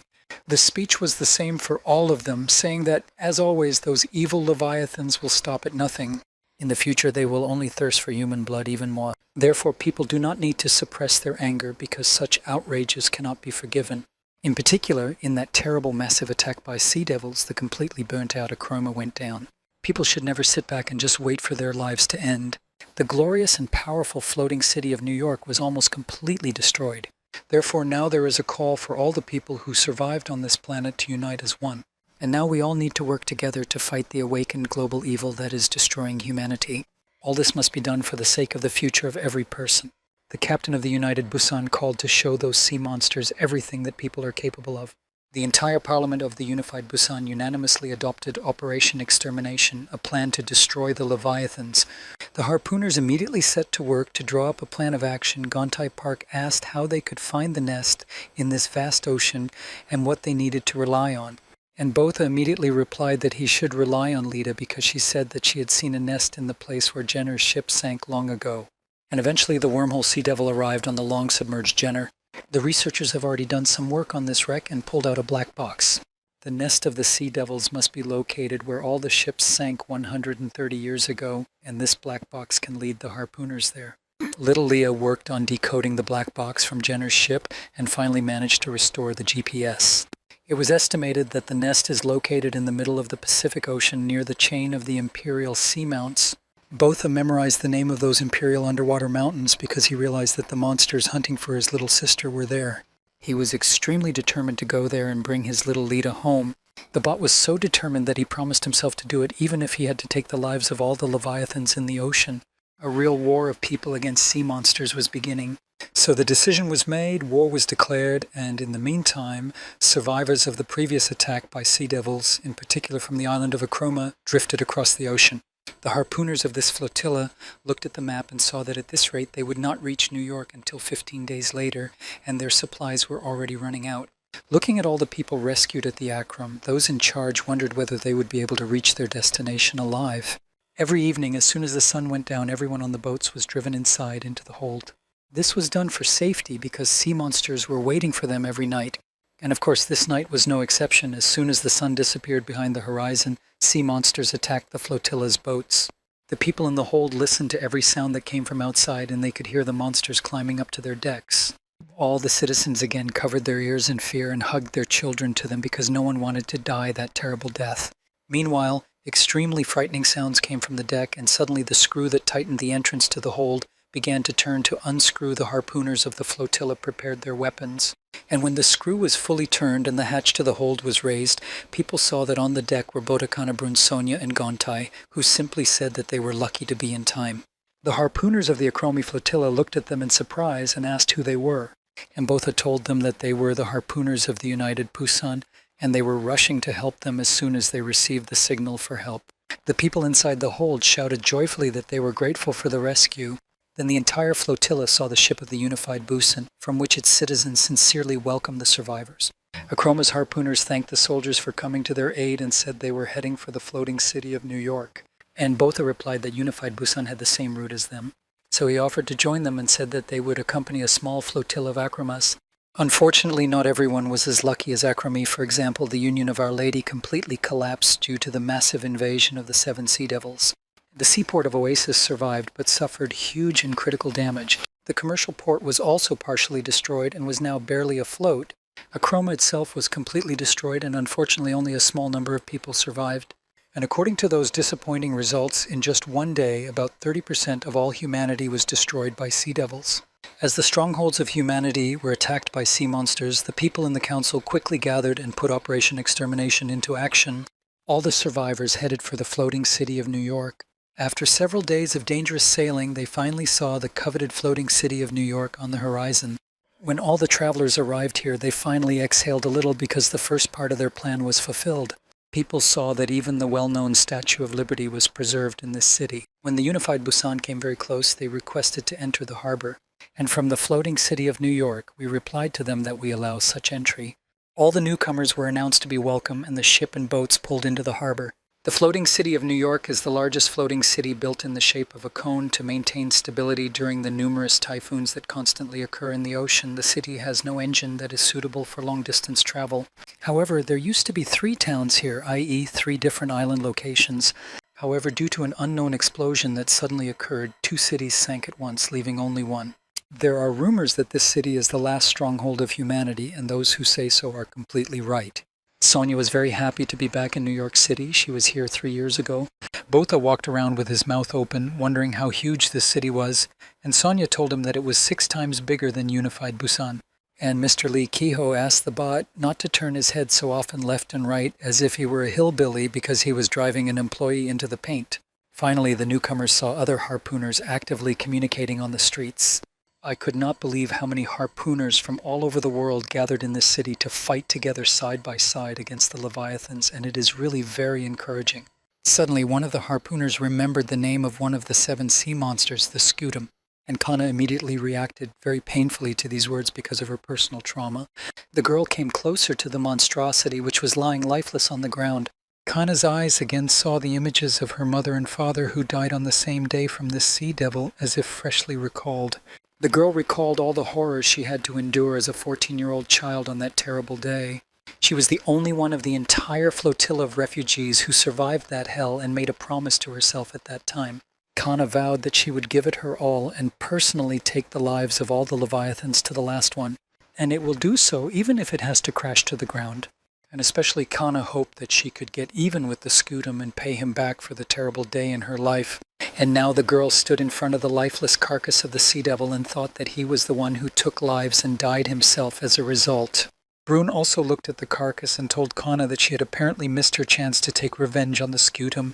And Kana thought that even Theon had failed to eliminate this monster. All he could do was just drive the monster away, and she wondered who had destroyed the sea devil. And Sonia told her that there was only one person in New York who could do that. His name is Clark Miller, a tall, relatively young blonde man. He was a 6-star harpooner of the floating city of New York with 5 regular stars and 1 red star for destroying the Leviathan. The bot stared at this skilled warrior in awe, really impressed by Clark Miller's impressive status. Gontai Park said that the man is a real nightmare of sea monsters, and in this city he is a legendary hero. Botha thought about the fact that his father was also a 6-star harpooner. So it turns out that he was not the only one. At least now the guy sees another such powerful warrior in front of him. So it turns out that he was not the only one. At least now the guy sees another such powerful warrior in front of him. For some reason, Sonia got very excited when they met this harpooner. Clark Miller, who had been actively communicating with his comrades before, suddenly looked in the direction of the newcomers and headed toward them, now worried about the bot. From a little distance, the guy stretched out his hand to Miller and greeted him and began to introduce himself. However, Clark Miller did not even pay attention to Botha's greeting. He just walked past, approached Sonia, and hugged her tightly, saying that he was glad to see her. Young women in New York admired the painting and said they envied Sonia. The bot was a little surprised that its friend knew such a legendary harpooner. Only Gontai Park looked at it all very sternly and said gloomily that it was a long time ago. Although Clark Miller held Sonia tightly to him, she did not hug him and told him to let her go. But the harpooners said that people were watching them. And for some reason, Sonia was shaking all over, wondering why she was still afraid of this guy, and Brune noticed something wrong. Sonia recalled that 3 years had passed, and the days when she was treated as a hopeless harpooner were long gone. At the time, she was very painful about her situation, and now, having met Clark Miller face to face, she was worried that she hadn't changed at all. And then Brun finally decided to intervene. He separated Sonia and Clark and said that he was honored to meet Mr. Miller. Then he introduced himself and said his name was Brun and he was a harpooner from the United Pusan. Clark Miller paid absolutely no attention to him and even dismissively told him not to bother with the 3-star. And then he turned to Sonia again and said that she had left New York City saying she would become a mercenary, but what does he see now? Is this the way of life for Sonia, or has she found her abode after all? The harpooners from the United Pusan were very outraged by Clark's words, and Sonia angrily told the arrogant man not to talk about her friends in such a tone. Then the girl added that he could insult her as much as he wanted, but she did not intend to tolerate insults towards her friends. Clark Miller smiled and said that she was rude and remained so, but if she intends to communicate with people of her level, then let her be. He is not going to stop her. However, he expressed regret because today he would have gladly accepted her into his team. Now Botha decided to intervene in this humiliating conversation for Sonia, and Miller arrogantly asked him what he wanted. Without really choosing his words, the bot said through his teeth that Clark pissed him off. He asked the junkie who he thought he was to allow himself such a tone of voice. But Miller's rudeness knew no bounds. He put his palm on Botha's face and told him to get out of the way because the unstarred have no right to communicate with him at all. Botha was shocked by this behavior and decided to teach the bold man a lesson, asking if Clark was a 6-star harpooner. And then he said that his arrogance could easily have been stopped by an 8-star. Clark Miller told Botha not to go overboard because he could be held responsible for this. The bot started making faces and said that he was very scared and offered to add a star to this guy for bluffing. Those words made Miller extremely angry, and now he paid more attention to the harpooner from the United Pusan. And everyone around, watching the dialogue between the two guys, already guessed that a fight might start. Clark Miller said he was going to show Botha how a 6-star is different from a no-star, and Botha just said he talked too much. And then a fight broke out between the guys. They struck each other at the same time, but both missed. Everyone on the square began to watch with interest because they did not believe until the last moment that the boys would want to fight. Brun, for his part, supported Botha and wished him to kick Clark Miller's ass. The fight between the two powerful harpooners did start, and they were really worthy of each other in their techniques. Suddenly, Botha managed to kick Clark very sharply, which made the blonde extremely angry. His ego was hurt, and the other harpooners in the square were watching.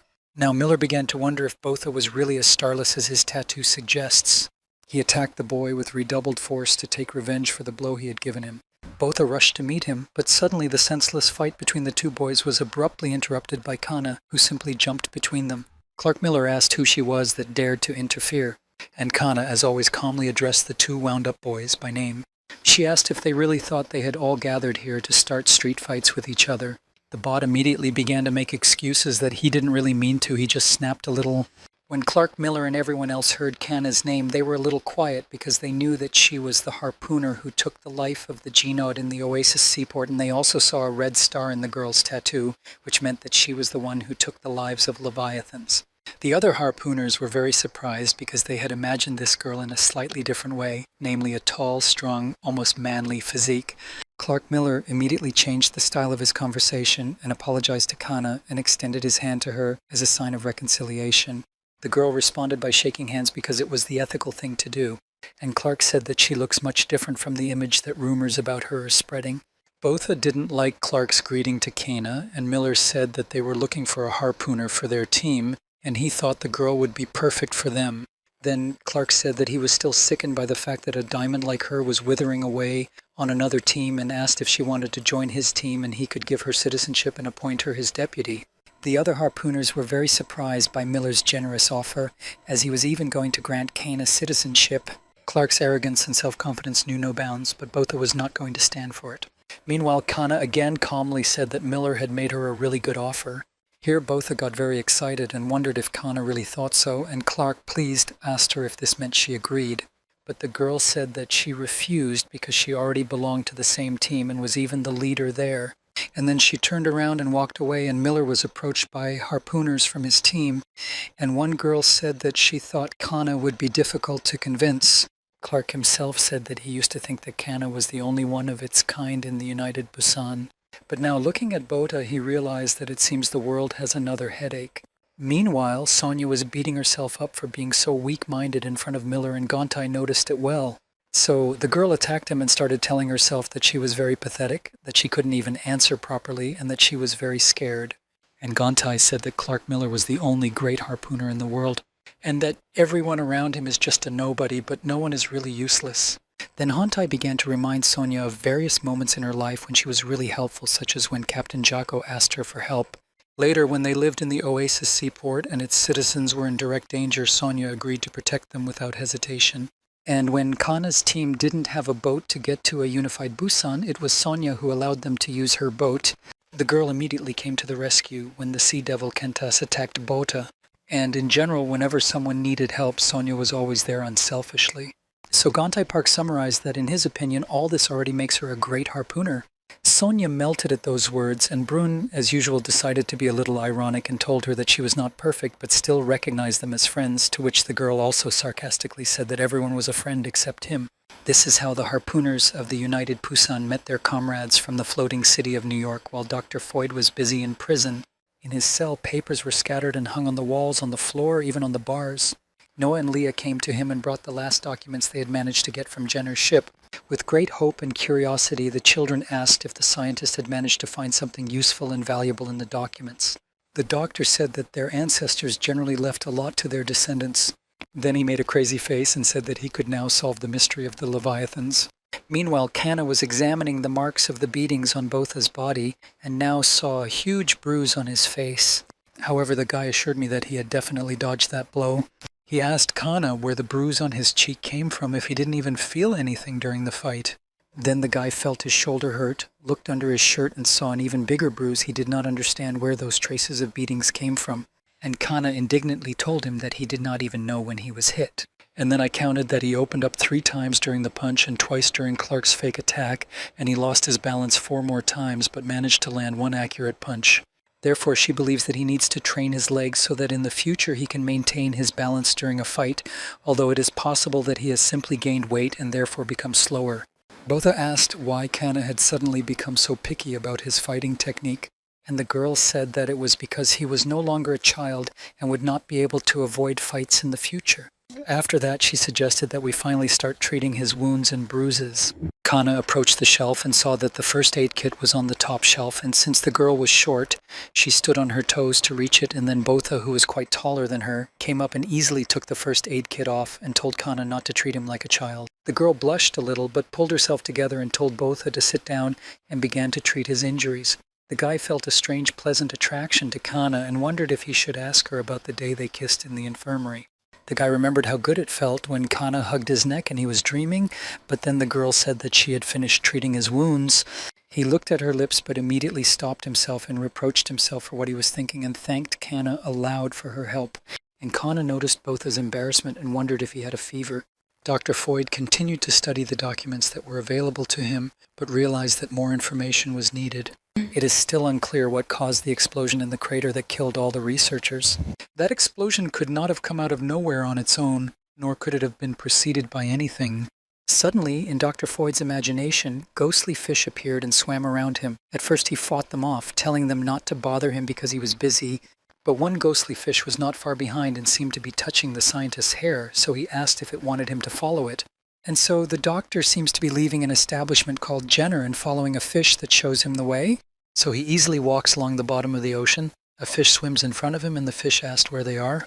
Then the fish led him to a creature that looked like a sea monster lying quietly. The doctor came closer to the huge carcass and lightly tapped on it, wondering if it was a root or tentacles because at first glance it was hard to tell.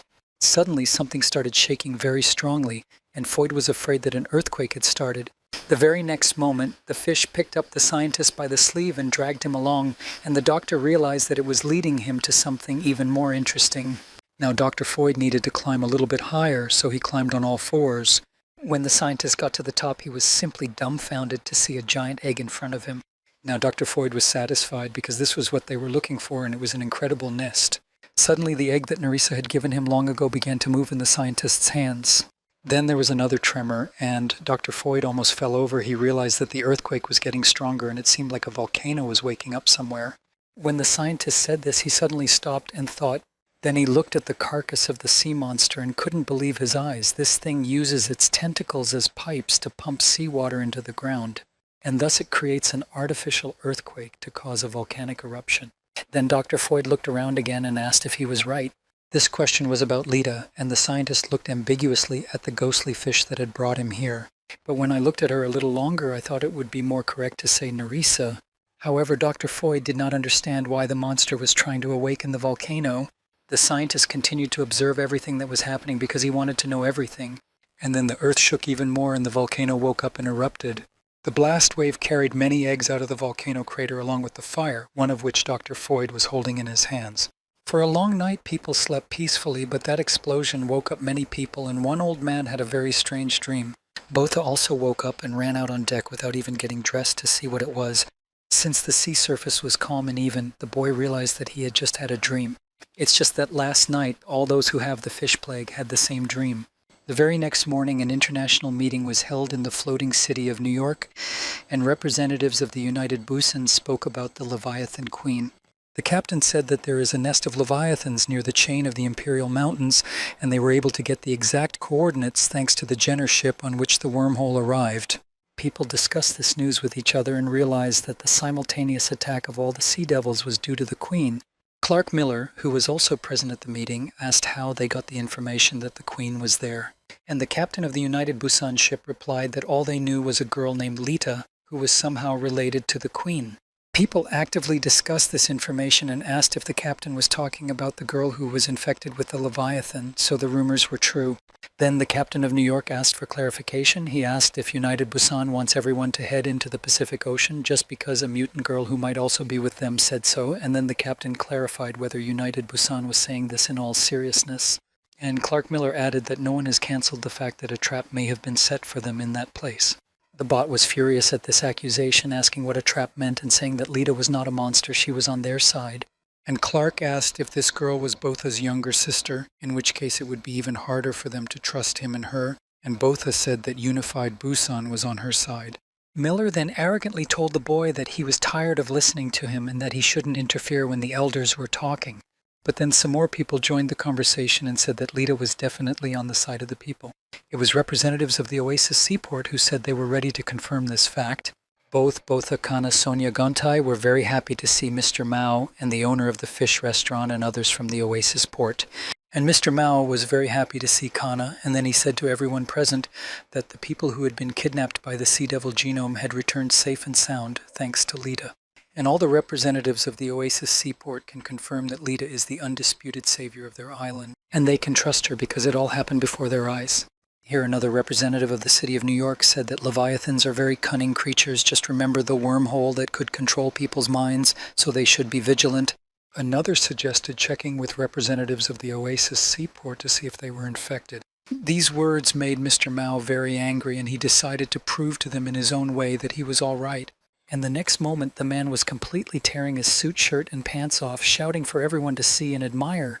As a result, Mao stripped completely to the nakedness and urged everyone to look at him from all sides to see if he was infected. Clark Miller said that we are talking about the survival of humanity here, so let Mao not let his emotions make bad decisions. They also have no reason to trust the United Busan or the Oasis Seaport, so from now on the city of New York will take command of the operation. The captain of the United Busan was not happy with this decision and said that now it is clear what New York was trying to achieve. Botha asked what Clark Miller meant by command, and Gontai told him that now all the harpooners here would follow his orders. To support a huge city like New York, extremely large resources are needed. For example, in order to survive, they must risk their lives for stable resources. The captain of the United Busan told the boy that in that situation, whoever took over the command of the extermination would probably take the biggest piece, as he had already realized that they had used Lita as a reason not to leave the right to the United Busan. For Botha, it was shocking to learn that people think only about profit even in such a difficult time. And indeed, at the meeting they already began to divide, some saying that they would take over the ruins of the oil plant near the waterfront, while others warned that in this case the rights to excavate the Mediterranean Sea belonged to them. The bot was sweating with excitement, wondering how people could discuss something similar in such a situation. Suddenly, people heard laughter, and Dr. Foyd entered the meeting room and said that human greed would not stop anyone, even on the verge of losing their lives. Botha was surprised to see the scientist, and the audience began to whisper that he was a mad scientist from the United Busan. Meanwhile, the doctor asked if they knew how Leviathans came to be, and he started with the background after the unknown explosion that happened in the Pacific Ocean 130 years ago. Back then, people were the ones who helped to spread these seeds, one of which Doc was holding in a flask in his hands. A huge number of those seeds were blown in different directions after the explosion. Gradually, humanity became weaker as the water level in the ocean rose while the Leviathans had just been born. By the way, there is one place filled with the same seeds, but the Leviathan Queen carefully hid it deep underwater, but not far from the volcano. When seismograms start working, it will mean that the end is near, because soon enough the volcano will wake up, and it will be much more powerful than the explosion of 130 years ago, and that's when it will all begin. When the volcano explodes, it will also explode the place with the seeds, and the seeds will spread over the entire surface of the Earth, and some of them will even fly into space. Those who go into outer space will most likely find another planet suitable for their existence, and those that remain in the ocean on Earth will create a greater variety of marine life. As a result, the Leviathans will soon seize complete power over the world. People listened to the whole story, and gradually real fear began to appear on their faces as they realized that soon there would be even more sea monsters than there are now. Suddenly, a man who had been suffering from the fish plague held his head and said that the explosion Dr. Foyd had just described had been in his dream that night. Meanwhile, the scientist, with a rather cheerful expression on his face, concluded his speech by saying that soon all people will die, and every single one of them. And then, even worse, Dr. Foyd laughed out loud and said that nothing could save humanity. They were all doomed. The rich people who attended the meeting have already begun to think about their wealth, about an oil plant off the coast, about excavations in the Mediterranean. Others were shocked that on the verge of complete extinction, those idiot tycoons still think about their money and not about saving lives. People from Unified Busan said that the place where the seeds were located should be attacked immediately, while others called Dr. Foyd an instigator because he was from their ship and demanded to see some evidence. Only trusted people deserve to take command, and how can they trust that person? Again, there were people who said that maybe it was all true, that it would be possible, and that it would be the first international meeting, but it ended in discussions. However, Dr. Foyd's statements were not false, and interested people found them among numerous documents in the cell where the scientist was held. One by one, they read various papers and were surprised that this could not be true, because all the information received from the black box of Jenner's ship was fully confirmed. Finally, each side of the discussion decided to unanimously bomb the Leviathan nest based on the premise of unconditional cooperation and named this mission Scorching Sun. Kana and Mr. Mao were standing on the deck talking, and she said she was surprised to see him in a suit. And then she asked if he had become the head of the Oasis Seaport, and if so, she congratulated him on that. However, Mr. Mao still believed that he was not worthy of holding such a high position because he failed to defend his port. Then Kana very carefully asked how bad their situation was. Mao closed his eyes and said with incredible pain that many people had died during the attack by the sea devils. He said that this Leviathan was much bigger than the genome. It was really an unequal battle. A little later, they received a radio message from the World Federation asking whether the Oasis Seaport was ready to join the mission to destroy the Leviathans. And of course, Mr. Mao did not hesitate for a second to say that they were ready for it. The man said that although they did not have trained harpooners in the port, they could help in other ways, because they have a lot of experienced divers and the appropriate equipment, and that is why they were asked to retrieve supplies from the sunken Atlanta. So the Oasis divers immediately formed search teams and went into the ocean depths to collect weapons and ammunition. They carefully stacked the explosives and slowly lifted them aboard the boat. And then they dismantled all those old shells and made new ones out of them, namely deep-sea bombs. Kana was a little doubtful and asked if something that had been underwater for about 20 years would ever explode. And Mr. Mao explained that the problem here is completely different. They don't know when those shells can explode.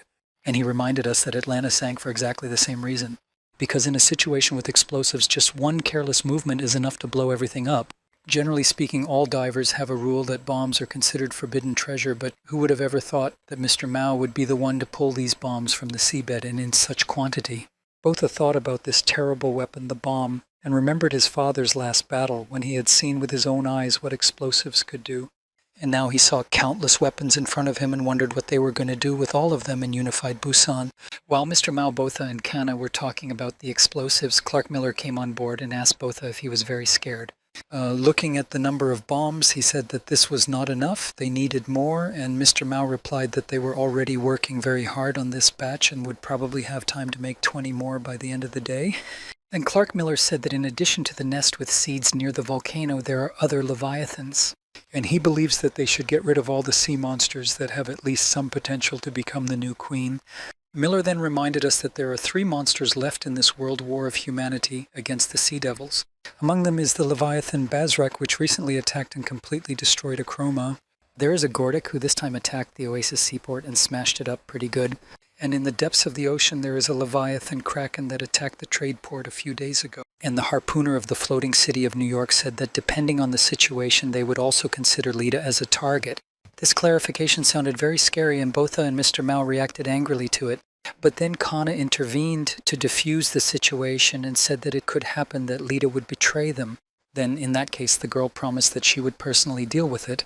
However, if anyone dares to move Lita, Kana swears that she will send that person to the next world. And then feed his lifeless body to the monsters, so let Clark keep that in mind. Miller only said that he was looking forward to this moment. And then this bastard, who had already managed to annoy everyone here with his arrogant and insolent behavior, left as usual. The upset Botha looked wistfully into the distance and mentally asked where his little sister Lita was. As his own brother, he felt her, albeit very weakly, although it was difficult for him to imagine his sister's condition. The boy thought how lonely she must be in that endless ocean. My brother also thought that maybe Lita was scared there in this giant abyss. But Botha was sure that they would meet soon, so he asked her to wait a little longer. At first, when Lita was completely immersed in the ocean, she hid in a cave deep at the bottom. And then there was absolute silence around her, as if time had stopped, and she stayed in this state for several days. However, from time to time she would leave the cave to get food because she had to eat. And of course she did not forget to behave carefully so that the Leviathans could not see her. Lita tried very hard to get used to this lonely life underwater. The ocean was cold, dark, and empty, with the bottom covered with the ruins of a former human civilization. However, sometimes she liked this life, especially when she came across forests of colorful algae. Sometimes it happened that the peak of loneliness went off scale, and at such moments Lita would go to the surface and watch people. She even saw Botakana and other harpooners of the United Busan rescue survivors from Akroma. She was swimming in the sea and admiring her courageous best older brother in the world. I saw how United Busan and the flotilla of survivors from Akroma agreed to go together to the floating city in New York. Lita was so overwhelmed with nostalgia that she didn't even notice when the little boy saw her. It was good that he called out, and Lita managed to hide under the water to get away from there as far as possible, where no one could find her, where she would not be able to hear him even if he called. The girl now has to live alone, no matter how painful it is for her, Botha, and Kanya. Lita cried more than once and thought that she wanted to be with her older brother and Kana forever. And I was very scared alone in the depths of the sea where it was cold and lonely. And suddenly the tentacles that once attacked Unified Busan swam up to her and started swimming around her, and the girl thought they were trying to comfort her. And the tentacles continued to swim around Lita, wrapping themselves around her body, and the girl felt a little more comfortable, but suddenly she heard a loud noise, and a giant sea monster appeared right in front of her. He was one of the 7 sea devils called the Gordic, and her monster immediately awoke in Lita. Meanwhile, in Unified Busan, people were performing some rituals on a table, placing plates with apples and fish heads and bowing. The captain read out a ritual prayer asking for protection from the Leviathans. In different communities, everyone performed their own rituals the day before a huge battle. People prayed en masse to the gods asking for their protection and victory in the terrible battle. Everyone prayed as best they could, and everyone had their own god in whom they sincerely believed. One day, Butler the butler came up to Botha and asked him to take something from him. It was wrapped in a black napkin. When Botha unwrapped the gift, he asked what it was, and Butler said it was a seagull's head, and asked him to keep it on his treads for the duration of the battle. The butler gave a small sum of money to a shaman from Benin, where it is rumored that the spirit of a seagull can protect evil leviathans. Then Butler burst into tears and asked Botha to be careful because there are other dangerous creatures in the ocean besides sea devils. Botha was surprised, but he understood how worried Butler was, so he said that everything was fine, and in the meantime, they announced that everything was ready, and the captain ordered the soldiers to board. Since Unified Busan was formed by fastening several ships together, it was now necessary to separate them. When the coupling was successfully separated, the captain gave the order to open the passage. Thus, the United Busan was now fully prepared to sail. Citizens who remained in the rear wished their harpooners to return alive after this war. All the women who called for victory shouted how much they loved their husbands. They told them not to worry and assured them that they would return soon. After all the active preparations, United Busan set off.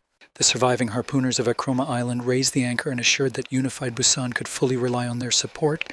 Then, from the unification of Benin, their harpooners also assured that a United Busan could trust them.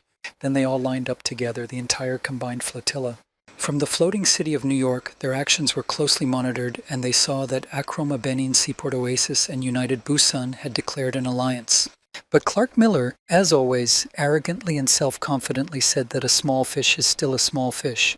The guy was sure that compared to that union, the power and strength of the floating city of New York was really impressive. 2 fleets were launched from their island, the New Jersey fleet and the Manhattan fleet. Clark Miller, addressing his troops, promised that the one who contributes the most to this war will be rewarded with a decent reward. He called on all his soldiers to fight for the future of the city of New York. So the energized New Jersey and Manhattan fleets sailed forward. The harpooners' destination was the Imperial Mountains chain, so they set sail for the Pacific Ocean. The vast Pacific Ocean, the soldiers were going to a part of the ocean that no man had visited for 100 years. People used the ruins of large cities or the ruins of industrial facilities as their basis for resource extraction, and living in the Pacific Ocean in the middle of ruins is like living in a desert. 7 days before the harpooners from various associations and unions arrived at the chain of underwater Imperial Mountains, something happened. One night on a United Busan ship, the captain and his subordinates saw something. They looked intently through their binoculars and noticed about 40 leviathans moving in a group ahead. The captain said that they did not look aggressive towards people at all. All those leviathans were calmly floating on the ocean and just passing by. Usually sea monsters do not leave their habitats, so it is better to keep an eye on them. Meanwhile, the harpooners came up with an idea to keep themselves entertained and went in for arm wrestling. They had a little competition in the hold, and whenever 2 of them faced off, their supporters would shout their names loudly. Now Brun and another non-united Busan harpooner are facing off. In the end, this time fate was on Brun's side and the man defeated his opponent. He was very proud of himself, especially since his entire support group flew around and said he was the best. And the fact is that the rivals were competing for bream on the forehead, and Brun now looked at the man he had defeated and told him to prepare his forehead as they had agreed.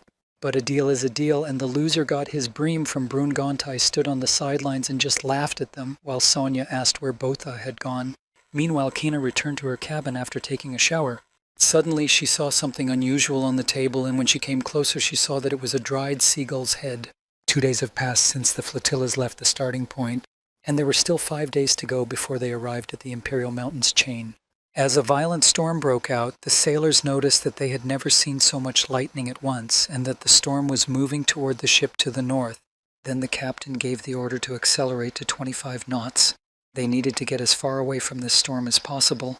But suddenly a fresh report came in that a group of leviathans had been spotted nearby, and this time there were much more of them than they had seen a few days before. One harpooner who went out on deck to get some fresh air also saw a huge group of those leviathans. He was very frightened by such a huge number of those monsters, and he adjusted his weapon and shouted loudly for all the leviathans to swim to starboard. All the time the harpooner was watching them, and was very surprised by the fact that all the sea monsters were sailing alongside their flotilla. They practically appeared out of nowhere, overtook the ships and boats of people, and just sailed side by side. And among that flock there were a lot of different sea monsters, but mostly all the ones they had seen the day before. However, all the harpooners were very worried about the fact that there were so many monsters around them. Clark Miller also observed this strange phenomenon and tried to understand where all those monsters came from. The captain of the United Busan monitored and saw that the sea monsters were moving from the west at first. So he made the logical assumption that all those monsters were moving toward the Pacific Ocean, and perhaps they are heading exactly to where the nest with seeds is located. It was beginning to become clear that all the monsters were gathering together, and now the radars showed that there were just a lot of them everywhere in the ocean waters. One harpooner in New York City saw something like a tsunami approaching them at an incredible speed, but then everyone saw that it was not a tsunami. The harpooners were frightened and could not believe their eyes. Sea monsters were approaching them sharply and quickly, shaking the water surface. Clark Miller immediately gave the order to go full speed ahead, and also ordered to make sure that no one was hit. They were all heading into a storm that was rapidly approaching them.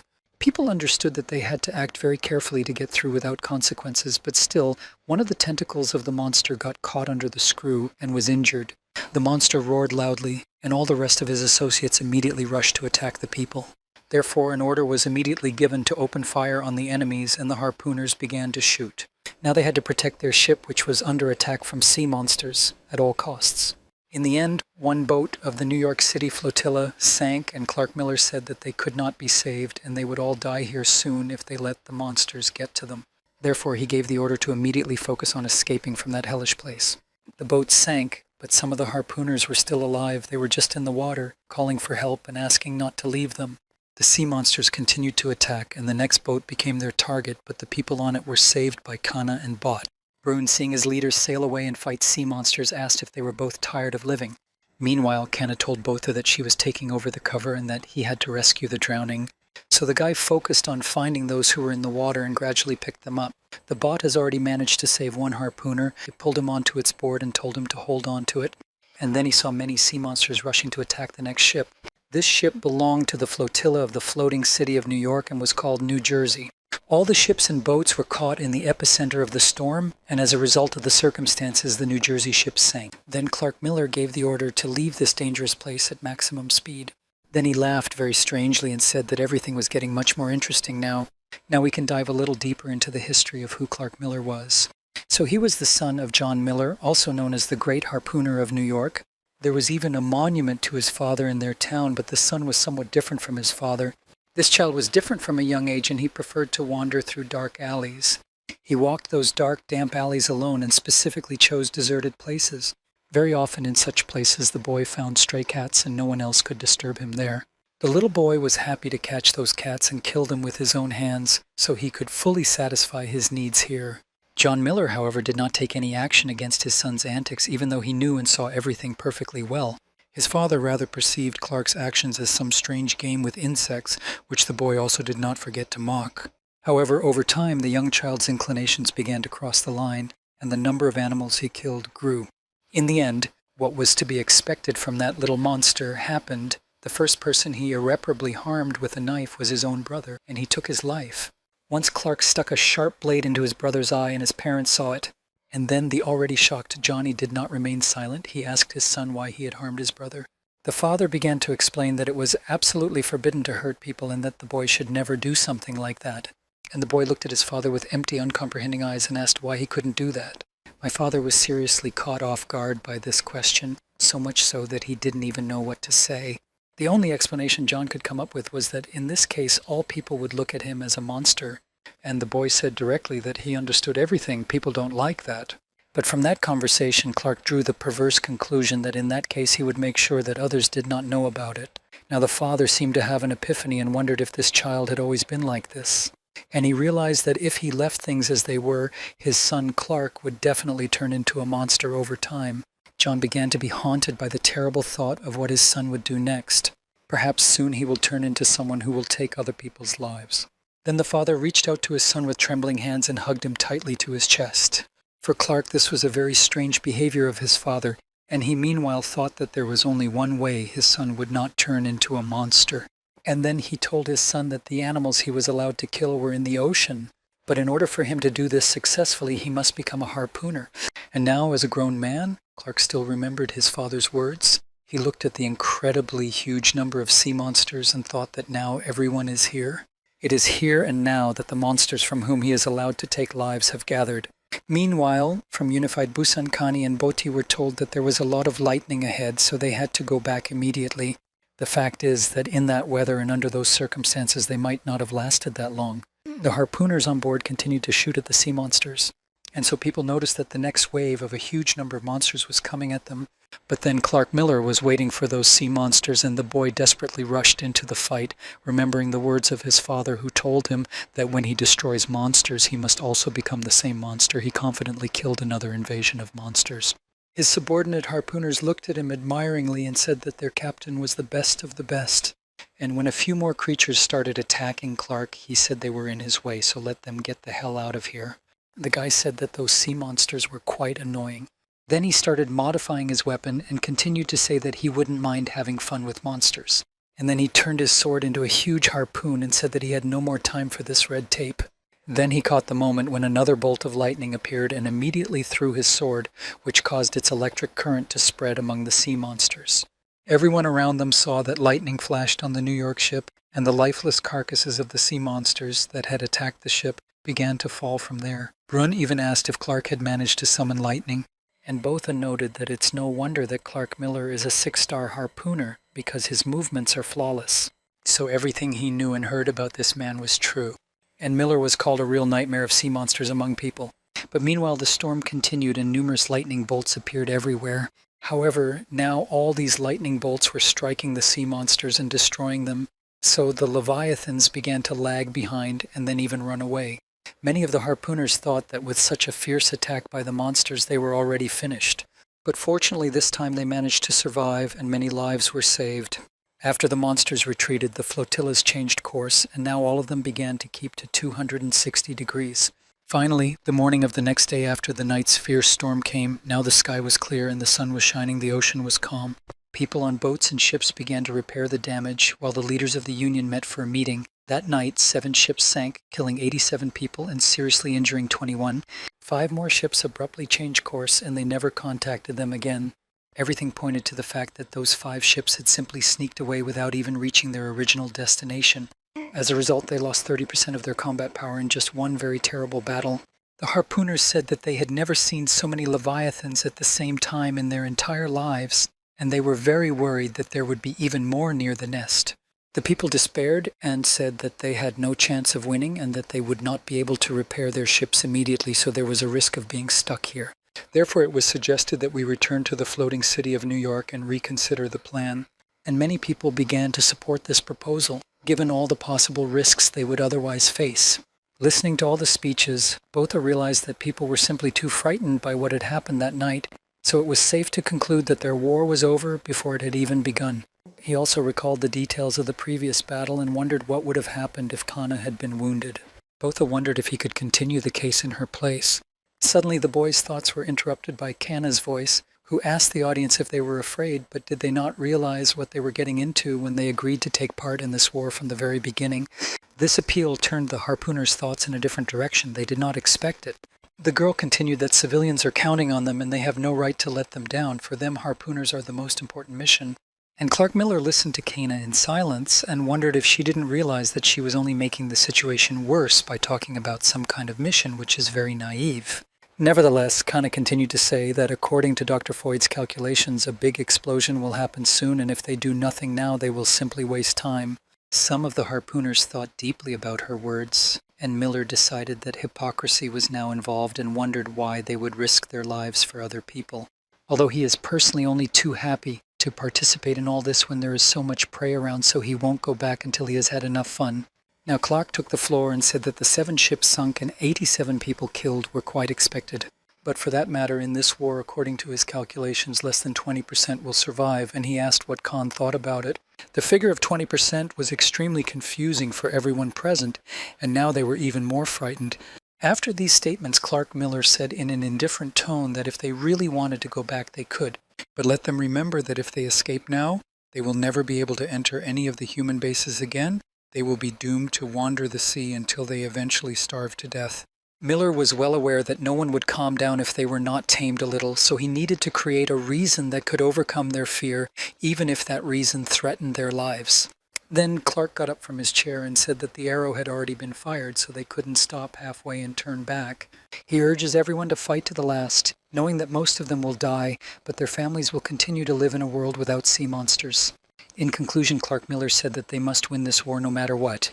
Now the harpooners who offered to go back began to change their minds because they saw with their own eyes how Clark fought yesterday and realized that now he was staying with them. And in this case, everything in this world is possible, so even victory seemed not so unattainable. Suddenly, a soldier ran into the cabin where the meeting was taking place and said that there was an island ahead. This news surprised everyone. They began to look through the spyglass, and it seemed that the island was concrete. The captain of the United Busan said that he had never personally heard of an island in the middle of the Pacific Ocean. The soldiers ran out onto the deck and looked into the distance, some of them already thinking that the nest they were heading for was there. Some people saw that it was not a concrete island but land ahead, although it was extremely impossible. Only Clark Miller was unaware of anything. He said indifferently that everyone would know everything when they got there, and they just needed a place to set up everything. Perhaps it is a real Earth or a nest full of Leviathans, in which case they will be obliged to destroy it if it rises in their way. Botha thought that Clark looked like a grim reaper enjoying the loss of someone's life. And this guy acts as the complete opposite of the courageous and intelligent Kana, like light and darkness. One might have thought that an angel and a demon were on the same ship. So, due to the new circumstances, an order was given to everyone to prepare because it was decided to land on this island. But when the ships and boats got closer, people saw that it was not land at all, or even a concrete island, but just containers. The only thing they noticed was that all these containers were placed here by hand. Nevertheless, some of the harpooners decided to land on those containers to investigate them a bit. Unfortunately, it really wasn't land, and the containers didn't even stand on it. It was just an island of garbage floating in the middle of the ocean. The harpooners moved through those containers and even found a New York City buoy that had been lost during a storm. Mr. Mouse suggested that garbage from the entire district was washed down here until eventually an island like this was formed. Gontai Park saw a barrel knot on one of the containers, and he said that someone had tied all the containers together to prevent them from being washed away. So we thought that there might be people living nearby, which is quite possible. The researchers even thought that these people were hiding somewhere here and are now watching them.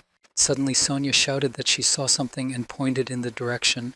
The bot looked in that corner and saw a two-legged figure on one of the containers that looked like a human child. Looking closer, the boy saw a little girl standing there in a tattered t-shirt with a pendant hanging around her neck. For everyone, it was incredibly strange how such a young child could be found in such a place. Botha looked the child directly in the eyes and wondered why this girl looked so much like his Lita. Suddenly, without saying anything to anyone, Mr. Mouse shouted loudly to the child. But the girl didn't answer. Instead, she abruptly took off running and started to run away. Mr. Mouse supported him in this pursuit, and they both ran after the girl until she was about to disappear into one of the containers when Mao called out to her to wait. The girl stopped for a moment and looked at the man, and he made a wild grimace, although he thought he was smiling, and told her that they came here in peace. It is logical that the kid was very scared of him and continued to run away crying and shouting that it was a bad uncle. The bot realized what was going on and told Mao to wait here. He ran after the girl, telling her not to run away because they had no bad intentions. When Botha managed to get upstairs, he was met by 3 old men with sticks in their hands. Both Botha Khan and Mr. Mao put their hands up and stopped, and an old man asked them menacingly what they wanted here and told them to get out. He said that this was just a garbage island and there was nothing of value here. As the old man was saying this, he was visibly nervous and worried. Then Kana easily took his stick away from him and told the old man to calm down because they had no bad intentions. The girl explained that they were harpooners who came here to destroy the Leviathans. The old men could not believe their ears. They were very surprised that harpooners had arrived. Then Kana said that they would definitely leave here as soon as they had repaired their ships and boats. Then one of the old men said excitedly that Unified Busan had arrived. The other old men also saw the inscription on one of the ships and now realized that they were really facing harpooners. Then an old man shouted from between the containers that someone might be coming out. And then an extremely strange picture appeared before both Akana and Mr. Mao. One by one, the containers began to open and old people came out of them, quite a few of them. Botha looked at that endless stream of people and wondered what they were doing here.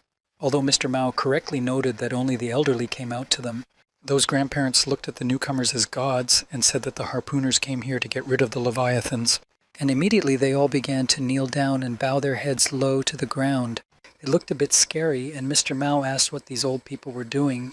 An old man standing next to me explained that all their young people had died fighting the Leviathans, and as a result, only they survived. And now the old people were ready to do everything in their power to help the harpooners. Then the leaders of the harpooners gathered in one room where they were invited by the old men, and one old man began to tell them in more detail how the harpooners realized that this island was constantly attacked by the sea devil kraken. My grandfather told me that this whole part of the Pacific Ocean is the territory of a kraken. In order to survive, they had to hide. Clark Miller said that they had a great opportunity to lure that sea devil out and get rid of him on the spot. Mr. Mao asked what it meant to lure out if Clark had come up with a plan so quickly. And Miller mysteriously replied that you could say that, and a cruel glint appeared in his eyes again. Meanwhile, grandparents brought food and drinks to their rescuers and encouraged them to rest before they returned to work. The men grabbed bottles of seaweed rum and said it was delicious, and one old lady said there was a secret in the special seaweed that grows only in this place and asked if they would buy a bottle from her. After the ships and boats rested, repair work began, and even a little girl from the garbage island decided to help them. The child walked around and played, and Botha admired her because she reminded him of his sister Lita when she was a child. And then one of the craftsmen asked the boy if he could bring him a cutter, and Botha went to get it. And the little girl grabbed onto his name and asked if that was his name. And then she constantly repeated all his actions. Finally, Botha asked the little girl if she wanted to tell him something, and the girl said that she did. She asked again if his name was really Botha, and the boy confirmed that it was. Then the girl asked him if he was Botha the harpooner who fights sea monsters. And then the girl asked why he became a harpooner because sea monsters are very strong. The bot was a little embarrassed by the kid's question, but answered that he became a harpooner to protect people from those sea monsters. and as a result the girl happily shouted that she also wanted to protect people, to which Botha smiled sweetly and asked if she was too young to think about it. After all, as she said, sea monsters are very strong, but he personally has a reason. It is for this reason that he fights those monsters for the sake of the one he wants to protect no matter what. And suddenly the girl said very seriously that she understood and knew who he was talking about. She smiled broadly and sincerely and asked if he was talking about Lita. As if doused with ice water, he asked the kid how she knew about Lita. And then the little girl called out the names of Bot and Summer and said that they were the ones she wanted to protect. And it's mostly because of the owner of that pendant that flaunts around her neck. Then Botha picked up the pendant, and some hidden memories told him that he had seen it somewhere before. Then the guy carefully opened that medallion and was very surprised. He asked her where she got this pendant. And who is this girl anyway? Because inside the open medallion, Botha saw small photos of his parents. After the harpooners had been treated to the food and drinks of the old women and men, the head old man asked the old ladies if they had fed the men well. The grandmothers, who now took over the washing up, said that they had drunk and fed every single person who was here. One grandmother even said that those men were so voracious that they had ravaged almost their entire warehouse. However, the old head said that it was not a problem because they could get fish and seaweed at any time. Therefore, you should not be stingy with food if someone asks for food. And then the old man went to a hatch in the floor, opened it, and shouted to someone to get ready. And there was a basement with armed young men sitting in it, and several of them were suspended from the ceiling in their underwear. The men with the guns started reloading them, and the old chairman said that they would speak in 30 minutes. Meanwhile, on the ships and boats, the harpooners who had been staying with the old people on the garbage island were sleeping soundly, some of them having drunk too much alcohol. And when 30 minutes passed, armed men came out of the basement and formed a detachment led by the old head. The old man gave the order to take the lives of anyone who woke up and to grab the living and take them to the warehouse. He could not believe that unified Busan had arrived so unexpectedly at his own grave and that everyone immediately began to carry out the order. And the old chairman shouted madly that now the greatest stronghold of humanity belonged to them, the pirates. So the pirates sailed to the ship of the United Busan and began to climb up with ropes. Meanwhile, one of the harpooners, who had been treated to food and drink by the old men on the garbage island, came on deck clutching his stomach, feeling very sick. But when he looked up, he saw armed men in front of him and asked who they were. And the pirates, following the order of their leader, opened fire on him, telling him to lie down and sleep. Suddenly, the criminals saw the silhouette of another harpooner in the back of the corridor. And there stood Kana herself, and the pirates knew perfectly well who she was, that this girl was the one who took the life of the sea devil Jinnod. Kana jumped up in an instant, and when she came down to the ground, she struck out at every pirate who was there. The old head also said that now they need to get rid of the harpooners before they wake up. To begin with, he suggested taking the life of 6-star Clark Miller. So the old man and his other subordinates went to the hall where the harpooners were being treated, and they had already begun to savor their rich life. The old man went in first and immediately got hit in the nose, and then all the other pirates got hit as well. The head of the pirates fell to the floor, not realizing what was happening because he had personally given Clark Miller rum. And here, right in front of them, stood Clark and 2 other harpooners from his squad, completely sober and ready to fight. Miller told the old pirate that he was very picky about his food and that he didn't like anything here at all. After all, are the pirates so stupid that they seriously thought he would start eating food from hands he didn't know? Then Clark gave an order to his subordinate and he swung at the pirates, though the old man still managed to shout out for his pirates to open fire, but it was too late. The next moment, Uku hit the container the pirates were standing on with such force that all the bastards first flew up and then flew down. Then another harpooner from New York City, who was very good with the whip, took over. The girls skillfully cut the pirates' clothes, and one of them managed to hide and decided to throw a grenade.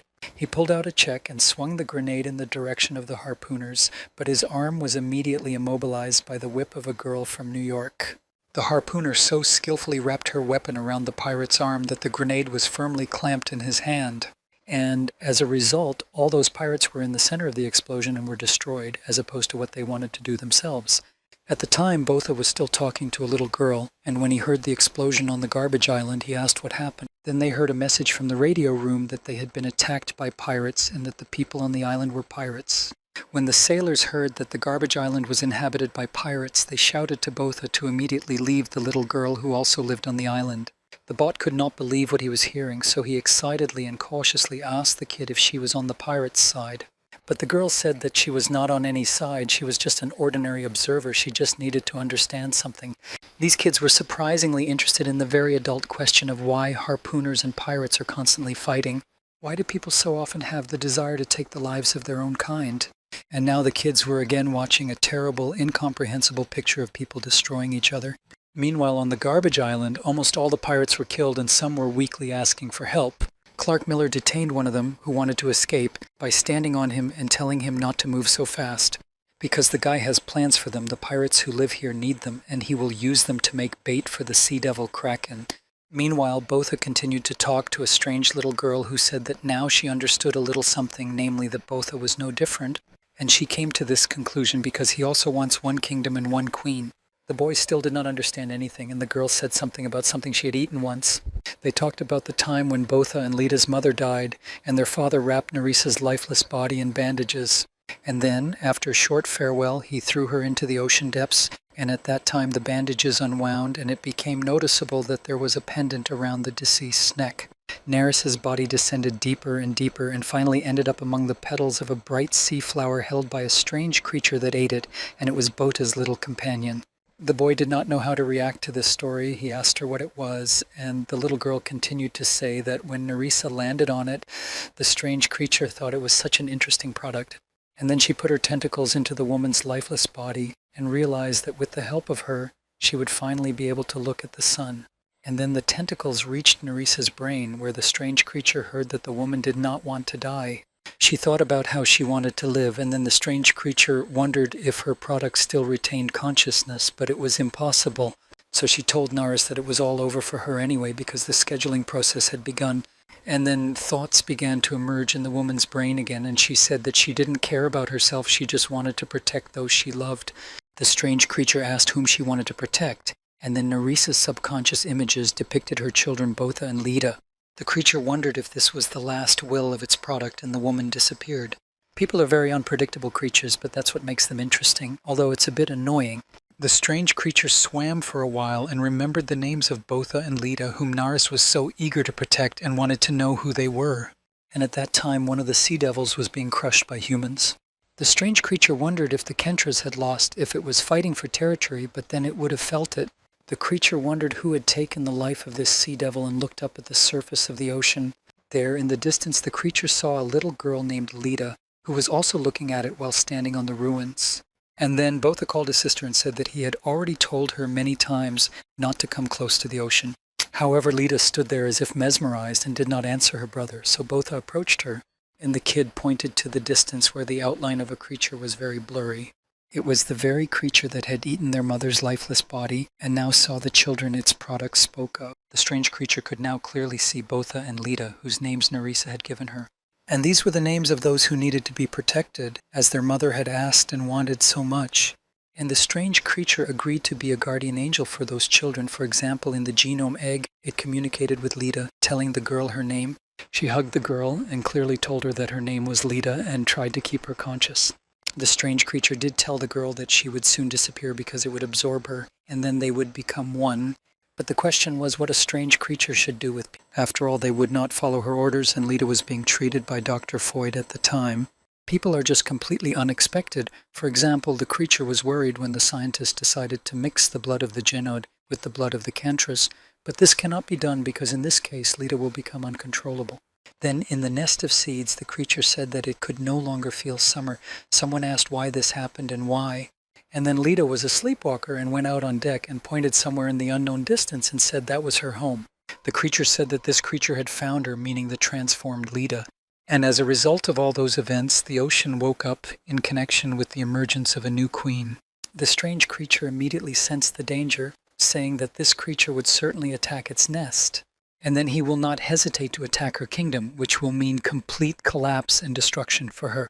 Therefore, she decided to act immediately and destroy the threat before it was too late. She needed to take the life of Lita and began to search for the girl, so all the sea devils began to attack the associations and unions where people lived just to find the one the creature was looking for. And finally the girl was found in unified Busan. The creature then appeared to her in the garden.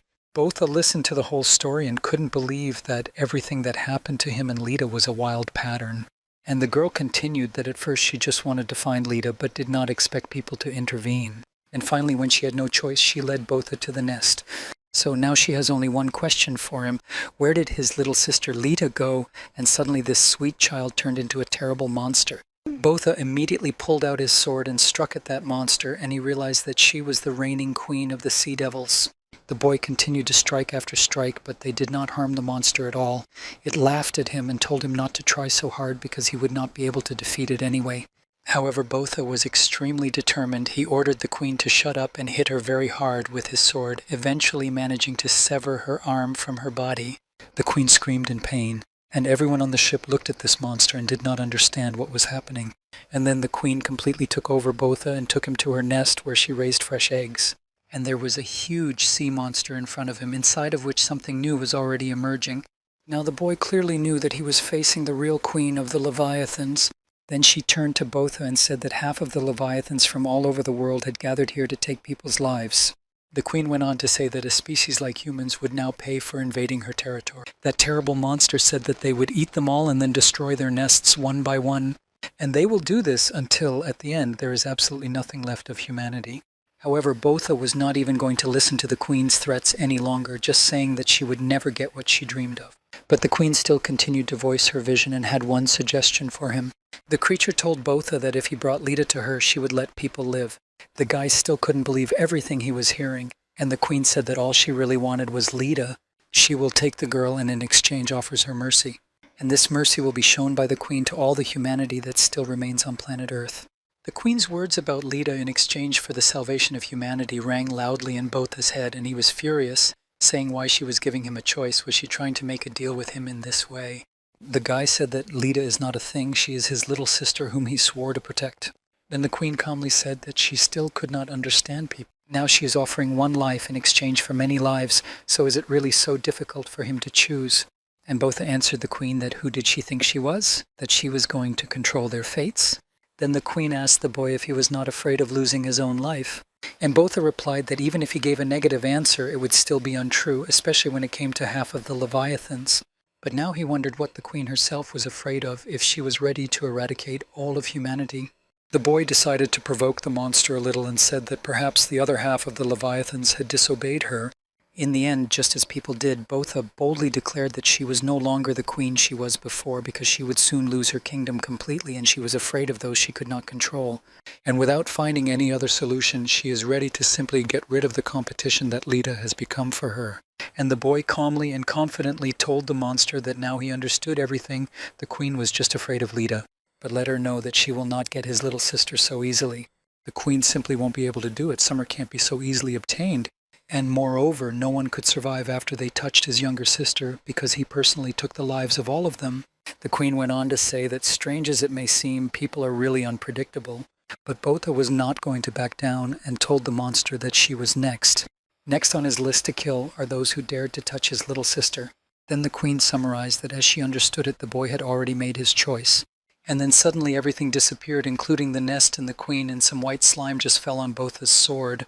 This is how the queen of the Leviathans disappeared, and as she said goodbye, she said, "Let the sunset come, and with it human destruction." And the very next moment the sea was stirred up, and a sea devil emerged from the depths of the sea right in the middle of the ships. Its appearance alone stirred up the ocean so much that the ships swayed like toy boats. Now people saw that a sea devil called a kraken appeared near them. That terrible monster was so huge that it easily lifted a whole boat of air with one of its tentacles and broke it. Clark Miller said that he did not expect the kraken to show itself so quickly. At this time, the two imprisoned pirates began to beg Miller to let them go and help them fight the sea monster in return, but the harpooner ordered them to shut up.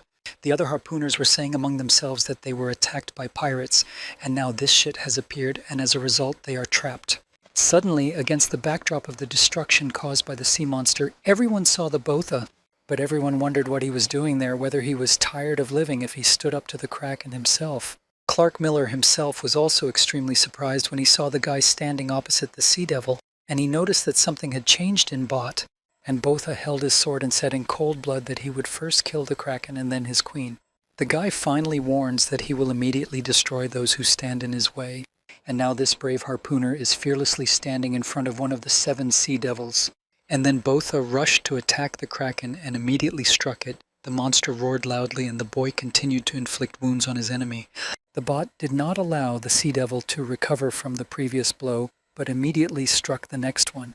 The guy fought furiously. He was so skillful that all the harpooners around him were fascinated by his actions. Even Clark Miller himself was surprised. Both the soldiers and the pirates looked at this incredible sight with open mouths, and Miller noticed that Botha was now very angry. However, there was a moment when the Kraken managed to get out of the way and pushed his opponent away from him so that Botha fell under the water, but immediately got out. Suddenly, Clark Miller noticed that it was going to be dangerous and quickly ordered everyone to retreat. And the very next moment, the Sea Devil started throwing huge garbage cans at people. Unfortunately, a tank crushed a few more harpooners with its tentacles and did not let them go alive. Unfortunately, Bot had a problem with his sword. It ran out of gas, but finally Kana came to the guy's aid and apologized for being late. The other harpooners from the United Busan also came here, and Gontai gave Botha a hand. He asked how he was feeling. Botha replied that he would live. Then Gontai helped the boy up and told him not to take on too much. And Brun added that Botha should never forget about them again. After all, they are all a team, and so Botha, Kana, Brun, Gontai, Sonya, and another harpooner gathered together. Then Botha reloaded the gas in his sword, and Kana gave the order to attack the Sea Devil. The team worked in harmony. While the leader was hitting on one side, she immediately pointed to her left side, and Brun took over.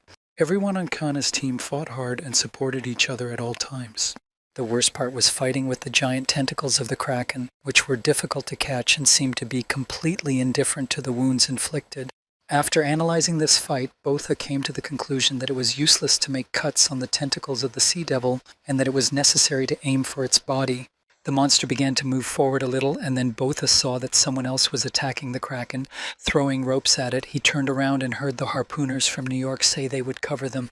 Clark Miller gave orders for his soldiers to stretch the enemy's body to the maximum so that the Sea Devil could not even move, and he told the harpooners from the United Busan to consider it his gift and now let them show what they can do.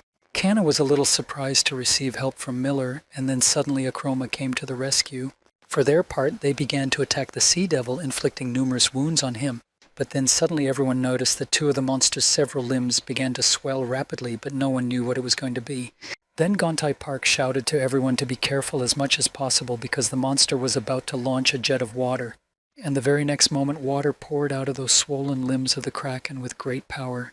Some people were still hit by the jet, but mostly everyone took cover and continued to attack, again with clear teamwork. Then Botha decided it was time to chop the Sea Devil and wrapped him in a strong rope.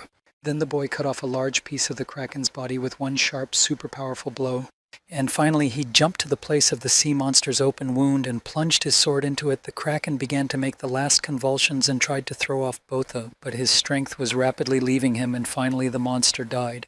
The guy heard all the harpooners from his team begin to warmly congratulate him on his victory. Harpoonists from other associations also expressed their admiration to Botha for the fact that he managed to destroy the Sea Devil. And the people who lived on the garbage island were sitting with their hands tied and their mouths open because they couldn't believe that Botha had managed to kill the Kraken. Those pirates who were younger and carried out robberies reproached their boss for deciding to try to rob someone like Botha. The harpooners did not stop shouting in honor of Botha, saying that he was the one who took the lives of the Leviathans. Brun also expressed his admiration for the boy, saying that Botha was amazing. Suddenly, Brun and the harpooner in the spacesuit noticed that Kana smiled, something she had never done before. And this harpooner asked if their boss realized that she was smiling now, but Kana did not understand how it happened. The girl in the spacesuit said that the leader threw everything away to save this guy, so of course she was proud of him. And Brun also said that if Kana smiles, it looks like the end of the world has really come. I can't believe it. The girl felt a little uncomfortable about it and asked if they thought it was funny. But the harpooner in the spacesuit said that Kana had changed a lot and that she personally liked it. People continued to express their admiration for both the harpooners in New York City, also recognized the guy's skills. A girl from Clark Miller's team said that Botha was generally not bad. And Clark himself admitted that the harpooner of the United Busan was better than he had first thought.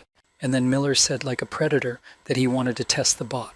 He narrowed his eyes and asked the girl who she thought was stronger. However, the girl calmly said that she understood that he was impatient, but let the leader calm down because Botha was now on their side.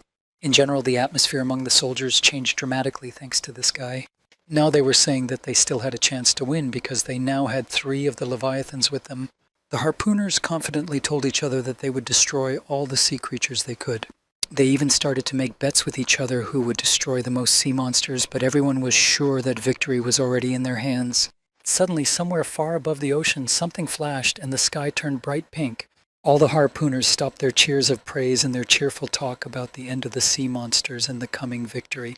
And then, in the distance, the queen of the Leviathans appeared and said in a loud voice that in this case their entire species would be exterminated. Bada immediately told everyone who said this because he had already had the opportunity to meet this creature. So the queen of the Leviathans has just declared a brutal war on humans, the outcome of which will determine whether humanity will ever exist. The captain of the United Busan looked through his binoculars and said that they were very close and would get there in less than a day. All the coordinates they already had in hand agreed that the Queen's nest was where the light came from. Mr. Mao looked at this stream of light and said that the Queen seemed to be calling them to her. So there was no rest when people accepted this challenge and gathered for a general meeting to discuss further actions and a plan for the war. Clark Miller and Kana gave clear instructions on who would do what during the campaign, and some were on a mission to accompany them. The first point of the plan stated that they would start at dawn so that people could fight the monsters during the day in their most vulnerable form. Secondly, there are 3 huge ships packed with explosives in the offshore area, the Busan, Manhattan, and Sao Paulo Alliance. All the other ships are obliged to accompany these 3 all the way to the nest of the Leviathan Queen. The main goal of the people in this war is to blow up the nest with explosives and the Queen herself. They will move at maximum speed right up to the nest, and the escorting ships cannot stop. They have no right to slow down. One of those present asked if they shouldn't stop, even if their comrades were overboard, if they couldn't even save them. And Clark Miller coolly replied that you can't slow down, you have to go according to the plan, no matter what the cost. It was an extremely ruthless plan because many different critical situations could happen on the way to the Queen's nest. And Miller told them to defend the union of Busan, Manhattan, and Sao Paulo with their lives, no matter how, because if people manage to get to the nest, they will have already won. Clark also said that the human race will not exist if they cannot protect those 3 ships. Clark also said that the human race will not exist if they cannot protect those 3 ships. The soldiers began to worry a bit that it would be very difficult for the ships to survive on the front line. But Miller went on to say that even if they all die during the mission, this is the only plan that can save the human race. Then he asked if there were any volunteers among the audience who wanted to go to the front line. At first there was silence, and then the head of the harpooners from Akroma stood up and said that they would be at the front line. He was followed by the leader of the Benin Union, who said that they would fight on the front lines together with Akroma. The leader of Akroma added that his soldiers are ready to put their lives on the line in this fierce battle. He explained that when Akroma was attacked by the Sea Devil, they lost their home and everything. And now nothing can be worse for them than what they have already experienced. And now that they are ready to go to the front line, the Akroma soldiers ask all the survivors to remember their sacrifices, and they have one more request. The leader asked to allow the wandering members of the sunken Akroma to live at the survivors' bases. Clark Miller immediately assured in all seriousness that the floating city of New York would never forget it. Kang, for her part, also promised that unified Busan would join the case. And Mr. Mao, as the chairman of the Oasis Seaport, said that they, along with others, would make sure that the heroes would always be remembered. Then the leader of Akroma quietly and sincerely thanked for such warm support. He said that in the end, this is all they ask for because it is not known whether they will return alive. After the meeting, everyone started checking, cleaning, and adjusting their weapons. Sonia exhaled and said that this was still a cruel plan. She could not believe that they would soon face the Queen's nest like this. One of the harpooners said that it was strange that everyone from New York City was following their leader because he treats people like pawns. Doesn't that piss them off? And the harpooner there, Tasha, said that they all knew that Clark Miller was cold-blooded. But she explained that at the same time a good heart will not help destroy the Leviathans. And once they lose their comrades because of some stupidity of the commander, they will also realize how great a leader Clark is. After all, until then, New York was only kept afloat by the cold mind of Clark Miller. His methods may be somewhat radical, but they always work, and he is a very talented leader. And Sonia had a different opinion about Clark Miller. She said he was a fool who couldn't lie. She recalled how Clark had told her a few years ago that her skills were very poor. One of New York's powerful harpooners, Uku, said that their leader was indeed a bit of a fool in some ways. Eventually, Sonia approached her former comrades Tasha and Uku and sincerely wished them to try to survive this terrible war. Then the girl held out her hand to Tasha and added that she hoped they would never see each other again. At first, Tasha did not want to shake hands in return, but then she shook Sonia's hand and agreed with her words. The harpooner in the spacesuit asked Dr. Foyd if he was ready, and the scientist replied that he had been waiting for many years and called the girl a sea monkey. Then she explained to him that their mission was reconnaissance, that they were not going there for experiments, and he should understand this well. Dr. Foyd said that all his life he has been studying leviathans without missing a day, and now he can't believe that he will be seeing the Leviathan Queen's nest with his own eyes. And it would definitely be the best day of his life, and Dr. Foyd's eyes lit up with anticipation of those emotions. Meanwhile, the workshop has prepared special weapons for the harpooners to equip them with. At the moment, Bruun was here, and the chief engineer armed him with powerful spiked armbands and told him to try to move with them. Bruun clenched and unclenched the iron fist several times and was incredibly pleased. He said that those armbands were much lighter. Only the engineer explained to him that if the guy uses full power, he should realize that his shoulders will be destroyed, so he should be more careful. Bruun smiled incredulously and slyly and immediately turned on full power, and then one of his hoses simply burned out. The chief engineer just shook his head and said that he had warned me. However, Bruun only thought that this was his last chance to become the one who takes the lives of the Leviathans, and this was the least he could do to prepare. Meanwhile, Mr. Mao went to the galley and saw the owner of the fish restaurant cooking something, saying that he thought the agents outside the mission should have stayed on the garbage island, and the chef explained that this might be the last time he sees the harpooners, so he wants to feed them well for the last time, and if he doesn't, he will probably regret it.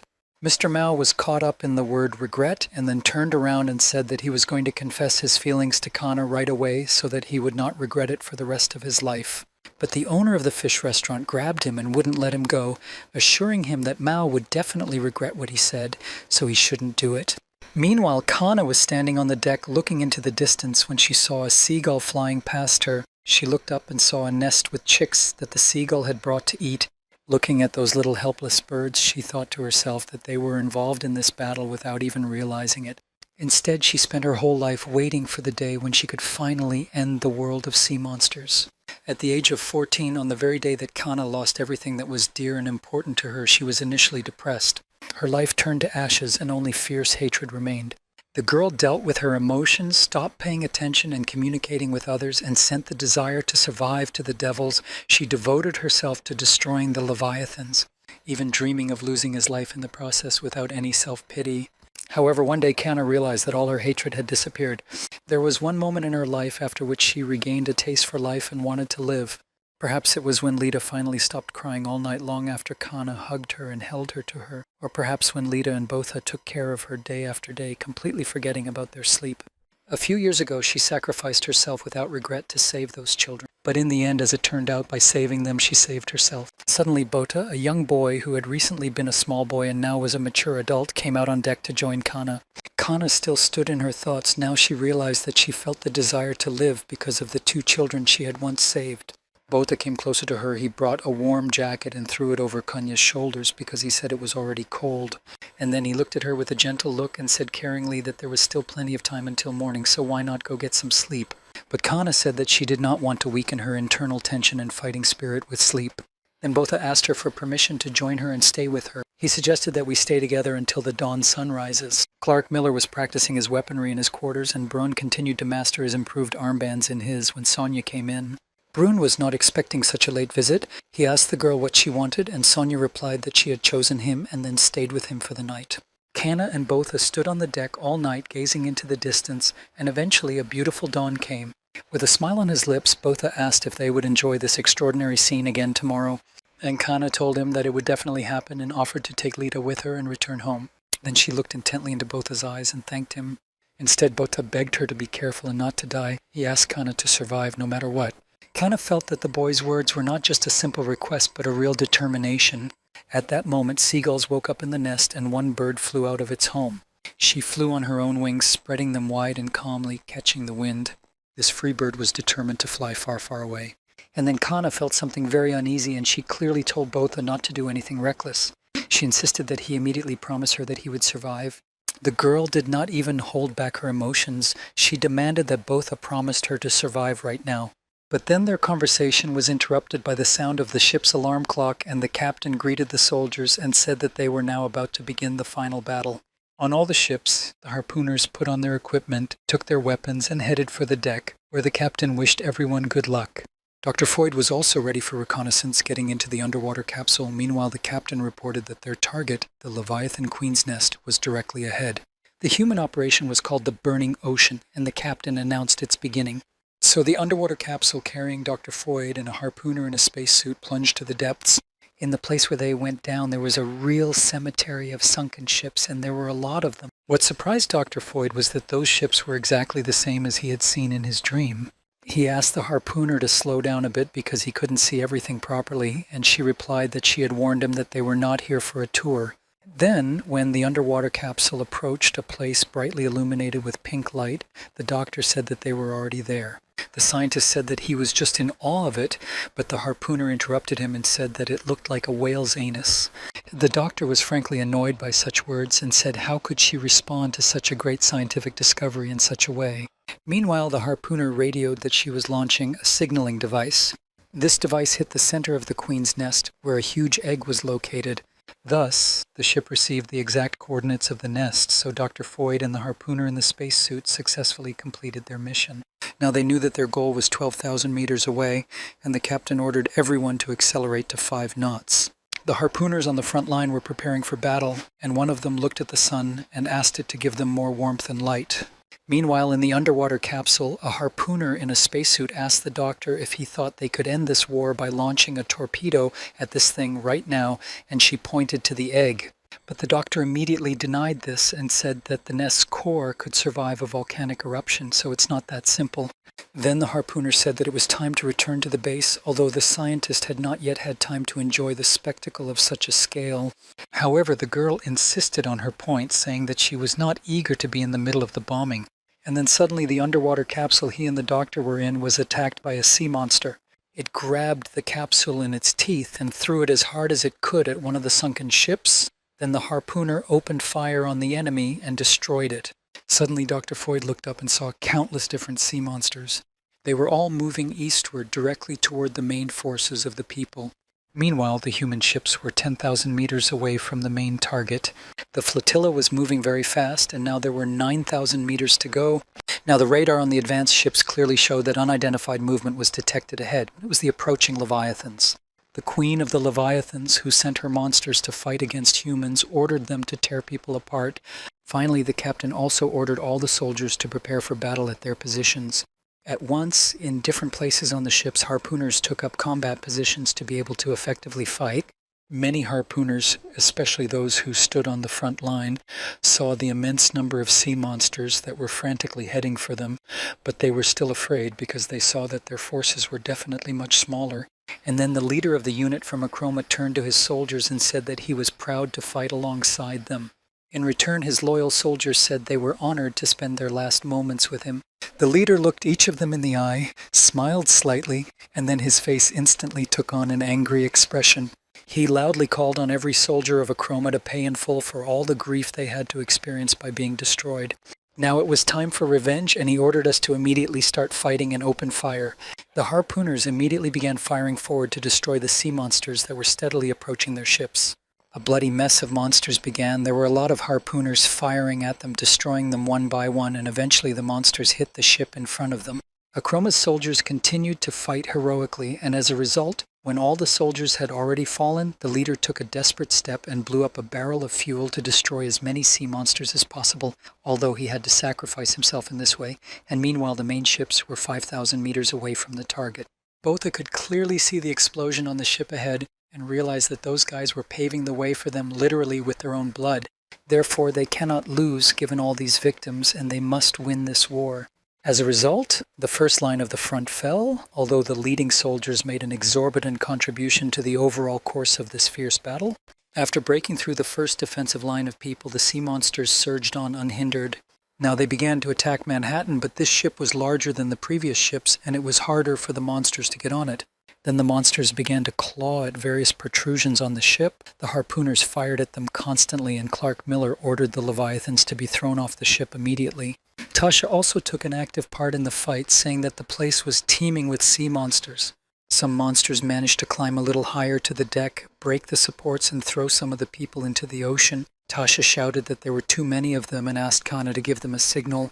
However, Kana replied that it was still a bit early, and they definitely needed to contain the monsters for at least some more time. All the harpooners were shooting without a break, and Botha said that there were more leviathans on the way. The Sao Paulo Union ship was completely surrounded by sea monsters. There were so many monsters around him that they actually helped each other climb on deck. The ship was in a zone of enormous danger, and there was a huge risk of not being able to keep it afloat. And finally, Kana fired the signal shot for the main task of Operation Burning Ocean. Immediately, the soldiers began to dump tar into the ocean from all sides and then set it on fire in the water. The waters around the flotilla burst into bright flames. Sea monsters writhed in pain. The ocean boiled, and monsters were simply boiled alive in it.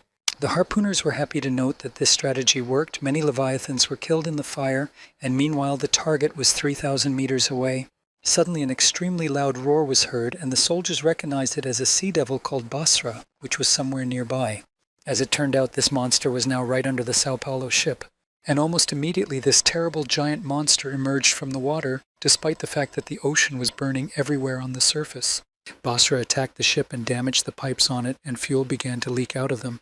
Since there was fire everywhere, the ship immediately caught fire and began to tilt sideways. The flames caused explosions, and now the Sao Paulo ship began to sink. Meanwhile, the Sea Devil Basra began to move in the direction of the ship Manhattan. Clark Miller, while the monster was still catching up with the ship, ordered 20 depth charges to be prepared immediately. And then the harpooners started dropping those bombs down, submerged in the water, and some of them exploded, causing considerable damage to the Basra. However, the monster was only wounded. It attacked the ship and made a hole in it, through which the Leviathans climbed inside. The harpooners fought off another terrible attack of sea monsters, of which there were many again. Clark Miller, who fought the monsters side by side with his subordinates, ordered them to defend the ship at all costs. However, the ship had already suffered enormous damage and Manhattan began to sink. The order was given to stop all engines as Manhattan was sinking. Now the Basra Sea Devil was heading for the United Pusan ship, which was carrying the main stock of explosives. The bot also saw a giant monster in the water that was rapidly approaching their vessel. The captain ordered to turn the steering wheel to the left and prepare to open fire. However, Kana said that not yet because they are still out of range of the weapons. But suddenly the Sea Devil opened his huge mouth and fired his shells in the direction of the gun on the unified Busan ship. So it was necessary to immediately start defending the ship, which is what the harpooners did. If the ship of the United Busan goes down, people will have no hope. Meanwhile, the Sea Devil Basra continued to attack the ship with a distance of 150 meters underwater. The bot saw that the monster was heading straight for a collision with the ship, which could have had disastrous consequences for people. The Sea Devil was rapidly rising upward, and suddenly, right at the surface, it was attacked by another Sea Devil. His people called him a Gordic, and he grabbed the Basra with his sharp teeth, and a fight broke out between the two sea giants. It was an extremely strange sight when two human enemies began to fight each other. As a result of this duel, the ocean waters were violently disturbed, and the great ship of the United Busan occasionally swayed violently on its surface. All the people did not understand what was happening and only watched the fight between the two sea devils with horror. Sonia asked what happened, and Hontai answered that the Gordic had actually destroyed the Basra. After a long, brutal slaughter of those two giant monsters, Basra, torn into two halves by the Gordians, lost the battle. Botha looked ahead and saw his little sister Lita on one of the sunken ships. The girl stood proudly and majestically and looked with a smile at the people she loved, and Botha immediately called out to his Lita. The boy knew well what the appearance of his sister in this battle would mean for her, and the current queen of the Leviathans immediately reacted to her arrival. The queen addressed the girl, calling her her sister, with whom they share the same cells, and her rival, the monster, saying that she had to wait a long time for her to come to visit. And then the queen wasted no time in ordering her sea monsters to take Summer's life, and then shouted loudly once more to make them do it quickly. But to everyone's great surprise, all the sea monsters stopped attacking the human ships and began to leave the battlefield. Meanwhile, Botha began to shout frantically at his little sister to get out of here immediately because she should not be here. He ordered her to hide. But the girl said that she was not going to run away. Lita told us that she had been hiding in a cave for a long time where it was pitch black, and that she had been enduring it all this time since she left people, even when she missed her brother very much, even when she was scared and lonely. She doesn't want to live like that anymore. She doesn't want to be afraid to hide and live alone in the dark for the rest of her life. Lita decided to be brave and take control of her own fate. And Boda, holding back his tears, said that the Leviathan Queen wanted her and there was a high risk that Lita would die. But his sister replied that she understood everything perfectly well, but told him to go to the Queen's nest now. Lita asked her brother not to worry about her, as she now had a large army of various sea monsters under her command. And then the sea devil Gordic emerged from the depths of the ocean, and the girl said that now she was not alone. And then suddenly a real mess began among the sea monsters. They just attacked each other. The harpooners were shocked to see such an incomprehensible sight and wondered if it could be possible. And the captain of the United Pusan ship immediately understood what was going on and told the soldiers that Lita had given the people this chance, so now he ordered them to move quickly forward to their goal of the Leviathan Queen's nest. They were only 300 meters away from their destination, and the ship set off to fulfill the mission. Botha looked at his little sister and realized that they were now on a crucial mission and that they were 200 meters away from their goal. The captain ordered to open the cargo hold and prepare for a major bombing. Underwater, the current queen of the Leviathans was furious because her subjects had betrayed her, and suddenly Dr. Foyd, who was still in the underwater capsule with the harpooner in the spacesuit, saw that the queen's nest began to move, and they watched the queen hatch from the egg in the center of the nest. The queen shouted frantically to her rival Lita that she had always taken care of her, and did Lita even realize what she had to put up with for the girl's sake? She asked how she dared to betray her, but that was unforgivable, so she would destroy the little bastard. Meanwhile, the United Busan ship had already arrived on the scene, and the captain ordered to prepare to drop the explosives. So the harpooners opened the cargo compartment, and everyone stood still to drop the bombs into the ocean. The Leviathan Queen heard a noise from above her, and the soldiers had already reported that they were ready to drop the explosives. So the captain wasted no time in ordering the bombs to be dropped into the water. The harpooners set to work and began rolling numerous bombs along a pre-prepared path directly into the ocean. However, suddenly their mission was interrupted when some giant tentacles began to pierce the ship of the United Busan. And then the tentacles released smaller threads that grabbed the cargo compartment gate and began to close it, so the gate was blocked. And then Brun shouted to all the harpooners to leave immediately because he was going to open the gate so that the explosives could roll out to sea. But suddenly the queen of the Leviathans herself appeared in front of the soldiers. The harpooners stopped, not realizing who was now standing in front of them, but Botha told them that it was the queen herself, so they needed a plan of action because the enemy was extremely powerful. The queen immediately began attacking the people and killed several of them, so Kana decided to counterattack the enemy. The girl attacked her from above, not wanting to forgive anything to that terrible and cruel creature. The queen defended herself while destroying other soldiers of the bot, trying to hit the monster's tentacles with her sword. Meanwhile, on the neighboring ships, harpooners saw that the United Pusan ship had been attacked by a sea monster unknown to them. But this ship was their last hope of defeating the monsters because it was the main warehouse of explosives to destroy the queen's nest. The captain and sailors completely lost control of the ship and their instruments stopped working. As a result of the Leviathan Queen completely entangling the ship of the United Busan with her tentacles and threads, it was disabled and impossible to control. Meanwhile, the queen also blocked Kana with threads, who fell into this trap after the attack. Byrne was also lying blocked nearby, and Gontai and Sonia managed to hide behind some metal debris so the tentacles did not grab them. Now the two harpooners were thinking about how to rescue their comrades from the traps.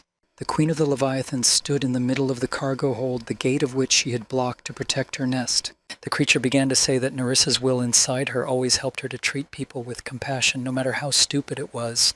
Kana heard the name Nerissa, mother of Botha, and Lita, wife of Theon Ma, and did not understand what this woman had to do with anything. And the queen continued to say that it was because Nerissa's will was always present in her that she watched people with interest. And she used her second body for this purpose, the body of a little innocent girl who could only evoke love and compassion. However, during the whole time of her observation, the Leviathan Queen saw that people were nasty and greedy, and for their own benefit they deceived and deprived each other of life. People were excavating in the ocean, rampaging in the nest of sea monsters, doing a lot of things that they themselves could not cope with and eventually destroyed everything. So the queen concluded from her observations that people are true parasites who destroy their own planet. And in the end, this is the end of her sympathy for people who destroy themselves for their own benefit. Then the queen recalls that Lita appeared before her with her own vision of the conclusions she had drawn.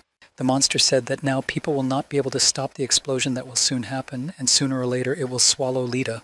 And after all that, the queen of the Leviathans will gladly give this planet a new beginning where there will be no place for any human being. The queen dreams that her beloved children will be born in a clean world and will thrive in it. Kana listened to all these stories of the monster and said that they were just her dreams, but none of them would come true. The girl furiously said that even for the sake of those who paved the way for them to get here, to that vile nest with their own blood, she would destroy the queen at any cost. Then the queen grabbed Kana with one of her tentacles, pulled her closer to her, and said that even though the girl may say so, what can she do now with her weak and vulnerable human body? However, Kana held on with all her might and said that it was not she who could do something in that situation, but they could. And then, from above, the Leviathan Queen was suddenly attacked by Botha, and the monster did not have time to defend itself. Botha stabbed his sword straight into the monster's neck. The queen coughed, and Botha, meanwhile, ran his sword across the enemy's neck from back to front. The queen screamed furiously, a blue liquid splashed from her neck, and she began to fall back on her back. At the same time, Sonya used her sword to cut off the queen's tentacle, which she used to grab Kana from her body and thus free her leader, while Gontai Park struck the queen with a powerful blow right in the middle of her head. Immediately, Brune came rushing over to the monster's head, and with the spikes of his sleeves inflicted wounds on the queen's face, and she asked with a challenge if they were going to take her life. And then the monster's body began to regenerate instantly and completely, and the queen told her rivals that she was an immortal life form. Sonya, seeing such a rapid recovery of her body, asked who the hell she was, and the others also saw that things were bad.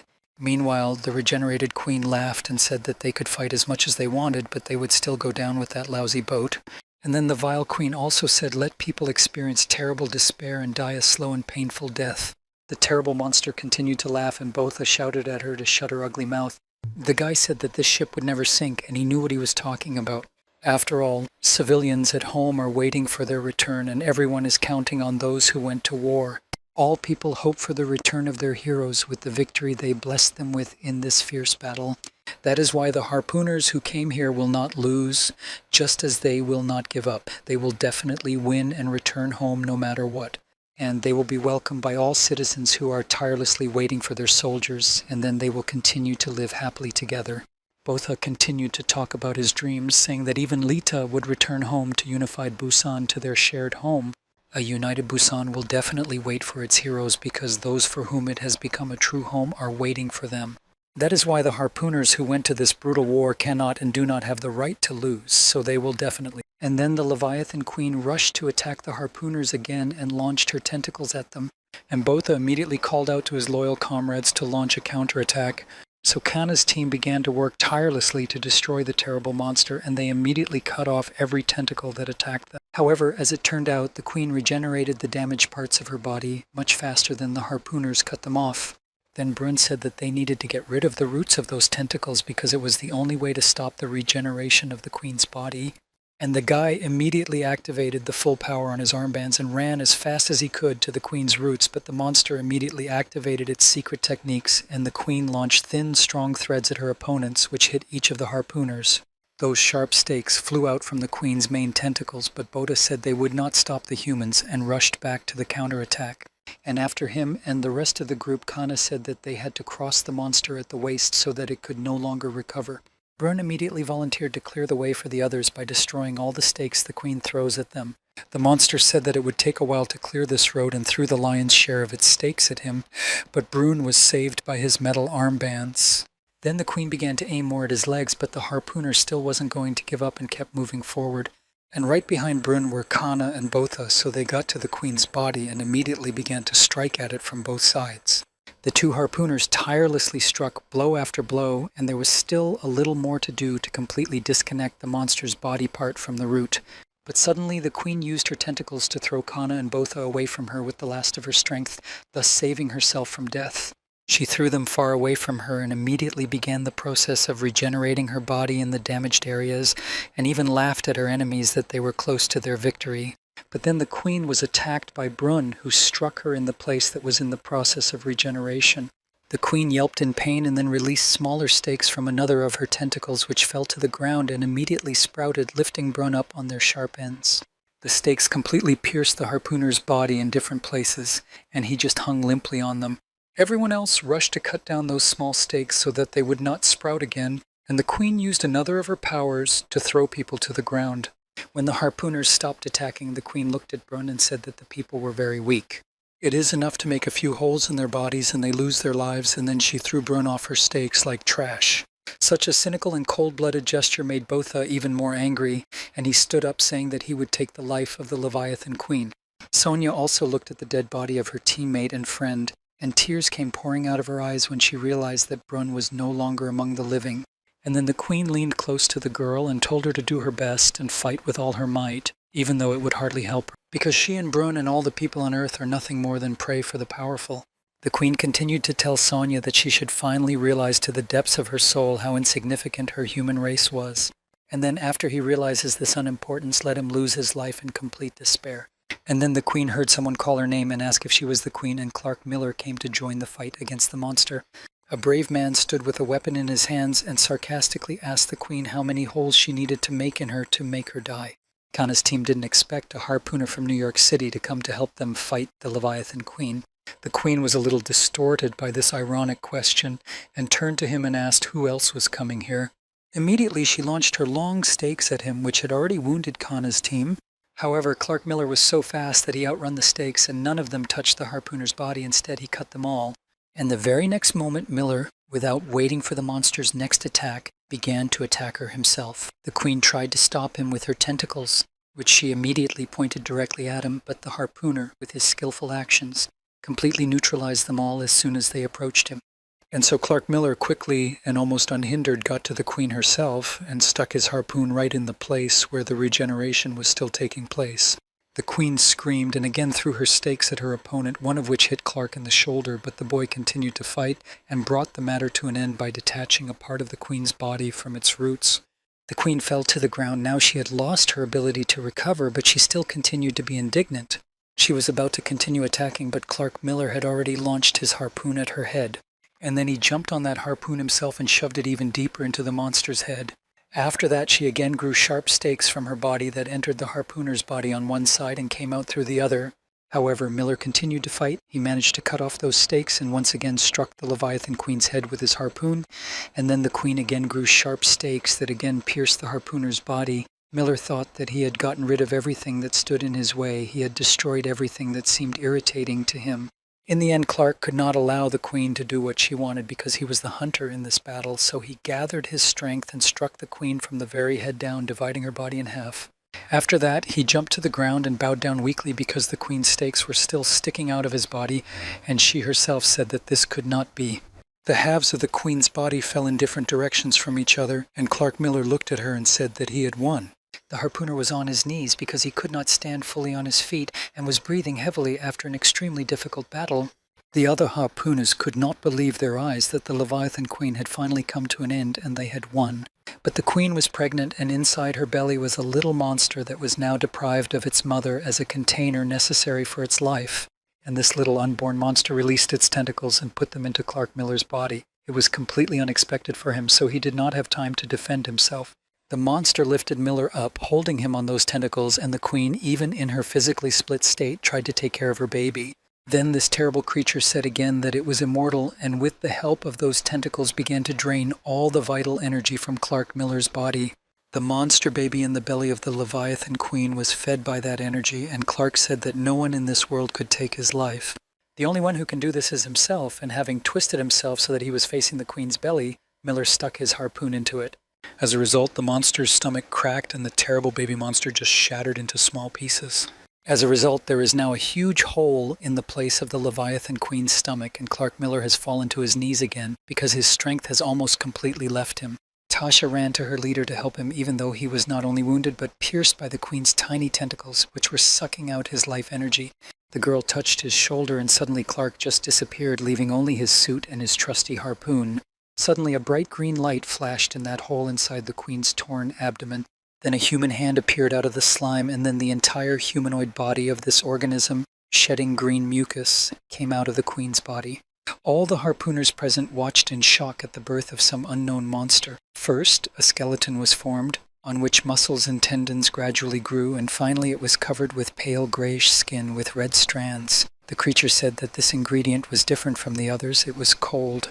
Now everyone realized that the queen had just consumed Clark Miller as if she had been reborn again, using the body of the harpooner she had just destroyed as a basis. Tasha spoke to the queen as soon as she dared to touch their Miller, and the queen asked if it was Miller and ironically said that this was the name of the ingredient she had absorbed. Then she said that no matter how hard she tried to change her body, she could not get rid of Nerissa's compassion that was deeply rooted inside her. And the compassion of her ingredient, which she absorbed, greatly weakened the queen's will. In other words, we can actually say that the mind of the Leviathan Queen was contaminated by Nerissa all that time. But now, thanks to this new ingredient, Nerissa's compassion has finally disappeared and the Queen feels completely free. She said that she had now become the mistress of fear and she looked down on her opponents. And then she said that without any pity she would devour everyone here and all of humanity and dilute the ocean with the red liquid that flows through people's bodies.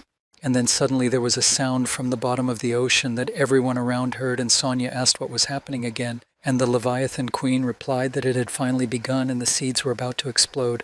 The volcano at the bottom of the ocean near the nest of the Leviathan Queen was preparing to erupt, and Kanna said that time was running out and they needed to drop explosives there by all means. The girl offered to do everything they could to get through the gate that was blocked by the Queen's tentacles.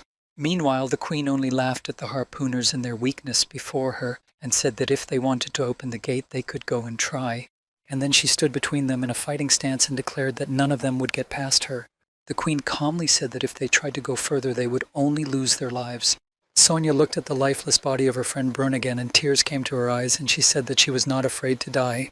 All the other harpooners were also determined, and Botha said he would destroy the Queen and still bomb that damn nest. But the Queen continued, saying that she did not understand people, because they rush to attack like gnats, even though they realize that they are going to lose their lives.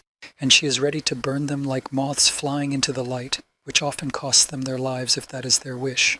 Botha rushed to attack the reborn Leviathan Queen. His sword and the monster's renewed harpoon crossed in battle. Kanna also immediately joined the battle, but the Queen was very strong and fought back, so the harpooner leader shouted to her comrades to break down the gate to the cargo hold. The Queen ran to the gate to prevent the bot from breaking it down. But the monster pushed him away and ran to those who were walking towards the gate to prevent the explosives from being dumped into the ocean. The battle with the Queen continued, and the ship of the United Busan rocked so violently that a little girl noticed these irregular jolts and was afraid for her brother. But she had to deal with exterminating sea monsters, of which there were many, so she decided to lure them to another place as far away as possible. Lita realized that I could not let the monster go to Unified Busan. The girl turned to face them so that they would immediately pay attention to her. And when the monsters stopped for a while, Lita lit up her tentacles and their radiance blinded the eyes of the monsters, which were vulnerable to bright light. Meanwhile, on the United Busan ship, the Leviathan Queen stood between the harpooners and the gate to the cargo hold, and Botha rushed to attack her again. The Queen swung her harpoon at the boy, but suddenly her weapon was grabbed by Tasha's whip, and the girl snatched the harpoon from the Queen's clutches. The monster repelled her attack, but she was immediately attacked by Uku from the other side. The Queen struck several blows at this harpooner and then immediately attacked Kanna, who managed to detach her arm from her body, and then immediately attacked Bot. Botha injured the monster's shoulder trying to detach the other arm from the body, but the Queen stopped him with her sword. Almost immediately, the Leviathan Queen's arm, damaged by Kanna, regenerated and her tentacle grabbed Botha by the neck. Now Gontai Park ran to attack the monster, then Sonia attacked immediately. The harpooners did not give the Queen any rest. And meanwhile, underwater, the volcano near the Queen's nest became even more active, and it became clear that the nest was about to explode. Dr. Foyd wondered why the harpooners hadn't dropped explosives here yet, and began to worry if they hadn't succeeded. A harpooner in a spacesuit tried to contact the United Busan ship, asking what happened there, but there was no response. She addressed each of her team members, including Brun, and asked them to hurry up and drop the bombs. And Brun was lying there covered in blood and thinking that there was a lot of noise around him, and he was very tired. It was hard to move, and he realized that all these shocks that were very noticeable on the ship were the consequences of the battle, so his comrades were still fighting. Brun had only one thought in his head, that he needed to help them, and he even tried to get up. But his body did not obey him at all, so he remembered how he had decided the day before that he was going to be the one who took the lives of the Leviathans. The boy recalled his nightly conversation with Sonia, who told him that he was pretty cool considering his nickname 3 Seconds, so she was sure he could be the one to take the lives of the Leviathans. And Brun smugly said that he hadn't shown her everything yet. If he didn't give it his all, they wouldn't be able to go out on the battlefield tomorrow. And then Brun wanted to tell the girls something else about the time that would come if they survived tomorrow. But Sonia didn't let him finish. She just kissed him and asked if he was planning to stay in bed all day. But it was time to get up, and Brun tried to get up again, and his eyes suddenly caught Sonia sitting under the wall with a sword sticking out of her chest.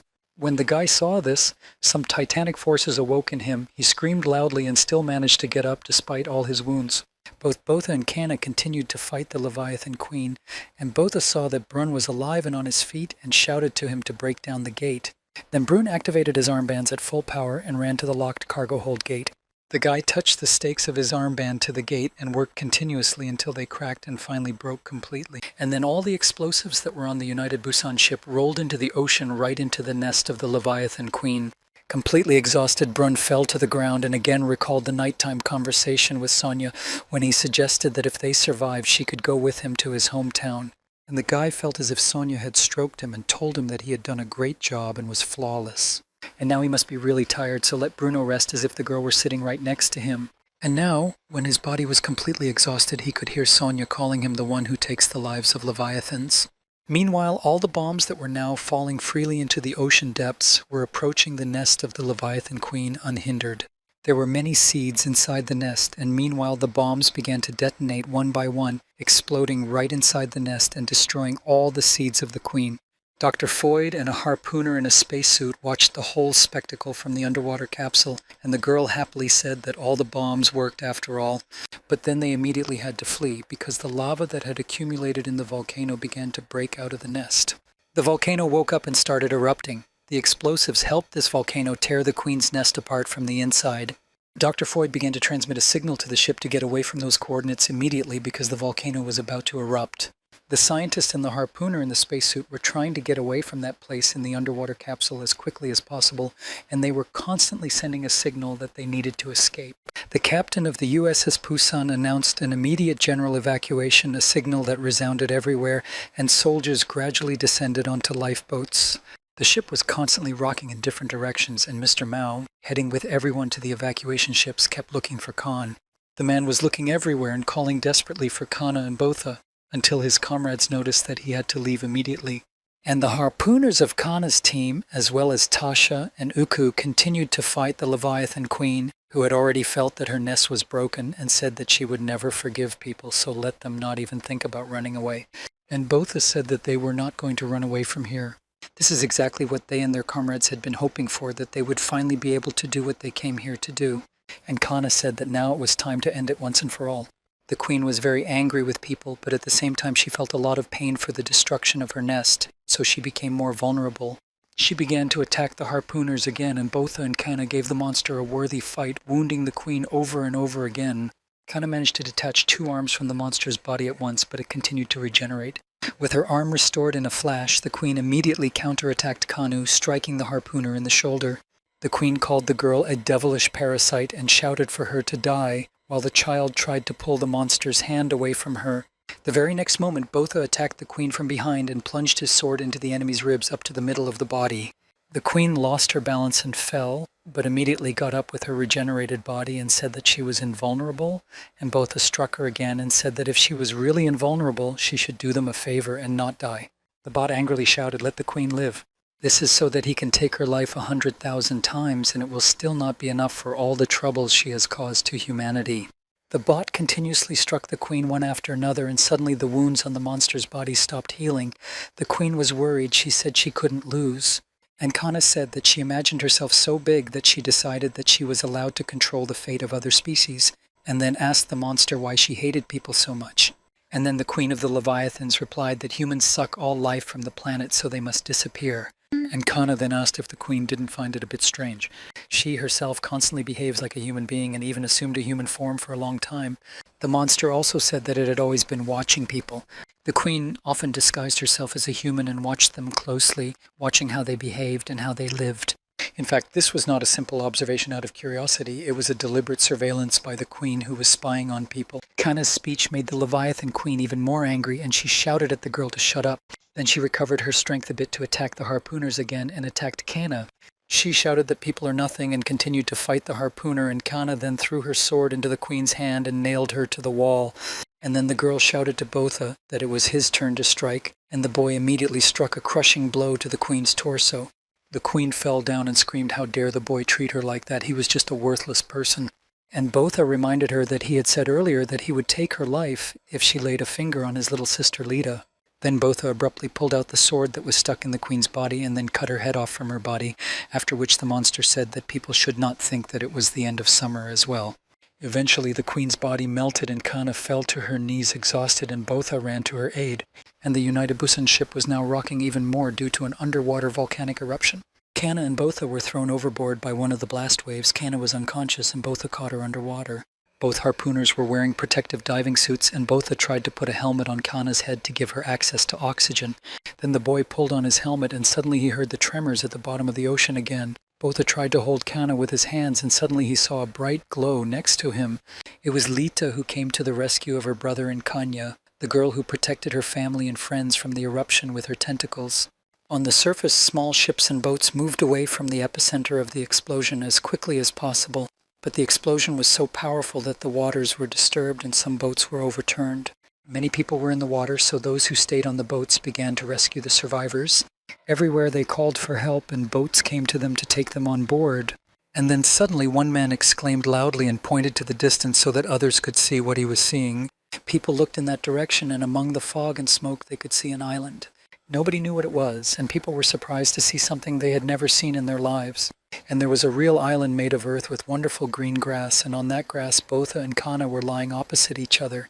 Botha was the first to wake up and called for Kana. When the girl responded, Botha told her that her wounds had disappeared. And then they heard the voices of their comrades, who also did not understand how this happened to them and where they were now. Gontai Park Tasha and Uku and Botha told them that they had been saved by Lita. Then the harpooners saw something else strange on this island. A huge tree that looked like many other trees were intertwined with each other. The soldiers looked at the crown of this tree and saw red juicy apples on it. This is how an underwater volcano erupted to form an island on the surface of the water. People on the boats were looking in that direction, fascinated, and then tears came out of their eyes because they realized that they were looking at a real island, a real land. So for 3 years, people settled on this island and began to slowly inhabit it. They called it Apple Island, and it belonged to the Federation of the United Pusan of Akroma and Benin. Kana and Dr. Foyd walked through the streets of the city. The scientist was surprised at how much things had changed while he was in prison, and Kana added that it finally looked like a city. The doctor said that most volcanic islands disappear because of the waves that hit their shores, but this island has Lita roots that protect it from those violent waves and winds. Suddenly, a merchant's boat docked at the island, and he saw Kana and Dr. Foyd on the shore and immediately greeted them. The trader brought the doctor a phase microscope, which he had asked for. The scientist sincerely thanked him and said that such a thing was very rare. A woman and her child arrived on another boat and were greeted by the family's father. Kana's friend said that family reunions are always very touching. Then the man asked if Botha had returned yet, and Kana replied a little sadly that he had not. Botha was constantly combing the ocean in search of his little sister Dita, and he could not live peacefully without knowing where she was and what was wrong with her. Kana said that Lita is his family for Botha, and the boy will never give up until his needs are met. Meanwhile, Botha arrived on Manguita, a construction island.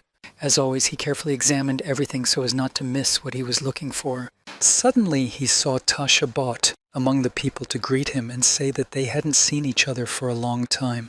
The girl invited him to tea, and they reminisced a bit about the old days when the war for the nest was going on. Tasha asked the boy what brought him so far from his home to the north, and Botha answered seriously that he was constantly looking for Lita. Now Tasha understood and asked if Lita had disappeared after the incident.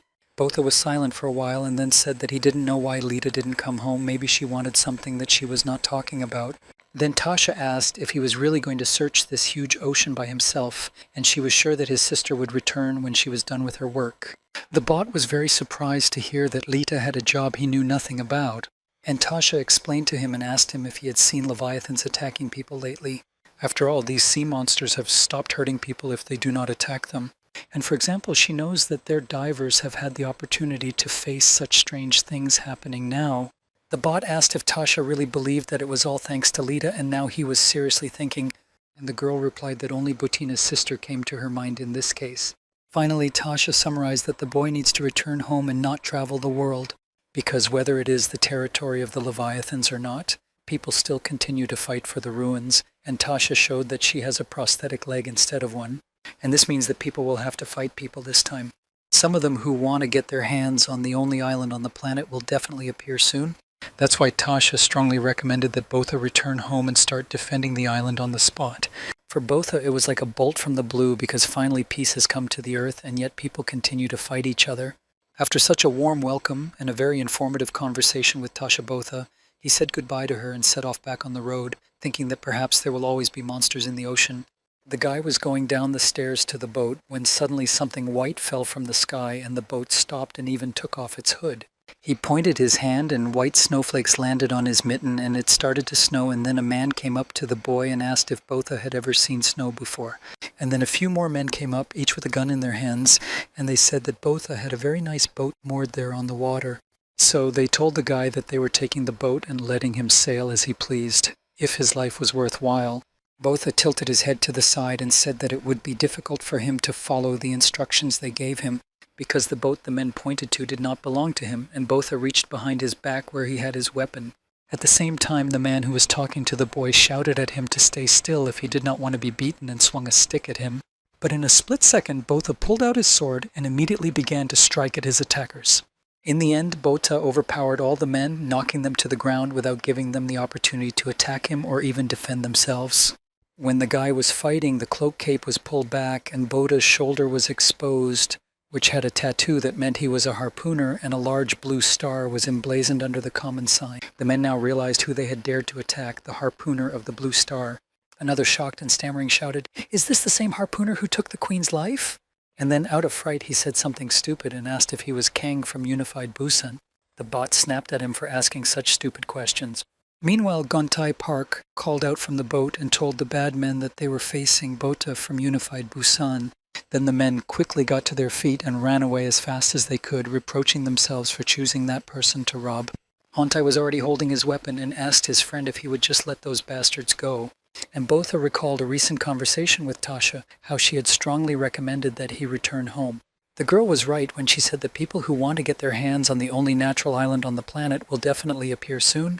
And Botha immediately remembered all his relatives and friends who were waiting for him to return to Unified Busan, so he told Gontai that he just wanted to go home, which surprised his friend.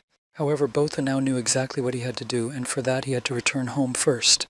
Meanwhile, on the island of Yablunya, small children continued their peaceful life, having fun swimming in the ocean and enjoying the beauty of the underwater kingdom. Suddenly, Mr. Lee Ki-ho came to the shore, as usual, holding a folder with documents in his hand, and told the children not to swim there because it was dangerous. And one girl greeted him and called him Mr. God knows how many head of the department. At first the man was somewhat offended and angry at this nickname for himself, and then he calmed down, although he felt a little bit sorry for himself because, to tell the truth, he really hasn't been in office since yesterday, but Mr. Ki-ho is sincerely confident that his life will soon be better. The man hopes to be promoted this year, although the installation of Lee Ki-ho as head of Yablunya Island is still a distant future. There was a huge library on the island, the same one that once existed on the ship, and the girl Leah spent her time there constantly reading many different books. Even the librarian noticed that the child was sitting and reading all day, and told her that she should go outside and play with other children, and Leah was somewhat surprised to say that she didn't want to because she liked it much better here. Suddenly Dr. Foyd came up to the girl and expressed his admiration for her, saying that books are the greatest heritage of mankind. Then he laughed softly and said that she should study hard to become a great scientist like him in the future. Leah seemed to agree, but the head of the library approached the scholar with a book in her hands and asked him what it was. This book was called All About Human Relations. Dr. Foyd was a little embarrassed, and meanwhile a harpooner in a spacesuit, who now finally didn't wear that suit anymore, flew into the library and demanded to know what he was doing here, and the scientist called her a sea monkey. Then the girl went up to the doctor, grabbed him by the collar, and said that she thought he had been released from prison on the condition that he would research a cure for fish plague, but the scientist made excuses that he was just out for a walk. Then the girl handcuffed him to her and told him to leave. And if he tries to escape again, he will go straight to the cell and not to the lab. Dr. Foyd also had time to tell Leah to study hard. Because she was supposed to become his student, the head of the library expressed her opinion that this is what happens when you study the world only through books. Leah's brother Noah and the head of the workshop had already repaired the ship's control panel. One of the sailors came over to try out how everything worked and was satisfied. The captain told the boy that it was amazing, but the master said that this boy was even better than him, and Noah said that this was also the merit of Mr. Sting. And then suddenly the ship heard a report that the Molot boat was coming to Yablunya Island. The captain looked through his binoculars, and now everyone saw that it was the boat that Botha was sailing on. They were all incredibly happy, and immediately began to announce to the whole island that Botha and Gontai had returned. People were very happy to hear this news because they had been waiting for their hero's return for a long time. So everyone wanted to meet him on the shore, so they quickly ran there, and Kana was there too. Botha came closer to her, smiled, and said that he was back now. Kana smiled back and welcomed him home. Noah and Leah were very happy to see their foster father Gontai return, and the man hugged them and told them that they had grown a lot. Sometime after their return, Botha and Hontai went to pay their respects at the memorial to the victims of the war for the nest. It was engraved with an inscription that the survivors should hold hands with Gontai, who was looking at Sonia's sword and promised to continue Jaco's work. The man said that he was going to dive underwater for the sake of those suffering from fish plague. Sonia once told him that she didn't seem to have anything else to occupy herself with, and now Gontai echoed exactly the same words, saying that he seemed to have nothing else to do. Sonia also said that she really wanted to finish the job that Captain Jaco had started, and Gontai promised here in front of the memorial that he would make every effort to complete what the captain had started and asked Sonia to watch him. In the evening, the citizens of the island gathered to listen to Botha's stories about what he saw and felt during his journey. He told us about the snowfall in the North Sea and how he walked across the frozen Arctic Ocean, and also about a giant transparent leviathan the likes of which he had never seen before. One girl was surprised that the ocean was frozen, which must mean that something has changed, and Dr. Foyd said that these are icebergs, and they have already appeared in the polar region. In general, the planet Earth was gradually healing its wounds. Both Botha and Lita sat on the lawn and looked at the night starry sky. Kana asked the boy what he planned to do now, whether he was going to go in search of the robot children again. He replied that he was going to wait here because he thought he had been in too much of a hurry before. And I remembered the past when the Queen of the Leviathans spoke of some kind of trophic existence. Perhaps it was true. If this is true, then Lita has definitely been given too much time. So the guy decided that he would no longer run headlong in search, and Botha said in all seriousness that he was going to settle down and build a house. Kana was very surprised at his desire, but he smiled and offered to build a house together, and he wants to do it close to the ocean on the shore, so that Lita could see it when she swims through the depths of the ocean. Botha directly offered Kana to build their house together. So the friends got to work and had some funny situations, like Kana scratching her finger and forgetting a nail, and Botha got very excited and said he would bring the ointment. Kana told him that it was just a scratch, but Botha insisted that it needed to be treated because it was bleeding. Mr. Hwarong and Mr. Gontai, who were nearby and heard this conversation, wondered if their invincible Leviathan fighters were just a nail. And then one day Mr. Mao arrived on Yabluni Island with fresh news from the Oasis seaport. He said that they had found an underground city in the Himalayas that was not accessible because of sea monsters, and now divers from all over the world are coming there. The Himalayas are the largest human ruins built before the flood, and they can find medical machines there that will help to cope with the fish plague, so Gontai was ready to go to explore this area. Both Botha and Kana saw them off, standing on the island, and Botha mentally contacted Lita, telling her that Mao and Gontai had gone to the underground city of Himalaya. The two men were attracted to the project by both their curiosity and a very noble goal. They both set out to meet their own destiny, but Botha decided to stay here on Yablunya Island among the flowering fields. He told Lita that the flowers she adored so much, symbolizing hope, were now growing all over the island. And the giant apple tree produces so many apples every year that they are more than enough for all the citizens who live here. She and Kana have built their own home, and she has recently started practicing cooking. She tries very hard to learn how to bake fish because she wants to cook Lita's favorite fish dish. Mr. F started selling seaweed wine with one of the pirate grandmothers and made a fortune. Even in New York City they have heard about it, and Mr. F is going to open a store there as well. The bot was constantly recording everything that was happening, and the boy was eager to tell his little sister Lita about it. Every time he said in his mind that he and Kana and the whole of Unified Busan were looking forward to seeing her, Botha would write letters to Lita, stuff them into empty bottles, and let them travel across the ocean. He assured Lita that he would always be here so that she could easily find him. As an older brother, Botha was constantly worried about his little sister and wanted to know how she was doing. Perhaps the deep ocean waters are too cold, dark, and frightening. So if Lita ever feels lonely, she should not forget that she always has her brother. In that case, let her find him, and the bot assures her that she can always come back. And one day when Botha was standing on the shore once again, looking longingly into the distance, he saw a figure emerge from the ocean. He recognized his younger sister Lita and immediately ran to her. Lita had her home here, their home together. The brother and sister hugged each other tightly, and then other islanders saw them from the shore, so they immediately announced the happy event throughout the island. So many people came to greet their rescuer. Kana also ran to hug her Lita, who had become her family. And even if Lita has to return to the ocean again, so be it. Botha will live above the water on this beautiful island of Yablunya, and Lita will live underwater where she has her own kingdom. But these are just conventions, and they will always live together.